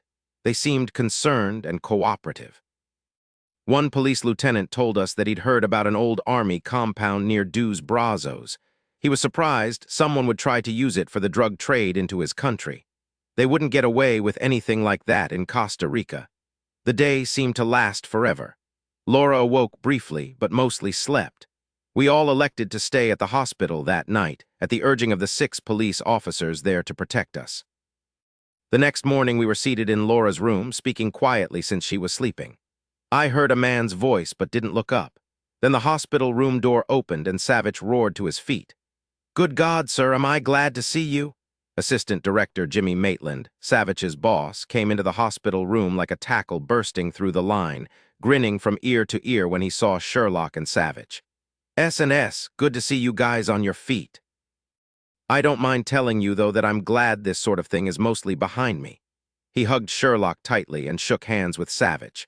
Behind him was my own boss, Big Carl Bardolino. He was a man I'd walk over coals to work for, a man who was ferocious in his loyalty to his people, just as Jimmy Maitland was to his. Big Carl came in at just under 6 feet 5 inches and weighed a lithe 200 pounds. I'd never yet seen an agent who could take him in the gym. "Sir," I said. "Welcome to Costa Rica. Good to see you in one piece this time, Mac." Another man I'd never seen before walked over to Laura's bed. I knew he wasn't FBI, funny, but I knew that immediately. I also knew that I wasn't going to like him. "We met this fellow at the airport," Jimmy Maitland said. "He's D. We let him come with us because he's Laura Bellamy's boss, at least that's what he says. His name's Richard Atherton." I looked him over. He was tall, thin, too well dressed for a Fed, very blond, and looked supercilious. He was wearing loafers with little tassels on them. I said to him, "I was not in Edgerton on assignment for the FBI. I was there on a personal matter to help my sister. You were dead wrong." "That's what you told me on the phone," Atherton said, looking at Big Carl. He ignored all of us and looked down at Laura a moment, then said to Savich, "I suppose you were there just to visit with him." He nodded in my direction. "That's right. As I'm sure he told you, someone tried to kill him. Sherlock and I don't like it when folks try to kill our friends." A too-blonde brow arched up. "You're Sherlock. You're the agent who took down the string killer." There was stark admiration in his voice, and Savich frowned. Sherlock flinched, and I knew she was remembering the drug-induced nightmares filled with Marlon Jones. Ignoring him, she addressed Big Carl and Maitland. "The local cops want to take out that compound as much as we do. Shall I tell them that you're here and ready to go?" "It's okay, Sherlock," Maitland said. "We've already set things up." "This is DBA business," Atherton said. "It's not an FBI jurisdiction. Anything you have to say, you say it to me first, not these guys." "Are you always an asshole?" I asked him. Atherton took a step toward me, looked uncertain, then stopped. I wanted him to take a shot at me, I really did, and so I added, "Laura said you were ambitious, but she didn't say you were an asshole. Surely that isn't a requirement for supervisors in the D." I heard Maitland cough behind his hand. Atherton took a step toward me. Savich took his forearm. "Don't do it," he said to him quietly, very close to his left ear. "Trust me on this, Atherton. It wouldn't be smart. We're both pretty pissed at your attitude. I suggest if you want to keep your nice capped teeth intact, you sit yourself down and listen. It's time for full cooperation. This isn't some sort of game. Look at Laura. She nearly died." "Yeah, because she disobeyed my direct orders." And that I knew was the truth. I said, "Yes, she did. As a matter of fact, we were all hot dogs, but believe me, we paid for it. You wrecked my operation." "That remains to be seen," Maitland said. "We've got about a dozen FBI agents in Edgerton as we speak, turning over every rock." "We were about to holler for help," Sherlock said. "We just didn't have time. They got us that very first night." Maitland said, raising his huge hands. "What's done is done. Carl and I are used to S&S playing things too loose. We'll deal with that later. As for Mac, he wasn't there on the job, but on personal business. We're all in Edgerton now, tearing the place down to the ground. If there's still anything there to tie Tarcher and Paul Bartlett to this drug operation, we'll find it." Atherton stepped back from me, looked hard at Maitland, and sighed. "Well, hell, if there's a chance we can get anything on Del Cabrizzo, I want to be there with you to find it. But I think they must have hit you guys so quickly to give themselves time to close down shop, to destroy evidence." Maitland, always a diplomat, said, If you can nail Del Cabrizzo, it would be quite a feather in the D's cap. We can use all the help we can get. As of right now, Big Carl said, this is an interagency operation. All right with you, Atherton? Atherton nodded. He was looking at Laura, oxygen in her nose and Roman 4 in her arm, lying there pale and silent. He walked over to her and lightly touched her shoulder. Maybe he really gave a damn about her. Laura, her voice a thread of sound, said, please get Molina's. He tried to make us think he was so noble, trying to make his daughter well, but he isn't. He would have done anything to us. He wouldn't have cared if we died or just went crazy. He's as bad as Del Cabrizzo. She blinked, closed her eyes, and turned her cheek into the hospital pillow. Maitland stood up. It's time for the FBI and the DBA to mount a joint operation. We'll all go down to this compound to see what's going on. Chapter 32, Out With It, Mac. What happened? Molina's is dead, I said to Laura. It wasn't our side who killed him. Del Cabrizzo's people arrived before we did and executed him. He was afraid of Del Cabrizzo. He was right to be. Unfortunately, we didn't find Molina's daughter. By the time we and the Costa Rican people got to the compound, it was deserted. The police burned it to the ground to prevent any possibility that it could ever be used again as a halfway point. They're going to patrol the airspace, too. Any word yet from Edgerton? They searched the Tardier house from top to bottom, and they're going through his business records. Nothing yet, no financial records to indicate anything concerning drugs. Paul's gone, everything in his house, including his computer, gone as well. Tarcher says he doesn't have any idea what all this is about. They can't hold him, at least not yet. They're still looking for Jilly too, but as of 2 hours ago, we've got nothing on anybody. I helped Laura move herself higher on the pillow. There, that's better. Now what about Charlie Duck and the traces of the drug the ME found? Tarcher said he hadn't any idea how Charlie Duck had gotten a hold of Paul's drug. Maybe Paul killed him, Tarcher said. I lightly kissed Laura's hand. Her skin was smooth and soft. Her fingers clasped mine. Her grip was stronger. As you can imagine, the local sheriff, Maggie Sheffield, isn't a happy camper. She and Atherton are going at each other like two cocks after the same hen. Laura laughed. Well, two dogs after the same bone. You get the idea. Since I got this from Atherton, he didn't quite phrase it like that, just complained that this cop in Edgerton was a pain in the butt. What are we going to do, Mac? I kissed her mouth and the tip of her nose. I got her earlobe on the third kiss. We're going to stay right here until you're well enough to travel. Then I drew a deep breath. I've got to go back to Edgerton. I've got to find Jilly. Give me a couple more days, Mac. We'll go together. 4 days later, all 4 of us landed in Portland, Oregon. Sherlock and Savich wouldn't let us go alone. Savich rented a Toyota Cressida and I rented a Ford Explorer at the airport.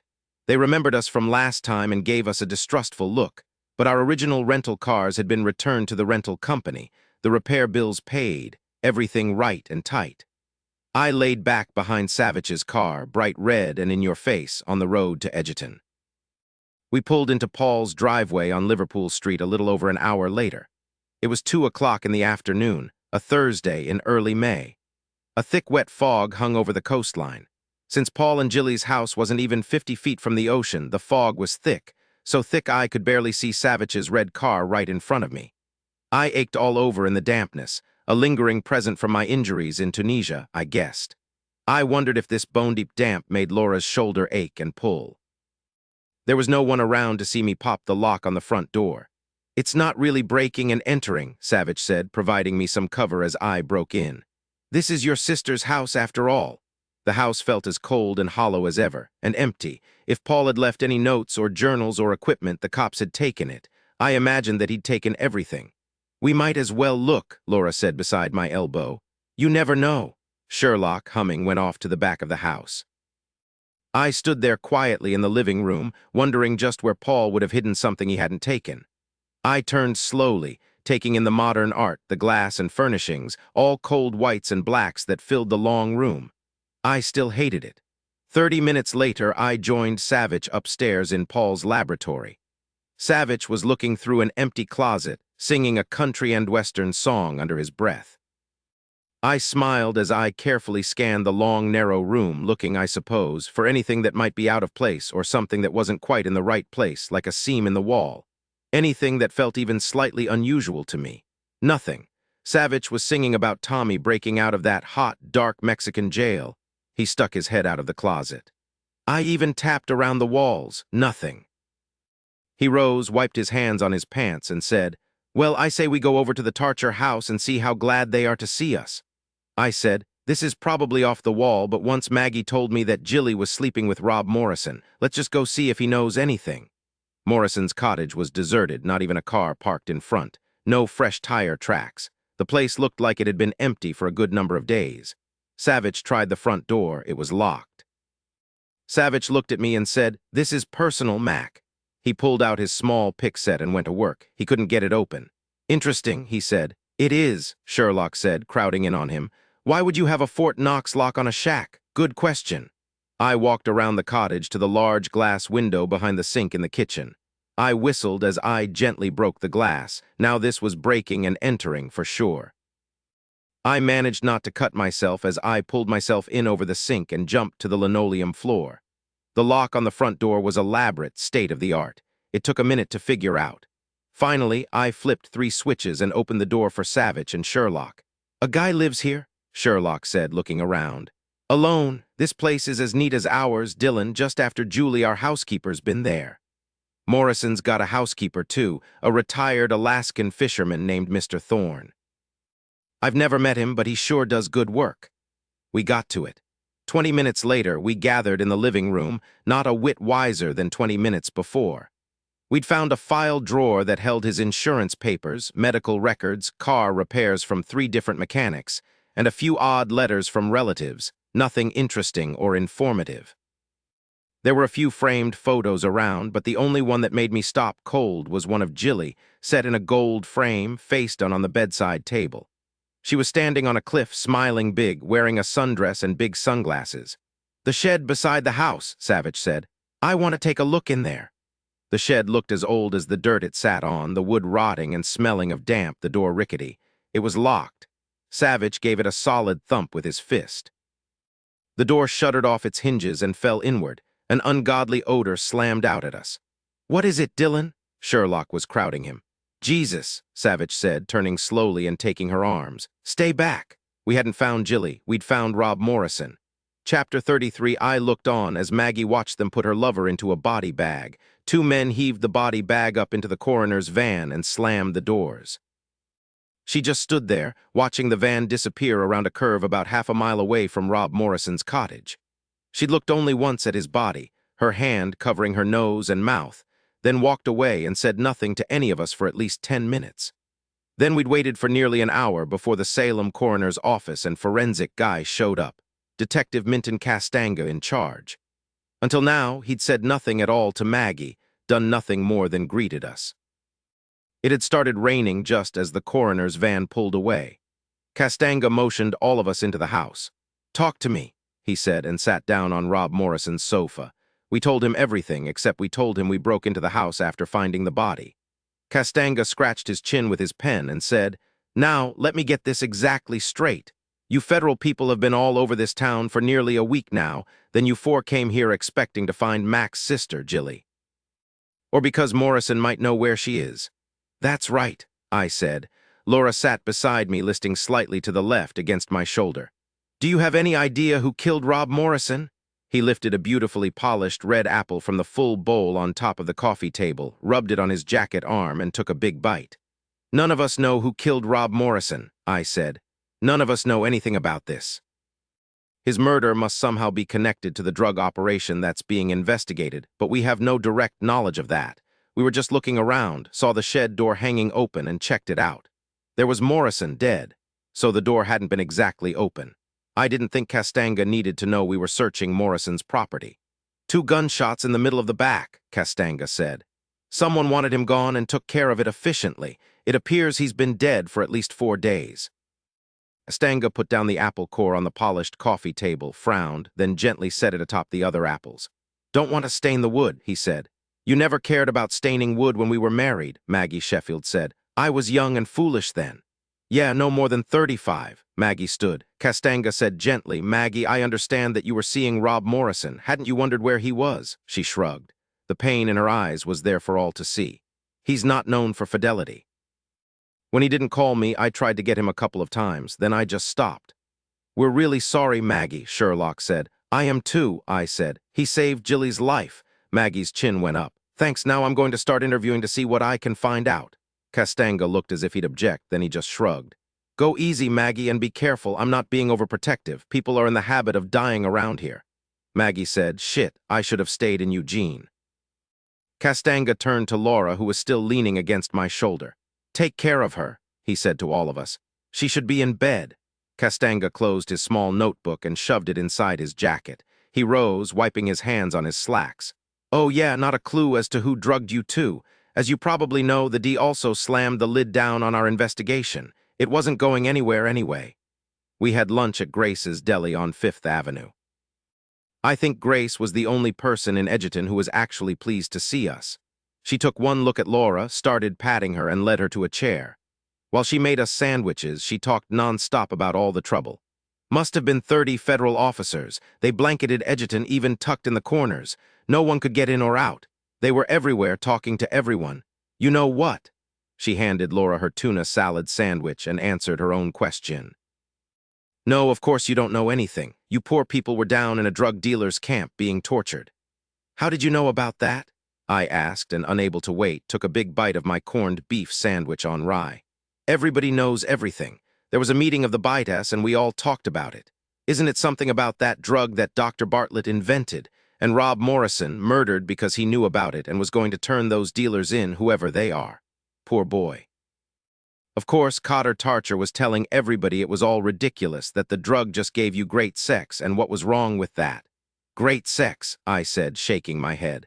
I wonder, Laura said, if there has been an increase in rape reports around here lately.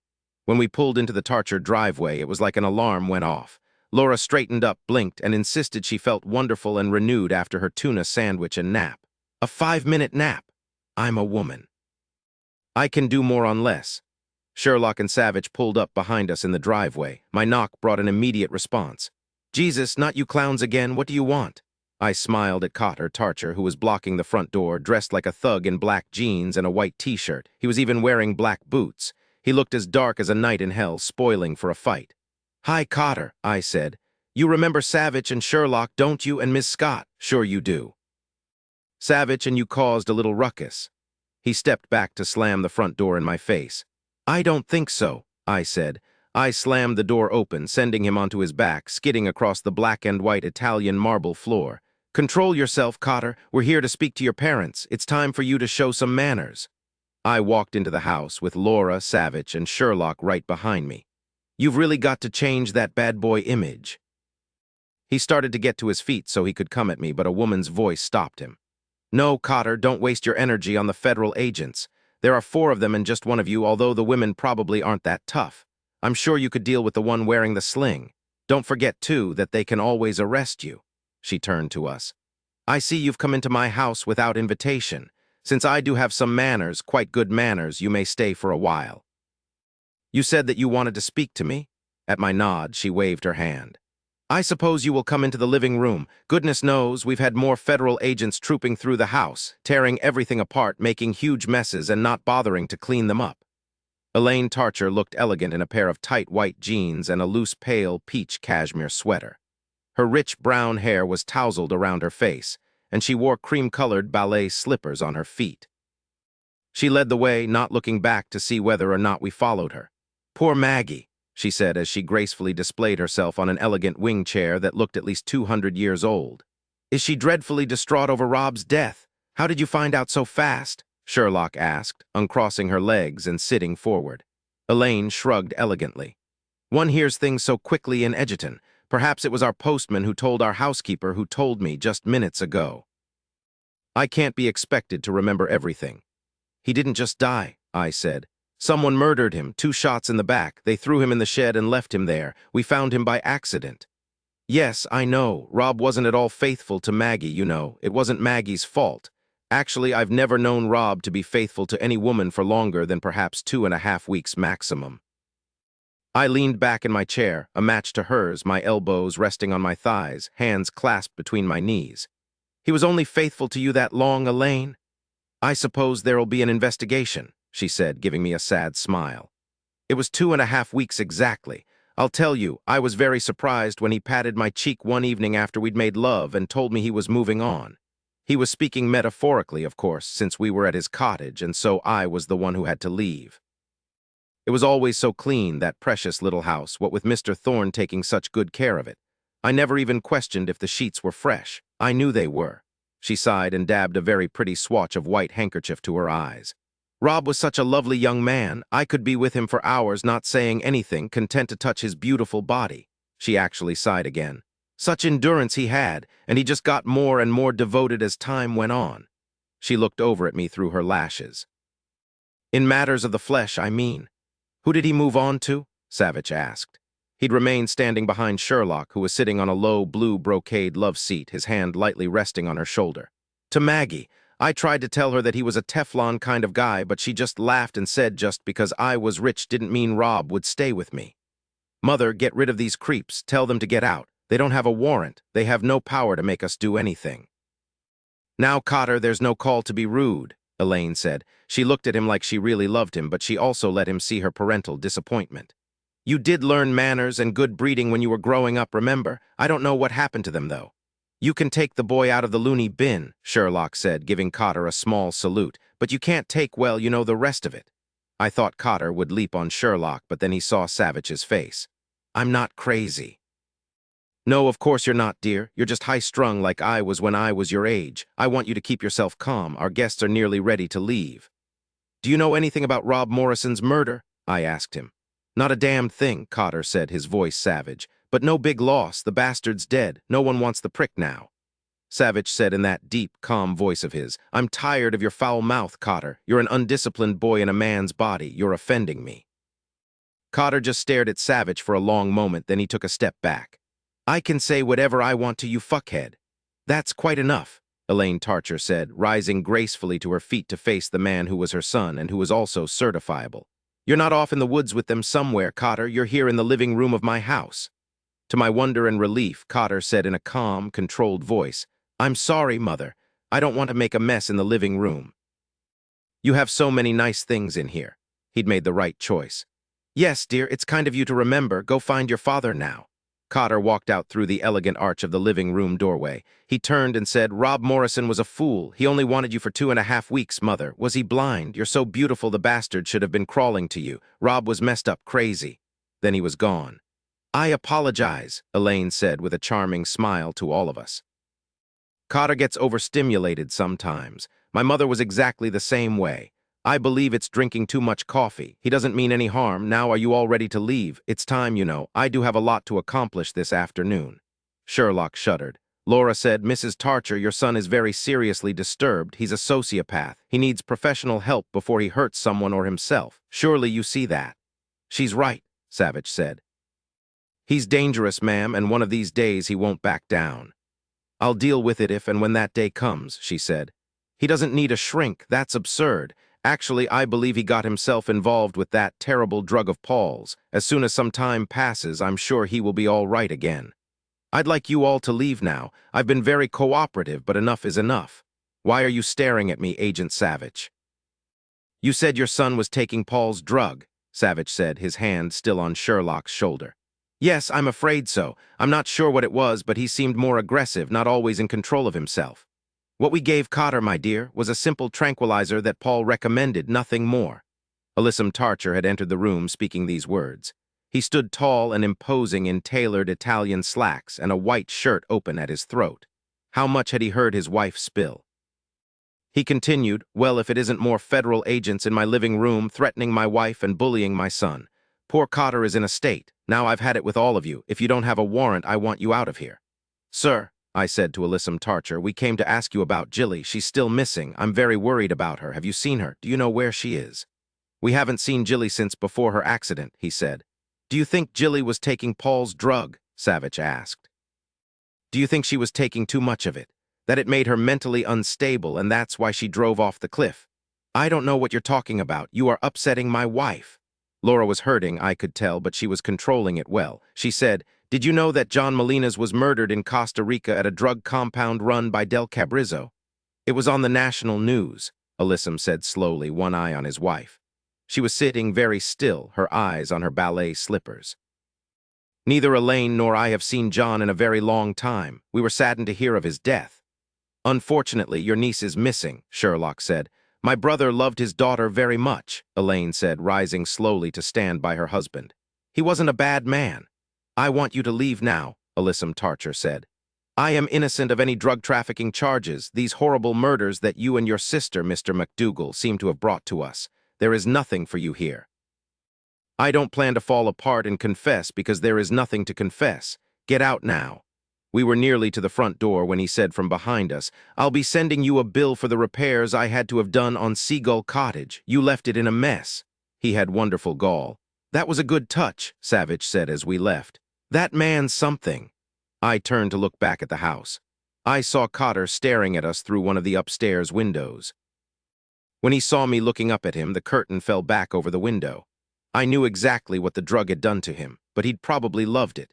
Had his father taken the drug as well, his mother? I didn't think so. As for Cal, I'd probably never be certain one way or the other. I felt empty. Coming here had been a waste of time. Jilly was gone, and I had no idea now where to look. Let's spend the night in Salem at my condo, Laura said. I want to see Grubster and Nolan. When I called the super from San Jose, he said they were eating well, but not happy that I was gone. It was very nice of Maggie to take them back home. Will they sleep with us? It's a queen-size bed, Laura said. There'll be room enough for all of us. Oh yes, I've got a nice guest room for Sherlock and Savich. I called Maggie Sheffield and told her where we'd be if anything happened to turn up, which I strongly doubted. So did she, but she was nice enough not to say so. I fell asleep in Laura's very comfortable bed, at arm's length from Laura because Grubster had decided to pun the night away snuggled against her side. I dreamed I saw headlights, bright and sharp, piercing through a dense fog that seemed to cover everything in a thick veil of white. Odd, but I could clearly see the road ahead. It was coming at me quickly, too quickly. I wanted to yell and smash down on the brakes, but I couldn't. If there were brakes, I didn't know where to find them. I wanted to get away from that highway that was moving so quickly, but I was helpless. I was trapped. I couldn't draw a breath, I was so afraid. Suddenly, I heard a soft keening sound from beside me. It was a woman moaning as if she hadn't anything left, as if there was nothing more for her and she knew it and accepted it. I wanted us both to stop, but the road kept coming up through those bright headlights, faster and faster. I tried to tell her I was here with her, that I would help if I could. But she couldn't hear me. I heard her speaking now, quietly. She was praying. I was nearly part of her in those moments when she prayed for forgiveness. I knew I was dreaming despite what I thought, what I felt. I wanted to wake up, but I couldn't. The road disappeared. I was thrown forward hard, but then everything seemed to fade away. We were flying out into the fog, sailing high, then dropping toward the water. I was aware of immense pain slamming through me, a tremendous pressure against my chest that didn't really hurt but was just there. Then it too was gone. There was just an eerie sense of calm, of finality. So easy, I thought, it was so very easy. I smiled at the gentleness of it, smiled even as everything simply went black, and I felt nothing at all. The next morning, the four of us stood together on the cliff, looking out over the water. It didn't take long. A man in scuba gear split the surface of the water and yelled, "She's down here." I'd known Jilly would be. In my dream, I was down there with her. Another man came up beside him. He called out, "There are two cars down there next to each other. There's a white Porsche that looks like it's been there a while, and the one she's in looks like a rental car." Epilogue, Washington, D.C. 3 months later. Squawk. "Keep your feathers on, Nolan." I dumped a pile of sunflower seeds in my palm and reached inside his cage. "Squawk, here you go." Grubster rubbed against my bare leg. "Yep, you're next, fella." You'd look at Grubster and believe he'd eat anything that didn't move out of his path, he was so big, but it wasn't true.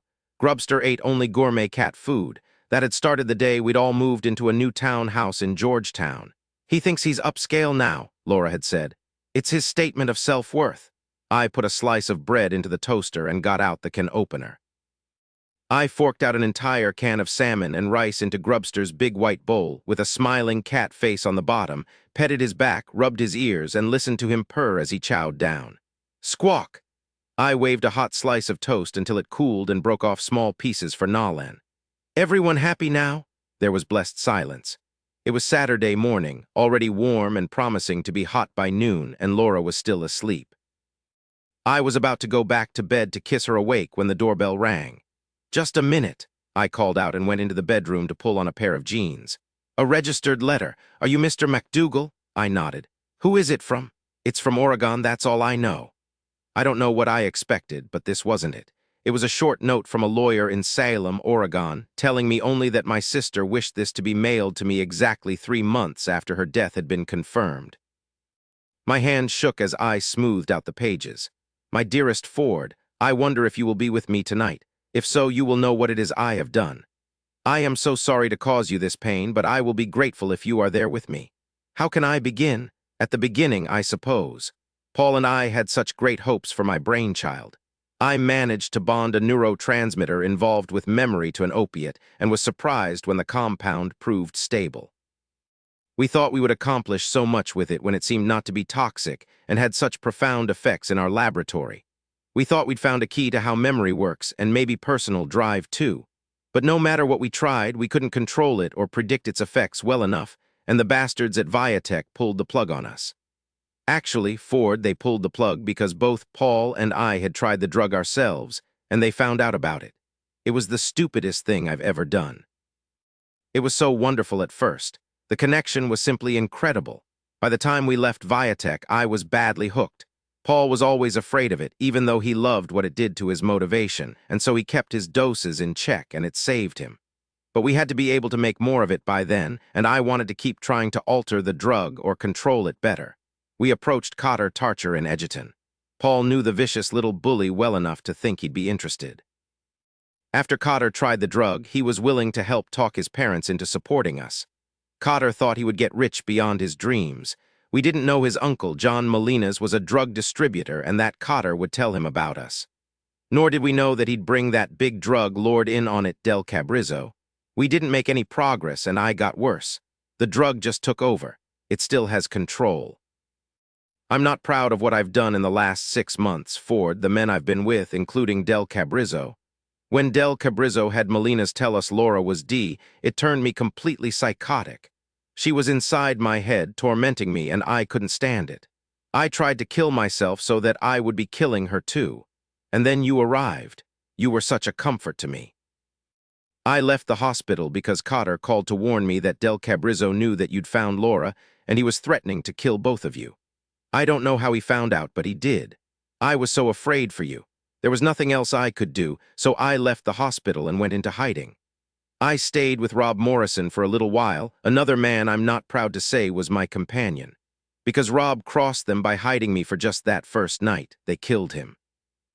Del Cabrizzo needed me to make progress on the drug, you see, and it became a sort of standoff. I told them I'd keep working on the drug if they didn't kill you. But I couldn't stop them from taking you. They promised not to kill you if I helped them clear out all the evidence and move the operation to a cabin outside Spokane.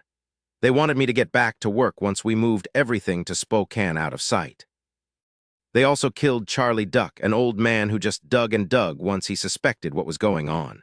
I told Molina's I was afraid of what he'd found out and that he'd talk. With those words, I signed his death warrant. Del Cabrizzo sent some goons to his house to search for anything he'd written down about what he'd found out. Paul told me that they'd forced a lot of the drug down him, then killed him when he tried to break away. I'm so sorry about what they did to you, Ford. Please forgive me. I heard about your escape. Good for you.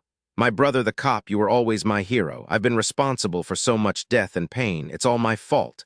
As you know, I got away from them, but they've still got Paul. I know you can track him down if you want to, but they will kill him in a heartbeat if you do. They will probably kill him anyway when they realize he can't help them. He just doesn't know enough. Please, don't you be the one to go after him. I wanted you to know what happened so you could put me away, maybe tuck me in the back of your mind as at least a bittersweet memory. No matter what I was, what I became, I loved you, Ford. By the way, you should get together with Laura. She's perfect for you. Goodbye, my dearest. Jilly I slowly folded the pages and eased them back into the envelope. I lit a fire in the fireplace. When it was going strong, I gently placed the envelope on top of the flames. I sat on my haunches and watched as it burned. I didn't move until it was completely gone. Mac, it's got to be 90 degrees in here. You lit a fire? I rose slowly and walked to my wife. I hugged her tightly against me. Would you believe that I found an old photo of me hugging a friend and I burned it before you saw it and got jealous? Squawk. Nolan believes me. Sure, Mac, she said. I knew she didn't understand, but she was willing to accept that I didn't want to explain. I hugged her for a very long time. The end